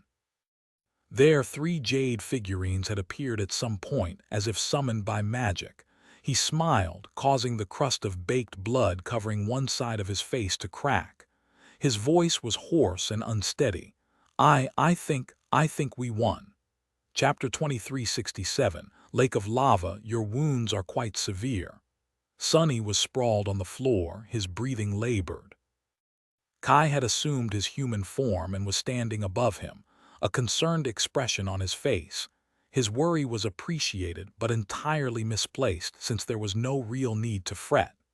The wounds looked worse than they were. Surely the sight of mangled flesh with bone visible in the deeper tears was disconcerting. And his soul was hurt too. But Sonny was supreme. After all, a bit of damage like that was not going to kill him. In fact, these wounds were going to heal rapidly. But not rapidly enough to be healed completely before the next battle, which was unfortunate. The obsidian wasps he had lost would not repair themselves in time either. The spell he had woven went up in flames with the volcano. Sonny let out a sigh. Really, he had suffered quite a loss in this battle. Well, I did fight a cursed demon, you know. The battle against the wolf had been truly frightful. Now that it was behind him, Sonny could truly appreciate the fact that he had somehow managed to last this long against a fallen deity of that class. Kai himself was battered and exhausted, but most of all, he seemed bewildered. A cursed demon, yes. I still can't believe that you killed it so quickly. Sonny let out a hoarse laugh, then winced and thought better of it. Quickly. It might have felt quick to you, but I had been wrestling that fiend for an eternity. It wasn't quick at all, far from it. Time itself had fallen victim to their battle, so measuring how long exactly he had been trading blows with the wolf was a fool's errand. Groaning, he turned his head and glanced at the 3 jade figurines standing on the altar, as if wanting to make sure that the feral fiend was truly dead. Then Sunny sighed again. "You've done well yourself, though. How many saints are there who can boast battling a cursed beast?" Kai smiled. "Not too many, I hope." By which he meant that he hoped that as few saints as possible would find themselves in a position to fight a cursed nightmare creature. Naturally, not that there would be few who could match his glory. That guy. Kai's gaze shifted back to Sunny's bloodied form. Kneeling beside him, the archer spoke firmly. "Heal." And obeying his command, both Sunny's body and soul started to heal faster. It was not quite as effective as what an actual healer could do, especially not a transcendent one, but still quite miraculous. Letter 213, letter 1D41A Ngomicron Betas. Sunny let out a weak laugh. "Wow, you are a real magician." Then he closed his eyes. "I'll rest now if you don't mind. I am a bit spent." As Kai nodded tiredly, beads of sweat running down his soot-covered face, Sunny released his manifestation and turned around into a shadow. Since his soul was wounded as well, not just his physical form, the pain did not disappear, but at least he did not have to feel the damn heat anymore. Damnation! Why couldn't I have become the snow tyrant instead? Enjoying the cool embrace of shadows, Sunny slowly collected his thoughts. The battle might have been over, but that did not mean that the death game was. He had to start preparing for the adversary's next move. First things first. Now that dawn had run its course and the sun was climbing the vast dome of the sky, Sunny allowed his shadow sense to spread across what remained of the volcano. There wasn't much left, really, just an enormous stone bowl containing a lake of lava and the shrine of truth floating in its middle. Sunny did not try to explore how deep the lake went, since that would mean catching a glimpse of what hid beneath the clouds. For now, it was enough for him to know what the next battlefield he would have to fight on looked like. He was sufficiently certain that all 3 of the snow abominations were dead, but it was a relief to confirm that no trace of them was left. Sunny remained motionless for a while, coming to terms with the fact that he had indeed won. He had slain the wolf. That primordial fiend was the most powerful adversary he had killed to date.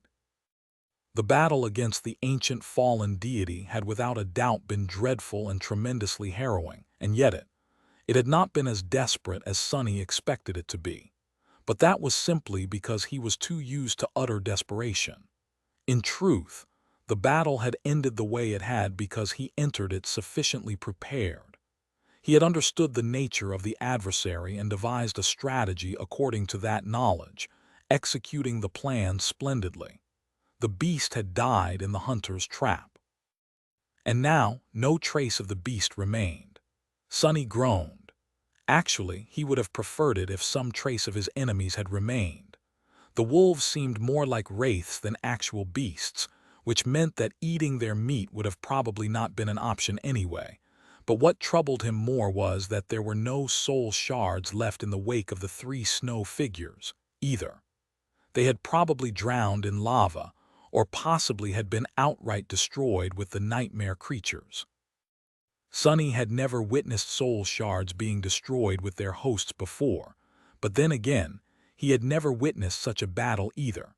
The cataclysm summoned into existence by his sorcery had unleashed truly profane power, so there was no point to be surprised. He still felt despondent at the loss of 4 sacred soul shards, though. How regretful. Sunny allowed himself to feel disappointed for a while, then pushed his thoughts in a more productive direction. It was not like he had gained nothing from the battle, after all. The first benefit was quite obvious. It was that he was still alive. Kai and Slayer were also in one piece, and even the Shade of Abundance had not been destroyed completely, meaning that it would be able to participate in the next siege. The second benefit was the 3 jade figurines standing on the altar of the Shrine of Truth. They were the very reason Sunny had driven his companions all the way to the shrine in the first place. By sacrificing them, they would be able to grow much stronger, and therefore much better suited to face the next battle, and every death game battle after that. And lastly, there was the third benefit as well. It was what Sunny had learned from his battle against the wolf. That one. That one was an unexpected boon, and one he was most curious about. Chapter 2368. Wrong Order. Sunny had made the decision to channel the essence of a concept opposite to that of the wolf in the spur of the moment. However, it had not been a baseless idea. Rather, he had come up with that countermeasure after coming to understand his enemy deeply. Learning the very essence of his enemies was one of the things he did best, after all, having shadowed countless humans and nightmare creatures in his life. Sunny had learned that skill while mastering the first step of shadow dance. In the beginning, it was all about glimpsing the secrets of his adversary's battle style, but just as shadow dance had outgrown the confines of merely being a combat technique, its purview had expanded greatly, as well. Sunny had long become capable of sensing the flow of essence through his enemies, but after fighting the wolf, he realized that he was also capable of sensing the adversary's will, not just its impact, but also its affinity. Understanding the nature of the wolf was one part reasonable deduction, and one part being able to sense what its ferocious spirit truly was. It was strange. Sunny felt that he had stumbled onto something profound. Channeling the concept of the hunter had helped him survive the ferocious assault of the cursed demon. Possibly, it was the very reason he had managed to survive, until the volcano absorbed enough damage to produce a powerful enough explosion. And he did not delude himself into thinking that just anyone could have been able to accomplish the same. That last part was especially important. Nephis possessed a singularly powerful will, but her will was firm and indomitable. It was like a sword that refused to break and demanded that everything else break under its blade. Her uncompromising spirit strived to be absolute. Sunny's own will, however, was subtle and insidious.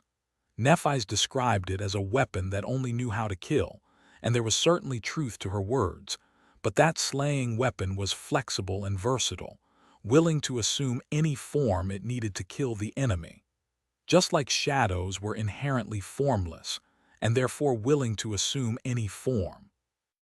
That was the reason why Sunny was uniquely positioned to channel any foreign concept, which meant that it was something that only he could do, or at least do so effectively.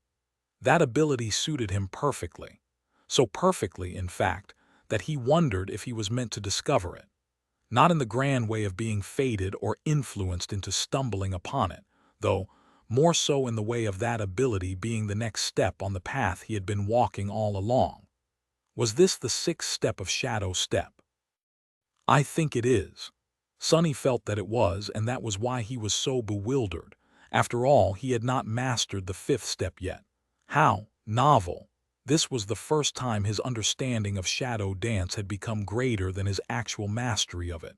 Before, he had always stumbled in the darkness, seeking epiphanies and revelations. Usually, the act of fathoming the secret of the next step meant mastering it. But this time, things were different. The fourth step of shadow dance allowed him to assume the shapes of his enemies. The fifth step was supposed to allow him to shadow their powers and attributes as well. He had even discovered a way to master it by fusing with his shadows and augmenting those of his domain humans and shades both. However, Sunny had never gone through the actual process of doing so. That was because by the time he learned the secret of the fifth step, his fate had already been lost, and his true name was gone. Without the true name to anchor his self, it was too dangerous to delve so deeply into the essence of other beings and assume their form. He could easily lose himself forever, forgetting how to return to his own form in body, mind, and soul. So, the fifth step of Shadow's slave remained beyond his reach. It had remained unreachable for so long, it seemed, that both Sunny and his enemies had grown in power greatly. And now, having failed to master it, Sunny was already discovering the secrets of the step after that. So, was what he had done in the battle against the wolf dangerous? Sunny felt bitterly reluctant to admit it, but he knew that it was. The absence of a true name was once again holding him back. Everything had gone smoothly this time, but that was only because the concept Sunny had channeled was not inherently foreign to his own spirit. It was the concept of the hunter, after all, and Sunny was himself a greatly accomplished hunter. But what if the concept he had to channel was completely alien to him? Would he be able to embody it? Sunny knew that he would, with enough practice. He knew how malleable everything about him was. But would he be able to return from channeling a concept that was in conflict with his own spirit? Sunny was not sure about that. What about channeling 100 concepts, each of them vastly different and in opposition to each other?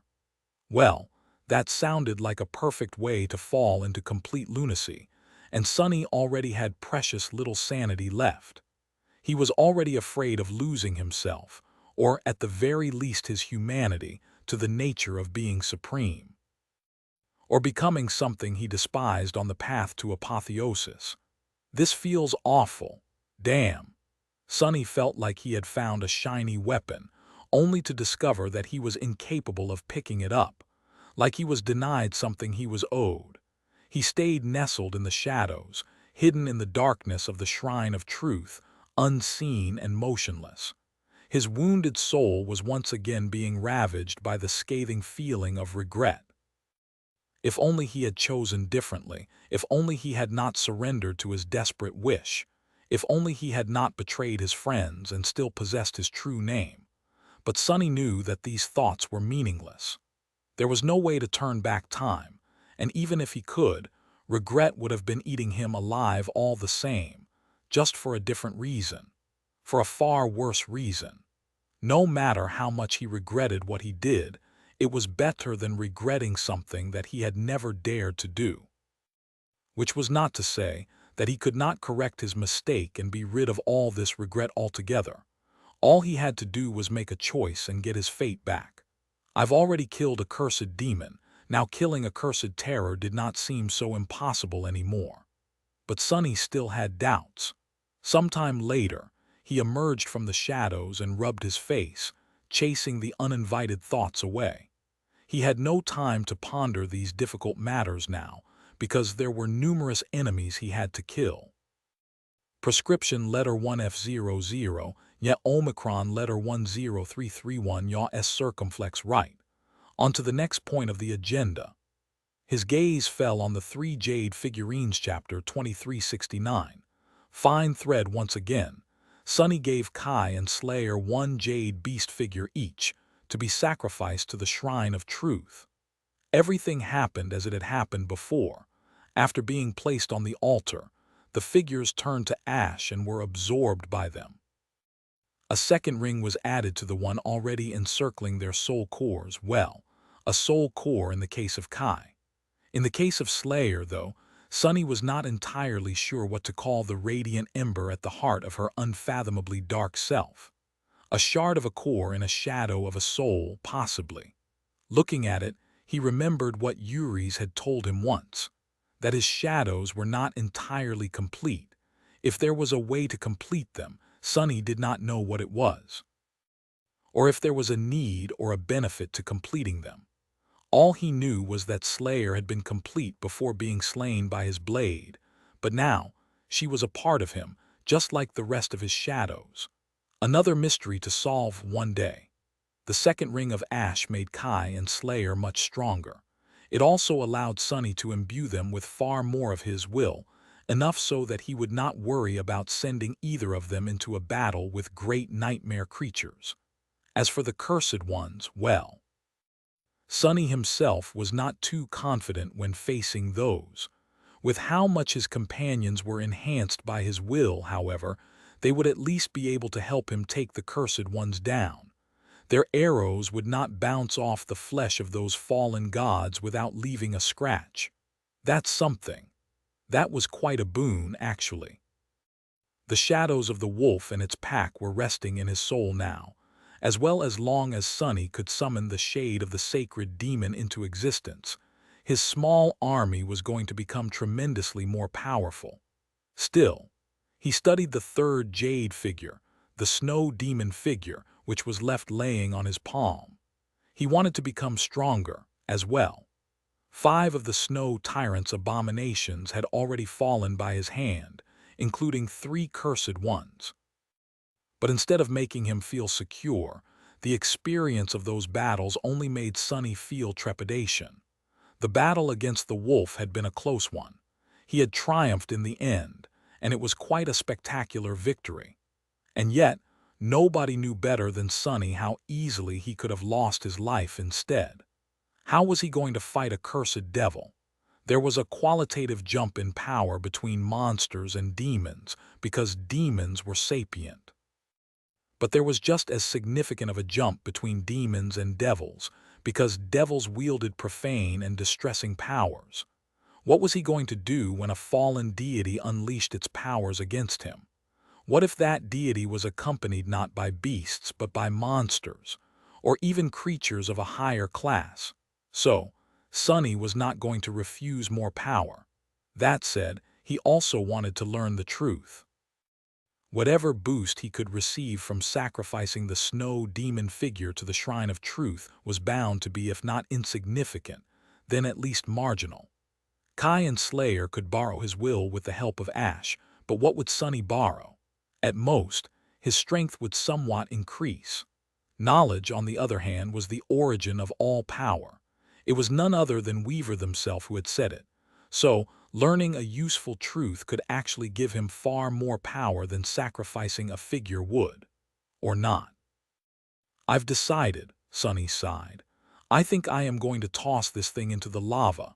Kai, who had been drawing his bow to get used to his newfound strength, glanced at him briefly. Whatever you think is best. Then he lowered the bow and looked at him properly. There was a peculiar expression on Kai's face, not quite a frown, but something similar to it. Sonny raised an eyebrow. What? Kai remained silent for a bit, then shook his head. No, nothing. It's just that demon. Did you see anything peculiar when fighting it? Sonny blinked a few times. That demon was an eldritch god. Everything about it was peculiar. What do you mean exactly? Kai hesitated a little, then shrugged. It's just, I think I saw something when I was fighting the brass giant. Helping that worm of yours fight him, I mean. His expression soured a little at the mention of abundance, prompting Sonny to grin. What is this I'm sensing? A bit of repulsion toward abundance. Come on now, Kai, it is just a worm, a truly enormous sacred worm. Actually, it is practically a worm. Dragons and worms are kin, so doesn't that sort of make the two of you siblings? R acute letter 1D51E small cap N O bar B ye letter 1D668 Kai shuddered. No worm is a sibling of mine, thank you very much. Please don't say such awful things, Sonny. Sonny laughed. Well, all right. No need to be so offended. In any case, what was it that you saw? We both know how special your sight is, Kai, so don't make the mistake of underestimating it. Sonny was higher in rank than Kai and vastly more powerful, but that did not mean that he was superior to his friend in all regards. In terms of perception, for example, Kai was far ahead of him or anyone else, really. So Sonny was inclined to take whatever Kai had seen seriously. Kai lingered for a while, frowning, then said finally, during the battle. A few times I thought I saw something glistening in the air behind the giant. But every time I tried to take a closer look, there was nothing there. I would decide that I saw wrong, only to be distracted by that shine again later. Eventually, he paused for a moment, then added, I thought that I noticed a silver thread extending from his back and disappearing into the distance. It was so thin and fine as to almost be non-existent, so even I could not see it clearly. Then it was gone in the blink of an eye, so I can't be sure that I did not simply imagine the whole thing. The battle was quite hectic, after all. Sonny remained silent for a while, looking at him. Didn't you say that there was something strange about all the snow abominations?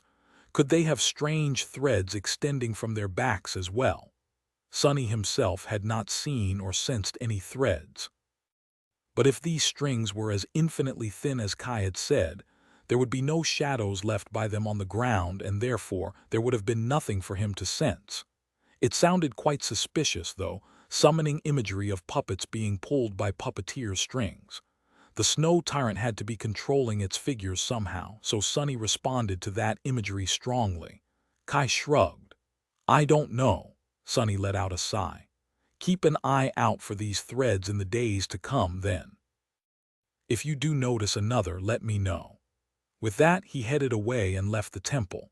Walking over to the edge of the platform, Sonny glanced across the lake of lava.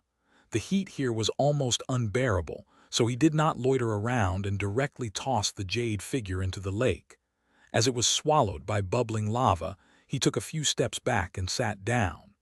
Let's see. Sonny concentrated on the questions he wanted answered the most, hoping that it would affect what truth he received this time. How had the world ended? How had the gods died? What had Weaver? Then suddenly he was somewhere else. Chapter 2370.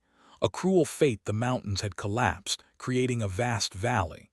The green slopes had turned into a brown desert of crushed rock, and now the desert turned into a red river. The blood-red cloaks of the imperial soldiers were like a crimson tide as they marched forward, sunlight glistening on the tips of their spears. Far above the sea of marching warriors, a hawk was gliding on the gentle winds. It opened its beak and let out a cry, then moved its wings to fly away. It was just in time. A moment later, a golden arrow flashed past it, tearing the sky apart. The hawk folded its wings and plummeted down, then spread them again to glide and escape the cold gaze of the unseen archer. It flew away, across the rolling hills of olive trees and beautiful cities. Across the wine-colored sea with islands where vibrant flowers bloomed among white rocks. Across deep forests teeming with wildlife, where holy beasts rested in the shade of emerald canopies. Deep quarries where precious marble was being mined, and tranquil shrines. Across a peaceful realm that was about to be devoured by the jaws of war. Eventually, the hawk reached a vast city that sprawled around a tall hill and landed in the courtyard of a humble manor, turning into a woman who wore a deer hide around her shoulders. Her olive skin was covered in sweat, and her breathing was labored, her face showing fatigue from having crossed such a great distance in such a short time. My lady! Handmaidens rushed to offer her water and fresh fruit, their eyes gleaming with awe and veneration. The woman drank deeply from a beautifully painted amphora, then waved the young girls away. When she looked at them, her own eyes became full of sorrow for a brief moment. Then she hid her sorrow away. No time for that. Where is the prince? I must see him. The handmaidens looked at each other, prompting her to frown. What is it? They looked in the direction of the hill where an ancient temple stood, its white pillars weathered from the passage of time. It is the oracle. You have been summoned. The prince as well. The woman sighed bitterly, then wiped the water off her lips. Now they are speaking, huh? She closed her eyes for a few seconds, then straightened and looked at the young handmaidens one more time. The girls giggled in embarrassment under her gaze, which made the woman's face harden. Turning away, she left without looking back. The atmosphere in the temple was peculiar when she arrived. It stood empty most of the time, but now there were people. She recognized most of them. There was a noble young man with calm and wise eyes, a boy with red hair, an unusual color in this land, a scholarly woman with a long black braid, her graceful beauty both subtle and bewitching. There was also a tall warrior with broad shoulders, his towering height making the others seem puny, a slender man in elegant clothes who looked like a sculptor, A ship captain whose rough skin had turned bronze in the sun, his eyes the same color as the sea. A blind poet whose songs were renowned across the realm. A woman who was either a priestess or a courtesan or possibly both. Each and every one of them except the boy was famous for one reason or another. Some of them were immensely powerful, while some were only slightly so, but all were outstanding. All in all, it was a peculiar crowd of people. As the woman wearing a deerskin around her shoulders arrived, there were now 9 of them. She looked at the gathering with a frown, but chose to say nothing. The warrior spoke instead, his booming voice echoing under the roof of the ancient temple. "What news?" the woman responded curtly. "It is as we expected. The Imperials are already on the match." The warrior clicked his tongue. "Curses, I should be gathering citizens into an army, not wasting my time here." The noble young man looked at him calmly. "We were summoned." Despite the difference in their height, the tall man seemed taken aback. He lowered his head. "I am sorry, my prince. I spoke out of turn." Soon they were ushered into the inner sanctum of the temple. There 3 figures sat behind a veil. A young girl, a mature woman, and an old hag. All 3 of them were blind, but saw much more than anyone with sight could. They were the oracle. The young man kneeled before them. "I, Uris, greet you. We have arrived to answer your call." The 3 women smiled and responded, their 3 voices becoming one. "Greetings, brother. Greetings, my son. Greetings, child." The young man, Prince Uris, took a deep breath. "Our homeland is in grave peril, O oracle, and so we beseech you, please show us how to save our realm." The young girl seemed sad. The woman stayed motionless. The old hag laughed. "Have you finally learned manners, naughty child?" The young man stayed silent for a few seconds, then repeated his words. "We beseech you." The young girl moved as if wanting to cross the veil and touch him, but the woman held her back. She turned her head to face the kneeling prince and then said calmly, "I am sorry, my son. But that is not why we called you." The 8 people staying behind the prince paled, while the prince himself pursed his lips. The 3 women continued, their voices fusing with each other. "This land of ours cannot be saved. The tapestry of fate is vast, but it is also cruel. The empire won't be stopped. Our cities will burn. Our people will be enslaved. Our kingdom will fall, its very name forgotten. We cannot stop it. But—" There was a second of silence before the oracle spoke again. "We can avenge ourselves. The 9 of you can. The 9 of you will. The empire of war must be destroyed." The prince looked up at the oracle, his eyes full of darkness. Eventually he looked down. "My, oh my, how can 9 people destroy an empire? It is protected by a god." There were a few moments of silence, and then the little girl leaned forward. Her childish voice resounded in the silence of the ancient temple, echoing under its roof. "Then you must kill the gods." Chapter 2371. 9 fates. As the echoes of the little girl's voice turned into silence, the 9 of them fell into silence as well. Her words had sounded like jesting, or at least they were supposed to. How could mortal men kill the gods? And yet, a solemn atmosphere settled in the inner sanctum of the oracle temple. This peaceful realm of theirs was breathtaking and thriving, but it did not enjoy the protection of a god. The gods had grown aloof and distant long ago. Their temples stood proudly, and yet no matter how piously the priests and priestesses prayed, they were usually met with indifferent absence. Even war, the patron deity of humanity, had withdrawn from watching over the great, awful empire of his. The mortal realm where the 9 of them had been born was not protected even by a neglectful deity, and so it venerated no god. The ones they venerated instead were the oracle, the women capable of glimpsing fate. The vast tapestry of fate was not something that mortals were meant to see, so the oracle was blind.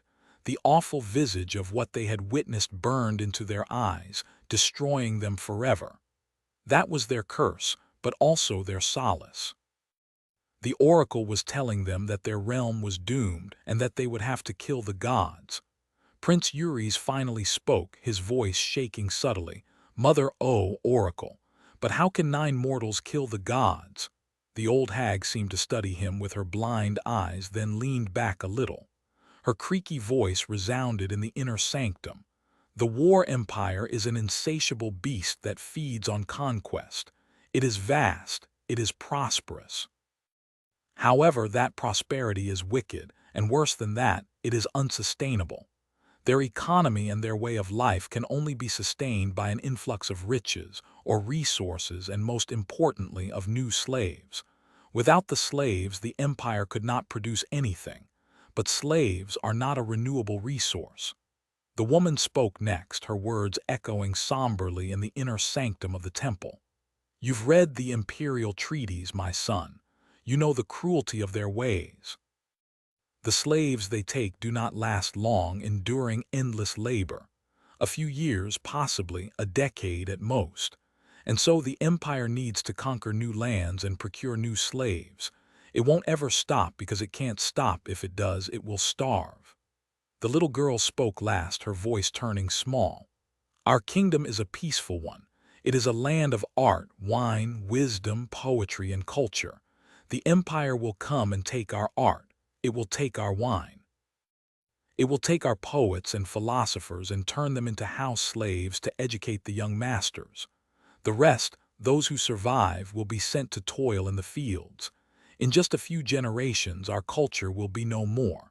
Our people will be us no more, consumed and stolen by the conquering tyrants. The woman wearing a deerskin around her shoulders finally spoke, her quiet voice sounding calm and even. That doesn't answer the question.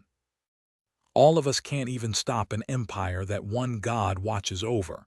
How will the 9 of us kill all 6 of them? The oracle grew silent. Eventually, the old hag spoke solemnly. You are a huntress, are you not? You should know how to kill a beast that is stronger than you. The woman spoke next. The answer is simple. Not that it will be easy, far from it. It will be difficult. It will be unbearable. It will be impossible even for each of you. The little girl finished what the woman started saying. But you must achieve the impossible, each of you. You must find the beast's weakness. You must lure it into a trap. You must sink your blade into the weak spot that you found. The 3 of them spoke in unison then. The 9 of you were chosen because you are special, just like this realm of ours was. Some of you are wise and some of you are strong. Some of you are holy. However, fate has no use for those who are strong or those who are wise, and neither does it care for sages and saints. The only ones it cares for, letter 1E5F, Anya, letter 1ED7, letter 10331, E Aganek, as circumflex their voices envelop the sanctum, sounding like a prophecy, are those who are fated, and that is what you are, the 9 of you. You are blessed by fate, you are cursed by fate. The strings of fate wrap around you tightly, and so everything you do will echo across fate, shaking its very foundation. The old hag opened its mouth to continue, but at that moment the prince who was kneeling on the floor interrupted her. You say that our land will be ravaged by the empire, that our people will be slaughtered and enslaved, that we cannot save anyone but must instead avenge everyone, that we must kill the gods. His voice shook with barely suppressed anger. But must we really abandon our people? And what will happen to the world when the gods die? Aloof as they are, the gods serve as the pillars of existence. All of it rests on their shoulders. Must we destroy it all? Instead of the oracle, it was one of the 9 who answered, a tall warrior with broad shoulders, his face as pale as ash, his eyes brimming with sorrow and darkness. If everyone we know and love will not exist anymore, then what is the worth of that existence? You are young and noble, my prince. You have no wife, no lover, no children. You will not have to watch them die or be taken by war. There is only one thought more awful than knowing that our everything is doomed, the thought that those who bring us doom will remain unpunished. So yes, if the oracle speaks the truth, we shall destroy it all. We must. Why would we not? The young prince gritted his teeth. Because we will be destroying our own people as well, those who will survive the slaughter and be taken by the empire. His words seemed to cool the inner sanctum. The faces of the 9 people fell, and hints of doubt found their way into their eyes. They fell into a somber silence.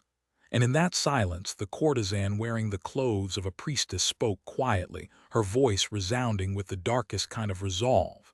It is better to be dead than to be a slave. It is better to be killed than to be shackled. I will welcome death before I welcome chains. Those I loved will mourn me, but they'll know. When I die, I'll be free. Death was merciful after all, but the life of a slave was cruel. Slowly, the rest of them nodded their heads, and the prince lowered his. The faces of the oracles changed subtly. Eventually, the old hag spoke. Each of you will have a task of their own. A great task, a terrible task. A task that must be accomplished at all costs. We are the oracle and we see fate. And so we offer you as a sacrifice to fate. Go forth and drown the world in ichor as a retribution for the blood of our people that has not been spilled today, but will paint the sea red tomorrow. The winds outside the temple howled as the woman turned to look at the bewitching scholar. Sorceress Alethea, the philosopher, your task is to scout truth. Go forth and reveal the lies of the gods.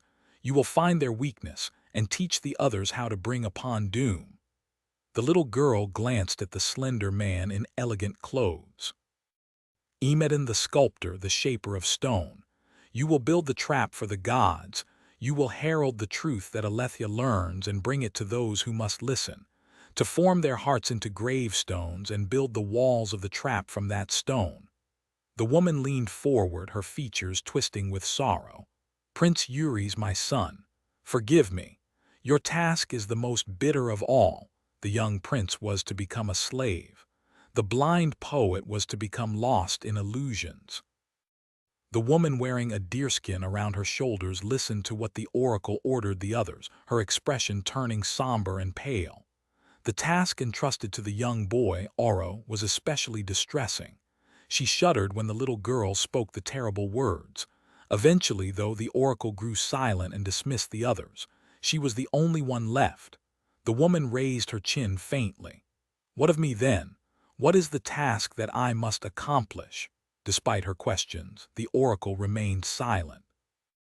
After a while, the old hag let out a long sigh, so ancient and frail that it seemed like she would fall into pieces the next moment. Her voice sounded hoarse, tired, and scared. You, oh, courageous huntress, your task is the gravest. Your task is the most important of them all, as well as the most fearsome. The little girl continued, we the oracle have witnessed fate, and using fate we charted a course for the 9. However, there is a being who knows fate far better than we do, who is far more adept at twisting its strings than we are. That being is your greatest adversary. And so, the task that you must accomplish is to strike that enemy down. The third oracle shivered, then leaned forward and said in a tone of ruthless resolve, Slay Weaver, the demon of fate. That is your fate and what you must do.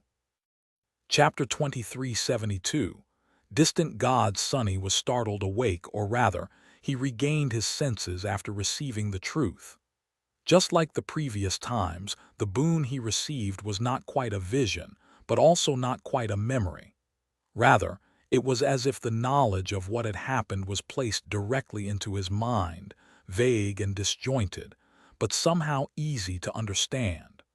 The world of Ariel's game was the same. The shrine towered behind him, while the lake of lava was radiating insufferable heat in front of him. The sky was obscured by smoke and ash. However, Sunny was different from how he had been before throwing the jade figure into the lake. There was a stunned, disbelieving expression on his face, and his heart was beating wildly. His eyes were open, but he did not seem entirely aware of his surroundings just yet, overwhelmed by what he had learned.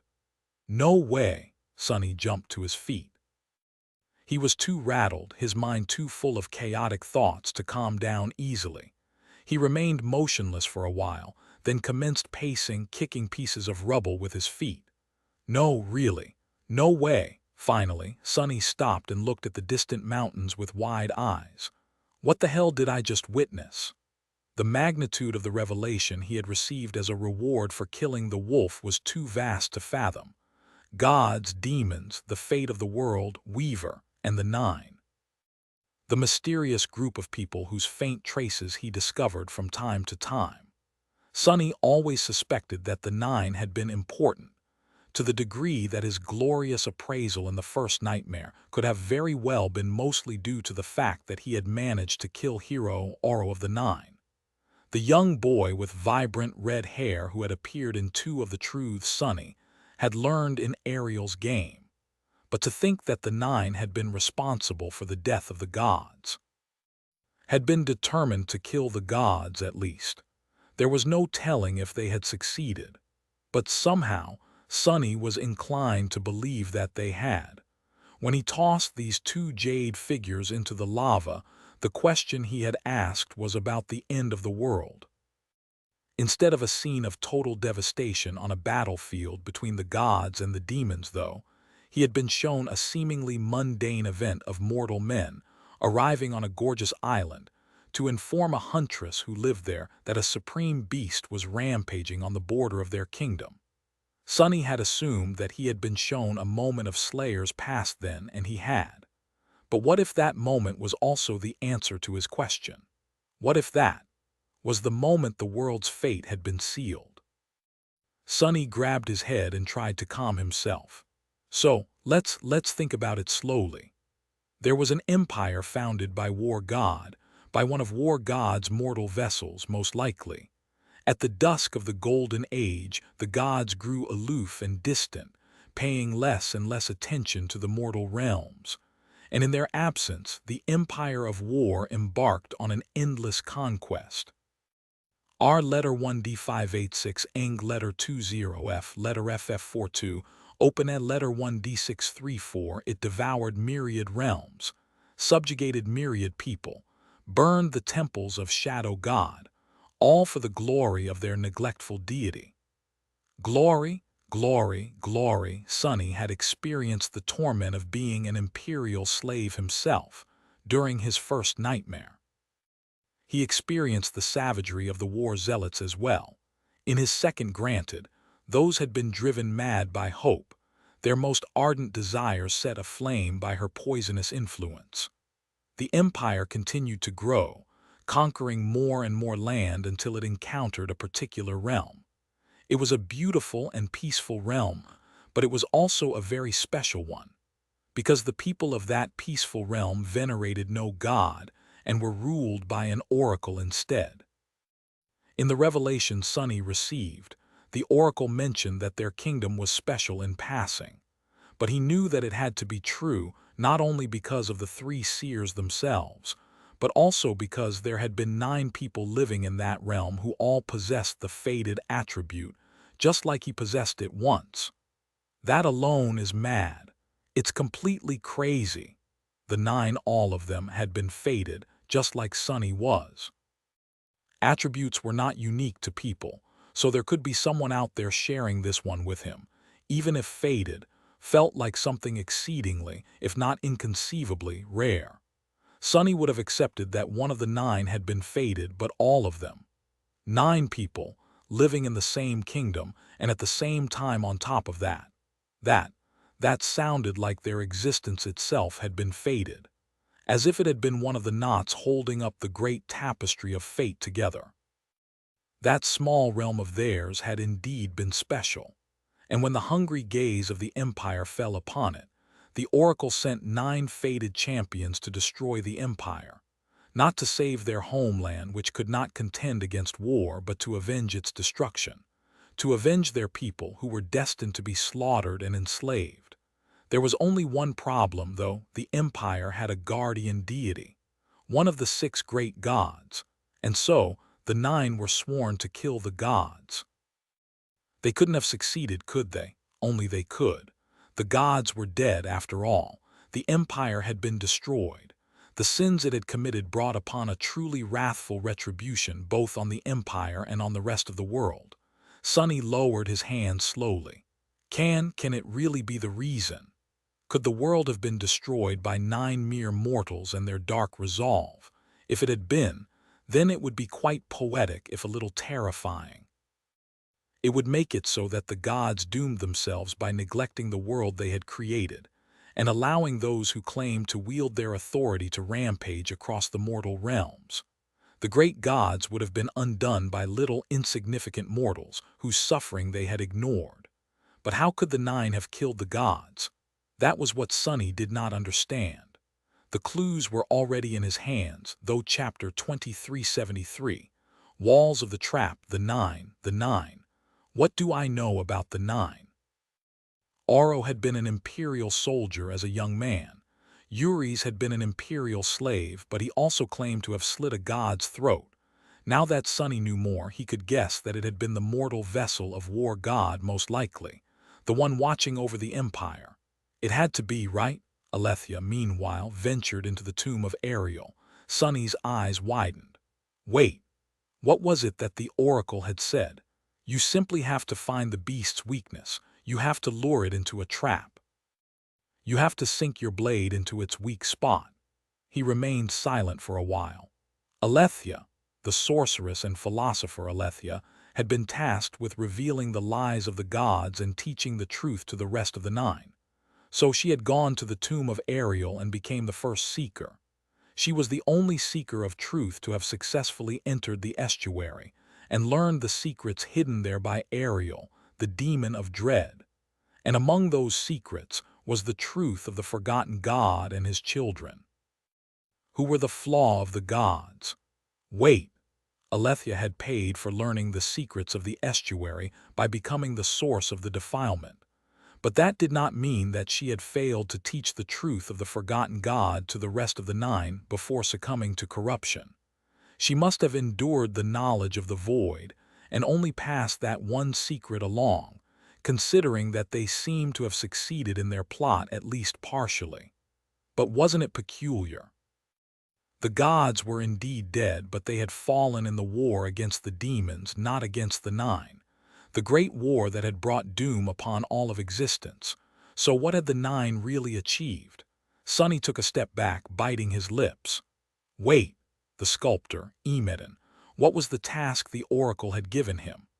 You will build the trap for the gods, you will herald the truth that Alethea learns and bring it to those who must listen.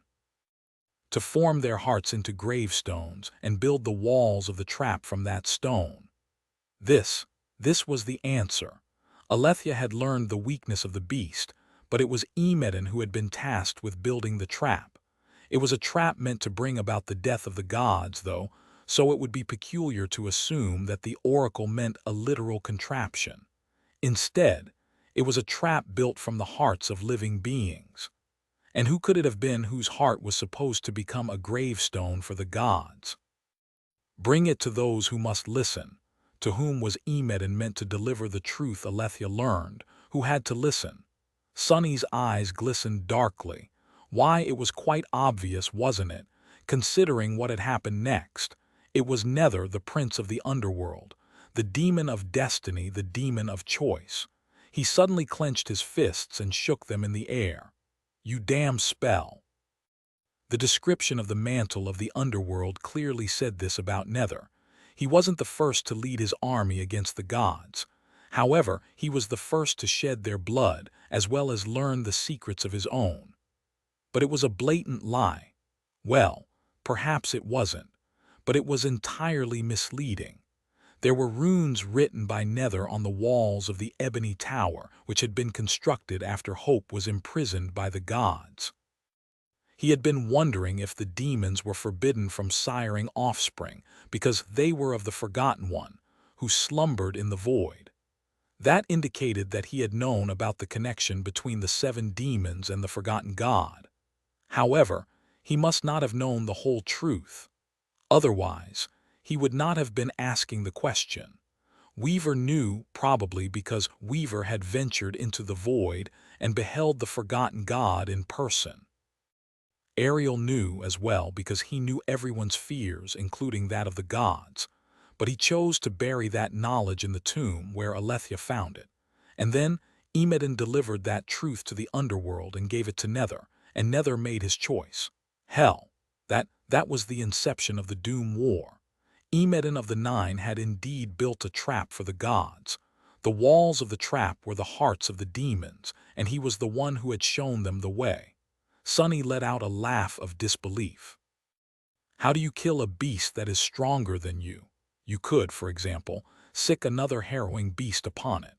The Nine were not powerful enough to kill the gods, so they gave Nether the last push he needed to rally his siblings into rebelling against the heavens. That was how the world had ended. Or rather, that was how its end had begun.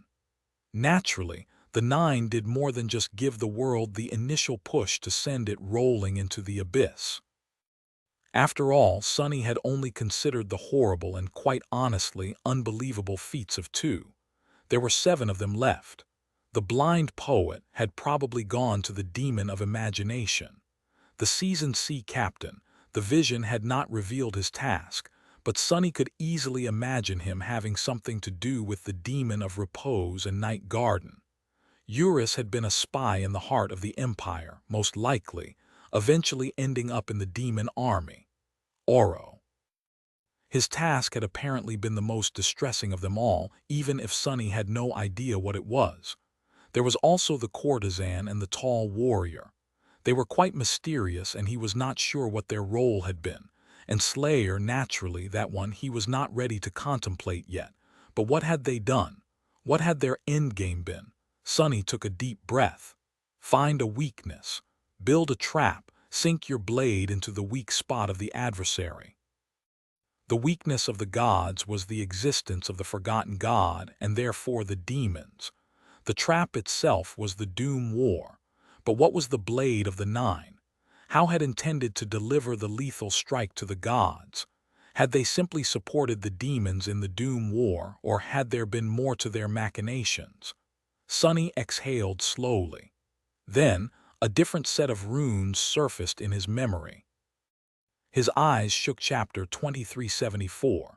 Demon of Doom. They were the runes left on the floor of the underground cell under the ruined cathedral of the Dark City by one of the 2 high priests of the Nightmare spell, from whose corpse Sunny had retrieved Weaver's mask. He had not been able to read them at first, but managed to discern their meaning during his return to the Forgotten Shore as a saint. Taking a step back, Sunny whispered, "Thus spoke Weaver, they will open the gates." And they did, calling forth doom and destruction upon us. Now in the ruins gods lay dead, and the demons have fallen. The Forgotten One comes wide awake to consume them. He closed his eyes for a moment. The weapon to kill the gods, was it the forgotten god himself? Had the Nine wanted to unseal the void, thus awakening him and causing the end of all existence? Was that their vengeance for the blood of their people that the empire had spilled, for the land it destroyed and the freedom it robbed? Were these bastards fated, or were they a personification of doom? Those lunatics. He shuddered, then shook his head. No, I am jumping to conclusions. Weaver had proclaimed that they would open the gates. The they in question could have been the Nine, it could have been the demons, or the gods. It could have even been Weaver themselves. The demon of fate could have been simply proclaiming their own intention. Sunny raised his hands and rubbed his face fiercely. He had learned so much. But he still did not have any answers. How had that damned war ended? Had the Nine achieved their goal, or had they ultimately failed? Were the gates of the void open, or were they still closed? The spreading corruption, the blossoming nightmare seeds, and the constant expansion of the dream realm suggested that they were wide open, and that the forgotten god was free. And yet, the forgotten god also seemed imprisoned and asleep, because if he was not, there would be no existence left. All of it would be swallowed by the void. Everything was a paradox, and Sunny did not have the key to solve it. I don't get it," he groaned.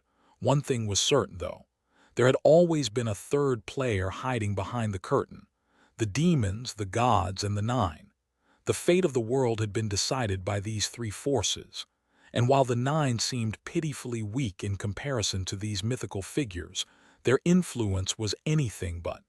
In fact, because of how little was known about them, the Nine seemed especially dangerous.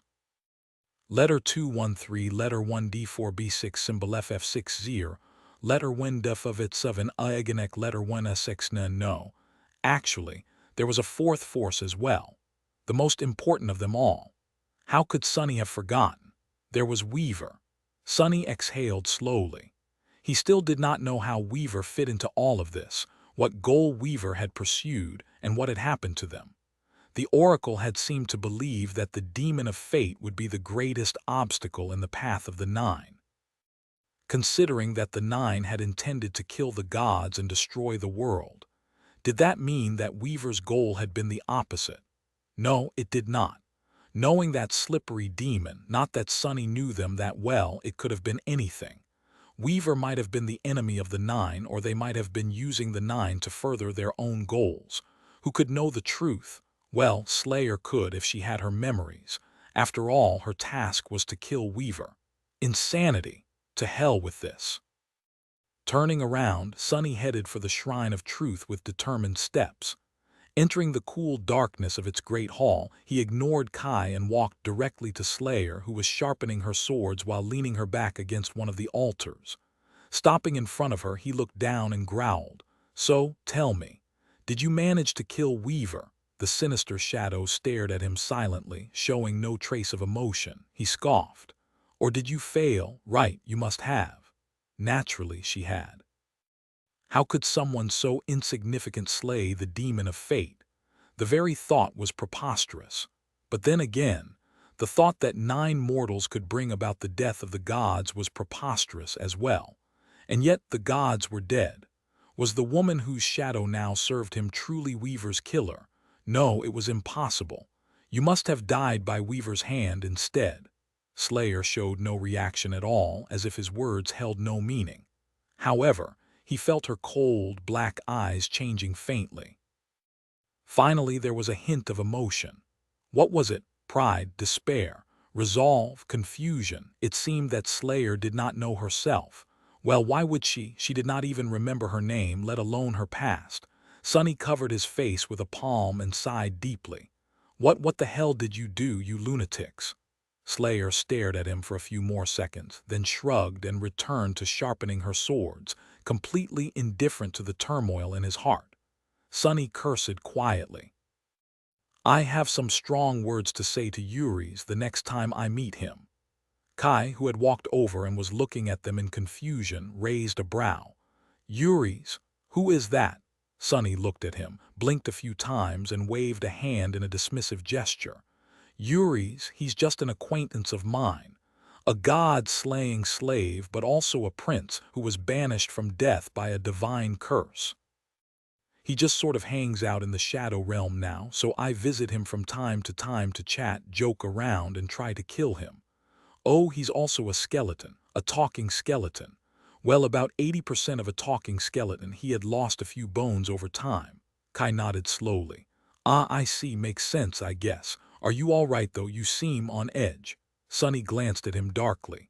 "Naturally, I am all right." He smiled and pointed at himself with a thumb. "I am perfectly all right being on edge." Kai coughed. "Oh, that's good then." Next morning, 3 new snow figures arrived to surround the destroyed volcano. Chapter 2375. Here no evil, the abominations of the snow domain surrounded the Shrine of Truth in the morning. This time, it was a cursed demon and 2 cursed monsters, the force that had been defending the Shrine of Fear at the start of the game. By then, the lake of lava was already starting to cool. It slowly lost its radiance and dimmed, solidifying into a vast plain of ash-gray rock. However, Sonny knew that the solid nature of this crust was merely an illusion. It was like a thin layer resting atop a scorching abyss of magma, too easily broken by the forces that a battle between deific figures would unleash.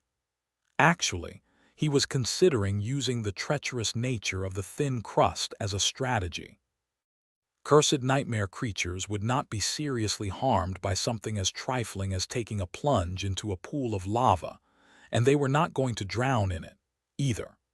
However, he could still gain an advantage by pulling them into the depths of the volcano, just not too deep. since he was wary of descending lower than the sea of clouds. Cursed nightmare creatures were not as bound by the mundane logic as lesser beings were, but some things were still dictated by their nature. For example, creatures that were meant to walk the earth would grow weaker if forced to fight in the water. Sonny himself, however, did not have that problem. He could change his form freely, and so any battlefield was his home. The form of the onyx serpent was one he was attuned to the most as well. Or rather, would it be the jade serpent now? In any case, he had battled Daron the Serpent King while using this shell, and countless abominations since. So if he managed to pull the new snow demon into the lava there in the depths, he might actually defeat it. But Sonny did not feel confident. In fact, he was overcome by a feeling of unease. He felt like a rat that had been pushed into a corner. The battle against the wolf had already been dangerous enough. It had been a close call. Now, however, Sonny's wounds, both physical and unseen, were quite severe. They had healed somewhat, but not enough to allow him to enter the battle at his full strength come tomorrow. So facing a cursed demon, even in the depths of the volcano, did not seem like a winning bet. Far from it. If Sonny was honest with himself, he had to admit that he would not be of much use as a warrior in the upcoming battle. Luckily, there was a different strategy he could use, considering that there were no better options. Instead of participating in the battle himself, he could turn into a shadow and enhance someone. Kai and Slayer both received 2 boons of ash. They were already far more powerful than transcendent beings were supposed to be, and while Sonny could not enhance Kai, his friend was neither part of him nor a subject of his domain. He could amplify Slayer. That was not an optimal use of his power, though. The optimal use of it would be to amplify one of his most powerful shades. The shade of the wolf, for example. The shadows dwelling in his soul were not alive and did not possess the sense of self. As a result, they could not really wield the will, which was of paramount importance in a battle between deities. So even the sacred shades were not too different from immensely powerful, but ultimately mundane beasts. That was unless Sonny wrapped himself around them. If he did, not only would their power be amplified, but he would also be able to substitute their absent will with his own. That way, a sacred shade would become much closer to the glory of its former self. Our retroflex on new letter 1ed3 eumlaut section. If Sonny enabled the shadow of the wolf, the 2 of them together would stand a decently good chance of slaying a cursed demon. That was something to consider, at least. That was the best strategy he could come up with in the absence of sacred soul shards to cast some powerful spell, or any other material and resource to pull off a daring trick. Should be good enough, right? If Sonny and the wolf faced the cursed demon, Slayer, Kai, the shadow of abundance, the pack of shadow wolves and the remaining obsidian wasps would have to deal with the 2 cursed monsters. Could they? Alternatively, he could take a risk and concentrate all his forces on one of the enemies first, gambling on the chance of slaying it speedily. There was a lot to consider, but he could only consider it after learning more about his enemies. At that moment, Sonny and his companions were standing on the roof of the Shrine of Truth, observing the surrounding peaks tensely. The sun was rising above the miniature realm of Ariel's game, and the glass bridges were collapsing into plumes of snow. Sonny sighed and glanced at Kai. "Are you sure?" Kai nodded. "Quite sure, yes. It should be a demon." Kai could see further and better than Sonny, but he could not see the souls of living beings like Sonny. That said, awakened possess senses beyond that of mundane people, and these senses developed the more experienced they became, and the higher their rank was. Saints would rarely be mistaken about the class and rank of an adversary even without gazing into the adversary's soul. Sonny remained silent for a few seconds, then asked somberly, "So what kind of loathsome horror is it?" Kai raised a hand to shield his eyes from the rays of the rising sun and looked east, at the distant, snow-covered peak. His expression changed subtly. I see it. His voice changed too. It is looking back. Then Kai fell silent, his body trembling faintly. Sunny frowned. What does it look like, though? Kai's lips moved as if he was going to say something. Before he did, however, Sunny was distracted by a sudden movement. He glanced to the side in confusion, where Slayer seemed to be unsheathing her swords. Odd. Kai finally spoke, the words leaving his mouth sounding like a jumbled mess of eerie, alien curses. Sunny belatedly realized that listening to these words was a dreadful mistake, but by then they had already crawled into his ears and slithered their way into his mind. Not good. Then everything turned dark. Chapter 2376, Missing Time. I'm hurt. The first thing Sunny felt was pain. He was supposed to be in pain, considering that both his body and soul had been ravaged by the wolf. But the mild suffering he had been enduring without even paying attention to was gone, replaced by a new and unfamiliar agony.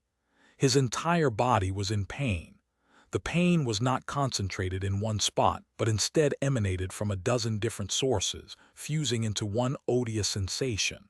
Therefore, Sunny had to conclude that he was seriously hurt. Since it hurts, I'm still alive. That was good news, at least. He opened his eyes slowly. The black sky hung above him at an angle awfully close. It was also made of scorched stone, with deep cracks running through its broken surface. Additionally, it was moving. No, it was not the sky. He was staring at the ceiling of the Shrine of Truth, or was it a wall? In any case, neither the ceiling nor the wall of the shrine were moving.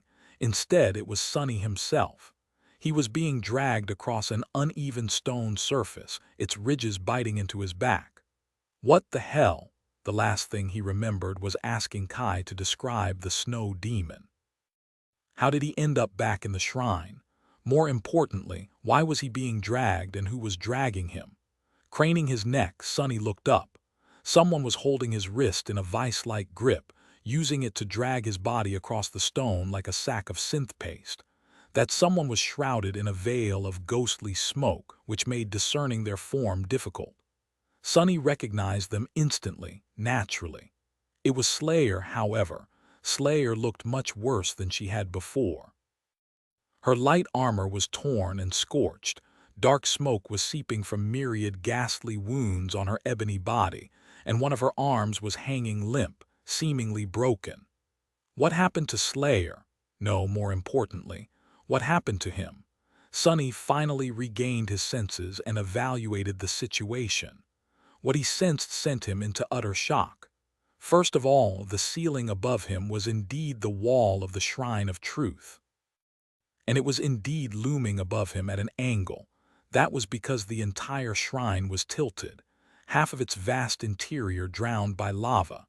Slayer was currently dragging Sunny up the slope of one of the pillars, away from the radiant lava.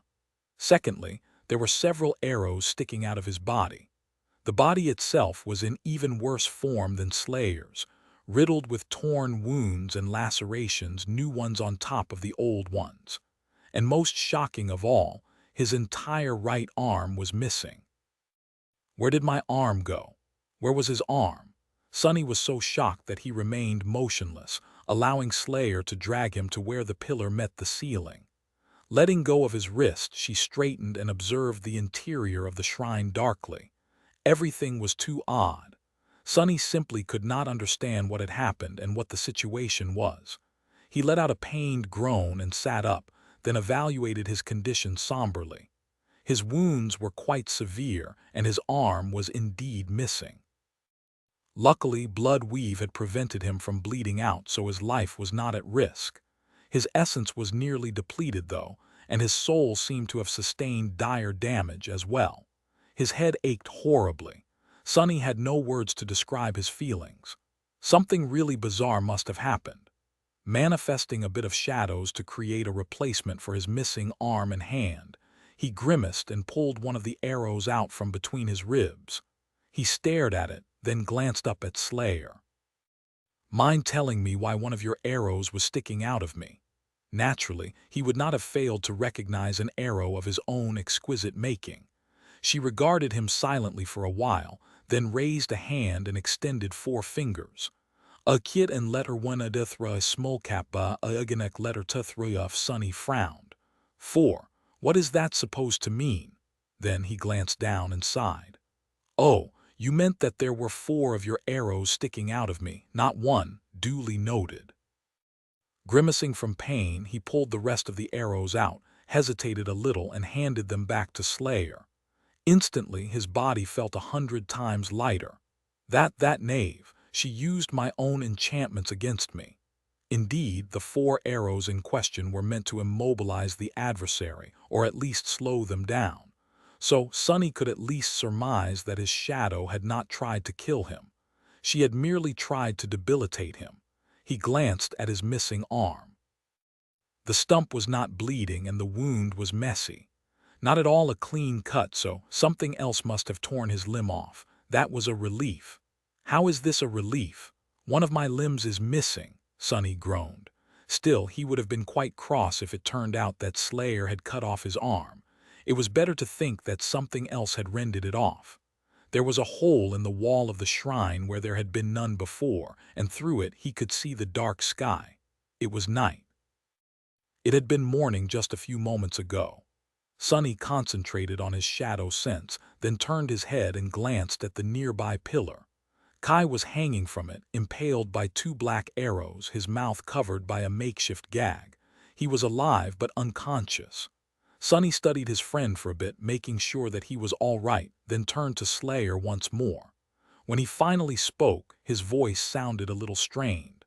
So, do you want to tell me what happened to the day that is missing from my memory? Slayer stared at him chillingly for a while, then raised a hand and extended 2 fingers. Sonny sighed. What do you wait? 2 days that are missing from my memory. She nodded silently and sat down, tiredly leaning her back against the wall. Sonny paled. 2 days. If 2 days had passed, then the snow demon and the 2 snow monsters had already launched their attack. The battle was over. Chapter 2377. Oblivious victors. 2 days had passed, and it was night again. Which meant that the 3 figures of the snow domain had besieged the Shrine of Truth and failed. Someone had stopped them, but who? Sonny studied his own pathetic state, then glanced at Slayer. Finally, he glanced at Kai. A few seconds later, he muttered a stifled curse. His thoughts were in disarray. What the hell? He had been saying that a lot after entering Ariel's game, so he had to be careful not to say it again, unless he wanted to get stuck with another catchphrase, and he had plenty of those already.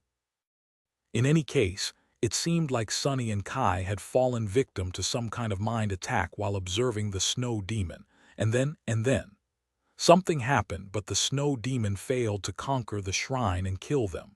From what Sonny had seen so far, that something seemed to have been Slayer. That did not make much sense, considering that Slayer was not nearly powerful enough to defeat a cursed demon, let alone one accompanied by 2 cursed monsters. And yet, the evidence was hard to deny. The evidence being that they were still alive. Sonny sighed deeply. Slayer was not going to talk, so he had no choice but to try to deduce what had happened slowly. But first, I should probably take Kai off that wall. His friend did not look very comfortable, pinned to a pillar by arrows and gagged. Granted, Slayer must have gagged him for a reason. I'll take it slow. Sometime later, Sonny and Kai climbed out of the tilting shrine and observed the scene of utter devastation outside. Both looked rattled and confused, not to mention battered, and seeing the lake of lava did not make them feel any better. Slayer had stayed inside, seemingly too tired and wounded to move. What the? Sonny stopped himself from finishing the sentence, raised his hands and rubbed his face ferociously. One of his hands was made of flesh, sinew, and bone. The other was entirely black, manifested from shadows. The platform on which the Shrine of Truth stood had split in 2. One half of it was entirely gone, the other was partially submerged in lava. The ancient temple itself was tilted on the side, half drowned in the lake. The layer of cooled lava that had formed a crust atop the lake was almost entirely gone, shattered and swallowed by the scorching crucible. Still, Some of it remained. Hideous silhouettes formed from volcanic rock protruded from the luminous depths, reaching toward the sky with eerily shaped fingers. They glanced like unfinished creations of a mad sculptor, and simply looking at them made Sunny's skin crawl. It was as if a swarm of indescribable beings had tried to form themselves from fiery lava, but were frozen solid midway, failing to take form. Now only their empty husks remained, soulless and twisted in agony, like a legion of sinful souls who had failed to escape hell. Or perhaps someone had just wanted to create a garden of creepy statues. Either version could be true. Letter 1D411 new o circumflex letter 162 e grave s diaresis. Kai opened his mouth and whispered, "What the hell?" Sonny glanced at him with gratitude. "My thoughts exactly." His friend was in rough form but far better off than Sonny and Slayer. Apart from the wounds caused by the arrows, he was relatively unscathed, and those weren't a threat to a transcendent being. He had no memory of what had happened in the past 2 days either. The last thing he remembered was catching a glimpse of the snow demon, and yet he did not remember what the creature looked like or what it was. Sonny felt deeply unnerved. He would have been frightened, really, if not for the fact that they had found 3 jade figurines laying in the ash near the altar just a few meters away from the lava. The snow demon, whatever that thing had been, was dead. The monsters were dead, too. Sonny, Kai, and Slayer were alive. Somehow.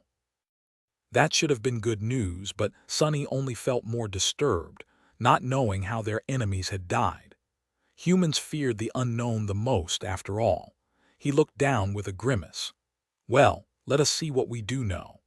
Even if his memory of the past 2 days was gone, he could deduce some things from the clues left behind by the missing time. As the two of them flew to the edges of the volcano, the night sky rippling with shimmering starlight above them, Sonny went over all these clues. First of all, Sonny and Kai were missing their memories. They had been affected by some kind of mental attack, while Slayer had seemingly resisted it or had been incapable of being targeted by that attack, to begin with, due to her inherent difference from them. It was easy to deduce that Sonny and Kai had not remained passive and motionless while under foreign influence, too. In fact, they seemed to have involved themselves in all kinds of activity. Their wounds were solid proof of that. Additionally, their behavior in the past 2 days had to have been different from what they would usually do. In other words, they had not been acting as themselves. Otherwise, Slayer would have no reason to debilitate them with arrows or gag Kai. Sonny could not be sure, but after studying Kai's wounds, as well as his own, he suspected that the two of them had not only fought Slayer, but also other powerful beings as well as each other. That was quite a disturbing theory, and although Sonny could not thoroughly prove it, he could not confidently refute it either. This is the worst. If they had indeed suffered a mental attack, this would be the worst crisis of that nature he had encountered in a long while, maybe even ever. After all, he had retained at least some senses even at low 49 or on the Ashen Barrow, but now he could not even remember what he had done. That should not have been possible. His mental resistances were extremely formidable, and even if his other incarnations were not here, he still possessed the will of a supreme titan. No mental attack should have been able to enthrall him so thoroughly. It was the fact that something that should have been impossible had happened that was driving Sonny mad. Just what kind of creature had that cursed demon been? The worst part of all was knowing that now, with the creature gone, there was a high possibility that Sonny would never find out. It could all remain a mystery forever.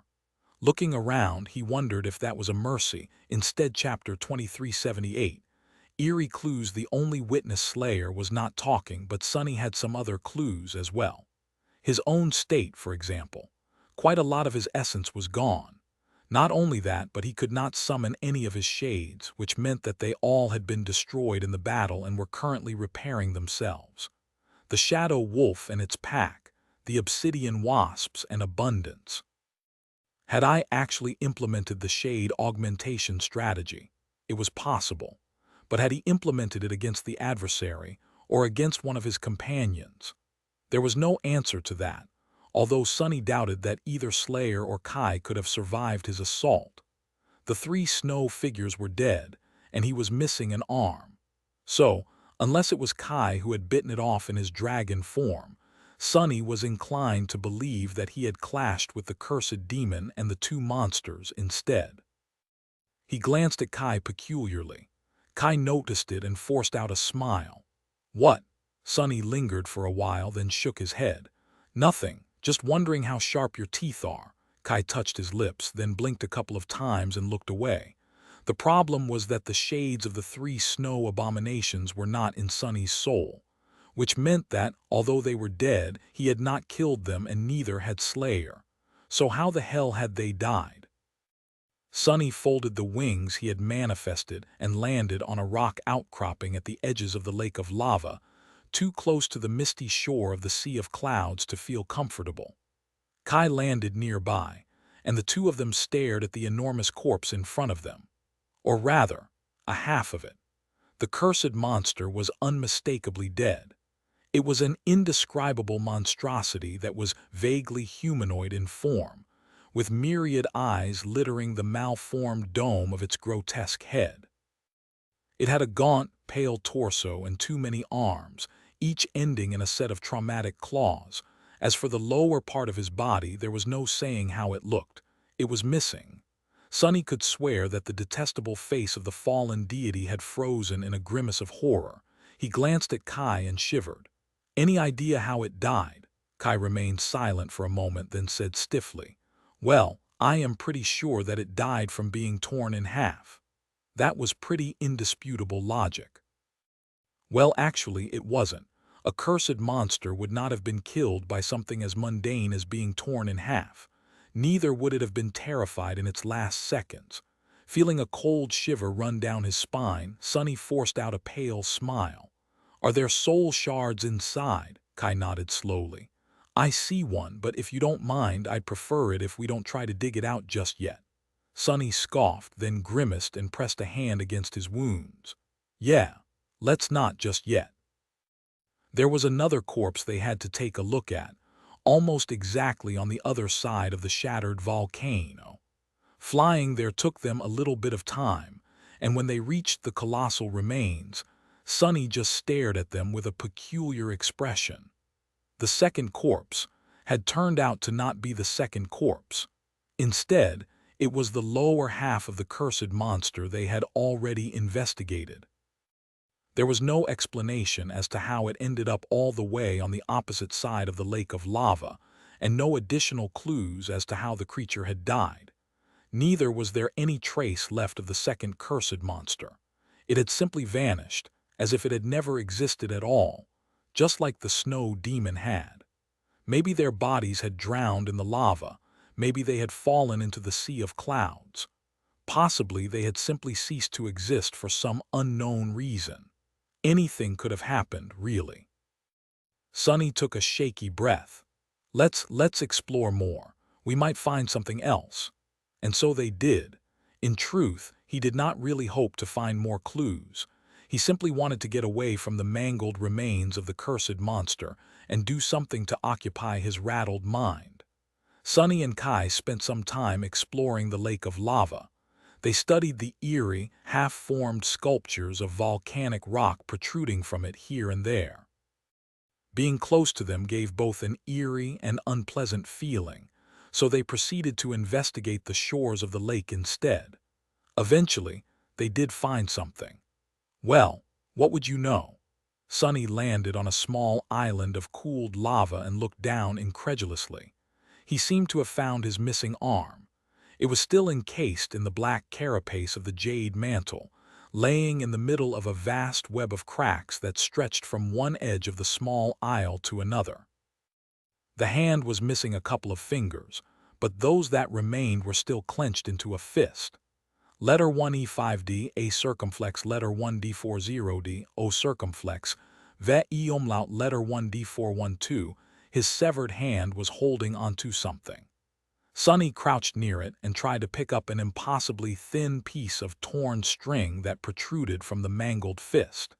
He failed at first, and only succeeded after putting some will into his touch. The string was infinitely fine but also unbelievably durable, almost impossible to tear or cut. It resembled a single thread of black silk, or maybe a single string of a frightening spider web.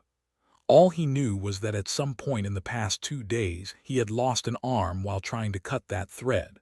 Looking at Kai, Sunny remained silent for a while and then asked in a subdued tone, "So, what do you think happened to us?"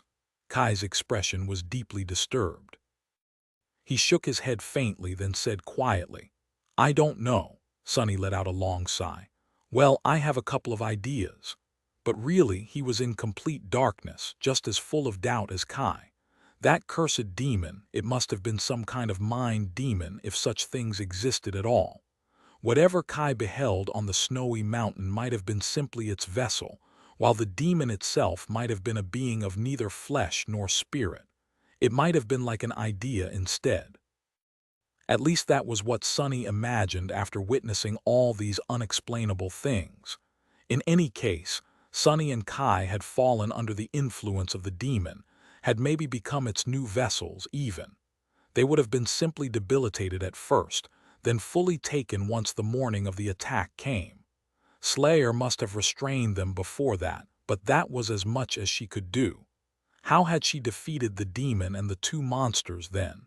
Sunny did not know. He vaguely suspected that the strings Kai had seen were how the snow tyrant controlled the rest of its figures. So, by severing one of those strings, Sunny must have liberated one of the abominations, the cursed demon itself, possibly from under the tyrant's control, which meant that he had been resisting whatever had happened to him, at least to some degree. Maybe he must have. And then, there was no knowing what had happened then. Possibly the demon itself had killed the monsters. Maybe Slayer had somehow incited and dodged it until the sun rose above the horizon. If the demon had failed to eliminate the ash figures and stayed on a black square after the end of its move, who knew what could have become of it? Nobody did.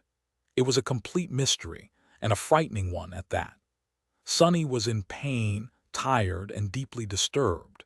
He did not even want to admit how disturbed he was. It was to the point that missing an arm seemed a minor thing in comparison. Picking up his arm from the stone, he turned and glanced at Kai with a somewhat lost expression. "You know, I have never lost a limb before. This is a first." Kai smiled weakly. "Really? I would have thought," Sunny shook his head. He wanted to add something like, "well, unless you count the head as a limb," but remained silent instead. He was not in the mood for that. Eventually, he said in a concerned tone, "Really? I guess we've won, though. Should we be happy?" Kai did not answer. Sunny did not speak for a while, either. Somehow, this particular victory, if it could even be called that, made him feel more troubled than any defeat. Chapter 2379. Point of no return. Sunny had never discovered any solutions. The puzzle of the snow demon stayed unresolved, and he suspected that he might never learn what that being had been and what it had done to him and his allies. Perhaps they would encounter each other again, someday, in the shadowy depths of the Shadow Realm. But since Sunny did not even know what the strange demon had appeared like, or if it had even appeared like anything at all, they would not identify each other. So, he could only comfort himself with the fact that the mysterious horror was dead. Dejected, Sunny and Kai went back to the Shrine of Truth. Slayer was still resting against the stone atop the angled pillar, apparently sleeping. Sunny had never witnessed a shadow sleep before, so she must have been truly drained by what happened during the 2 lost days. He could call her back into the protective darkness of his soul, but that would mean not being able to call her again until her injuries were completely healed. Sunny shut his eyes, suddenly conscious of just how bruised and damaged his body was. He was lacking an arm, damn it. Kai watched him with a curious expression. Sunny glanced at him and grinned darkly. Trying to regrow an arm. In reality, Even some saints could regenerate missing parts of their bodies, it just required a lot of time. Supremes were even more resilient, but Sonny naturally did not have much knowledge into how long it would take a sovereign to regrow a limb. There was simply no information on that matter. He recovered a lot quicker than most due to the blood weave, but still, reattaching a severed arm was going to waste much less time than growing an entirely new one. Plus, he was fond of his arms. I need both hands for cooking, you know, as well as for other activities. His effort to brighten the mood failed. They might have survived the fight, but it was not due to their ability or work. It was not even due to fortune. There was simply no reason for why they were still alive, which meant that they were only alive by chance. Eventually, Kai breathed out. I don't know why I am shocked. Sonny lifted an eyebrow. What do you mean? I guess it is because of you and Nephis. The two of you have a tendency of making the impossible appear normal. You are strong beyond logic, and the way both of you think is beyond logic too. So sometimes, it is simple to forget that the things you do are not logical. They are not normal at all. It is not normal to defeat a god. In fact, it is completely unreasonable to even attempt fighting a god, especially an ancient, evil, corrupted one. And yet, that is what we have been doing ever since entering the weird realm, isn't it? Not only that, but we've even managed to destroy several of those fallen deities. You appeared to take it in stride, so at some point I found myself believing that that was how things were meant to be. But Sonny, they're not. No matter how strong we are, these beings are still cursed ones. They are former gods, they are actual beings of legends. The frightening and disturbing kind of legends. So, I shouldn't have been shocked when something like that occurred. Actually, it is a wonder that something like that had not occurred sooner. Letterwenda sexzeraten letterwena sadaaz. Are you trying to say that I am careless? Kai moved his head. No, not really. Being careless means that you have a choice between security and risk, and we weren't really given a choice, were we? It is not like the cursed ones would not have hunted for us if we stayed motionless, here in this damned place. What I am trying to say is that maybe, encountering that snow demon was a bit of fortune. It gave us a warning that beings like that are beyond our level, so much so that we cannot even comprehend them, let alone fight them. Well, some of them at least. Every foe we face can be our final. And what would you know? We managed to receive that warning without perishing. That's a good thing. Kai was correct. Sonny had done well facing great nightmare creatures, so he assumed that battling against cursed ones would not feel much different now that he was a supreme. But really, every single one of them was an opponent he could not afford to undervalue. And cursed nightmare creatures were on an entirely different level, as far as evil was concerned. Before all this began, you told me that a couple of supremes would not be able to guard humanity, and that becoming sacred was the only path for you and Nephis. You appear so incredibly powerful to me, so out of reach. So, I did not take it seriously enough. But now I see now that you were correct. The cursed ones are already this frightening, and I don't even want to picture what unholy nightmare creatures are capable of. I am not sure that I can, so there is indeed only one path forward, whether we want it or not. Sonny stared at him for a bit, his expression unreadable. A warning, huh? No, it's just, I think my nerves are reconnecting. He could suddenly sense his missing arm again. And while being reunited with it felt amazing, it also hurt like hell. Chapter 2380. Changing balance by dawn, Sonny's bones had mended, and his arm was not at risk of dropping off anymore. That said, he could not really use it yet, so it just dangled weakly at his side. There was also the issue of the missing fingers. Unlike the arm itself, he had never located them, so the fingers would have to develop on their own, which was not going to be a quick or comfortable process. Of course, if Sonny managed to escape from Ariel's game early, Nephis would cure him in no time. The issue was that he had a far greater chance of never exiting this odd place at all. As the sun revealed itself from beyond the skyline, 3 new snow figures did indeed move to fill the surrounding peaks. Both Sunny and Kai felt nervous about scouting their enemies, considering what had occurred the last time they tried. But they had little option. Going into combat blindly was a far worse possibility. So Sunny gathered his courage and asked Kai to take a peek. This time his friend stayed quiet for far longer than usual. When he finally turned to Sunny, there was a very odd expression on his face. Sunny scowled, not liking it one bit. "What?" Kai paused for a few moments. "Listen, Sunny, before I say anything, I feel that I need to mention that I have nothing." Sunny pressed his lips. Kai cleared his throat, then gestured at the northern peak. Kai nodded. "Yeah, it's a white dragon. It's very gorgeous, actually." Sunny stared at him some more. "Are you mocking me?" Sunny raised a shaking hand and tugged on his hair. "No, seriously, what the hell is this? How come? Listen here, you. Let me tell you, I've been around the dream realm and back, and never, not once, have I encountered a dragon without you around. What are you, a dragon magnet? How the hell are you drawing all these dragons, bastard? Letter 1E5B Alpha, letter 2115, letter 1D594, letter 162 Cyrillic, letter 1D64E. Calm down, please. Well, true, people call me the Dragon Slayer, and I have an attribute of that name. But if you think about it, technically, I only ever met one dragon. It couldn't be a coincidence, could it? Every time there was a dragon, Kai was somewhere nearby. Damn Dragon Slayer. Sunny let out a long breath, then winced and decided to let it go. Kai gestured to the eastern peak.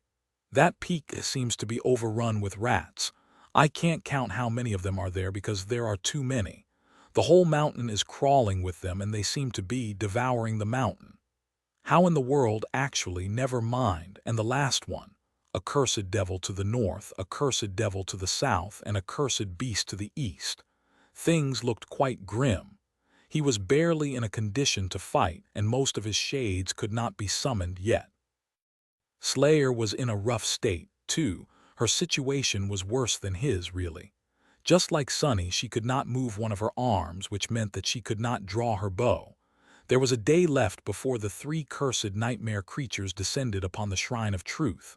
The odds would not be any better tomorrow, either. How are we going to repel this assault? Well, the answer is simple. He looked at Kai and shrugged, wincing from the pain of his damaged arm moving up and down. As Kai looked at him silently, Sunny shook his head. He had come to the Shrine of Truth to make his warriors stronger, and he accomplished just that with the jade figures in his possession. Slayer and Kai would receive the 3rd Ash enhancement. As long as his will empowered them, that would make them as deadly as any great nightmare creature. More than that, his army, as long as it was given time to repair itself, now consisted of 2 sacred shades and 2 groups of great shades. The Snow Tyrant, meanwhile, only had 2 devils and 1 beast left. It was actually at a disadvantage in terms of pure numbers. What a shocking reversal it was, considering its overwhelming numerical advantage at the start.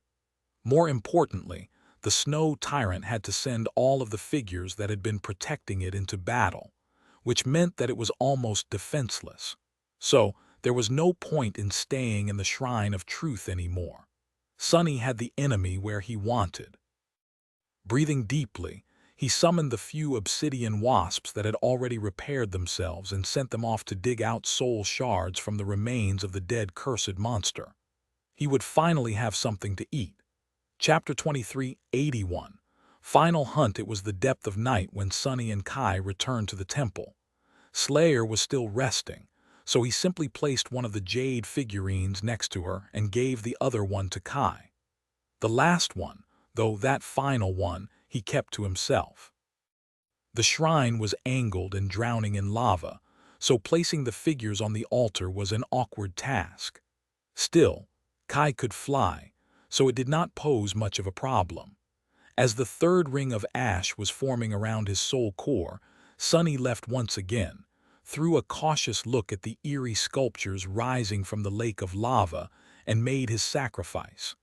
This was going to be the final truth he would learn before killing the snow tyrant.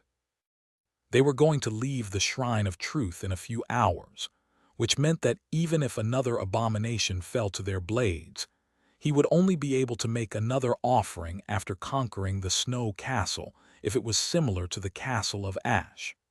Sunny was not sure what would happen after the tyrant died, so there was even a possibility that this was going to be the final truth he would receive as a reward in this cursed game. His shadowy body was being devoured alive by a terrible curse. His hidden mind was being consumed by savage illusions. His heart was being torn apart by indescribable terror, and his very spirit was shattered, his will and desire to live stripped from it by a merciless hand. And yet he refused to. He stumbled, walking across the sand with unsteady steps, surrounded by darkness. Somewhere above, the black sky shimmered with the light of countless silver stars, but their pale radiance was not enough to illuminate the shadowy valley, let alone warm his mangled, freezing body. Blood was flowing out of his mouth, spilling through the fangs of his mask as it shone with a beautiful golden light, with the light of divinity. Radiant blood was flowing out of the wounds covering his body, too, soaking the fabric of his dark mantle. The sound of leaves rustling under the foot of a predator. The sound of graceful wings parting the night sky. The sound of an arrow piercing the fabric of fate. The arrow had struck him in the neck, and he was thrown to the ground. Sunny fell to his knees, the drops of golden blood shining like precious gems on the sand. Raising a hand, he grasped the smooth black wood of the arrow's shaft, not too different from the polished wooden surface of his mask, and pulled the arrow out, shattering it in his grip. The steady hand of the archer who had sent the arrow flying was much too weak to harm a being such as him. It only managed to pierce his flesh because there had already been a wound there on his neck, left by a far more terrifying foe. The arrow was of no consequence. The legendary poison smeared on its tip, however, was anything but. It was a poison that was not supposed to exist in the world anymore, and yet here it was. A freezing cold spread through his body with alarming speed.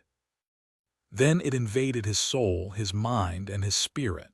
Suddenly, Sunny felt weak. He even found it difficult to keep his eyes open. His broken body trembled. Cold, cold. He was cold and alone. The woman wore battered dark armor and a veil that covered her beautiful face, her long, luxurious hair tied into a braid. The starlit night cast a deep shadow onto her, but he could see her cold eyes clearly.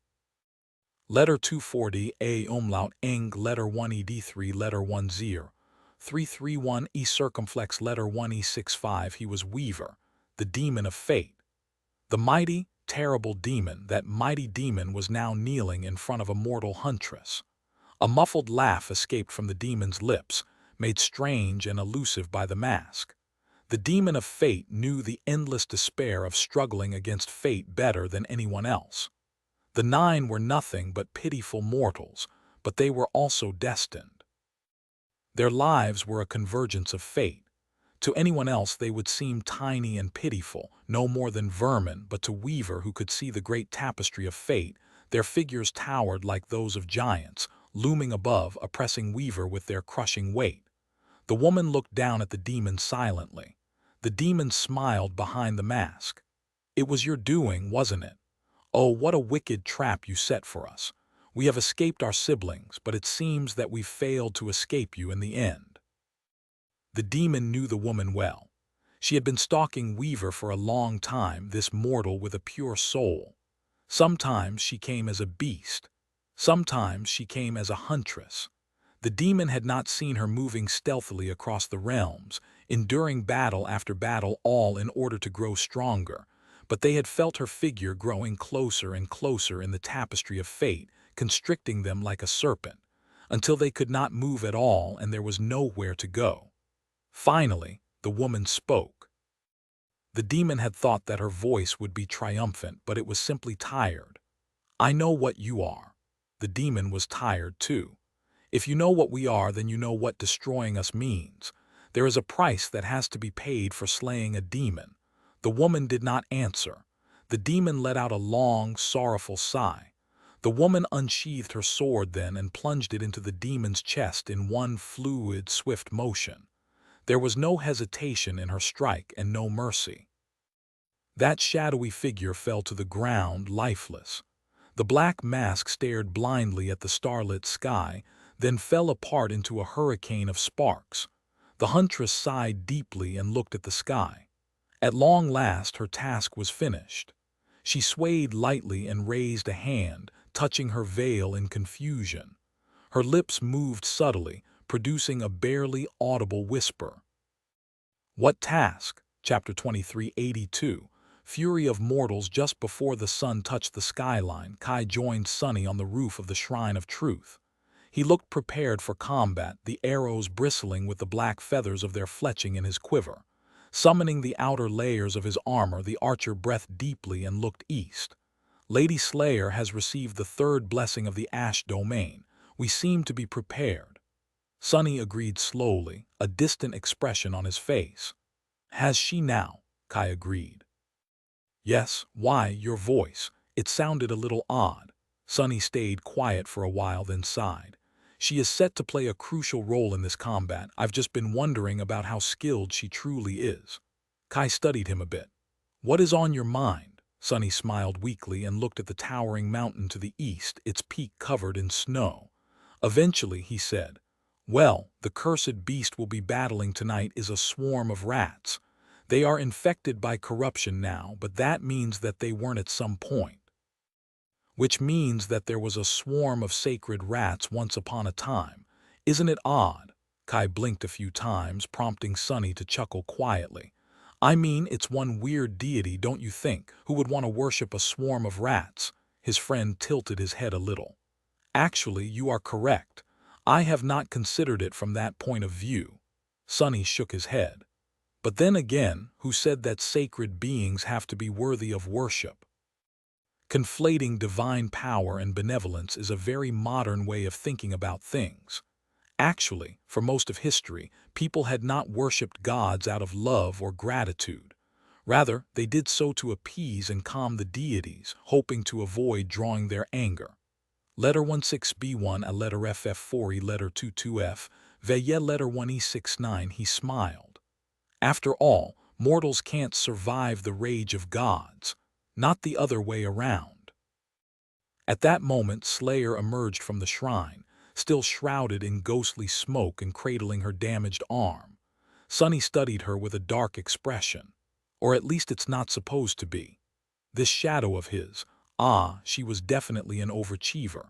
Sunny had a lot to think about and a lot to say, but he did not have any time for that at the moment. Instead, he looked at Kai and said, prepare yourself to feel weaker than you are now. We'll be invading the snow domain once again after all. You remember the plan, right? Kai agreed somberly. I do. Leave it to me. Sunny looked west, where the sun had just touched the skyline, painting the sea of clouds in a million shades of crimson. Let's go then. The volcano, what was left of it, trembled.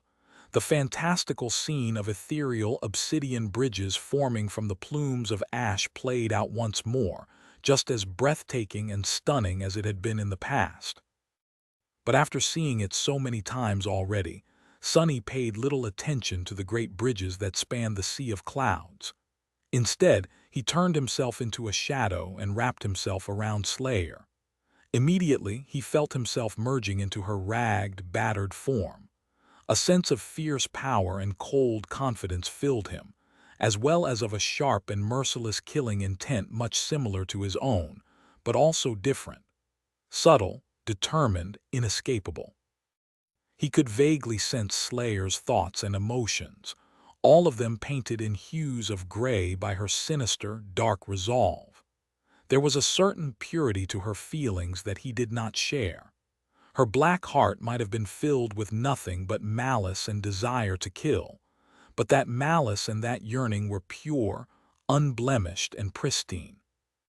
Sunny could not really read the thoughts of his shadows when merging with them, but he could usually sense fragmented echoes of what they were thinking about, sometimes even see glimpses of their subdued, distant, dreamlike memories. In the case of Slayer, though he could sense none of the latter, just a vague impression of a vast emptiness, impenetrable darkness, and of an imperative need to hunt, to kill. The sound of the wind howling across the obsidian dunes, the deadly beauty of annihilating essence storms. As if Slayer had only ever existed in the shadow realm, and that was the only thing she had ever known. On a purely physical level, merging with Slayer was an exquisite experience. She was different from both the indomitable saint and the mighty fiend. Hers was a graceful, subtle kind of strength. She was nimble and agile like a dancer, but at the same time ruthless and fierce like a prowling predator. Sonny himself followed a somewhat similar path. The origin of his battle art had been a beautiful dance. After all, so he could appreciate Slayer's deadly grace and fierce litheness. As soon as Sonny took Slayer into his dark embrace, he could feel a raging torrent of power flow into her body. This shadow of his had already been enhanced by 3 consecutive infusions of mystical ash, and now she was augmented by the power of shadows as well. The result was quite frightening. That said, Slayer was still not in her best shape. She was severely wounded, and Sonny was as well. Neither of them made for a good fighter at the moment, but together, they could easily pass as one. That was why Sonny had decided to guide her in this battle instead of participating in it himself. Well, good luck to us, I guess. Behind them, Kai's voice boomed as if commanding the world. Be strong. And with it, Slayer and Sonny suddenly felt augmented even more. There was no time to waste, so Sonny did not waste any by sending her running across the obsidian bridge. Instead, he commanded the shadows to open before Slayer, and as she stepped forward, the two of them emerged from the darkness directly on the slope of the distant mountain. One of Slayer's swords left its sheath with a quiet hiss. In the next moment, the pristine white snow around them boiled, and numerous savage rats rushed at them like a writhing avalanche of rotten fur and sharp, needle-like fangs. Chapter 2383. Sovereign of vermin. Briefly, Sonny felt confused. Adjusting to Slayer's perceptions was a challenge. Her 5 senses were immensely heightened, far sharper than his own, except for touch, which Bone Weave had long ago enhanced. Merging with her felt like plunging into a world saturated with sound, scent, flavor, and piercingly vivid sight, each layer more overwhelming than the last. The experience would have crushed him if Sonny hadn't built an incredible ability to understand and process fresh data through the years, particularly while advancing in rank. Moreover, Slayer had additional senses beyond the standard 5, including a basic form of shadow perception, plus others Sonny couldn't identify. Countless disgusting rats were now swarming around them from every direction. Accursed beasts was warping reality itself, while Ariel's game drained Slayer's power. This combination left Sonny stunned for an instant. Too many. Yet Slayer was already in motion. When the tide of writhing rats crashed down toward them, she showed her fangs beneath her ripped mask and lunged forward to face them. Her dark eyes sparkled with the icy hunger of a ruthless hunter, while spectral mist flowed behind her like a streaming cloak. Right then, Sonny experienced something strange, something he'd never encountered while bonding with Slayer as a shadow. Her essence shifted, flowing clumsily in a manner that shouldn't have been feasible, yet deliberately, as though she was recalling something that had once been instinctive to her, but had grown rusty over time. Like she was trying to direct her bright soul essence into her sword's keen edge, not to feed its spellwork and trigger its magic, but simply to fill the icy steel with it as she did her flesh. She almost succeeded in whatever she was attempting to remember, but not quite. Therefore, Slayer triggered the enchantment built into her weapon instead. Sonny had made 2 short blades for his deadly shadow, one from the metal chains supporting the chained aisles, another from a bone fragment from Godgrave. Both were enchanted to be frighteningly sharp and remarkably tough, plus designed to fly back to her grip if lost. The scabbards holding the twin blades were also enchanted, created to repair the weapons when damaged. However, the two swords differed in one key way. The active magic of the bone-carved blade wrapped it in an unseen layer of piercing energy, designed to penetrate the strongest defenses. The active magic of the metal-forged blade, conversely, wasn't built to pierce. It was built to slice. This enchantment created a zone of terrible energy and compressed it into a blade-thin surface that stretched forward along the weapon's trajectory. Unlike his other shadows, Slayer couldn't alter her dimensions at will compared to the massive nightmare creatures Sunny regularly battled. She was completely small, so he'd considered giving her a weapon to fell giants. The blade itself was brief, but the invisible cutting zone could be as vast as Slayer could manage. While this enchantment was designed for enormous enemies, it proved quite effective against huge swarms of pests too. As the short sword sliced through air with a whistle, reality itself seemed split along its route. Boosted by Slayer's furious, brilliant essence, the slash carved 100-meter wound through the falling mass of rats, destroying thousands instantly. Gore, organs, and chunks of crushed bodies flew skyward, and a red mist suddenly covered the mountainside, staining the snow crimson. Every rat was technically part of a cursed entity, but 3 rings of ash now surrounded Slayer's incomplete core, completely filled with Sunny's supreme will, while Slayer herself was enhanced by his dark embrace. Even while diminished by the snow domain, she easily annihilated the small beings. This was the benefit of visiting the Shrine of Truth. Something was amiss, something terribly amiss with the rat horde, though. Sunny felt the strange, incomprehensible will of the cursed beast growing briefly, then sensed something that made his blood run cold, figuratively speaking. Sunny lacked a spine currently, and Slayer wasn't the type of creature to be bothered by anything. Numerous rats covered the mountain they'd been chewing on it, gradually consuming its stone foundation before rushing to devour Slayer. The rats were infinite, yet Sunny had still anticipated feeling their numbers drop slightly when Slayer eliminated several thousand. Letter 1D633, letter FF41, letter 1D594 beta, and letter 1D61A instead. He felt the reverse. Where thousands of dead rats had been, even more seemed to materialize from thin air. The corpses of their fallen companions were immediately devoured, and the swarm expanded, growing in size. At that moment, Sunny instinctively understood his enemy's nature.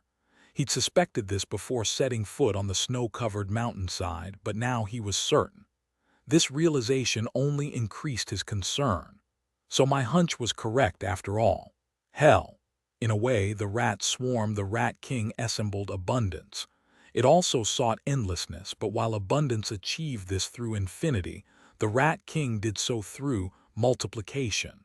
The concept the Rat King embodied was multitude. Perhaps there had been one sacred rat originally, ages ago, but as time passed, corruption consumed it. There were many. Then there were countless. Simply put, for every rat Slayer and Sunny eliminated, 2 would replace it. Ah, that's not good. Chapter 2384. Vermin horde. Nothing was worse than a cursed army of corrupted rats, except a cursed army of corrupted rats that expanded endlessly the more you slaughtered them. Sickening. Sunny held no particular hatred toward rats. Actually, he considered them quite remarkable creatures, fellow survivors in a way. Twisted rats whose bodies and spirits were warped by corruption's vile darkness, however, presented a completely different problem. At this moment, a torrent of these revolting pests was ready to consume him and Saint, and worst of all, no clear method existed to overcome them. Fortunately, Sunny always prepared backup plans, and this day proved no different. Strategy A involved simply destroying the rat horde through combat. Strategy B, though, had been crafted specifically for situations where the rat horde proved too massive to eliminate through raw force alone. I trust Kai will succeed. The flood of cursed rats nearly reached them when Slayer swung her blade once more, carving a broad corridor through their midst. She sprinted ahead, advancing through the bloody mist, while rats poured around them on either side. The lethal shadow stayed composed, excited, even but Sunny felt an overwhelming urge to tremble. Too many rats cascaded down the mountainside for each creature to scurry along the ground, so they simply scaled over one another in mad chaos. Their bulk created massive barriers on both sides of Slayer, surging past her like an actual landslide of squirming gray forms, wild eyes, and razor-sharp fangs. The most horrifying aspect was how quickly the gap Slayer's attack had torn in the rat mass sealed itself, as existing rats mindlessly pressed forward and fresh rats materialized, threatening to engulf her beneath their writhing bodies. Since the entire mountain crawled with the infinite swarm, no escape route existed for her. Then an arrow struck the mountain further up the incline, immediately triggering a massive blast. A devastating blend of brightness, flame, and noise obliterated innumerable rats, exposing a wide circle of naked stone. As enormous amounts of snow were scattered by the blast and a genuine avalanche tumbled down, Sunny created a passage through the shadows for Slayer. Before the rat wall towering overhead could collapse and crush her, she moved through the shadows and fled into the safe zone Kai's arrow had formed. The shallow pit left by the explosion was also encircled by walls of maddened rats and would only last a few seconds. Before it vanished beneath the carpet of gray bodies, Slayer carved another route through the rats. And before that route was consumed by the swarm, a second arrow landed some distance away, creating another explosion and clearing another section of empty ground. The chaos persisted. The writhing mass of gray forms flowed like a deluge, consuming the whole mountain, while Slayer navigated through it wielding her weapon. Arrows descended upon the trembling peak like heavy cannon fire, pulverizing countless rats. Slayer's blade destroyed even more, and the reek of blood filled the atmosphere. The mountain would have resembled a horrible, nightmarish butcher shop, if not for the fact that mangled, bleeding corpses of countless rats were instantly consumed by their many siblings, who only multiplied further as time passed, maddened and empowered by the hellish massacre. Sunny was, frankly, confused. He had seldom faced an opponent who became exponentially more powerful the more it was butchered, torn apart, and destroyed. Slayer and Kai were inflicting terrible damage to the swarm, but the more damage they caused, the more enormous the swarm grew. What a cruel little pest! He wasn't certain what part he should play in this fight, besides creating shadow passages for Slayer. Abundance had maintained a single form, at least. Sunny hadn't been able to overwhelm its will, but he'd managed to gradually corrupt it with his own. Furthermore, he'd prepared weapons to neutralize the giant worm beforehand. The rats, though, were infinite. No single form existed for him to focus on, and thus, he wasn't sure how to counter the concept of endless reproduction that the swarm represented. He also didn't know what opposing concept he could have wielded if not for his duty of empowering Slayer. Letter 1D597, A letter 1033D, letter 1D616E circumflex, letter 1D412, and he lacked much time to consider. Time wasn't his ally, after all. Not only would Sunny need to withdraw once the sun vanished below the horizon, but the swarm would simply grow so immense as to become unavoidable long before that. He even contemplated using the Rat King's own ability against it. What if he expanded the rat population on the mountain to such extremes that the entire peak crumbled under their mass? There was definitely a poetic justice in that strategy, and it might have succeeded under different conditions. But not today. After all, Sonny required the mountain to stay intact because he couldn't claim it if the mountain was destroyed. And if he failed to claim the mountain, two cursed devils would attack him at dawn. That was a confrontation he desperately wanted to prevent. So, lacking a clear method to defeat the vile horde of cursed rats, Sonny could only trust in Kai. "Go ahead, friend. You've got this." He had positioned Kai atop the Shrine of Truth deliberately.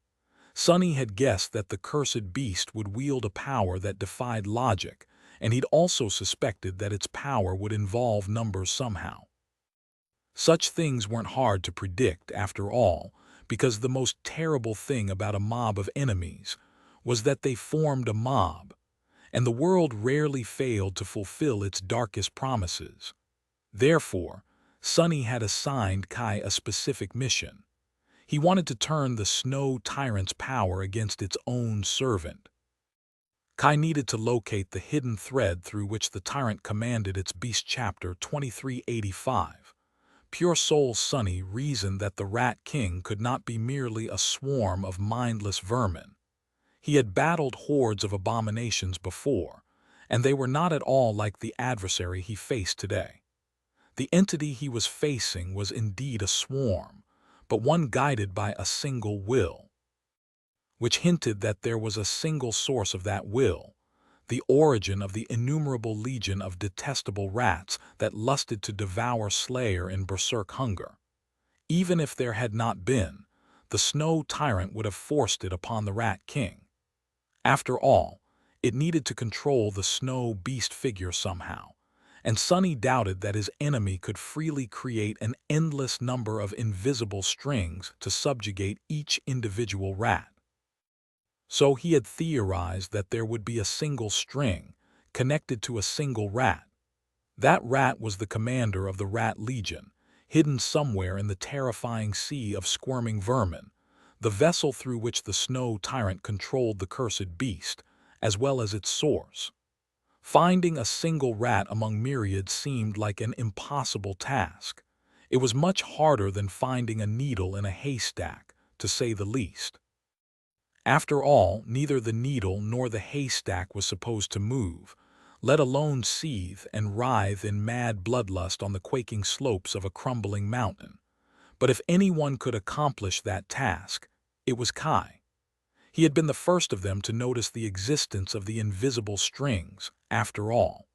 Sonny himself was not even sure that he was capable of perceiving them, but Kai could. And although he was not capable of differentiating the original rat from its myriad brethren, he could catch a glimpse of the Snow Tyrant's string again. And then, he could follow it to the target. That was how Sonny intended to use his adversary's own power against them. The problem, naturally, was that he and Slayer had to survive long enough for Kai to succeed. And that was not only difficult, but also continued to get harder and harder with each moment. Slayer was like a dark hurricane, moving across the mountain in a whirlwind of blood and torn flesh. She had already been a force to be reckoned with in the past, a malevolent, sinister force.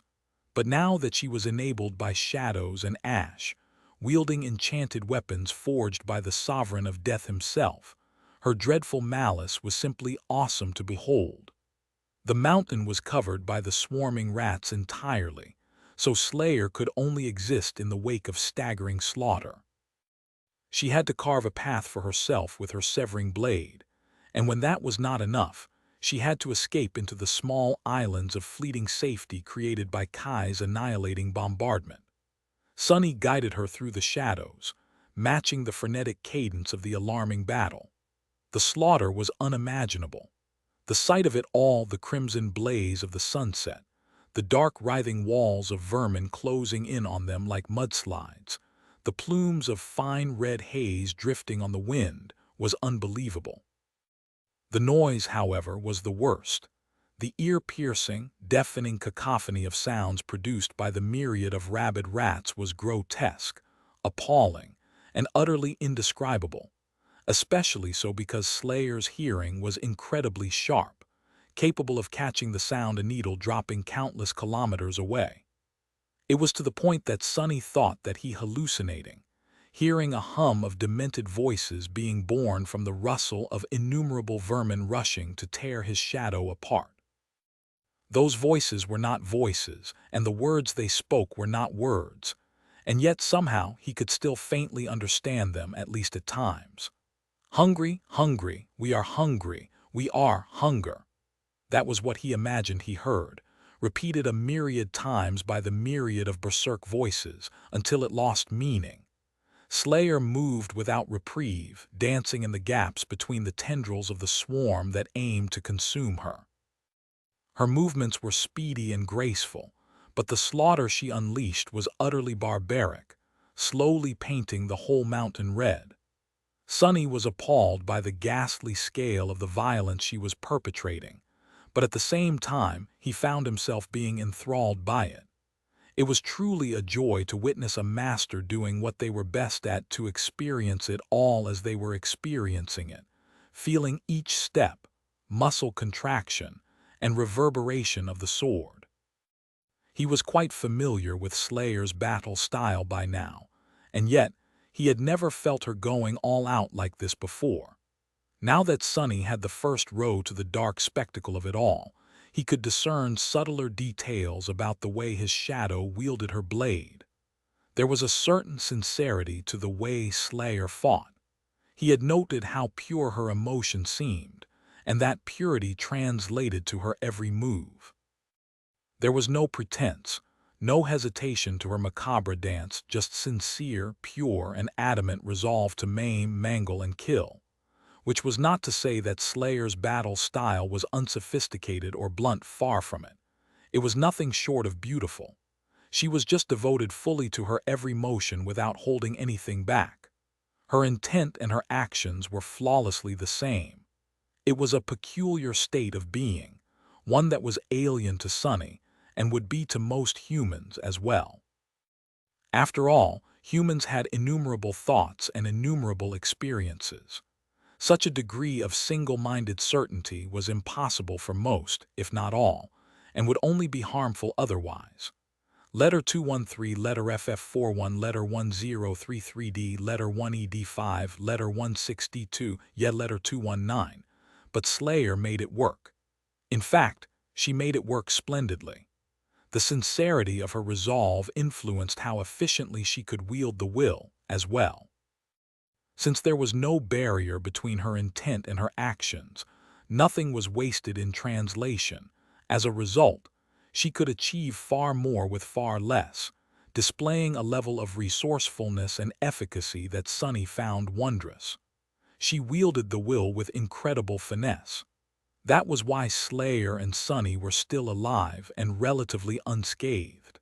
However, with every moment that passed, the swarm grew. The path Slayer cleaved in the mass of writhing rats grew narrower, the time the gaps existed grew shorter, and the walls of vermin surrounding them grew taller. Sonny was not sure how much longer they would be able to last before the Rat King buried them under its revolting mass. Come on, Kai chapter 2386. Rat race. When the end came, it came suddenly.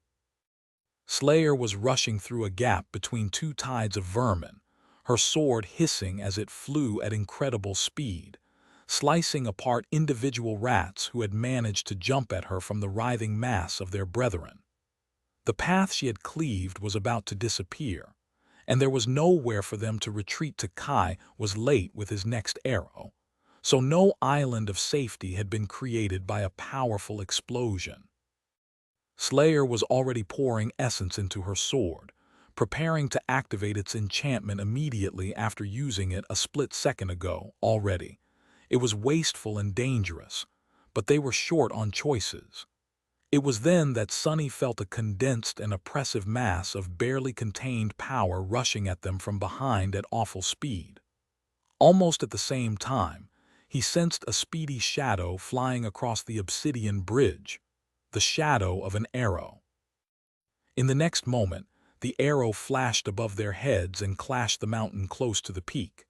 There was no fiery explosion, this time, but what followed next was several magnitudes more violent.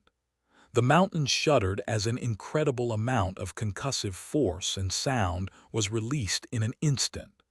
A myriad of rats were instantly pulverized by the obliterating shockwave, turning into a crimson haze. More than that, there was no island of safety created on the slope this time. Instead, the impregnable stone simply shattered, and myriad tons of it were thrown high into the air. The fountain of shattered stone extended into the sky, expanding as it rose. Then came the deafening roar of the impact and the powerful tremors that made several sections of the fractured slope collapse. The damage near the peak was much worse, though. In fact, the entire peak was obliterated, crumbling under its own weight and plummeting down. A gigantic rockfall turned the western face of the mountain into a scene of chaotic devastation, billowing clouds of dust obscuring the view as myriad rats were crushed and buried under the enormous boulders. Then, the debris that had been sent flying into the sky rained down, pulverizing even more. That was the result of Kai using the final enchantment of the supreme bow Sunny had crafted for him, the tried and tested Death Dealer, modified to incorporate his latest insights into weaving. Kai had to have poured most of his essence into this one shot, sending his most fatal arrow fly. And there was only one reason he would have done that. Sunny wanted to grin. The destruction of the peak of the mountain, the countless rats destroyed by the initial impact, and the rockfall that followed. All of it was merely a side effect. Kai's true target was a single rat, the source of the Rat King. He must have found the invisible string and traced it to the source rat's back. After that, his task was easy. He had to clash that single moving rat among a million identical vermin from dozens of kilometers away. What could have been simpler than that? And he did.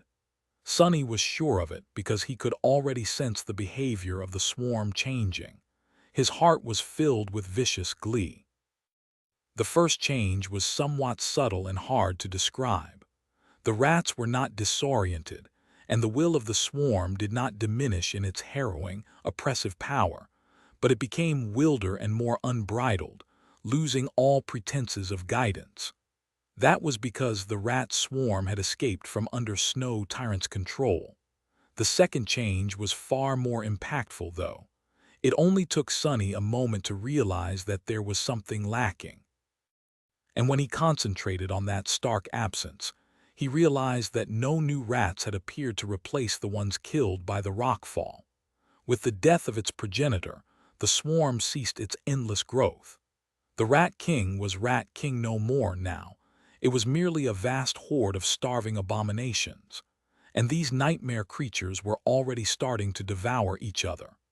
Sunny wasted a heartbeat observing the distressing sight of a myriad of rats lunging at each other to rend each other apart. Maybe if this was allowed to continue, if all the myriad rats were given a chance to devour each other, then, at the end, a new Rat King would have been born. A single dreadful creature who had feasted on the flesh of its kin and absorbed the essence of the entire swarm to become the source of a new rat plague. But Sunny and Slayer were here to prevent that from happening. Well, mostly Slayer. Come on, hurry. She did not make Sunny ask twice. Before the violent tremors shaking the mountain could cease, and long before the dust of the enormous rockfall settled, Slayer had already resumed her barbarous slaughter. She was almost gleeful, eviscerating vast swathes of the frenzied vermin with each graceful swing of her sword. This time, the gaps cleaved in the swarm by her blade closed much slower, and after a while they did not close at all. Soon enough, Kai joined them as well. He arrived in the form of a dragon, blasting the slopes of the mountain with the sonic booms of his haunting songs. The sun was speedily falling behind the horizon, and the mountain was groaning, barely supporting its own weight after all. The rats had gnawed on it in their hunger, eating away at its roots. Sunny, Slayer, and Kai were racing against time. There were too countless rats to kill, some of them buried under the stone debris, but still alive. Maybe they would have failed to clean every single one of them up, But luckily, Kai's vision could penetrate the slopes of the mountain, while Sunny's shadow sense could envelop the mountain whole. In the end, he separated himself from Slayer and poured his essence out, manifesting myriad shadows to finish off the remaining stragglers. And then, just before the sun disappeared beyond the horizon, Sunny finally heard it. "You have slain an adversary." Letting out a long sigh, he sat on the ground and glanced west. The battle against the cursed beast, the Rat King, was over. They won Chapter 2387. Godmeet just before the last vestige of the setting sun drowned in the sea of fiery clouds. Sunny took a deep breath and glanced at Slayer. Surrounded by wisps of ghostly smoke, she was cleaning the blade of her sword. His shadow seemed tattered a little. One of her arms was still mangled and hanging limply, her armor was shredded, and even her veil was torn. Behind the veil was a face that Sunny knew all too well now, the gorgeous face of the woman he had seen in the visions, or rather, a version of it seemingly carved from flawlessly black obsidian. She was the relentless huntress whose fate it had been to slay the demon of fate. Her shadow, at least. Granted, even after learning the unbelievable truth of Slayer's past, Sunny had his doubts about its veracity. Weaver was the master of deceit, after all. Was it beyond that nebulous scoundrel to sneak a lie into the game their brother designed to reveal only the truth? He did not know. Not that it mattered. With a sigh, Sunny threw one last look at Slayer and commanded the shadows to open, pulling her into their dark depths. A second later, she vanished from the devastated slope of the mountain. Just as the ethereal bridge connecting it to the distant shrine of truth crumbled into ash, her graceful figure appeared far away, on the tilted roof of the drowning temple. Kai landed on the ground near Sunny as the mountain shook, rivers of lava flowing out of its shattered peak to announce the end of the ash domain's move. He looked west with a startled expression. "Sunny." Sunny let out another sigh and sat up, rubbing his face with his one functioning hand. He remained silent for a few seconds, then smiled tiredly. "Don't worry. I am not leaving our resident psychopath for dead." With the move finished, he could not sense the shadows covering the lake of lava anymore. Neither could he see Slayer from this distance, but he knew that she was there, standing alone on the roof of the ancient temple and looking at him. "I have a plan, so relax." Kai hesitated for a few seconds, then sighed and sat down near Sunny, placing his bow on the ground with a trembling hand. He glanced utterly exhausted, having drawn its heavy string time after time with breathtaking speed. Kai had a peculiar expression on his face, so Sunny asked lazily, "What's the matter? You seem a little out of it." His friend lingered for a moment, then shrugged. "Oh, it's just that we killed another deity. The previous times it was mostly your doing, but tonight, Lady Slayer and I took the lead roles. Naturally, it was only possible because of your will and the sacrifices we made to the altar of truth, but still, we killed a god." Sunny studied him for a little while, then smiled. "That you did," Kai exhaled slowly. "I just feel like I should be stunned and shocked by that fact, but honestly, I am not even bothered. Witnessing deity's fall has lost its novelty, it seems." Unbelievable as that might sound, he let out a shaky laugh. Sunny stared at him silently, then shook his head. "I mean, aren't you the guy who fought a flock of spire messengers as a sleeper, and then jumped into the maw of a transcendent dragon as an awakened? Oh, and then there was the mad stunt you pulled in Verge. Why should you be stunned, let alone shocked?" Kai smiled shyly and scratched the tip of his nose. "Well, true. Still, this repugnant swarm of rats was a god." Sunny grinned, then glanced around, grimacing at the stench of rat fur burning in the flowing lava. "Speaking of which, hey, how about we barbecue some god meat?" Kai changed in the face, turning almost green. "Tea the rats, eat them. Tea thanks, but no thanks," Sunny laughed. "Huh, why not? You know, we mostly ate universal ration packs in the outskirts, also known as rat packs. It was all synth paste and the driest, blandest crackers you can imagine, plus a disposable water filter. So I actually always wanted to taste a real rat. Real rats were a rare commodity, though. The stronger kids hunted them down before the rest of us could. Looking around, Sonny inhaled the disgusting stench of burning fur and smiled. Look how far I've come. Ah, dreams do come true. Kai studied him for a while, then forced out a polite smile. They're all yours then, by all means. I'd rather not stand in the way of fulfilling your dreams. Sonny scoffed. How picky. Kai had not wanted to eat the torn remains of the cursed monster because the manner of its death had been too eerie, and both halves of the hideous corpse were too disgusting. And now he was refusing to eat perfectly fine, if a little cursed, rats as well. There was just no pleasing that guy. Sonny gave Kai a look of reproach, then stood up and dusted off his tattered clothes. Well, suit yourself. I'm hungry, though. Sonny might have been of the same mind as Kai regarding the eerie corpse of the cursed monster, but he was not going to hold himself back tonight. The poor Rat King had never managed to satiate its hunger, so it was only proper to honor its damned memory by satiating his. He found the beast figurine while scrounging for rat meat. And a little later, he found the soul shard left behind by the Rat King. As well, it had been buried under the rockfall, which was submerged in lava now. But Sonny retrieved the tiny crystal without much trouble. Letter 16B1, letter 1D4EA, small cap N, O acute, letter 1D41B, Eogonek, letter 1E69. The rat meat turned out to be diseased, and possibly even cursed. It was still delicious, though, and blood weave made short work of the contaminants. In hindsight, it was probably for the best that Kai had refused to partake in consuming the slain god's flesh. There was more of it left for Sonny. Is his survival instinct really sharp, or have mine become completely dull? Sated and satisfied, Sonny returned to the western slope of the newborn volcano and sat down near Kai to watch the sun rise. The final act of Ariel's game was going to be decided once it did chapter 2388. Lore, there used to be 12 snow figures arrayed against the 3 figures of ash on the game board.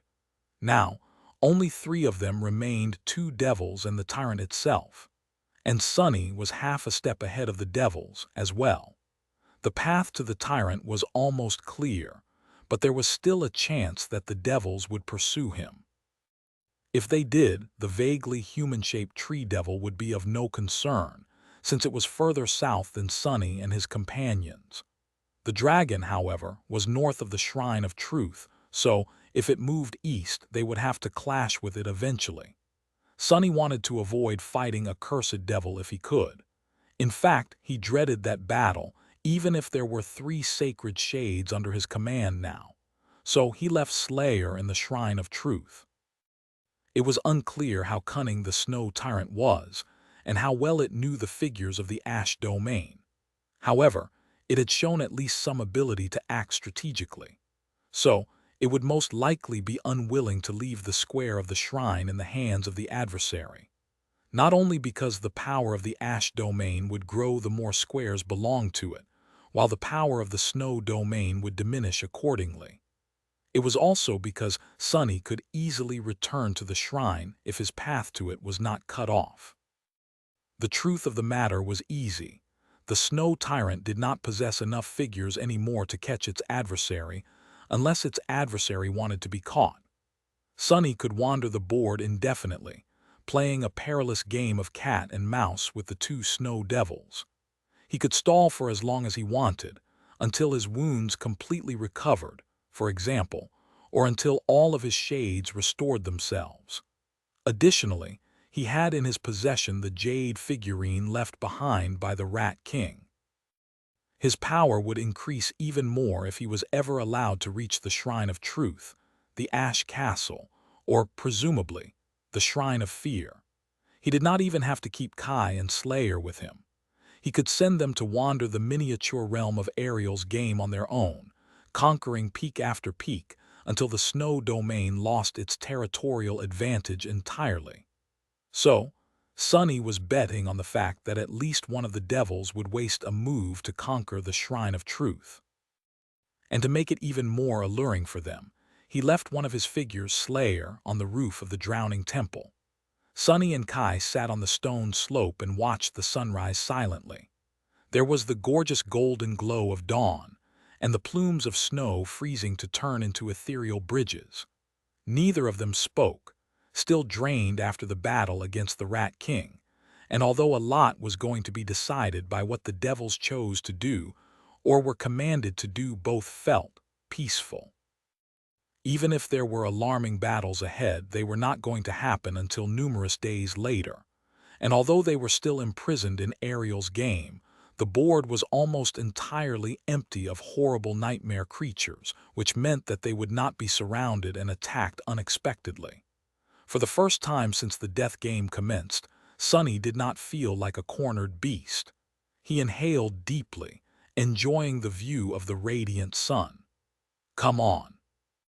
Finally, the glass bridges were fully formed and the devils moved. Sunny held his breath, feeling his heart skip a beat. Yes, a wide grin split his soot-covered face. His prediction was coming true, and in the best possible way. The tree devil is moving east. Kai's voice was subdued. The human-like fiend was walking across the glass bridge, moving to the mountain directly south of their position. It was being sent on a hopeless pursuit. The dragon, however. Sunny did not need Kai to tell him, because he could see the dragon flying across the sea of clouds himself. The great beast glanced like a tiny dot from the distance, but there was no mistake. It was flying south, toward the Shrine of Truth, which meant that nothing stood between Sunny and the snow tyrant anymore. He smiled happily. It was odd, maybe the snow tyrant did not care to bar his passage.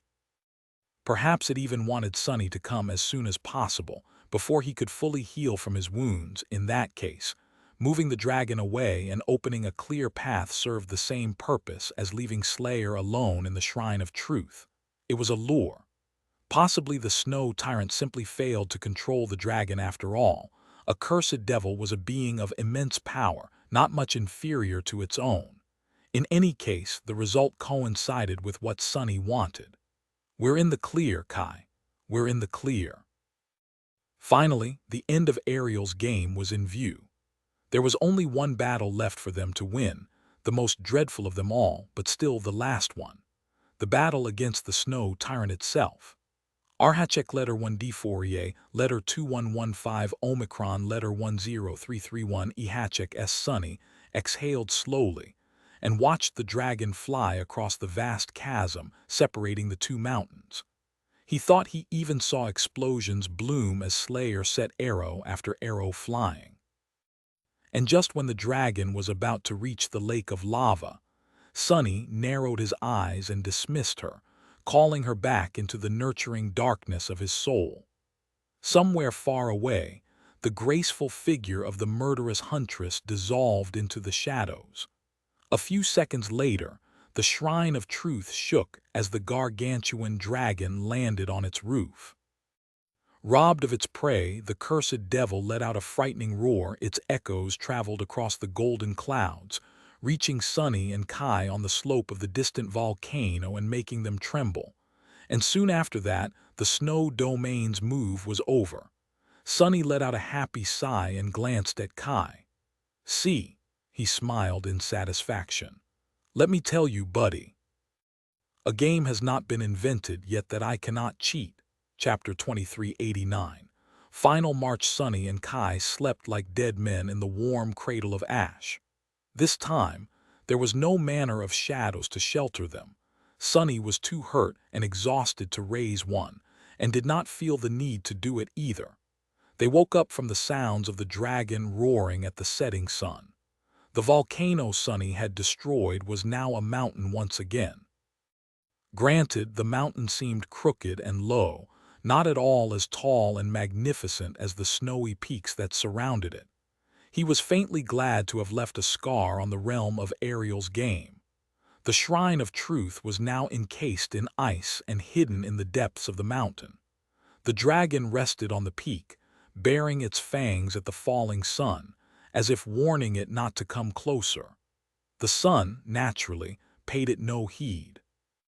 Sunny studied the distant peak for a while, then looked at Kai and asked in a tone of contemplation, "Do you think all dragons come from Sun God?" Severax, the ivory dragon, was a descendant of Sun God.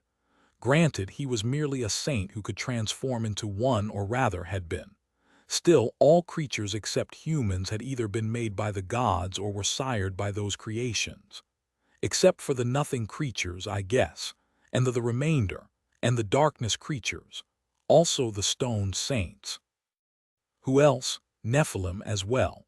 Actually, I take it back, not all creatures were created by the gods, but most of them had been, so who had created the dragons? Kai hesitated for a while, then shrugged. I am not sure. Perhaps all white dragons do. Sunny yawned, then rose to his feet and studied his unresponsive right hand for a few seconds. Then he glanced west. Chances are we won't have to fight this particular white dragon. Are you disappointed? Kai raised an eyebrow. Huh. Why would I be disappointed? Sunny chuckled. Well, don't you want to add a third dragon to your collection? Kai studied him with a sour expression, then shook his head lightly. I am not greedy. You are welcome to take this one if you want, Sunny grinned. Thank you kindly, I'd rather not. He was indeed a little envious of Kai the Dragon Slayer because of his glorious track record. How was it fair that Kai went around slaying dragons, while Sunny was stuck with rats, worms, and the like? That hint of envy was far too slight to survive the sight of a cursed devil, though. So, Sunny had no desire to battle this particular dragon. He sighed. Let's go. We'll be leaving this place soon. At this point, Sunny had a choice to make. He could reach the snow tyrant in 5 moves at the earliest. Coincidentally, that was also how long his shades would take to repair themselves. Slayer was most likely going to heal from her wounds in that time as well. Sunny did not see a lot of sense in delaying the final battle, so he was leaning toward taking the shortest path. There were 3 routes that would take him to the snow castle in 5 moves, and he did not have to take just one. He could just as easily travel west to the axis tree and then turn north. Kai, meanwhile, could travel north to the edge of the board, then turn west. That way, they would reach the snow castle at the same time, with the added bonus of possibly bringing 4 volcanoes into the ash domain. That was an alluring prospect. Letter 211D A N Obreve letter 162 open a letter 1E69, but it was also too risky. After all, Sunny was only assuming that the snow tyrant remained in the snow castle. If it had left the heart of the snow domain, though, then sending Kai out alone could mean sending him to die. They could only see the neighboring mountains after all. If the snow tyrant was waiting in ambush 1 peak over, or just happened to be in the way by chance, then there would be no chance for Kai to escape. Not as long as one of the devils chose to pursue him instead of Sunny, at least. So, Sunny had to swallow his regret and abandon the plan of potentially expanding the territory of the Ash Domain. The two of them were going to stay together until the very end, for better or for worse. Ah, am I not the best friend in the world? Hearing that sudden proclamation, Kai gave him a sidelong glance, but wisely chose to remain silent. I knew he would agree. Sunny was delighted. They left the volcano at dusk and moved west, coming in sight of the axis tree once again. The mountain where they had killed Abundance was now to their right. To their left was the unexplored half of the game board that belonged to the snow tyrant. In the morning, the tree devil and the cursed dragon both moved east in pursuit. Watching the mountain where the Rat King had died become covered by snow, Sunny could not help but feel uneasy. He found it hard to believe that Kai would not end up fighting the cursed dragon somehow. But then, he had to remind himself of one easy fact. Not everyone was fated. In fact, very few beings were, and Kai was not one of them. He could end up facing the cursed dragon by some improbable twist of fate or not. Actually, Sunny himself was not fated anymore either, so the odds were in their favor. The only probable future in which they would be forced to fight the dragon was if they failed to kill the snow tyrant and had to retreat. Then, the tyrant and its two devils would descend upon them together, and they would die. There is no way back, only forward. Failure means death. The enemy is overwhelmingly powerful, and mistakes are not allowed. Ah, how nostalgic. Sunny smiled faintly, knowing that he was staring death in the face. That felt like home. After all, he was the sovereign of death. The next evening, as the falling sun set the sea of clouds ablaze, Kai and Sunny crossed the obsidian bridge and set foot on the titanic branch of the axis tree. They had reached the very heart of Ariel's game. Chapter 2390. Yemighty, the axis tree was so vast that it could only be perceived as a place, not as a thing. After all, it towered higher than the great peaks of Ariel's game, which were already taller than any mountain on Earth. The branch Sunny and Kai were standing on was numerous kilometers long and as wide as a field, the ridges of the bark covering it more than spacious enough for two people to walk on. A complicated tangle of similarly enormous branches extended far down and high up, creating a dizzying three-dimensional labyrinth. A whole nation could have made their home on the branches of this great tree. Today, however, Sunny and Kai were the only people populating its desolate immensity. The sun had just disappeared beyond the horizon, and although the sea of clouds still glowed with the last vestiges of a dreamlike crimson sheen, the night was already enveloping the world with a veil of velvet darkness. The world was still, but it was not silent. Instead, it was permeated by the soothing murmur of flowing water. The axis tree had been covered in snow just a few seconds ago. Now the snow was melting, torrents of cold water cascading down the vast maze of titanic branches in a series of clear waterfalls. Sunny had expected ash and lava to replace it, but to his surprise, nothing of the sort happened. Instead, the great tree was simply stripped of its white mantle and left bare, its naked branches swaying gently in the wind. There were no leaves, no fruit, no sign of vitality to their vast expanse. In fact, countless of the branches were broken, while many more seemed frail and diseased. It was as if the axis tree was truly and utterly dead. Sunny looked around cautiously. What do you think this place does? There were 5 special squares on the game board: the castles, the shrines, and the axis tree. Sunny had mostly figured out the purpose of the first 4, but he still had no idea what the function of the central square was. Kai was looking around as well. I don't see any structures. And I don't feel anything special either. Sunny contemplated for a while. There had to be some use for the central square, apart from how important it was for traversing the board. The player occupying the middle would definitely have an advantage, but that advantage alone was not enough to make the square special. Granted, there had only been 4 runes carved on the sides of the jade board: ash, snow, fear %2 still. Let's explore a little. Kai hesitated for a moment, then cleared his throat.